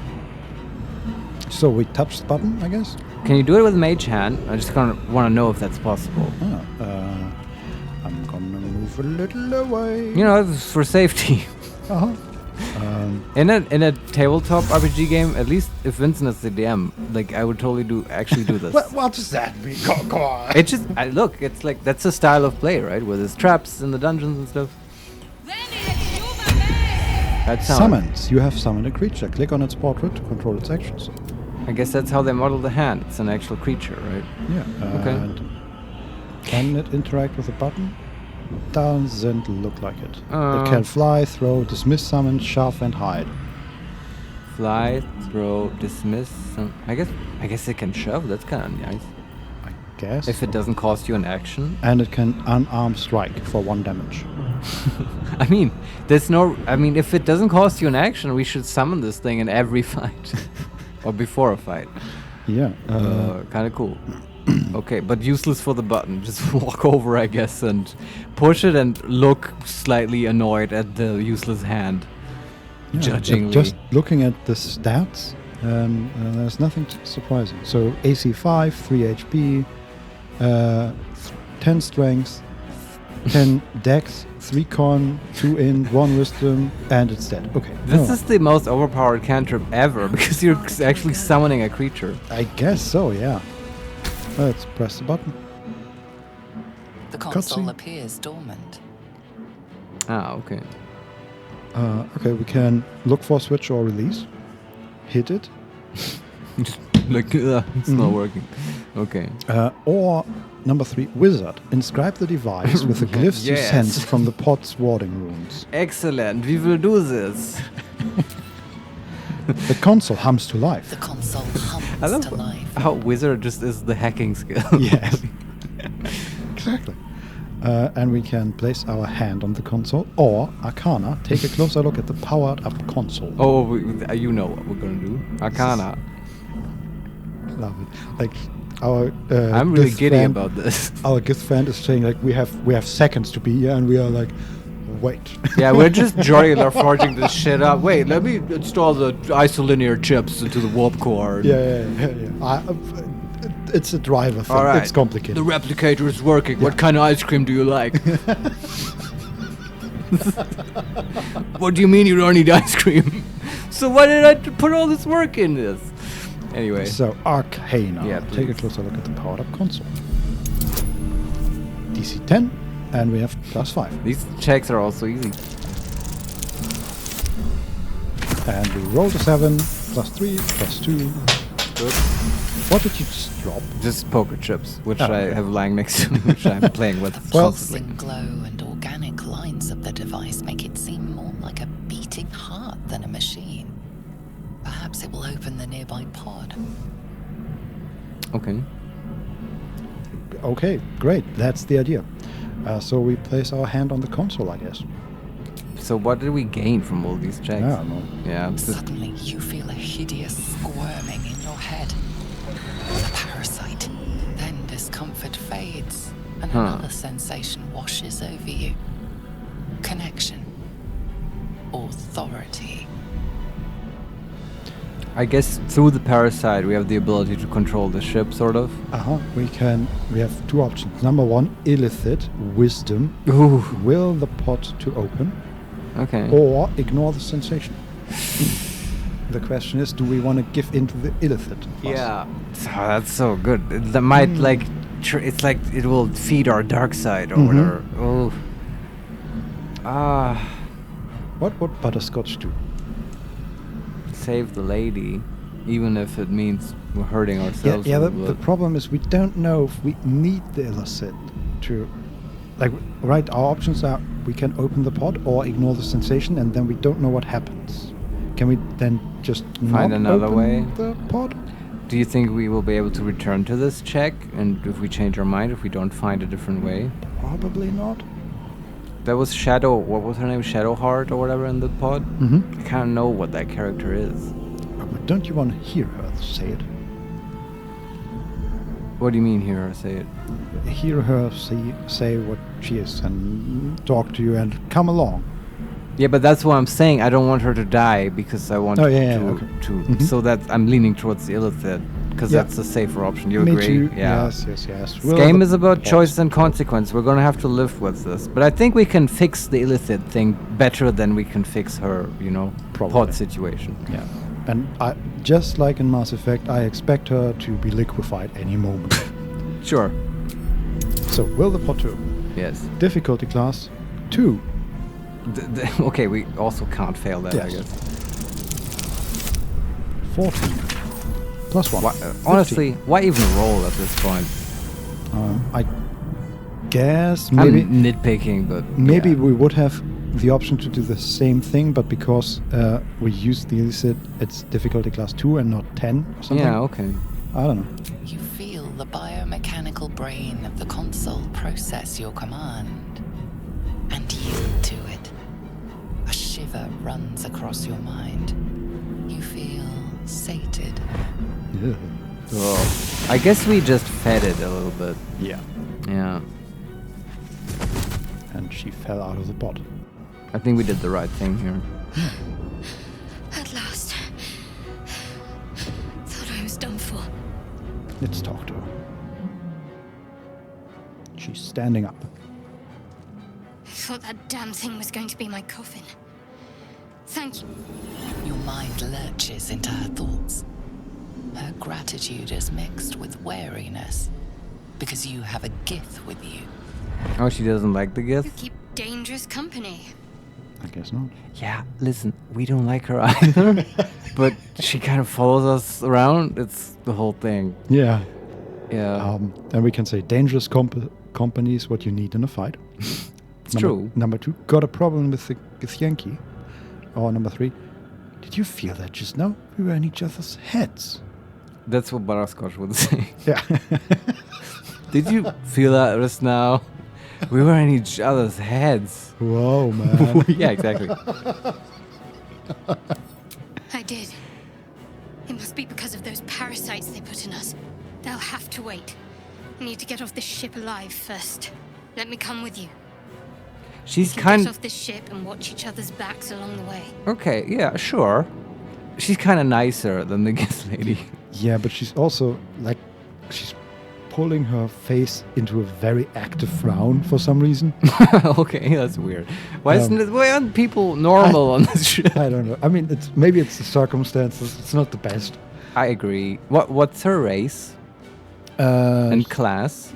Half. She's a companion now, maybe? Right? Okay. Yeah. Yeah. I guess we read about that earlier, but I already forgot. I guess so, yeah.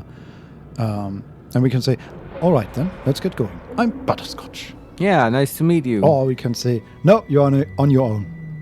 No, let's go. Then I really like how, I guess this is how you can assemble your party at the very start of the game. I guess we're gonna maybe meet more people, and depending on what people you want, you can either save them or let them die horrible deaths. Exactly. Yeah. One moment. She's turning away and grabbing a sort of D20 out of the box. And we can ask, what's that? Custom dice. Yeah. Yeah, but it was about as big as a tennis ball. Is that like her magic symbol or whatever? She's probably a warlock, right? Maybe. Or what was it called? Magic, not symbol. Sorcerer, maybe? I think she was a sorcerer. Yeah, but and they all need an implement, right? All these casters, right? Yeah. Yeah, maybe that's it. Let's ask her where it is. Yeah, what's that? It's nothing. Trust me. Enough of this chatter. We need to get to the helm. Sure. It's 100% her magic thing. Lead on. Mm-hmm. All right. Hey, we gained 5 XP. Cool. And Shadowheart gained 35 because she was. What's next? She was just catching up to us, basically. So let's look at her. Yeah, let's see. Mysterious artifact. That's what she has. A many-sided artifact of blackened iron engraved with pulsing runes. Something stirs within. And it's like a D20, like literally a D20 with like carvings on the like runic carvings where the numbers would be. Yeah. And a lot of spikes at the corner pieces. Cool. Mhm. I have a die like that. But it's also sort of a reference to Critical Role again, I guess, where they were storing souls in little D20s. She also has a scroll of detect thoughts. Huh. Then the usual camp supply sack, alchemy pouch, keychain, and 2 potions of healing, and a scroll of revivify. Right. She is a level 1 cleric from the trickery domain. I like it. That's Shadow cool. Heart's underwear. If pants could brood. It's fantastic. They really... Yeah, okay. Again, with a taste for boots, Shadow Heart's clothes, leather boots, chain shirt for 13 AC, and she's wearing a mace and a studded shield. I feel like this is the character I want to keep around. And also cleric is very useful. Yeah, and she's a high half-elf. Oh yeah, right. Yeah. That was a thing. I'm glad we freed her. Okay, now to the main console, I guess? Yeah, I guess. Onward. All's well that ends not as bad as it could have. That's Shadowheart? No, that's Butterscotch. Ah, yeah, it's man, game really understands this character. Another mystery. Oh no, we failed an Arcana check. What? Okay, that's the middle one. Can't read the script. We failed another one. What's the... Maybe they're really hard. I mean, they are DC 15. Hey, can Shadowheart, like, she's a cleric, can she cast guidance on us? Good question. Like, all the time. This is your job now. Guidance. Huh. Okay. Well, we have won't- guidance. Got a long road ahead. Won't hurt. See. Third one. Charm. Annihilate. Yeah. Do we want to press that one? No, but like we ruled this one out, I guess. Can't read the script. Okay, and the other two are... we can't read it. Interesting. But we found the Annihilate one. Well, maybe if we search around more, we'll solve this puzzle. Is there more you can do here? Just can you click on it to get a dialogue, interact with it, or would clicking on it just push one of the buttons? Possibly, yes. So just click on one of the buttons and hope something... It doesn't just push the button. I mean, we have a 50-50 chance of not getting... we won't get Annihilate, which is good. Yeah. What could the other ones be? Like land? And no, I power don't, off. I don't think this is to control the ship. Oh. I think this is in regards to the 2 cultists. Oh. And we could have just killed them with Annihilate. I guess that's not gonna happen to us. But what are the other 2? I don't know. Like free them is one, I guess? What's the outcome we want here anyway? Even that I don't really know. We're just randomly pushing buttons at this point. That doesn't, like, sure, I get it, but that's not what the Githyanki woman would want us to do. Okay. And we've, like, stressed out her patience long enough. That's Maybe fair. we go to the next room. Or can you look at the cultists directly? Let's see. The man isn't dead, but he's totally unresponsive. Must be on my way. And I assume the other ones... Very well. There's no further options there. Flickers in his eyes, but he seems totally unaware of his surroundings. Okay. I should also say they both have a necklace with a triangle, metal triangle, and at the top of the triangle, which is a flat side in this case, is a skull. Okay. So I don't know what that means. Me neither. But there are 2 doors we can use. Yeah, let's open a door. Okay, north or... is that actually... no, it's east or south. Well. And escape the Nautilus is to the south. So... what do you mean escape the Nautilus? The quest? Yeah, the quest shows that we want to go to the south. Oh, okay. In that case, we go east first. Let's see what this does.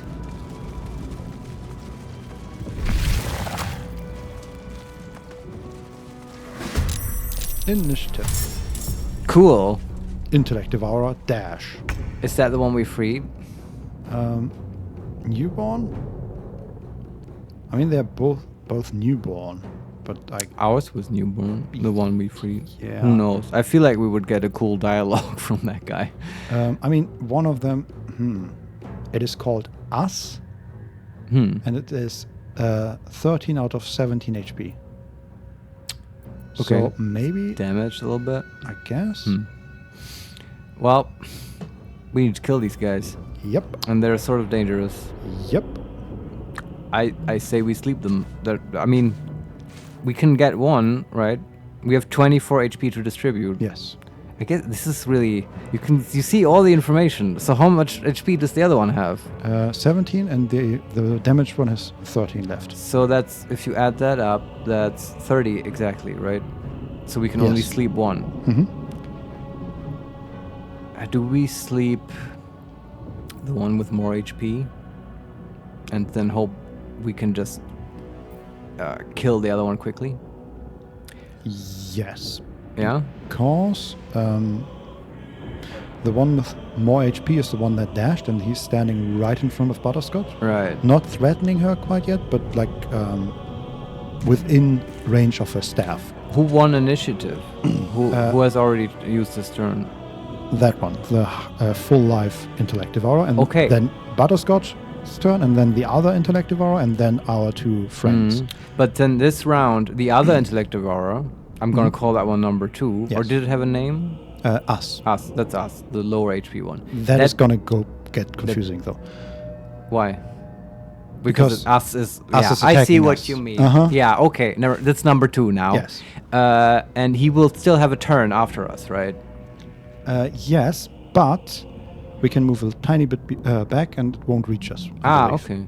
So we can. Then we can sleep number 1. We can CC it by making it waste its turn, basically. Yeah, moving is fine, especially after the first one won't get an opportunity attack because we slept it. I think that's Butterscotch's greatest contribution to this fight. Sleep. Just take one out. That's really strong. Immediately. Okay. Slumber party. Yeah, that's great. Yeah. And then we move back a little. Yeah, just a little. Then they have normal, 30 feet movement? Yeah, maybe. I mean, that one, the first one ran quite a distance, but he dashed. Yeah, then he can run 60. Movement speed 0 feet. That doesn't seem right. I guess he will get movement on his turn. I'm interested in the maximum movement. I don't know. But the one that moved had 30 movement as well. Zero movement as well. Okay, and you can just move away as far as you can. And now? Yeah, that was the thing from earlier. I think so, yeah. Yeah. Okay. And now our fighter friend is gonna attack us, I guess. Number 2. Yes. Not us. Exactly. Yeah. Now you can use one of her cool abilities. Which one would be nice? Lacerate maybe, but that's only at the start of their turn. Pummel? What did Pummel do? Daze them, but it's a lot less damage than a normal attack. No, that's not it. Then we have the one that rush attack, but that's also a lot less damage. Oh. I want one that does more damage right now. Yeah, that's just lacerate, and that's 2 damage on the start of their turn. Did that also reduce movement? Because she had a movement reducing thing. No, that's a hamstring shot. Oh, we don't want to do that, right? No. Well, maybe we just hit it again. Or just, is there a downside to doing lacerate? I guess not. Okay, then we just do it, I say. Yeah, I guess not. No time to waste. Yeah. Lacerate. Come on. 95%. Alright. Okay, it saved against the lacerate damage, but we still hit it for 8 HP, so it's at 5 now. Ah, god damn it. This is exciting. Now Shadowheart's turn. What spells does she actually have? She has Inflict Wounds, Healing Word, Charm Person, Disguise Self, Blessing of the Trickster, okay. Guidance, Charm Person, Guiding Bolt, Healing Word, Shield of Faith, Inflict Wounds, and Disguise Self. And her cantrips are Resistance, Firebolt, Sacred Flame, and Guidance. It's alright. I'm missing Bless in this whole thing. Yeah. That would be nice. We can actually look at the thing's dex save, I guess, to see how... Yeah, this is why it's sort of icky because now we can really get into it. Yeah, +4 to dex saves. So what's the armor class? Which is more effective? Sacred Flame, which is a save... that's a dex save, right? AC 7. Alright. Now I have to do math. We have an 85% chance to hit it. It just gives you the numbers. That's helpful. Yeah. This is Shadowheart's melee attack? Mm-hmm. Yeah, okay. I was thinking about Guiding Bolt as well. That's just a ranged attack, right? Yeah. And it just does more damage. Though yes. It has, what, 5 HP left? Guiding Bolt is 4d6 damage. And that's a lot. The next attack roll against this target has advantage. That feels like overkill for this guy.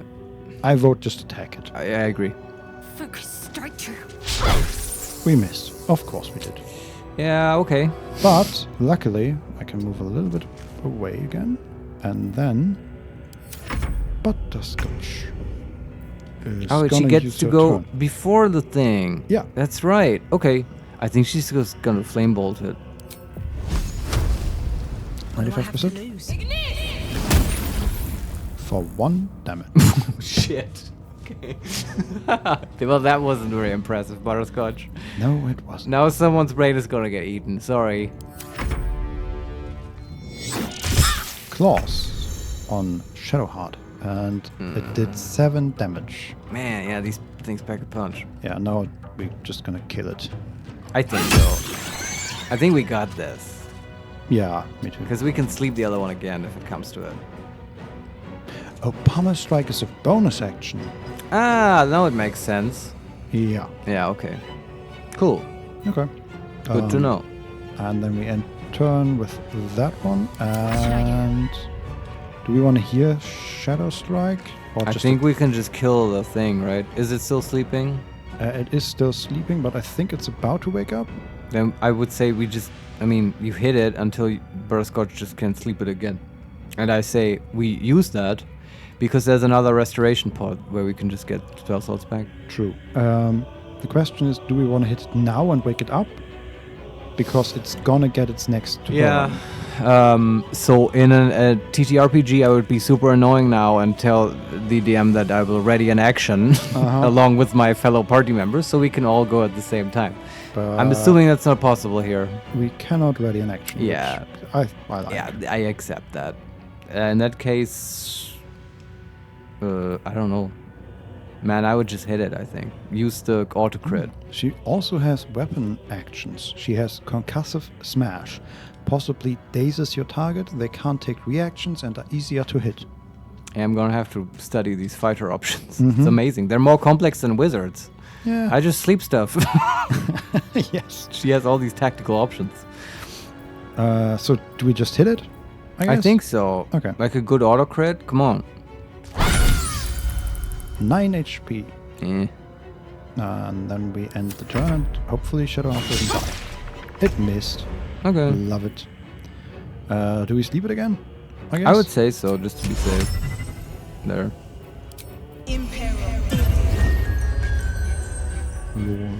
Back to sleep. And attacked again. Man, that's evil. I love it. One day I'll catch a break. We did it. No loot. No brains got eaten. No loot. But there's a dead thrall that has a golden key and a scimitar. Alright. Inventory containers. Certain items such as keys, ingredients, and camp supplies are sorted into handy containers in your inventory. Yes, I like that very much. Yeah, the keychain, that's cool. So this...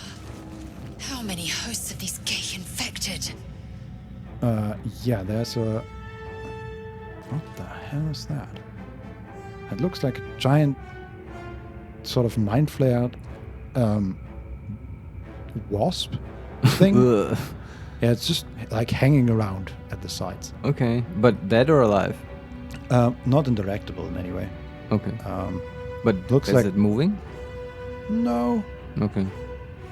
It looks like it's just part of the ship, but at the same time, it looks like it would be alive. Would you say that the design of this ship is, tick the boxes, lightly, mediumly, or heavily inspired by H.R. Geiger?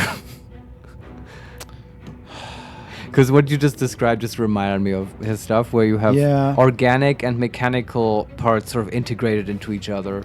I mean, It's like 7 out of 10 inspired by it. All right, so I'm gonna take between mediumly and heavily. Yeah, okay, somewhere there. Sure. Because these wasps are like they are a 9 out of 10. Yeah, it's cool though. Mm-hmm. I dig it. There's also there's another Mind Flayer pod with another person inside. Oh my god, when is the party full? Not yet. I say we save as many people as we can, right? Yeah. Also, we could go back to restore now, but I'm just gonna continue. This seems like just the dialogue thing. Okay. A dazed woman is trapped inside the pod. She doesn't notice you. That might be a fight. You want to go to the restore pod? Yeah, never mind. Okay. Yeah, I'm just gonna real quick head back here. Do we let Shadowheart take it or Butterscotch? We all get healed. Oh, really? Yes. Everyone takes a hit from the tentacles. Exactly. All right, cool. So what do we actually get from it? All the slots? Yep. Okay, cool. All the slots. It's just a short rest. No, it's a long rest. It's long rest. Yeah, okay. Yes. We can also open this maybe. Hey, 14 gold and an onyx. Okay. I'll take it. Nice. So Nice. what is quick save? Is that quick save? Yes, but oh wait, is the ship lighting up? No. So I thought the ship was lighting up with our movement, but it's just on the ground. Yeah. There are like not quite arrows leading towards the door, but something like that, and they are lighting up in succession and then starting from the beginning again. Yeah, it's just I was telling you about the illicit flight codes, and this is just security stuff. It's like on an airplane, you know. Get to the emergency exit. Yes. So we looked at the pod. There's also another button. This one green and cartilaginous chest. What? Hey, 2 potions of healing. Cool. Nice. And another death thrall with an Eldritch rune. A strange energy buzzes through the alien object. You are sure you've never seen any of the like, yet part of you recognizes it as a component of some bigger machine. Okay. And a bronze necklace, which is worth 20 gold pieces. But not magical. Probably not. This might unlock those controls next to the pod. Okay. What did she say? This might unlock the controls next to the pod. Is that with the woman that's dazed? Is that the pod or is that dazed woman is trapped inside the pod. Yeah, okay, that's not the pod. This is the console. Let's go talk to the console. We can place our hand on the console. We've done that before. It's green. I don't like green, Marius. The other one had a different color? Yeah, the other one had a like purplish color. Okay. But I guess. Other options? No. Okay, place your hand on it. As you place your hand on the pod, you hear something. A presence connected to the pod, commanding the person inside to change. Oh. Change to what? Oh, this might be a fight. Oh, we turn around and we look at what? And she's screaming. Oh. There's a scream. Oh, I think we did bad. Ooh. I think that was going to happen either way. Change her. Changed at the pull of a lever. How? If we are not purified, this may be our fate. Ooh. What happened to her? Did you see? Before it's our turn. I'm pretty sure she turned into a Mind Flayer. Oh. And now... Born Mind Flayer stares at you, weak and dazed. Ooh. But it's in the pod. Might need to get out of here real quick. Run. Maybe don't open the pod. Yeah, no, I agree. I mean, would be nice to have a Mind Flayer in the party. They're pretty tough. Yeah. And the last time we tried to make Brain our companion, that worked great. So do we want to press one of the other 2 buttons? I mean, which ones now? The ones we looked at earlier? Yeah, we're back in the main circular room. Yeah, before we go to the main quest room. I kind of.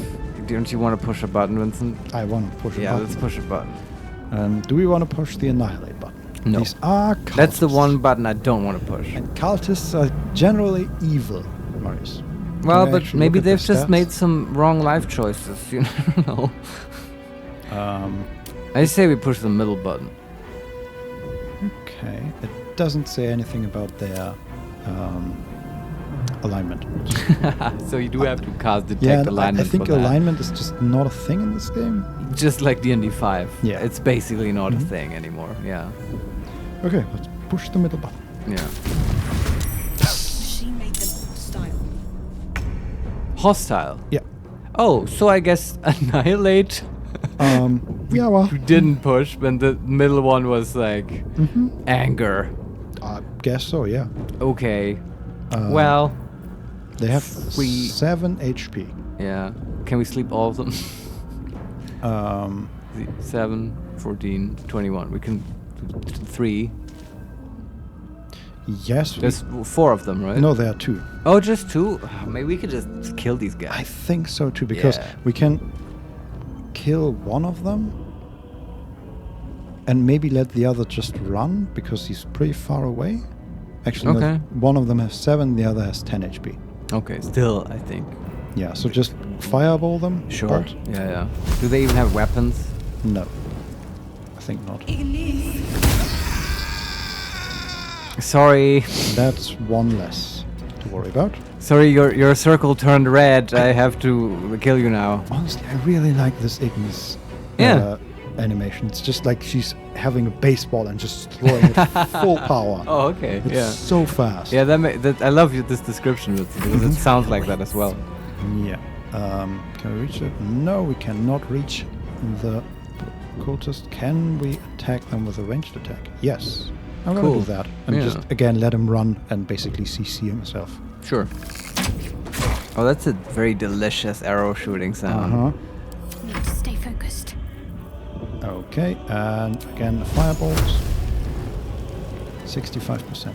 65% for a firebolt or Sacred Flame is 60%.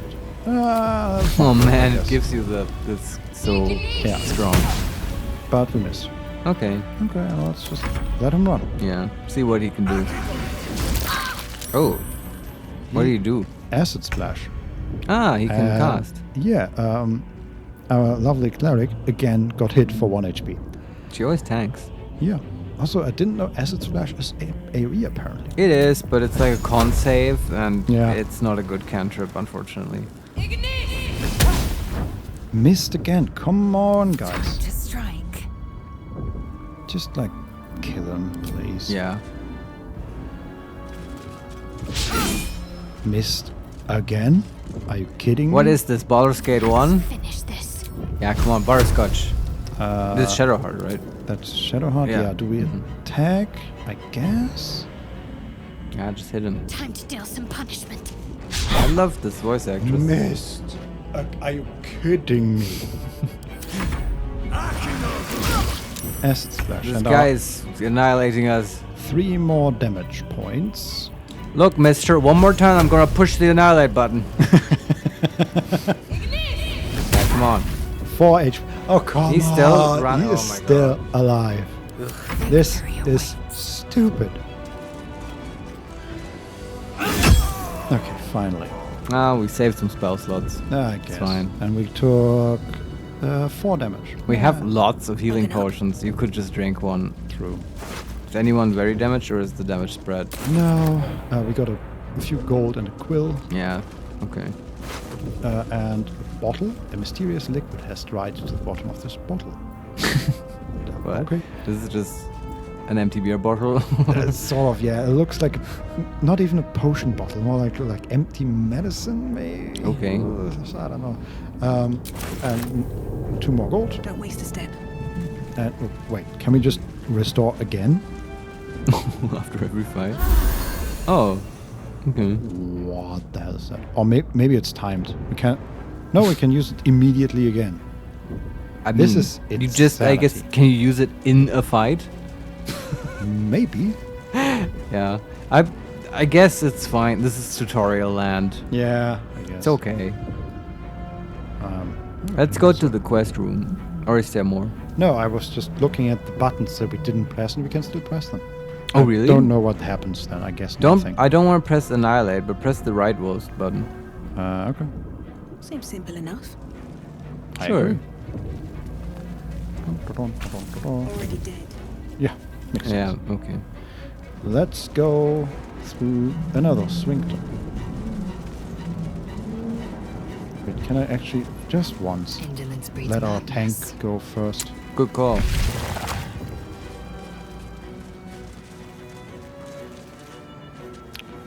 Look, guys, I get that you like these restoration things, but just having a room with a restoration thing and nothing else. But it's one just around the corner. Yes, exactly. You're telling me in this room where the quest arrow was pointing. Collected for study by Geich. Yeah. Was just another restoration part. Yeah. We're nearing the hell. Oh, okay. Once inside, do as I say. Sure. What was her name? Oh God, Lazel. Okay. Lazel. Was she the Zariel lady?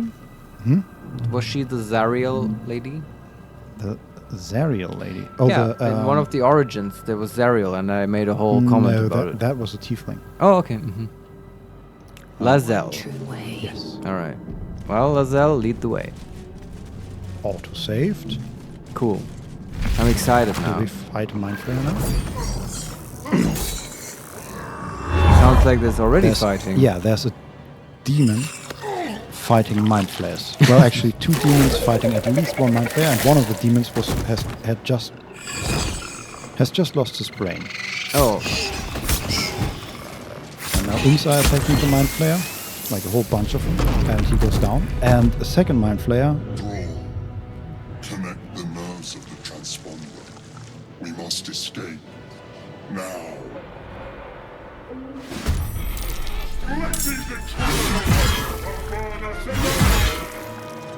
Oh, we're in a furnace, I guess.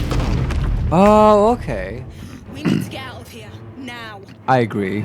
Okay, so there are 2 fights happening at the same time. There's a Mind Flayer, level 8, with 110 HP, fighting Commander Salk, which is an incubus, maybe?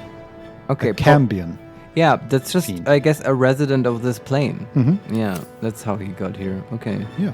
I don't think we can sleep these guys. No. The Mind Flayer is friendly. Okay. We also... So... we are facing a lesser held spore, level 1, and 2 lesser imps. They're hostile. Yes. I guess that's why they're imps here, because it's awareness. Now it all makes sense. Mm-hmm. Okay, and the lesser held what? That's also a demon? Oh, cool, battle music. This is getting excited. Lesser Hellsboar. Hellsboar, okay. Yeah. Mm-hmm. Like a pig. It's a pig boar, not a spore. Exactly. Pig or mushroom is the question. We also have a timer. Reach the transponder. Uh-huh. And this cool music. Yeah, and this is a cool encounter. I'm excited, Vincent. I don't think we're going to sleep today. Anyway. Reach the transponder before the Nautiloid crashes, and we have 15 turns remaining. That's really cool. I'm so excited. And the control is all the way on the other side of the room, 166 feet away. Okay. And the Mind Flayer, though, is not going to fuck with us. He's friendly. I assume so, yeah. I guess he said he's on our side. We want the same thing right now, escape, right? Yes. So we can cooperate on this. And oh boy, do I have a suggestion. But anyway, is there more to describe in this room? It's the way blocked by the demons. Yes, I'm looking around if there's anything important in the environment. I don't think so, nothing that I can see. Yeah.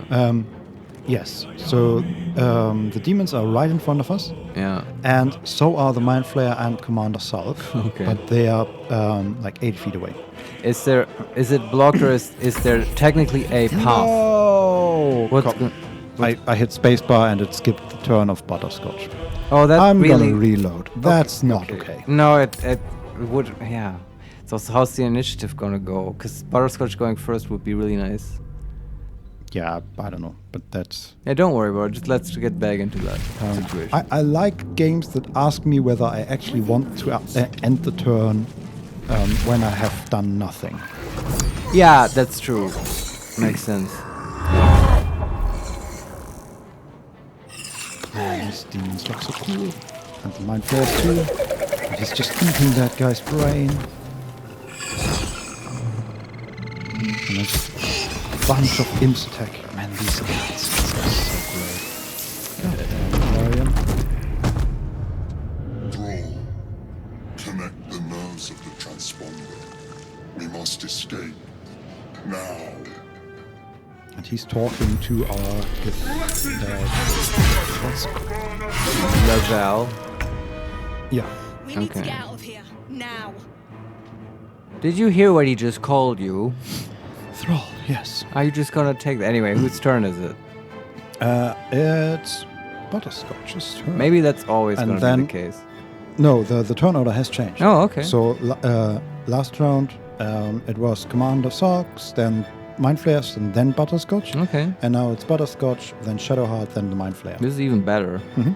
So but a whole bunch of people? No, my question was, is there technically a path to the transponder, or is it literally blocked? No, there's a path. Okay, it's just lots of attacks opportunities, right? Not even that. All right, but I mean, there's people in between us and the transponder. Yes, but it's demons. Like it's a pretty big wide path. Okay. So they are standing in front of us, but not directly, and we could easily move through them. Okay, my suggestion would be to cast Fog Cloud. This is like exactly the situation it's for. Okay. Because if you cast Fog Cloud smartly, it has a large area of effect, and inside of it, no attacks of opportunity should happen according to D&D 5 rules for very complicated reasons. Uh-huh. Because basically everyone will be blind, and you can't take attack of opportunities if you're blind. It's not that big, though. The area of effect? Yeah. How big is it in the game? What is that? Like 15 feet radius? Oh, wow. In D&D 5, I remember it being more like 120 feet. Maybe I'm wrong. Yeah, it's like 60 feet range, but only 15 feet radius. So it's a 30 feet area. Okay. Yeah, so still, if you place that smartly, it will allow you to run through these people. True, but we could also sleep all three of them. Okay. I see your point. That is sort of more effective, and we'll have 2 turns of definite freedom from them. Yeah. And then there's just the big demon, right? We can't sleep him. Exactly sleep all 3 of them. No, there's no way. He has 195 HP. He's level 8. He would still be affected by Fog Cloud. And he has a burning sword, which is so cool. I think we have to rely on our Mind Flayer friend to sort of wrestle with them. I agree. Yes, good choice. I think we sleep them and we make a run for it. Okay. And one of our friends here, maybe the fighter lady, will have to dash or whatever. Sure. Yeah. So let's move Butterscotch forward and then sleep, because that's the best way to hit all of them. Yeah, still the best spell in the game. Yep. At For this level stage. 1, it's incredible. It's cool music, man. Okay. Okay. I assume we do not want to just attack. Just so we know all the options. Can you tell me again what her spells are? Actions. No. Spells. Charm Person, Guiding Bolt, Shield of Faith, Healing Word, Inflict Wounds, and Disguise Self. Can you disguise her as a demon? That's not gonna work, I guess. Possibly, but probably. Shield of Faith. That might be useful, but probably she should just dash. Everyone should dash for that button. I agree. I sort of expect there to be more enemies in a moment. Kind of, yeah. But we'll see. Yeah. Let's just dash. It makes sense at this moment. Okay. I don't know how dash works. Do I just click? It should be a... Okay, no, it should be an action. Yeah, and I have to click it again to activate it, sort of. Okay. Heading there.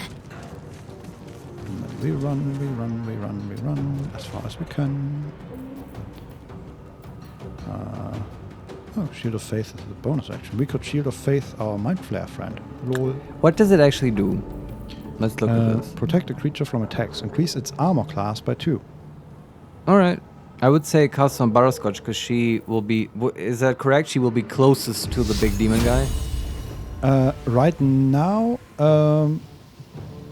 our 2 melee friends are closest to him. Both same distance? Sort of, yeah. I mean, they both run 60 feet towards him, and he's 80 feet away. Well, but I feel like it's not going to do much against the big guy. No, the Mind Flayer's right in front of him. Like they are in melee range. Yeah, we're just going to bank our luck on them fighting it out. Yeah. Exactly.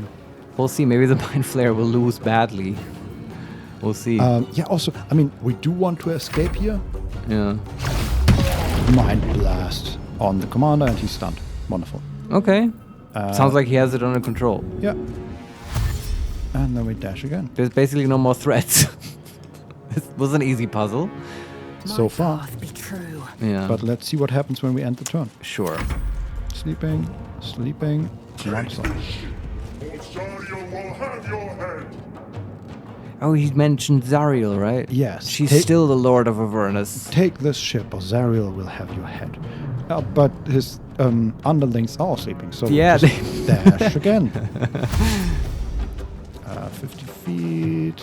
Best be on my way. But the Scotch is running. It's 25 feet. And then we dash again with that one, and Yeah, here. Cutscene. There's a dragon outside. Oh. Hurry before they strike. Oh no, there are more enemies in front of us. Okay. I guess we have another sleep. Yeah, true. 2 lesser imps and another lesser hellboar. So exactly the same enemies. It's same amount of HP. Yes. I feel like this would be more exciting if you had to roll for the sleep HP like in the game. Yeah, maybe. Yes. But it's okay. Just click them, delete them, and run. Gonna dash into them though. Okay. Well, you can't with Butterscotch now. No, but I could have with Shadow. What's her name? Shadowheart. Sure, the other ones. And why not? Because they would attack her. All 3 of them. Aren't they asleep? Not yet. Oh, I thought Butterscotch's turn was. Okay, No. sorry. Yeah. So now it's Zariel's or no? No, she's not what's here. her name? Lazelle. Yes. Yeah. This is turn, and I'm just gonna put her right next to Shadowheart. Can they just hit the things? There's no reason not to. They can't reach them? From where they are now, and they have like 15 feet left, 20 feet left, they are 50 feet away. Range attack?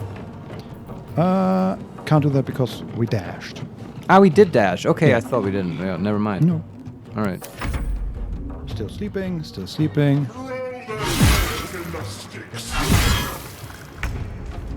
Okay, and so we have now 3 demons behind us, and Butterscotch is gonna run. I hope she can actually reach the others. Huh. She is a bit slower. That would be annoying. Then we are surrounded, front and back. No, sleep is Alright. OP as hell. I hope these guys will just sort of go away once we leave Avernus. Yep. Okay. Butterscotch might get into melee combat. I hope not, but she might. Yeah, because the other ones are catching up, right? Yeah. Now is probably a good idea to Shield of Faith her. On Butterscotch, right? Yeah. I agree. There you go, and then we run. We run even further. I still think this is a really good encounter. Yeah. Part of the reason I wanted to play this game with you. Yeah, I know. Shut up. Part of the reason is I want to steal lots of stuff for TTRPGs. Yes. Right? You can play this game and incorporate the wonderful ideas into your own campaigns. Right. Disengage tutorial. Taking the disengage action lets you leave an enemy melee range without taking opportunity attacks. Yeah. Did you see how we just sleeped all these people? I think we're way past this tutorial. We are fighting the lesser hellspawn. Who is Butterscotch? No, Lazelle. Who is standing right behind Butterscotch.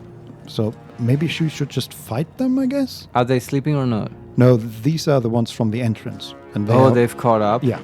They've woken up. I say now we're pretty committed to the transponder thing, right? Uh-huh. I would say we just keep running. Okay. I mean, you could disengage. How much further is it to the transponder? So, Shadowheart will reach it next turn. Okay. With a dash or without? Probably without. Because I don't know if it will take an action to punch the transponder. Yeah, it should be like 20 feet to reach it. What's the range on summoning a mage hand? Wait, is that the transponder? No, I think that's the transponder. Huh? Sorry? What's the range on summoning a mage hand? I think 60 feet, but I don't know. I mean, sort of a gamble. The mage hand let us down before. But yes. You don't trust it? No. Okay, we're not going to do it. But it also, Butterscotch is way too far away. I see. Mm-hmm. I think it's a viable choice here to have Lizelle just stay behind to tank and draw the aggro, and then just Shadowheart is the one chosen to make a run for it. Yeah, I like that too. Yeah, and then sure, Lizelle can just fight.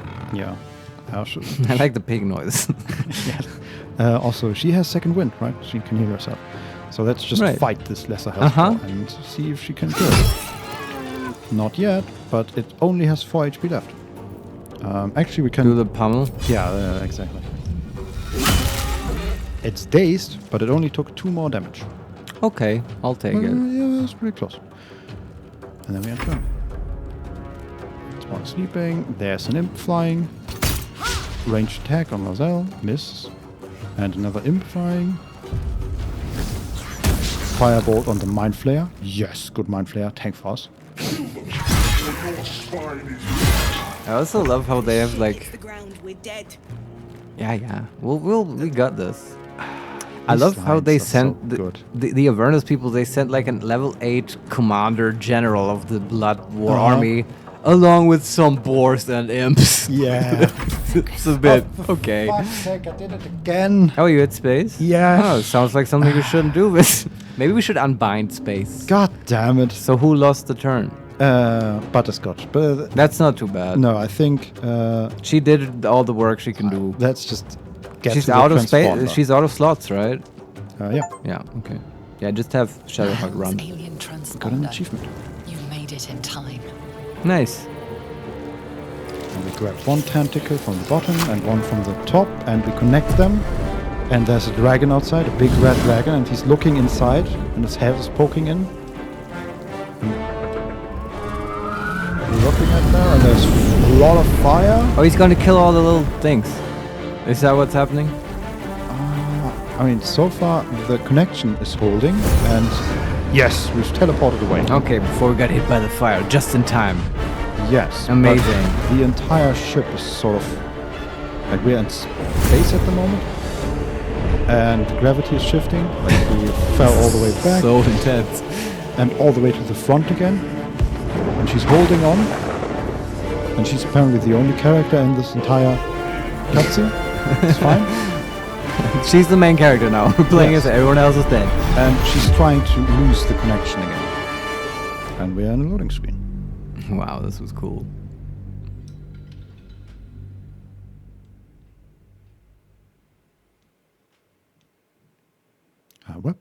Arrows can be useful in more than just a fight. Shoot a hinge to bring down a brazier, or fire at a lever that is just out of reach. Just don't use mage hand. Yes, exactly.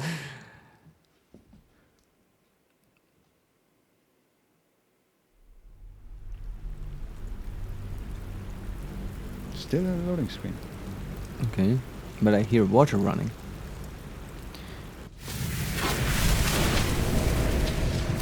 We are still in space and very much on fire. But there was a planet, right? So now there's a tiefling and some other creatures on a planet. They're just looking at the ship. Okay. And there's a kobold ringing the war drums, and a ton of other kobolds following the sort of dying ship. Something exploded on the ship. Oh, there's Butterscotch.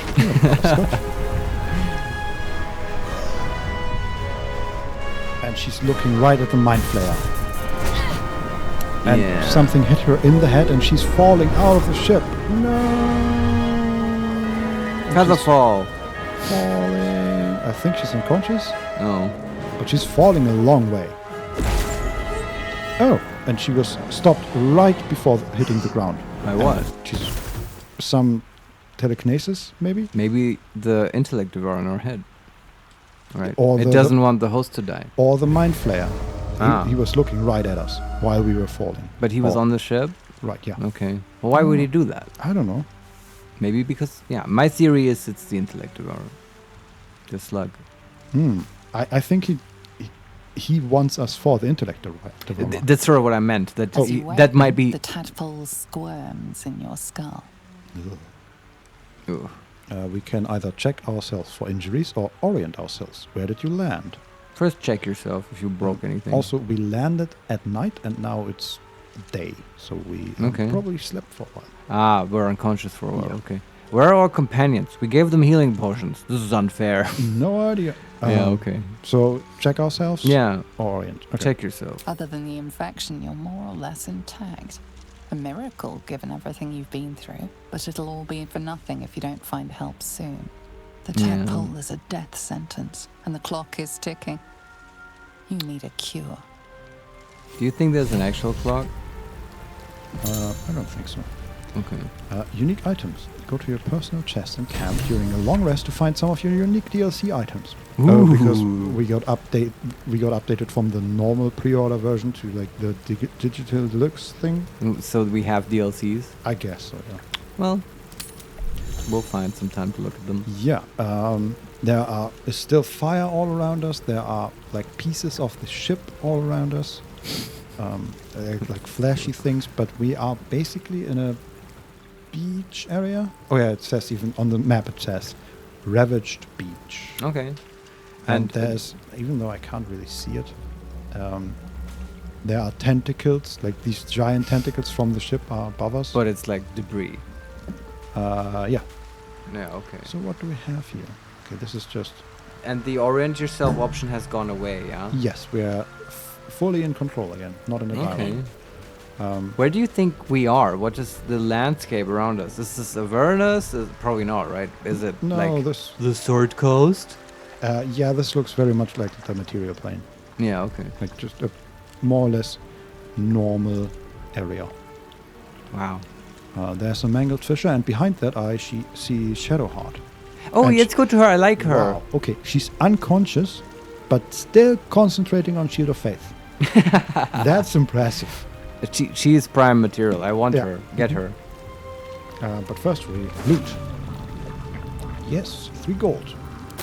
Give me that. And then we talk to her. I should speak up.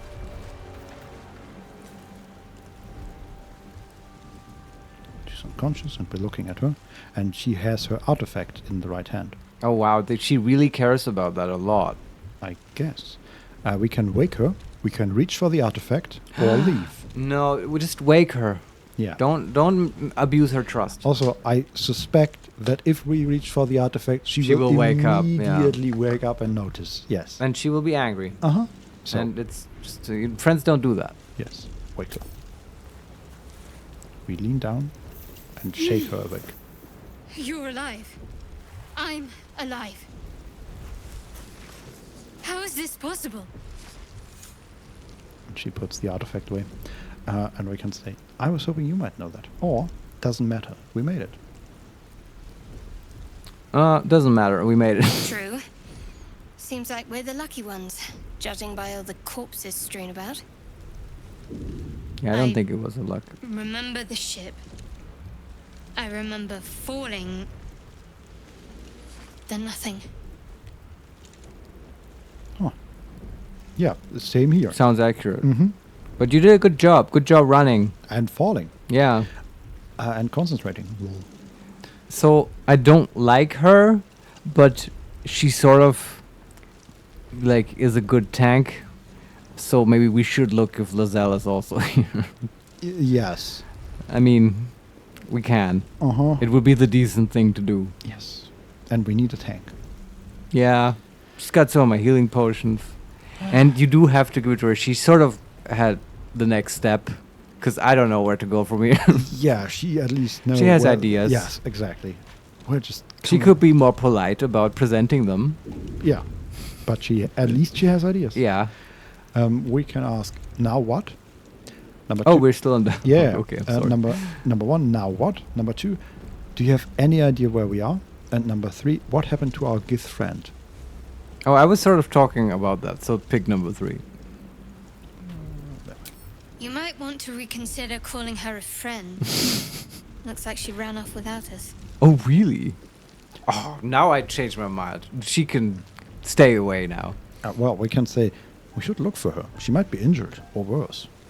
Oh, yeah, Shadowheart didn't like gifts. Maybe she's just making that up. I mean, she was unconscious until like 5 seconds That's true. ago. She has no idea what's going on. Yeah. Okay. We can also still ask now what, and do you have any idea where we are? We should look. She might be injured. You're more concerned for her than she is for you, clearly. We need to take care of ourselves. First things first. We need supplies, shelter, and most of all, a healer. We might have escaped, but we still have these little monsters in our heads. I mean, you can cast Cure Light Wounds. I love the fact that Butterscotch is just like after everything she says, she's just looking at her for a moment, and like only after like 5 seconds of looking at her does the rest of the dialogue appear as a choice. Well, I mean, love that. It will come. It will make sense later when we get the divination sub-school. Yeah, you will learn that Butterscotch actually keeps processing multiple strains of future causalities. So what seems to be mere distraction and aloofness is actual. You want to say she's very high. That's exactly what I'm saying. All the time. Yes. Okay. More options. We can say number 1. You want to stay together? Number 2, do you have any idea where we are? And indeed, I'd better get moving then. Farewell. I think 1 is kind of a cute option. Okay. The way I'm reading it. We need each other, and we both know what's at stake. Can't think of better company. I mean, your options are kind of limited. Yeah, and I thought the same about Lazelle, right? We have just a shared predicament.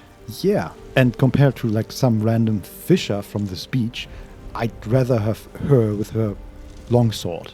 Yeah, she was certainly effective, and honestly, like after she saw what we did, I don't think she would complain so much about us anymore. Hopefully not. No. I mean, honestly, Butterscotch was a total MVP in that fight. I agree.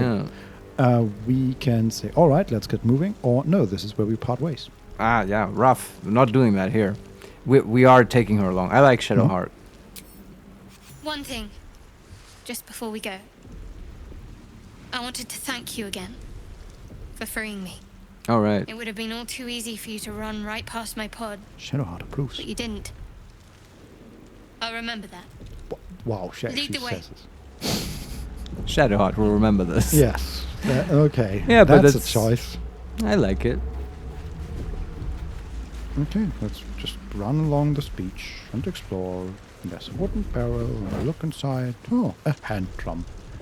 We are not proficient with musical instruments. How much XP do we need for a level up?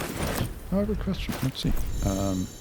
I feel like escaping a Gith ship that's crashing in Avernus while getting attacked would get you some XP from any DM. You may think so. Oh, there it is. We are at 265 out of 300, so 35 remaining. Fuck.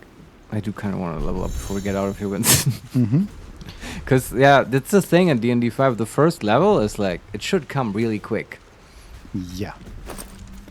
Hey, potion of healing. We'll take that. There's a backpack with an ignoble hat.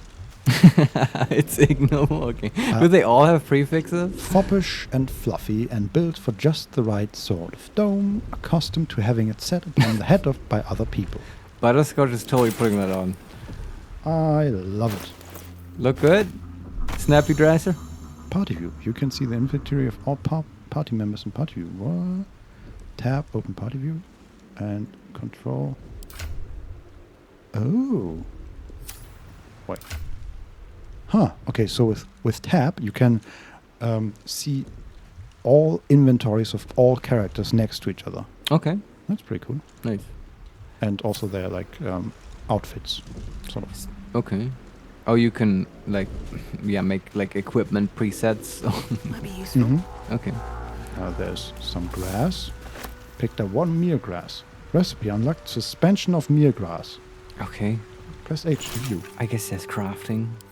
There is crafting. We can craft potions of healing with salts of rogue's morsel and any suspension. Okay. We have some. We have an oil of accuracy, alchemist's fire, elixir of resistance fire. These are recipes now? Yeah. Okay. So some of them are potions, elixirs, grenades, coatings, and then we have suspension of mere grass. Create extracts by combining 3 of the same ingredient. What does it actually do? Suspension of mere grass. Touching a little of the substance to your lips, you begin to hear muffled pulses of sound. Oh man. Doubts of thoughts belonging to these nearby. Okay. Okay. The alchemy subsystem. It's too deep. I don't want to get into it now. Well, let's just keep on looting dead fishermen. That sounds great. And an intellect devourer. That again has nothing. You just scavenge the crash site. Seems smart. There's also there's a broken pathway here with buckets of fish. A fish head. 1 camp supply. I'll take it. At least these are like normal things and not like brains in jars and stuff. Yeah. Camp supplies. Be sure to collect food and drinks. You will need them to restore your health and resources when taking a long rest.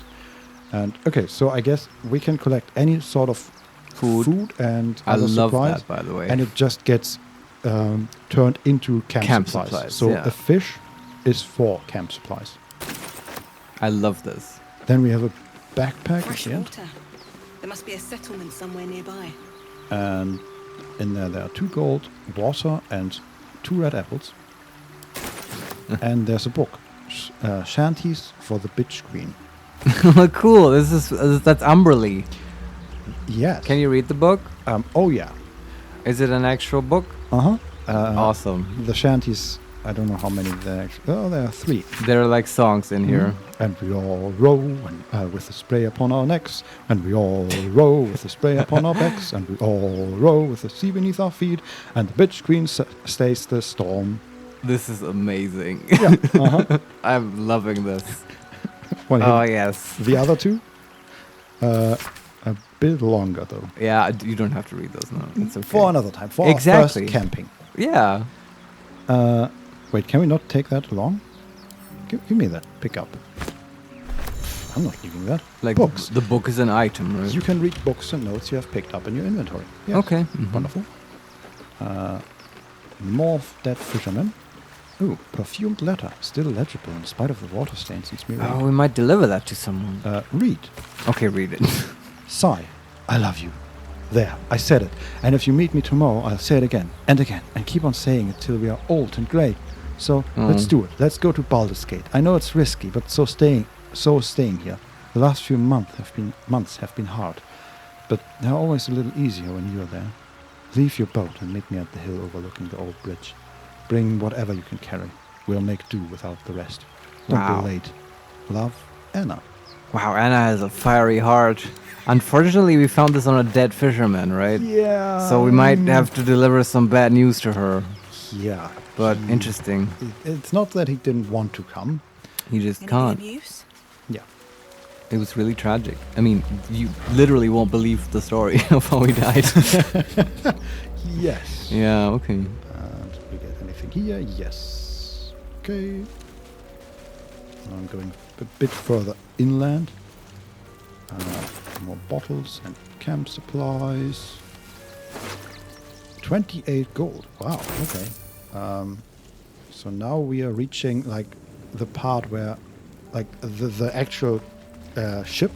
The crash site is ended. It actually crashed. And there are there are 2 intellect devourers standing there. Well, I guess that's where we get our level up. Want to kill those guys? I guess, can we kill them? Probably, right? We're pretty strong, right? Well, okay, we're just 2 people now. Oh no, they ran away. Oh, God damn it. Okay. Guess they're gonna terrorize Nashville or wherever we are. No, they ran inside the ship. Oh, okay. I'm just gonna follow them. And we're in combat. Yes. There we go. We're fighting against 3. High ground rules. Positioning is important. Ranged attacks from above are more likely to hit, while ranged attacks from below hit less often. Reactions. Once per round, a character can react to another action. These disappear way too fast. Okay. Did we autosave before? I don't know. Can you quick save now? I don't think so, no. Okay. Intellect Devourer uses Synaptic Discharge on Butterscotch. Intellect Devourer needs 12 to hit. They rolled 13. We can react with Shield. What does Synaptic Discharge do? Is that a bad debuff? I can't click it. How many HP do they have? The 3 have 13 out of 19, 15 out of 19, and 12 out of 19. How many can we sleep? Wait. 2. 2, yeah. Yeah, 2. But 2 of them are also pretty far away. And then, I mean, that's just all we can do. We should probably do that. But then that's the 2 slots Butterscotch has. 1 shield now, and then a sleep on the other 2 guys. Yes. Yeah, I think we should do it. The shield will also protect us from other attacks for 1 turn. I agree. Yep. Yeah. This is such a good spell, man. Oh, they have range attack now. Ah, okay. And that one hit Shadowheart for 4 HP. One strike could be lethal. Mm-hmm. So whose turn is it? The third one is at the very end of the room. It's Butterscotch's turn. Oh, if he's that far away, can we even sleep all of them? No, I mean we can sleep the ones we can that are in sleep front 2 of at us. most because of HP. But can we? It's Butterscotch's turn right now. Yes. Okay. Can we sleep 2 Devourers right now? Wait, wasn't it 30 HP? 24. Oh. Well, in that case, we can not sleep both of them. Crapo. We can only sleep 1 because they have the minimum is 25 combined. 13 and 12. We could damage one of them a little bit and then sleep them. Right, but that's not great. Are they the 2 we are facing? Are they bunched up right now? Sort of. They're like are they in 10 15 feet apart? We could hit both of them with a thunder wave. Sure. And just damage them. Maybe that's the better choice in this case. Yeah. It deals like 2d8. I'm just looking at what do we have? We have Sleep, Thunderwave, Fog Cloud, and Shield. Yeah, I guess Thunderwave is not bad. I mean, yeah. Who's and after Butterscotch, it will be the Intellect Devourer that is very far away. Okay, and Shadowheart hasn't gone yet. Correct. Like if we Thunderwave, she's still concentrating on Shield of Faith. By the way, what the hell? Which is on a character that is not even on this map. Probably. Yeah. Okay. But yeah, this is kind of a gamble. We just want to kill them isn't quick. It on Lazelle? No, or we put her on Butterscotch, right? Yeah, but she doesn't have the buff. It seems a bit buggy. Yeah. Oh well. So I'm still debating Sleep or Thunderwave.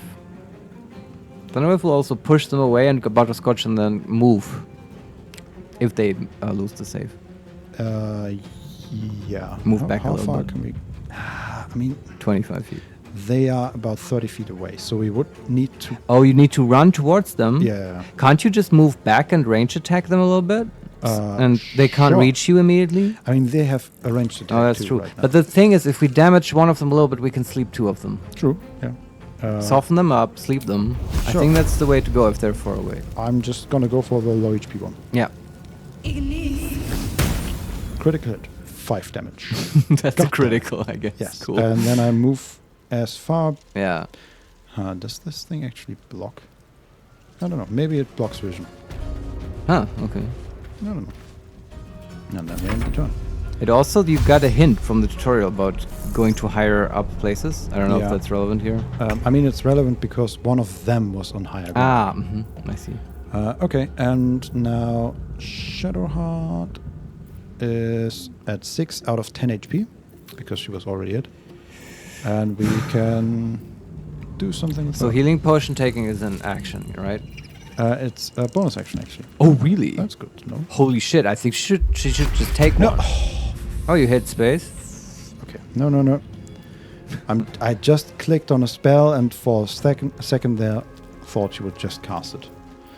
Ah, but she didn't? No, you have to, like, target somebody. Ah, okay. For that spell. For the blessing of the trickster. So this interface is way too responsive for me. It's all good. We can do this. Mm-hmm. It's a fun encounter as well. I think she should just take a healing potion. Okay. If it's just a bonus action. Yeah. And we have them. Okay, she's back to 10 HP. I think that's good. And now she could also move back a little and do a ranged attack like Sacred Flame. She could also Guiding Bolt one of them.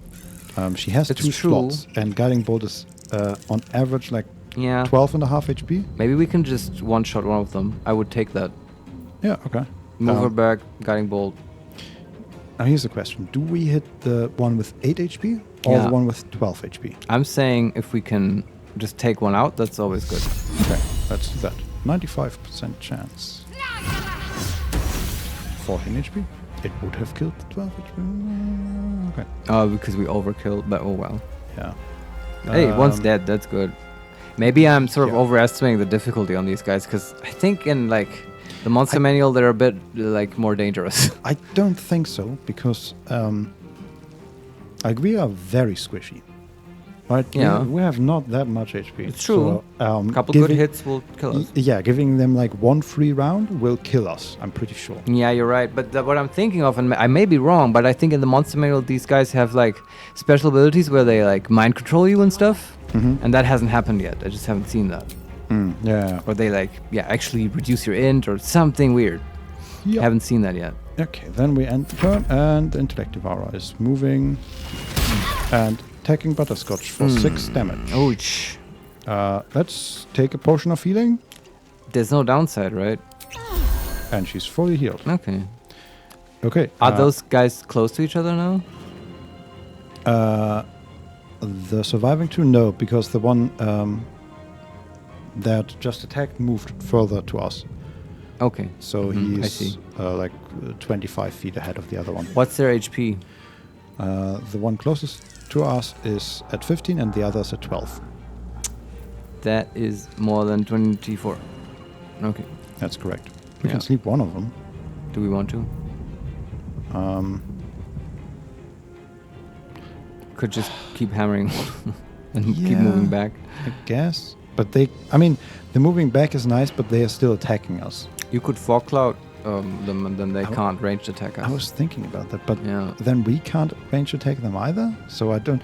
Yeah, but once they move out, fog cloud it's not that great in this setup because first of all, it would in the D&D 5 it would have like a larger radius that makes it actually effective.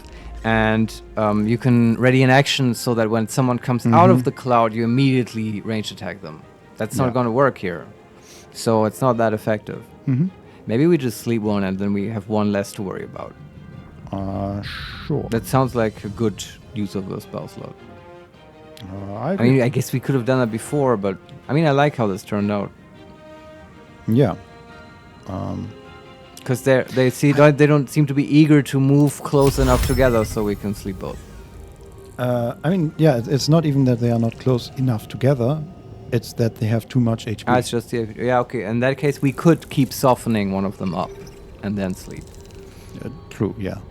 Do you want to do that? Just one more. Do you think we can survive one more round of firebolt and stuff? Maybe.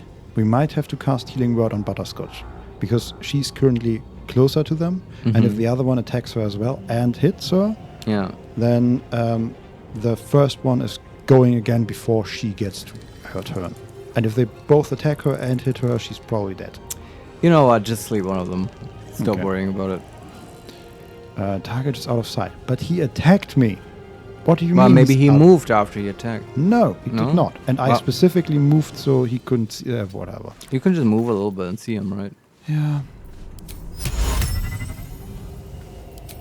You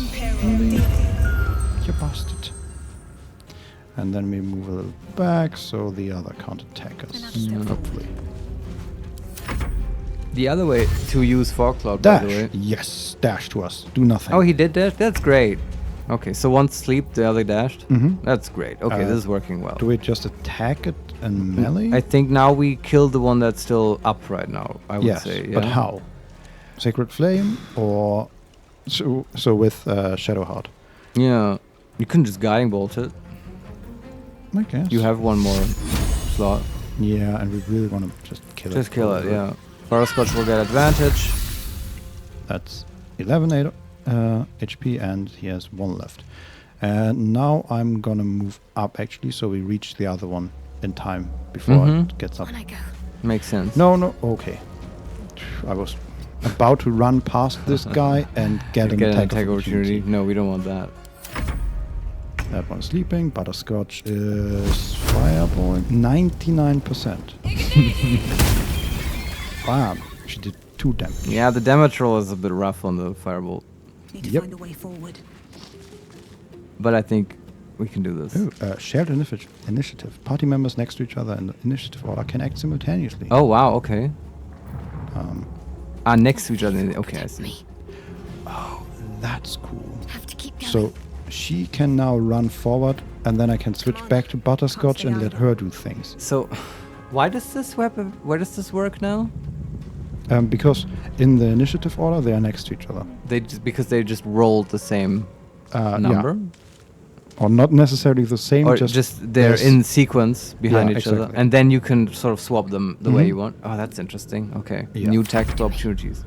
But I don't think we can do anything. We could cast Sacred Flame on the sleeping one.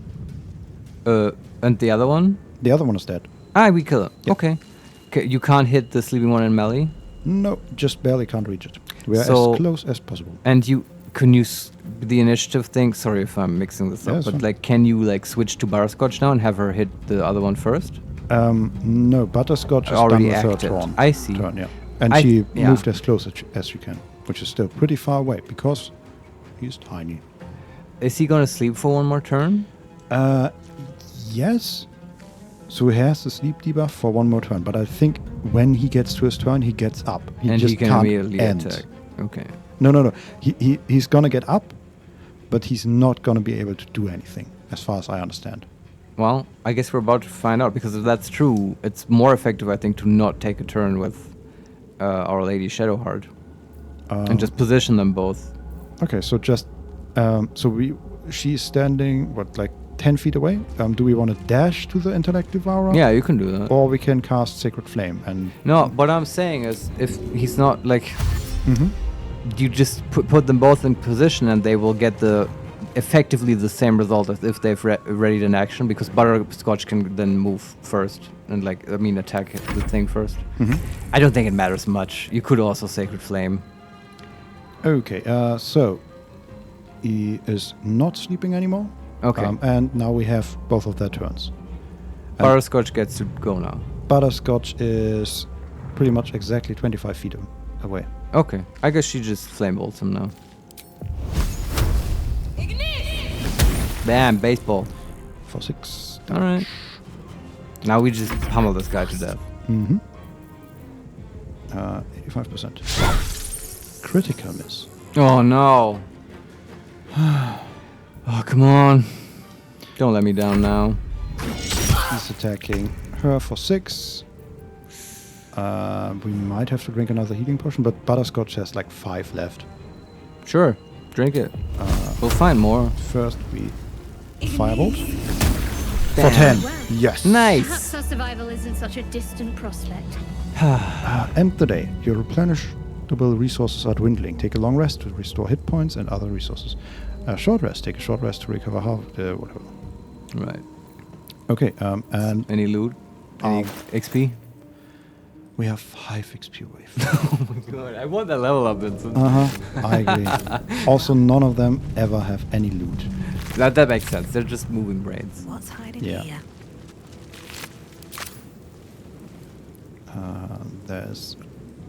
So we are in the middle of the ship again. Just looking around. There is a dead Mind Flayer. Okay. Can we do that one? Surfaces. You stepped on a surface that could become dangerous if affected by elements like fire and lightning. Okay. Most surfaces like this can be washed away with water. Okay. He has a potion of speed. Oh. A skull. The top of this skull is cracked with a lattice of shallow fractures. And then a spiked bulb. 1 damage. The barbs inside the bulb explode on impact, making all nearby enemies bleed. Okay. That's pretty cool. That's like a grenade. Yeah. Okay. Then there's an abducted nobleman we can loot. Ooh. A rapier. Silver locket. Water Dwavian cheese wedge. Which is that's from Waterdeep.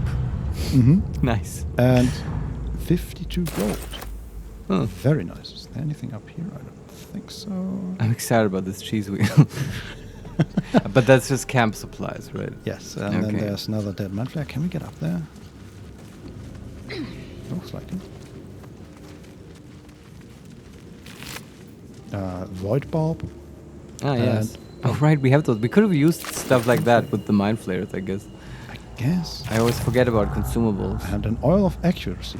Coat your weapon to receive a +2 bonus to attack rolls with the oiled weapon. That's cool, but we don't use weapons really. Yes. Not yet. What I do want to try is throw a fireball at this liquid. Sure. Just to see what happens. Yeah. Bam. Yep, it's burning. Mysterious liquid surface turned into explosion. Cool. Very nice. I like it. And wait, is that tank also explodable? Here we go again.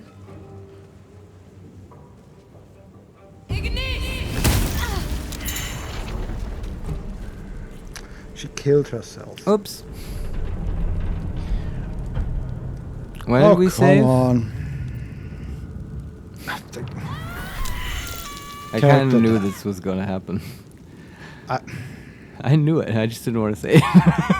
I expected it too, but come on, like that was all her. You were just blowing shit up. This is what would happen in real life. Probably, yeah.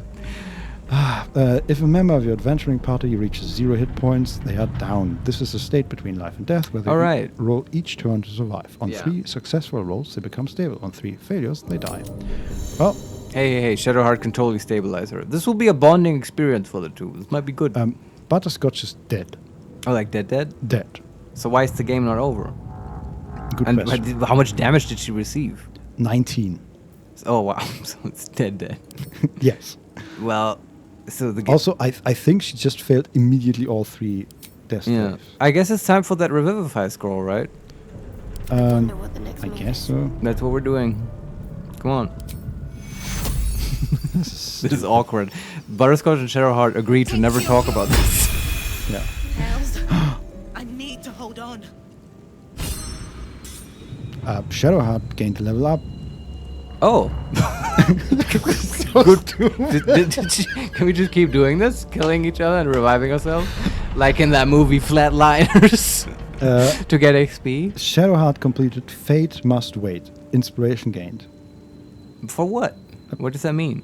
Fate Must Wait. What is this? Resurrect anyone in your party. Gained from background acolyte. Oh, that's cool. I wonder what Noble gives us. I don't know. Maybe sell that cheese wheel. Not my mind. And, well, in it.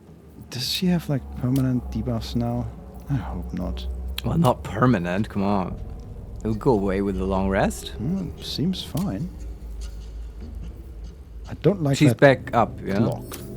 Yes, looks like it. Okay. Let's find something else to explore. Well, hold on. Can you quick save now, please? Yeah, also, let me see how far the last load is actually. Ravage speech. Okay, that's quite a bit. Yeah, just quick save. Also, that was just Shadowheart, right? Butterscotch still needs 5 XP. Yeah. Which is a choice. We will get that XP, Vincent. And then we'll do the level up for both of them. And then we will sleep. Yes, okay. Let's just continue our actually... well, we might want to rest. Rest, yes. Yeah. Camp and resting menu. Short rest, long rest. I think we have deserved a long rest. Don't you think? Return to your camp to rest and check in with companions. Can we do that? Might get a nice talky scene with Shadowheart. Camp. General tutorial. At your camp, you can take a long rest and fully heal your party. You can also manage party members, advanced relationships with your companions, store items, and eventually change your character and recruit more followers. Wow. Okay, that is kind of deep, similar to War Tales. Yeah, with the recruiting of the followers, I thought, what? Yeah, it's just it's a pretty barren camp at the moment. Mm-hmm. But Shadowheart has her own little booth. And we can talk to her. That's so cool. Leave camp. Leave camp when you are ready to get back to your adventure. Yeah, okay. Thanks. Let's talk to Shadowheart. Right? Something the matter? I mean, I just died. Yeah, remember how I just died? That was awesome. Yeah. Did you see how I exploded that tank? It's cool, huh? Bam, man, bam. And then nothing, man. That never happened to me before. I swear. Yeah. I mean, at least since last Tuesday. At least what I remember. So we can say, number one, what's the story with that odd little artifact you have? Number two, what do you think of all that happened to us so far? That's a good question. Number three, we should get to know each other a little more. Number four, we should journey separately for now. I'll look for you here if I need you again. And number five, leave. Oh, that's not imperative. It's just you leave the conversation. Also, I think Butterscotch has like marks in her face from her death. Oh. She's like permanently scarred now? Yeah, not permanently. It just looks like some bruises. Bruises, yeah. Okay, I like that. It's realistic. Mm-hmm. What do you think about the journey so far?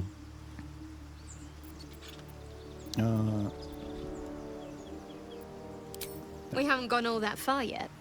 What are you referring to exactly? The last 12 hours? You remember the demons and stuff? Yeah.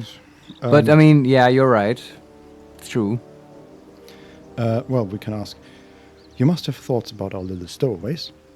Number two, what will you do if we actually manage to remove the tadpoles? Number three, how am I holding up in your estimations? And number four, turn to other matters. Interesting. Do number one, the stowaways. Must I? Thinking about it won't help. We know what to do, so let's do it. Find a way to rid ourselves of these things. We've no solid leads right now, though. Yeah. We'd best get hunting. If you discover anything that might help us, I'm all ears. Got a point. Different recording. Yeah. Next question is, what will you do if we actually manage to remove the tadpoles? I suppose we'd go our separate ways. Not a slight on your company, of course. I mean, it is sort of. Well, no, it's just life, I guess. I mean, we don't know each other that well yet. Yeah. But she's not like, yeah, then we talk about what we do next. She's saying, yeah, and then I immediately leave. Yeah, we have not bonded yet. Yeah. No reason for us to not stay together if we get on well, is number one. Or where would you go is number two. How do you feel? I would probably ask in this situation, where would you go? Yeah, sure. Yeah. Home. Baldur's Gate. There's someone waiting for me there. Oh, she's from Baldur's Someone Gate. I have to reach. Okay. As soon as possible. Journal updated. Daughter of Darkness. Oh, interesting. And we can pry and ask family, a friend, a lover. Really? Or we can say, seems personal. I won't pry if it's not something you want to talk about. Yeah, don't pry. Thank you. And you're right. It's a delicate matter. Not something for light conversation. Sure. We will get to it in time. Yeah. Yeah. We can ask, how am I holding up in your estimations? That's a weird question, I feel like. Yeah. It's also, I don't know if this is true. I heard this once from Telltale Games. You know, they made the Walking Dead adventure games and stuff. and I heard, I don't know if this is true, but that among the writing stuff, some phrases were banned early in development, and one of them was, "How are you holding up?" Specifically, do you understand, for a zombie survival scenario? Yes, because it's overused and it has lost all its meaning and stuff. Yes. And it's just had to think of that right now. This isn't the same, obviously, because it's not a survival game, but it's a similar situation. We just had a very traumatic experience and stuff. Yeah. But you're also not asking her, "How are you holding up?" It's like, what's your estimation of me? Yeah. Just it is about being narcissistic. So let's ask. Sure. We are the main character. I'm curious about what she says. How am I holding up in your estimations? I must admit, you've been a surprise, and not an unpleasant one. Kindred spirits are few and far between for me. Besides, you saved my life aboard the Nautiloid. How can I do anything but sing your praises? Oh, that's nice. Okay. Yeah. I think we saved each other, but yeah, I was secretly hoping she might refer to the whole tank explosion incident. No, games are not that advanced yet. No, it's okay. Then we turn to other matters. Okay. I don't think we have much more to talk to her about. Yeah, right we now. can ask about the odd little artifact. I want to save that for when we know her a little bit better. All right. Okay, let's just leave and rest. I guess so. Somehow. Can we just kill a squirrel or like a cat? Traveler's chest. Oh, that's the DLC stuff. Periwinkle undergarments. Yeah, with you and your underwear. Jesus Christ. I don't know. It's just like, come on. If there are like 8 items and one of them are underpants, I'm gonna look at them. Like, what the hell? There's also channeler trunks, stream hopper loaves, and chatterbox tabards. And they're just clothes. I'm not so interested. There's also Drake General Die. And a whole bunch of bewildering adventurers packs. A peculiar clothing chest. And a mask of the shapeshifter. Which is legendary. The magic of this mask comes from its gory provenance and makes it perfect for the discerning actor, sleuth, or a person with a mirror and time to kill. I think that's just I don't like any of this because there's no in-story reason why we have this stuff. It's like just sort of there. I don't know. Yeah. There's a bedroll. Why is the bedroll? Maybe you can sleep there. We have a bedroll now. Oh, okay. I mean, they're like, this is weird because they're just things standing around, and I don't know maybe where you can we actually are. Yeah. Why it's this a camp. is here? It's a camp. Yeah, we made it. We built this. Yeah, but Marius, there's way too much stuff for us to carry with us. Like in War Tales, I see what you the mean. camp supplies are actually part of your inventory. Yeah. Like not explicitly, but if you look at how much weight you carry, the camp supplies are like 200 pounds. Yeah. And here, there's just like a desk or a few chairs and like a wooden crate and a wooden trunk and all this stuff. I suppose once you have like a good number of followers, then it makes sense. You could abstract this stuff, right? And they're just carrying it off screen. But since it's just Butterscotch and Shadowheart, it makes no sense. I agree. Okay, there's a chair, and in front of the chair is a wooden, a stone slab, and on that stone slab there's invasion plans for the Sword Coast. What? Excuse me. I mean, maybe we just found this. Maybe this was just in the wilderness. Maybe. We do have a backstory. Is this Butterscotch's grand plan? The invasion of the Sword Coast. Okay, Sharon, listen, I'm not a conspiracy theorist, but... Shut up, listen to me. Yes. You must get to the Sword Coast. Look, if we don't invade first... Yeah. Will take it. I guarantee. The Flaming Fist is taking over. We have Look out for pentagrams. Yeah, and by the way, no water deep, the earth is hollow, I swear. It's all... Yeah, anyway. Butterscotch is totally a flat earth. Sure. But yeah, the camp's weird. I don't know. Maybe it'll be explained later and we just are looking at this too early in the game. Yes, yeah. Let's just end the day. Will that actually give us a long rest? The thing we've been going here for? Do you want to end the day? You have enough camp supplies to restore all hit points and spell slots if you long rest. Okay, cool. I love that this takes supplies. Okay, just turned night and now Butterscotch is less stressed. And there are 2 beds next to the fire. Yeah, I guess... someone in camp still wishes to speak to you. Go to bed anyway. Oh, these are these random scenes that you can get, right? Yes, that's cool. That is... We, of course, talk to her. Shadowheart is also suspiciously undressed. I mean, okay, she's just not wearing her armor. Okay. Is that her sleeping garments? Well, okay. You strike me as the reliable sort. But are you sure this is a good idea? What is a good idea? Oh, yeah, okay, the first option is, sure, what is a good idea? Yeah, okay. We can also say, relax, this camp seems safe from threats. Number 3, don't fret, we need some rest. Or number 4, don't question me. No, we're not Lizelle or whatever. Do number 1.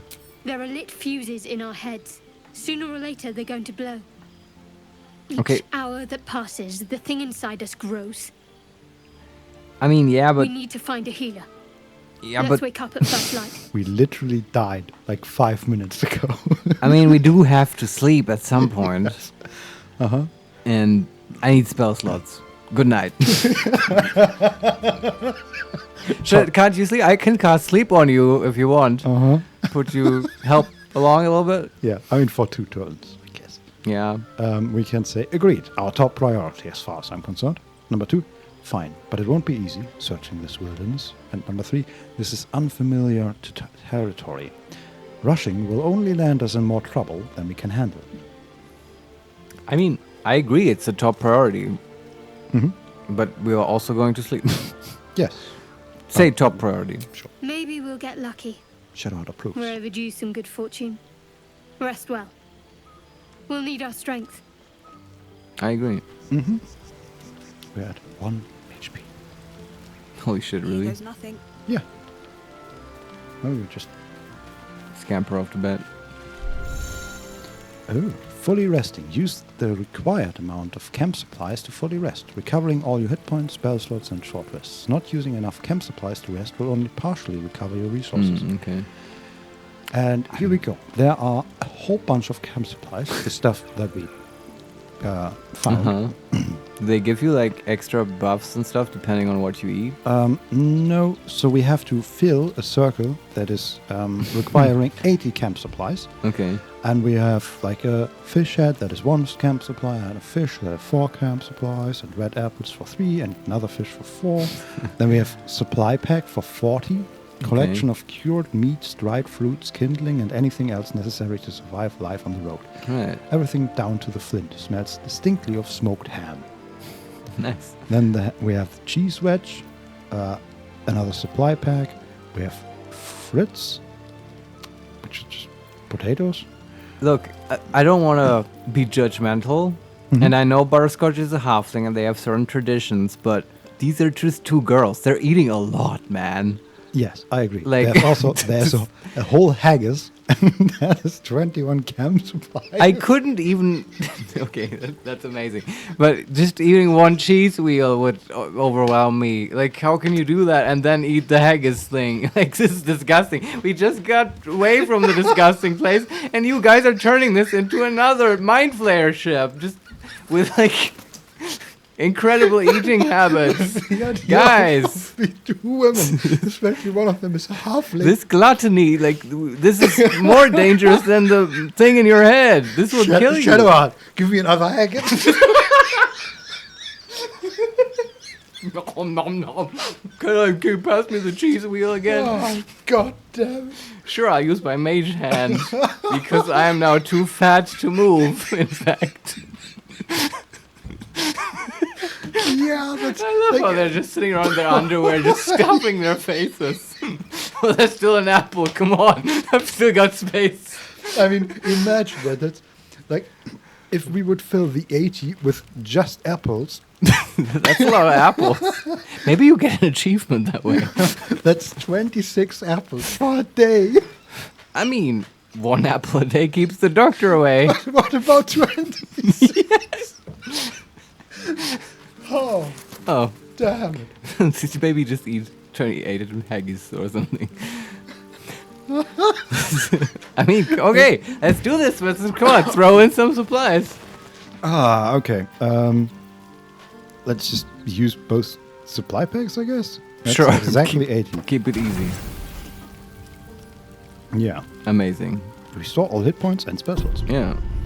Calm night is a mercy, yet your eyes refuse to stay closed. Every time they flicker shut, the tadpole seems to twitch behind them. Yeah, that is an awful thought. And the hells themselves have come after you.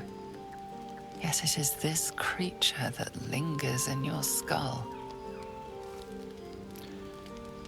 We can, number 1, say focus. Finding a cure is all that matters. Number 2, you have learned to control the tadpole. You sense it can grant you powers. Number 3, Baldurian intelligence. Force the tadpole out of your mind. Think of home instead. What does it say, Baldurian? What? I think because we might be from Baldur's Gate. Huh. I don't understand, but okay.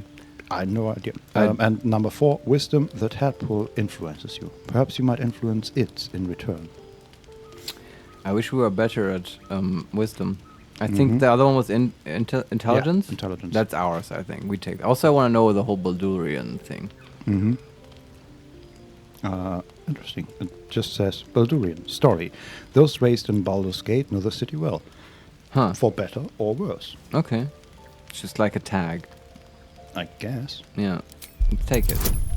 Difficulty class 5, and we get +3. Man, they shouldn't make you roll for this. I assume it gets more difficult, maybe? I guess. For every night? Yeah. Baldur's Gate feels almost like a dream, after everything that has happened to you. Yet it is a dream of hope. You may be countless miles away, but it isn't an impossible journey. You will see those gates again. Oh, that promise sinks deep into your heart as your eyes drift shut. Nice. I do really like this. This makes sense to think of home. This is a really nice touch. It is only sort of hampered slightly by my knowledge or impression of Baldur's Gate as an absolute shithole, which like I have a hard time thinking of as home. Yeah, but it's okay. I think it's a shithole more in like novels and stuff. In the actual, Baldur's Gate game, it wasn't that crappy. All right. Okay, so we leave the camp. Sure. Now find me 5 XP, Vincent. I'll try. Yeah. Is there anything left here to loot? I don't think so. We're on the same map now, Can we look at the map? Map, general tutorial. This is the map of your surroundings. You can view quest locations and place custom markers. You can also teleport to waypoints you have discovered by selecting them.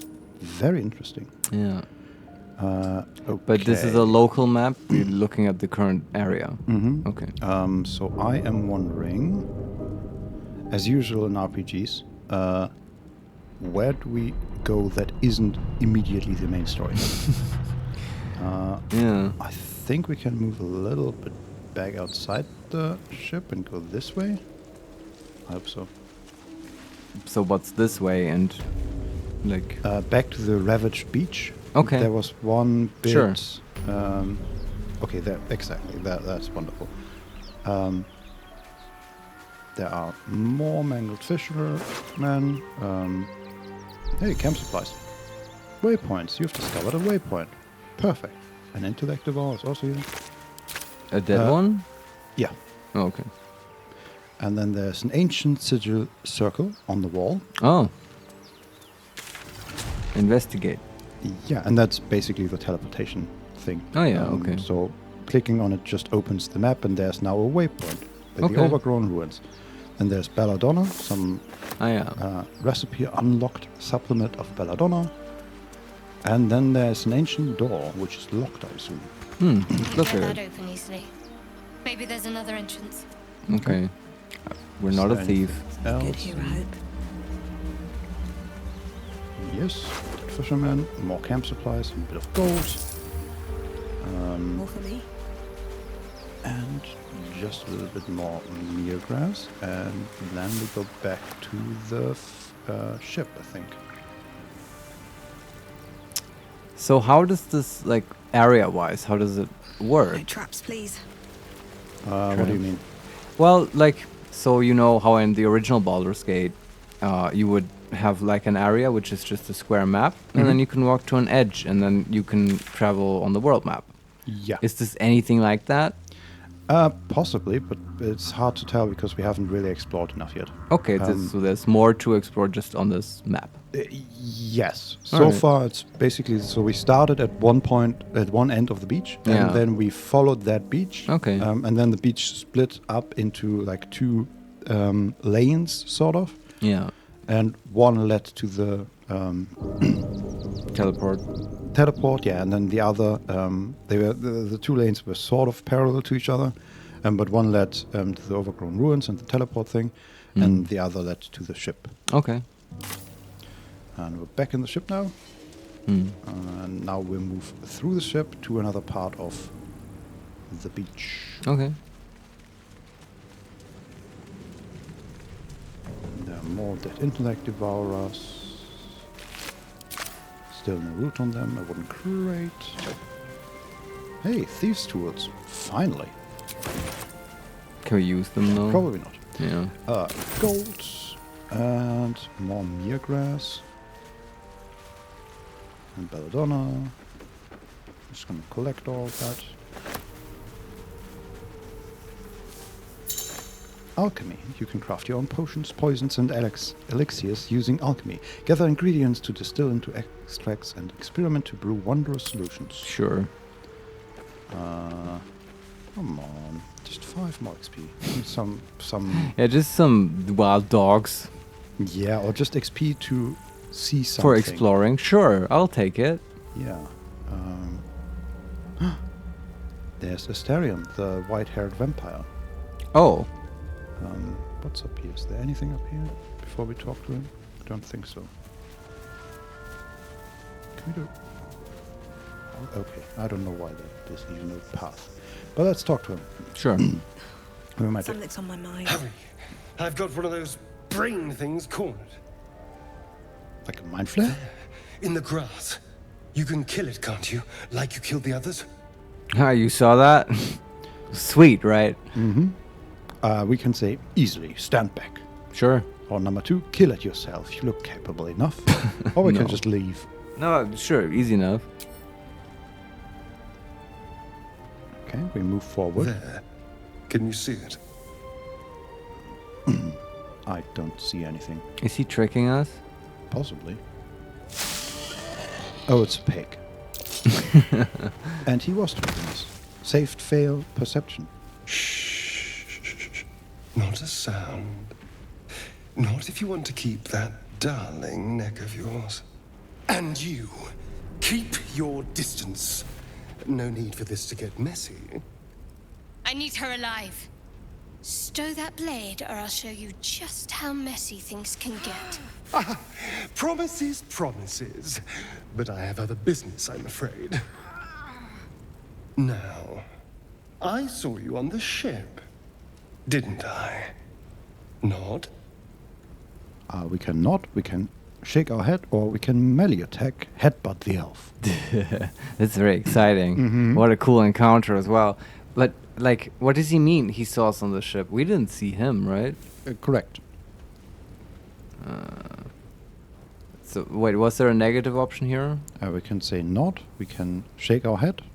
Shake the head, we didn't see him.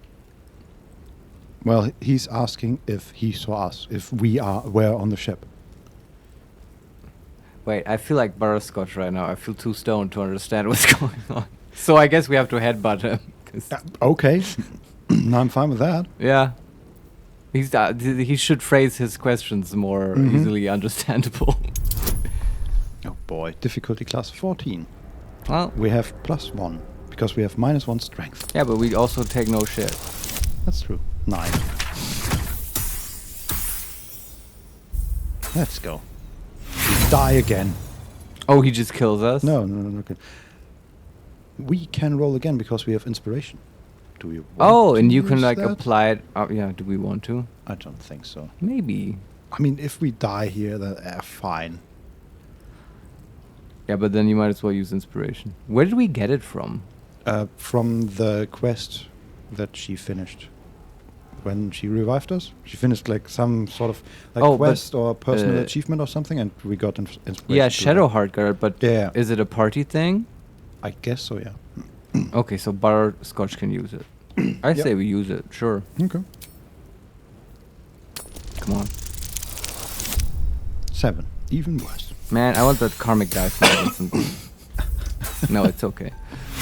What happens? We'll see. You wriggling little... Your mind twists. You're looking out of unfamiliar eyes, prowling dark, busy streets. You try to hold the memory, but it fades to the worm. The light, the fear. What was that? What's going on? Huh. I guess we didn't headbutt him. Huh. We can say number 1, it's the Mind Flayer's worm. It's connected us.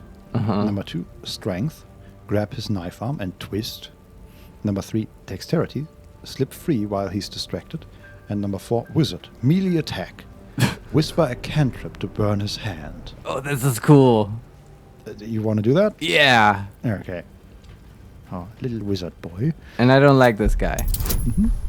Difficulty class 14. This time we have a +5. Which skill? Intelligence. No. Okay, yeah. Let's do it. 8. Oh, come on. God damn it. 13. We needed 14. Yeah. We're gonna die here. A fine effort, but I've seen it all. I was walking this land whilst your ancestors were learning to crawl. Now tell me, what just happened? What was that? I feel like there's no consequence to these roads. Yeah, I thought we would get killed. Yeah. Well, we can say number 1, we have Mind Flayer worms in our heads. They connected us. Yeah. Number 2, we can talk when you stop acting like a paranoid lunatic. Or number 3, describe the vision you saw. I think number 1 is the thing that will clear up most this situation. Yes, that has to be it. He leaves us free. Okay. We're both standing up.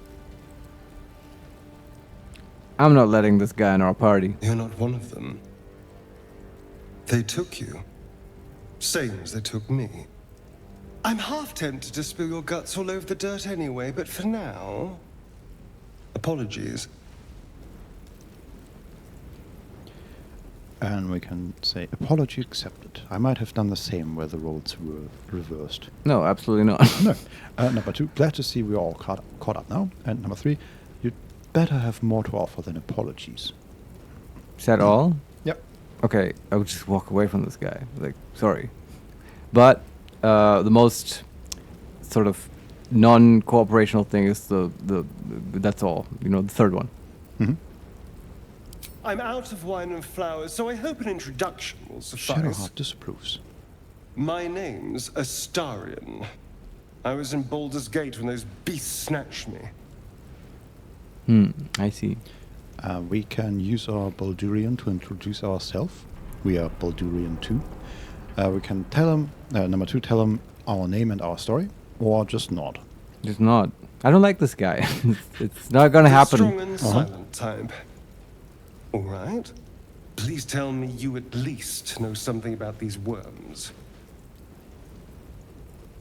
It's also funny because the camera is just behind Butterscotch, so she's just standing there like a statue. We can say, number 1, yes, unfortunately. They'll turn us into Mind Flayers.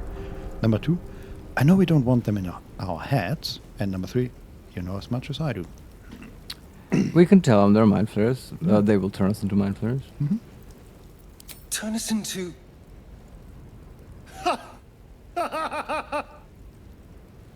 Of course it'll turn me into a monster. What else did I expect? Well, now he's feeling sorry for himself. It hasn't happened yet. If we can find an expert, someone that can control these things, there might still be time. Sure. It's cool. He still has the bite marks from the vampire. Probably keeps them around. There's a point of pride for him. We can say number 1, control it. We need to get rid of it. Number 2, you should travel with me. Our odds are better together. Number 3, I need to get moving, but you can shelter at my camp. Or number 4, I've wasted enough time here. Farewell. I want to take the last one. Oh wow, really? Okay. Yeah. Marius. Wait, that's it? You're doomed, sorry, and then off to the next adventure?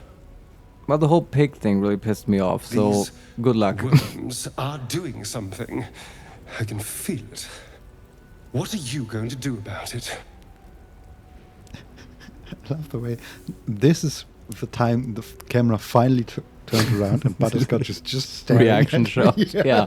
Just doing the Keanu Reeves Butterscotch face. Well, very appropriate for how I'm feeling about this guy. We can say number 1, I'm hunting for a healer. You should do the same. Number 2, I'll figure out my problems. You figure out yours. And number 3, ask the boar. Maybe he has your answers. That's it. The game totally gets how I'm feeling. Yeah. Funny. Butterscotch is just Still wearing the same skin, I hope. Well, that's What it. did he say? We'll meet again. Hopefully still wearing the same skin. Yeah. Good luck. Well, we might have gained 5 XP from taking him with us, but we didn't. Oh, now you're just grasping at straws. Are you pissed that I dismissed this guy? Did you want him in the party, Vincent? Not particularly, just for the XP potential. Oh, okay. I did not expect him to give us XP. Did the others give us XP when they joined? Shadowheart give us XP, but this was sort of a more complex. Oh, because we saved her. Yeah. Okay. But yeah, no idea. I would expect not to get XP just for getting people. But I think even if it get me XP, I wouldn't have. And it's hurt.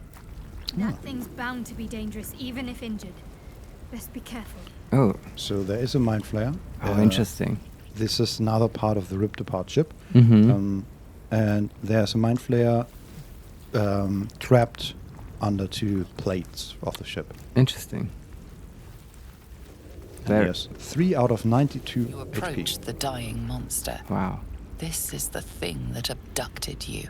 You could end its life here and now, if only you didn't feel compassion. Compassion. He's doing something. And we can give into the emotion, or we can say this isn't right and we step away, or we can think no. We should be furious, shouldn't we?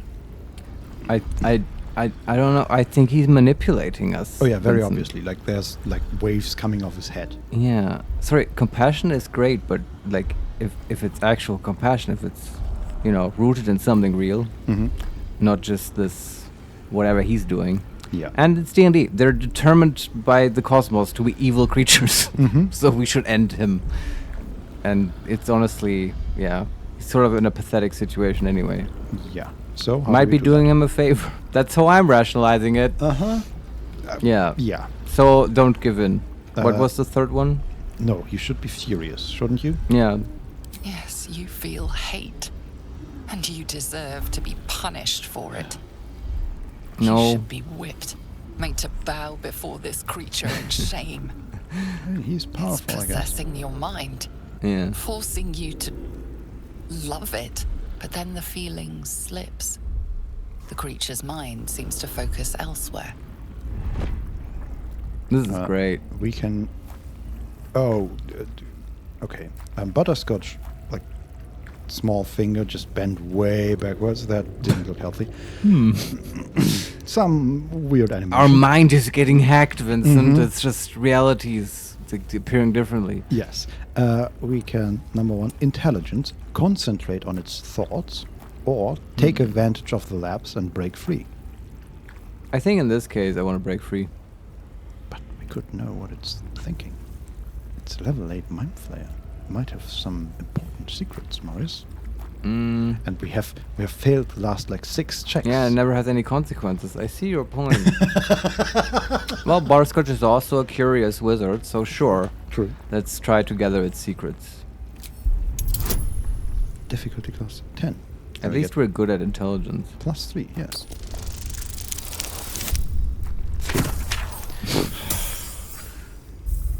How do we roll a 3 +3? It's 6 total. Oh, I see. You try to break through, but its mind is impenetrable. With a last surge of defiance, it slaps your efforts away. The monster lies exhausted, defeated. Its eyes, wet orange pearls, radiate malice. Yeah. And we can either close those eyes forever or leave it to die slowly. Close them forever. She's just kicking it. Gets the job done. Monster.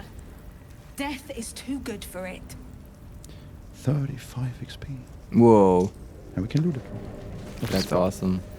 Spiked bulb, man, they really like those. And another skull.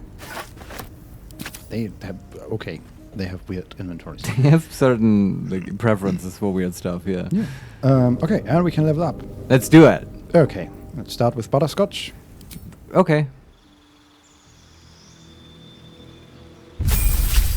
Level up. Wizard level 2. Nice. Specialization available. Oh yes. Health increased 8 to 14 HP. Class feature, subclass features. Gain 2 spells. Ding ding ding ding ding. Where can we? Okay. Specialization available. Yeah. Abjuration, evocation, necromancy, conjuration, enchantment, divination, illusion, and transmutation. So let's just check that divination is what I'm actually expecting. And like in D&D 5, divination is actually, in my opinion, one of the stronger schools, because you get to basically roll 2d20s and then replace any roll you want with them. That's how I know it. So what is it here? Divination Savant. Learning divination spells from scrolls cost half as much. Portent. Your dreams grant you glimpses that let you influence the future. After each long rest, you gain 2 random portent dice. During the day, you can use your reaction to change the die of any attack roll or saving throw rolled near you to one of your portent dice. Each portent dice can only be used one, and you use your unused portent die at the end of the day. This is so powerful. You can't use them for ability checks? No. But I'm pretty sure we did that, but that's fine. I don't think so. Yes, we did. I know one specific moment, yes. Oh, right. In the Wizard's Tower, where you were fighting like a magical rug. This goes way back. Yes. And you were... I think you were attempting to do a Misty Step while holding on to another character.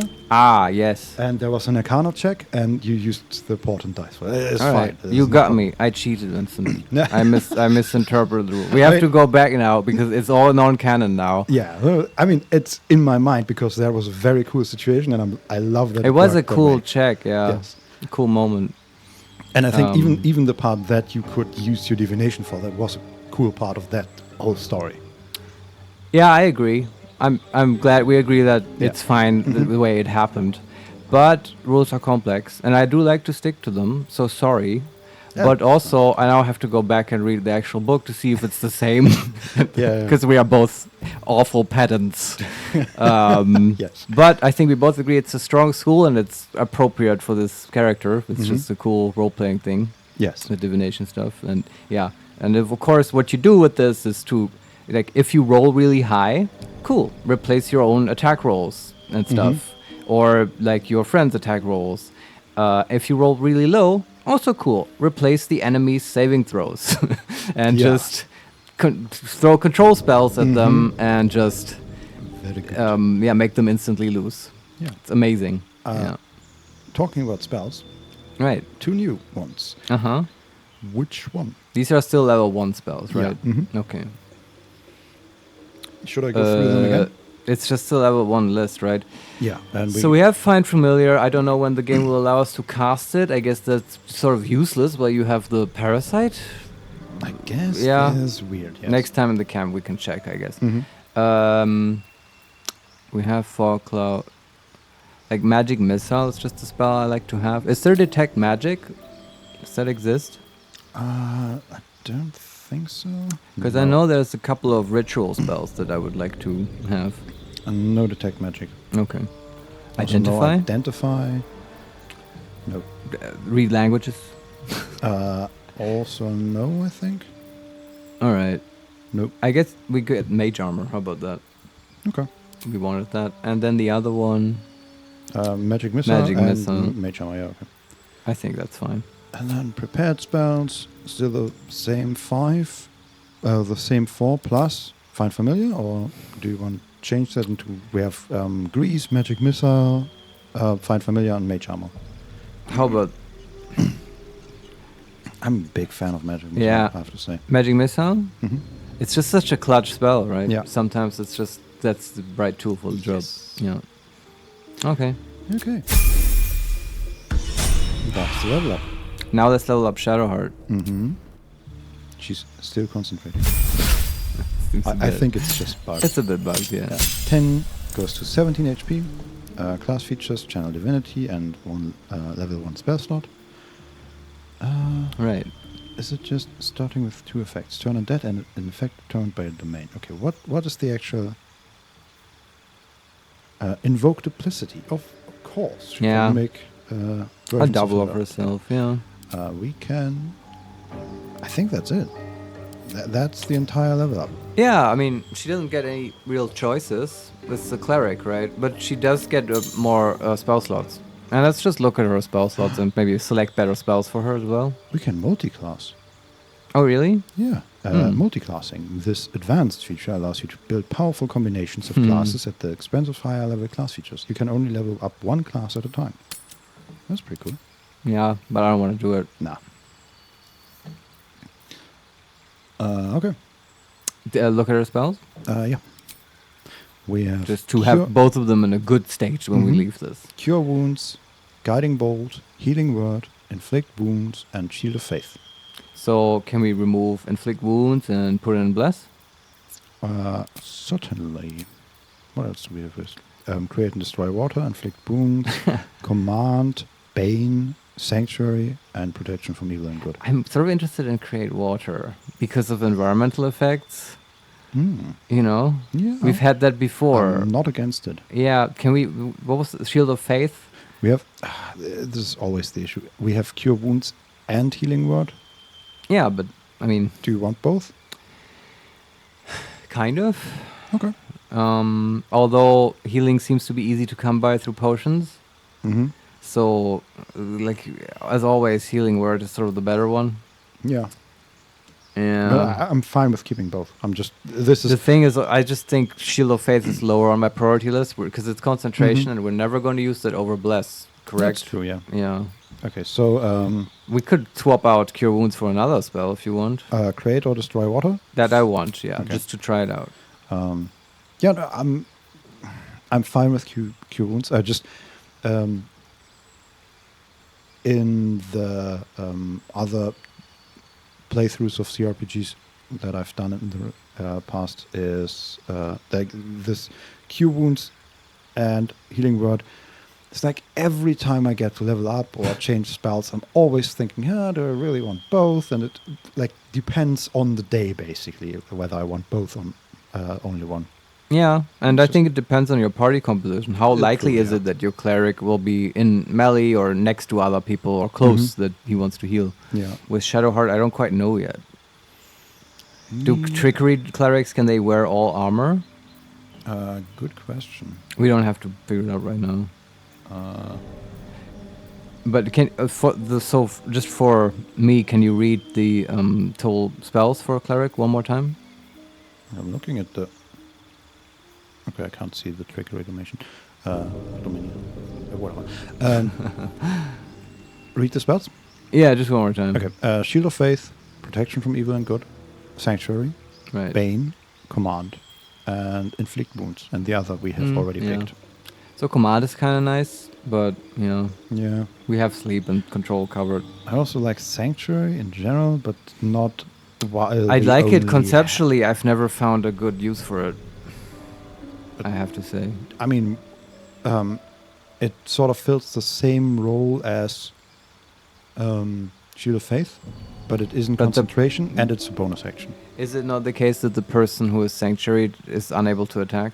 That's true, but just now, while we ran through the chamber at the end of the intro, basically, right? Well, Sanctuary would have been great. Yes, but that's true. But that is a specific situation, but Sanctuary would have been useful because that was a nicely designed encounter that has a different goal than kill all the enemies and stuff. And I love that, and you're right. But I still would hold that in situations like that, where yes, Sanctuary would be useful, because I generally like control and stuff, there are always other tools available that will get the same job done, but that are also useful in many other situations.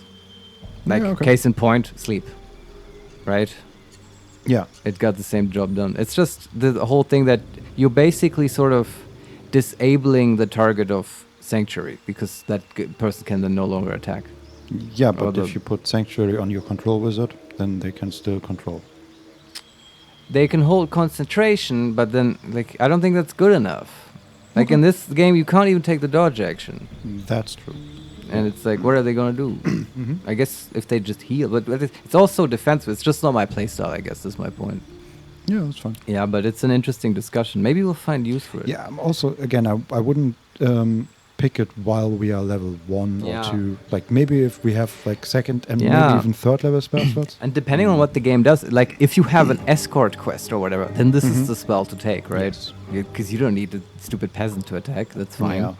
It's also, there's this one specific use for it, which I will just call out because it's awesome. And I don't know if it's completely rule conforming, but if you have a buddy who's like a paladin and a druid, and the druid can turn into like an animal shape that is mountable by the paladin, then the paladin can mount that druid, ride him into combat, and the paladin can cast Sanctuary on the druid who will not attack and just be a mount.